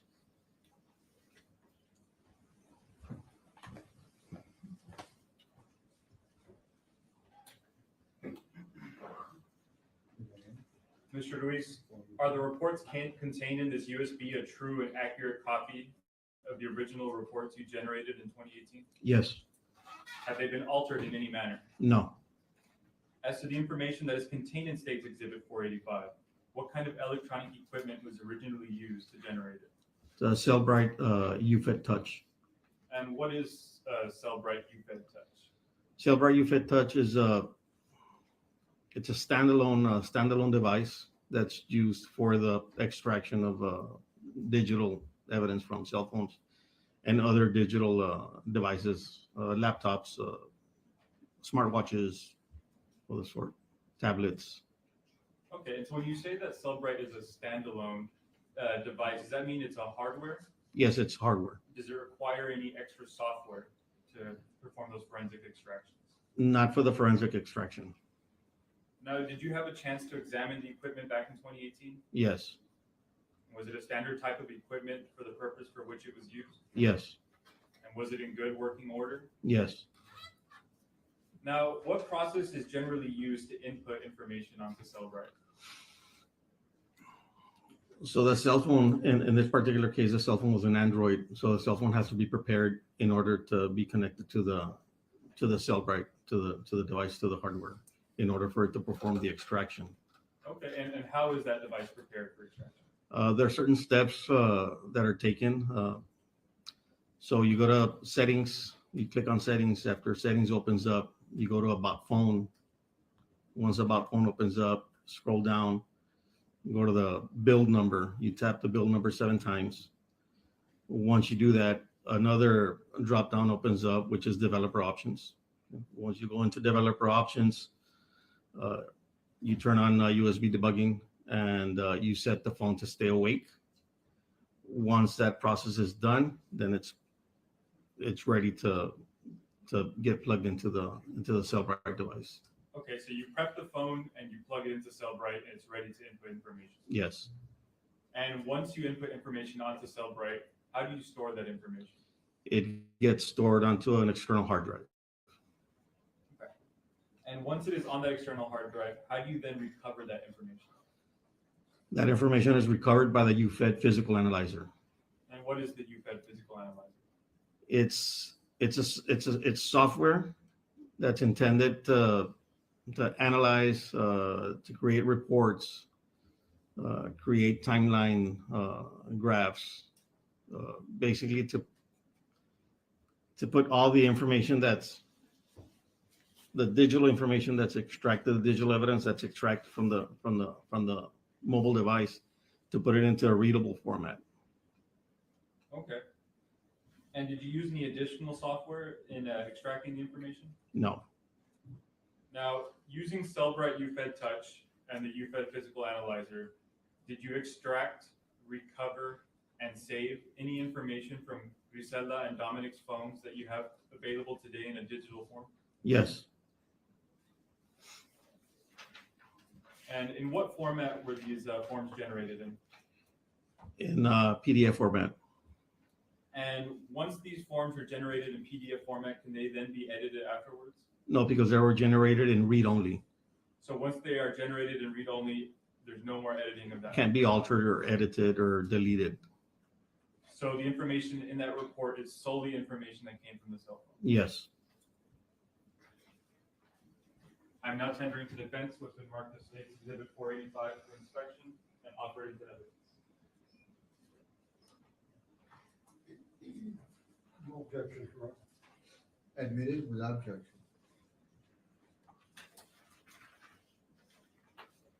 Mr. Luis, I'm handing you what's been marked as State's Exhibit 486. Do you recognize this? Yes, it's a USB device, USB drive. Okay, and are you familiar with that USB drive? Yes. And how are you familiar with it? It's got my initials in the back. And what is contained in that USB drive? As well, digital evidence that was obtained from one of the mobile devices. And do you know which mobile device that was? From Mr. Anthony Burgos' device.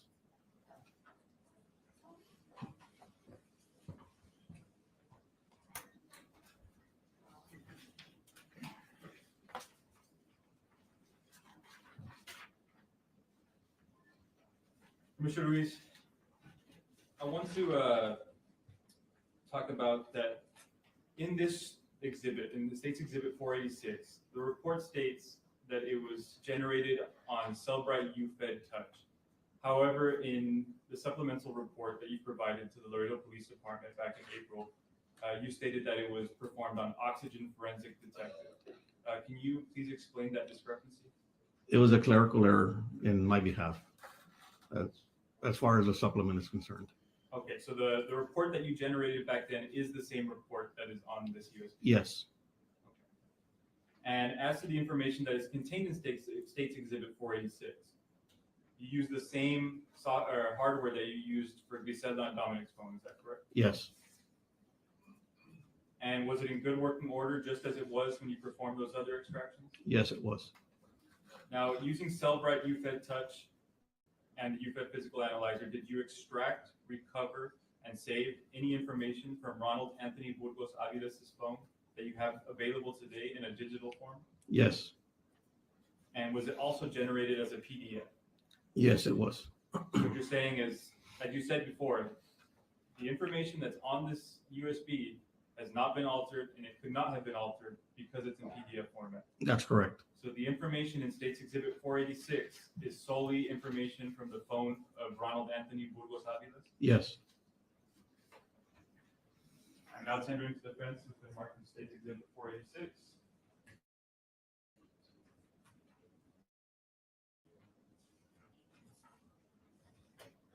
And offered its evidence. No objection, Your Honor. Admitted without objection. No further questions. Any questions of the witness, Mr. No question for this witness, Your Honor. You are excused. Thank you, sir. Thank you. All right. It is 5:56, and we are calling it a day. We'll start tomorrow at the same time we did today. Does that work out for you all? I hope. Any special requests? Talk to Mr. Rubio. Thank you all. See you in the morning.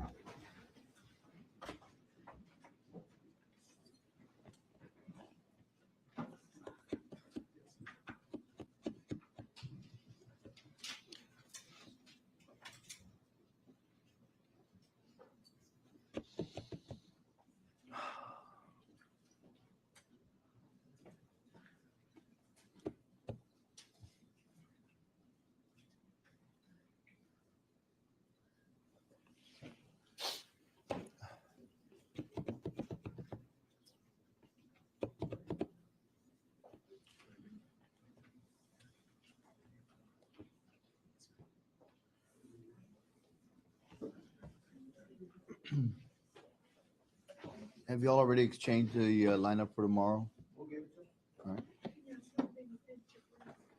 Tomorrow you need an interpreter or you do not? Mr. Alanis? Mr. Alanis, do you need an interpreter tomorrow? I don't think, you said it was day one, day two. I don't think you.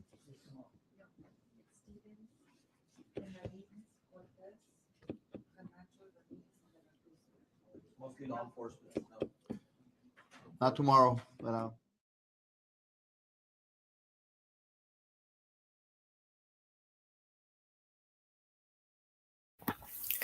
I didn't hear the judge say a time. Let's go back a few seconds here. Mr. Ruiz, I'm handing you what's been marked as State's Exhibit 486. Do you recognize this? Yes, it's a USB device. USB drive. Okay, and are you familiar with that USB drive? Yes. And how are you familiar with it? It's got my initials in the back. And what is contained in that USB drive? As well, digital evidence that was obtained from one of the mobile devices. And do you know which mobile device that was? From Mr. Anthony Burgos' device.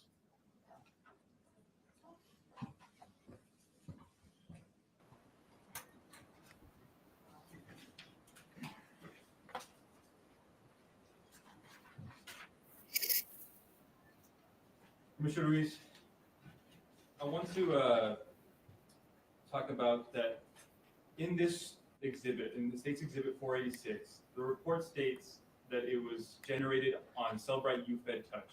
However, in the supplemental report that you provided to the Laredo Police Department back in April, you stated that it was performed on oxygen forensic detector. Can you please explain that discrepancy? It was a clerical error in my behalf, as far as the supplement is concerned. Okay, so the report that you generated back then is the same report that is on this USB? Yes. And as to the information that is contained in States Exhibit 486, you use the same hardware that you used for Grizelda and Dominic's phone, is that correct? Yes. And was it in good working order just as it was when you performed those other extractions? Yes, it was. Now, using Cellbrite UFED Touch and the UFED Physical Analyzer, did you extract, recover, and save any information from Ronald Anthony Bugos-Aviles' phone that you have available today in a digital form? Yes. And was it also generated as a PDF? Yes, it was. What you're saying is, as you said before, the information that's on this USB has not been altered, and it could not have been altered because it's in PDF format. That's correct. So the information in States Exhibit 486 is solely information from the phone of Ronald Anthony Bugos-Aviles? Yes. I'm now tendering to the defense with the mark of States Exhibit 486. And offered its evidence. No objections, Ron. Admitted without objection. No further questions. Any questions of the witness, Mr. No questions. Just the right people. Yes, sir. All right. It is 5:56, and we're calling it a day. We'll start tomorrow at the same time we did today. Okay, same time. So he called it for 8:45, and I think they turned on the camera at 9 a.m.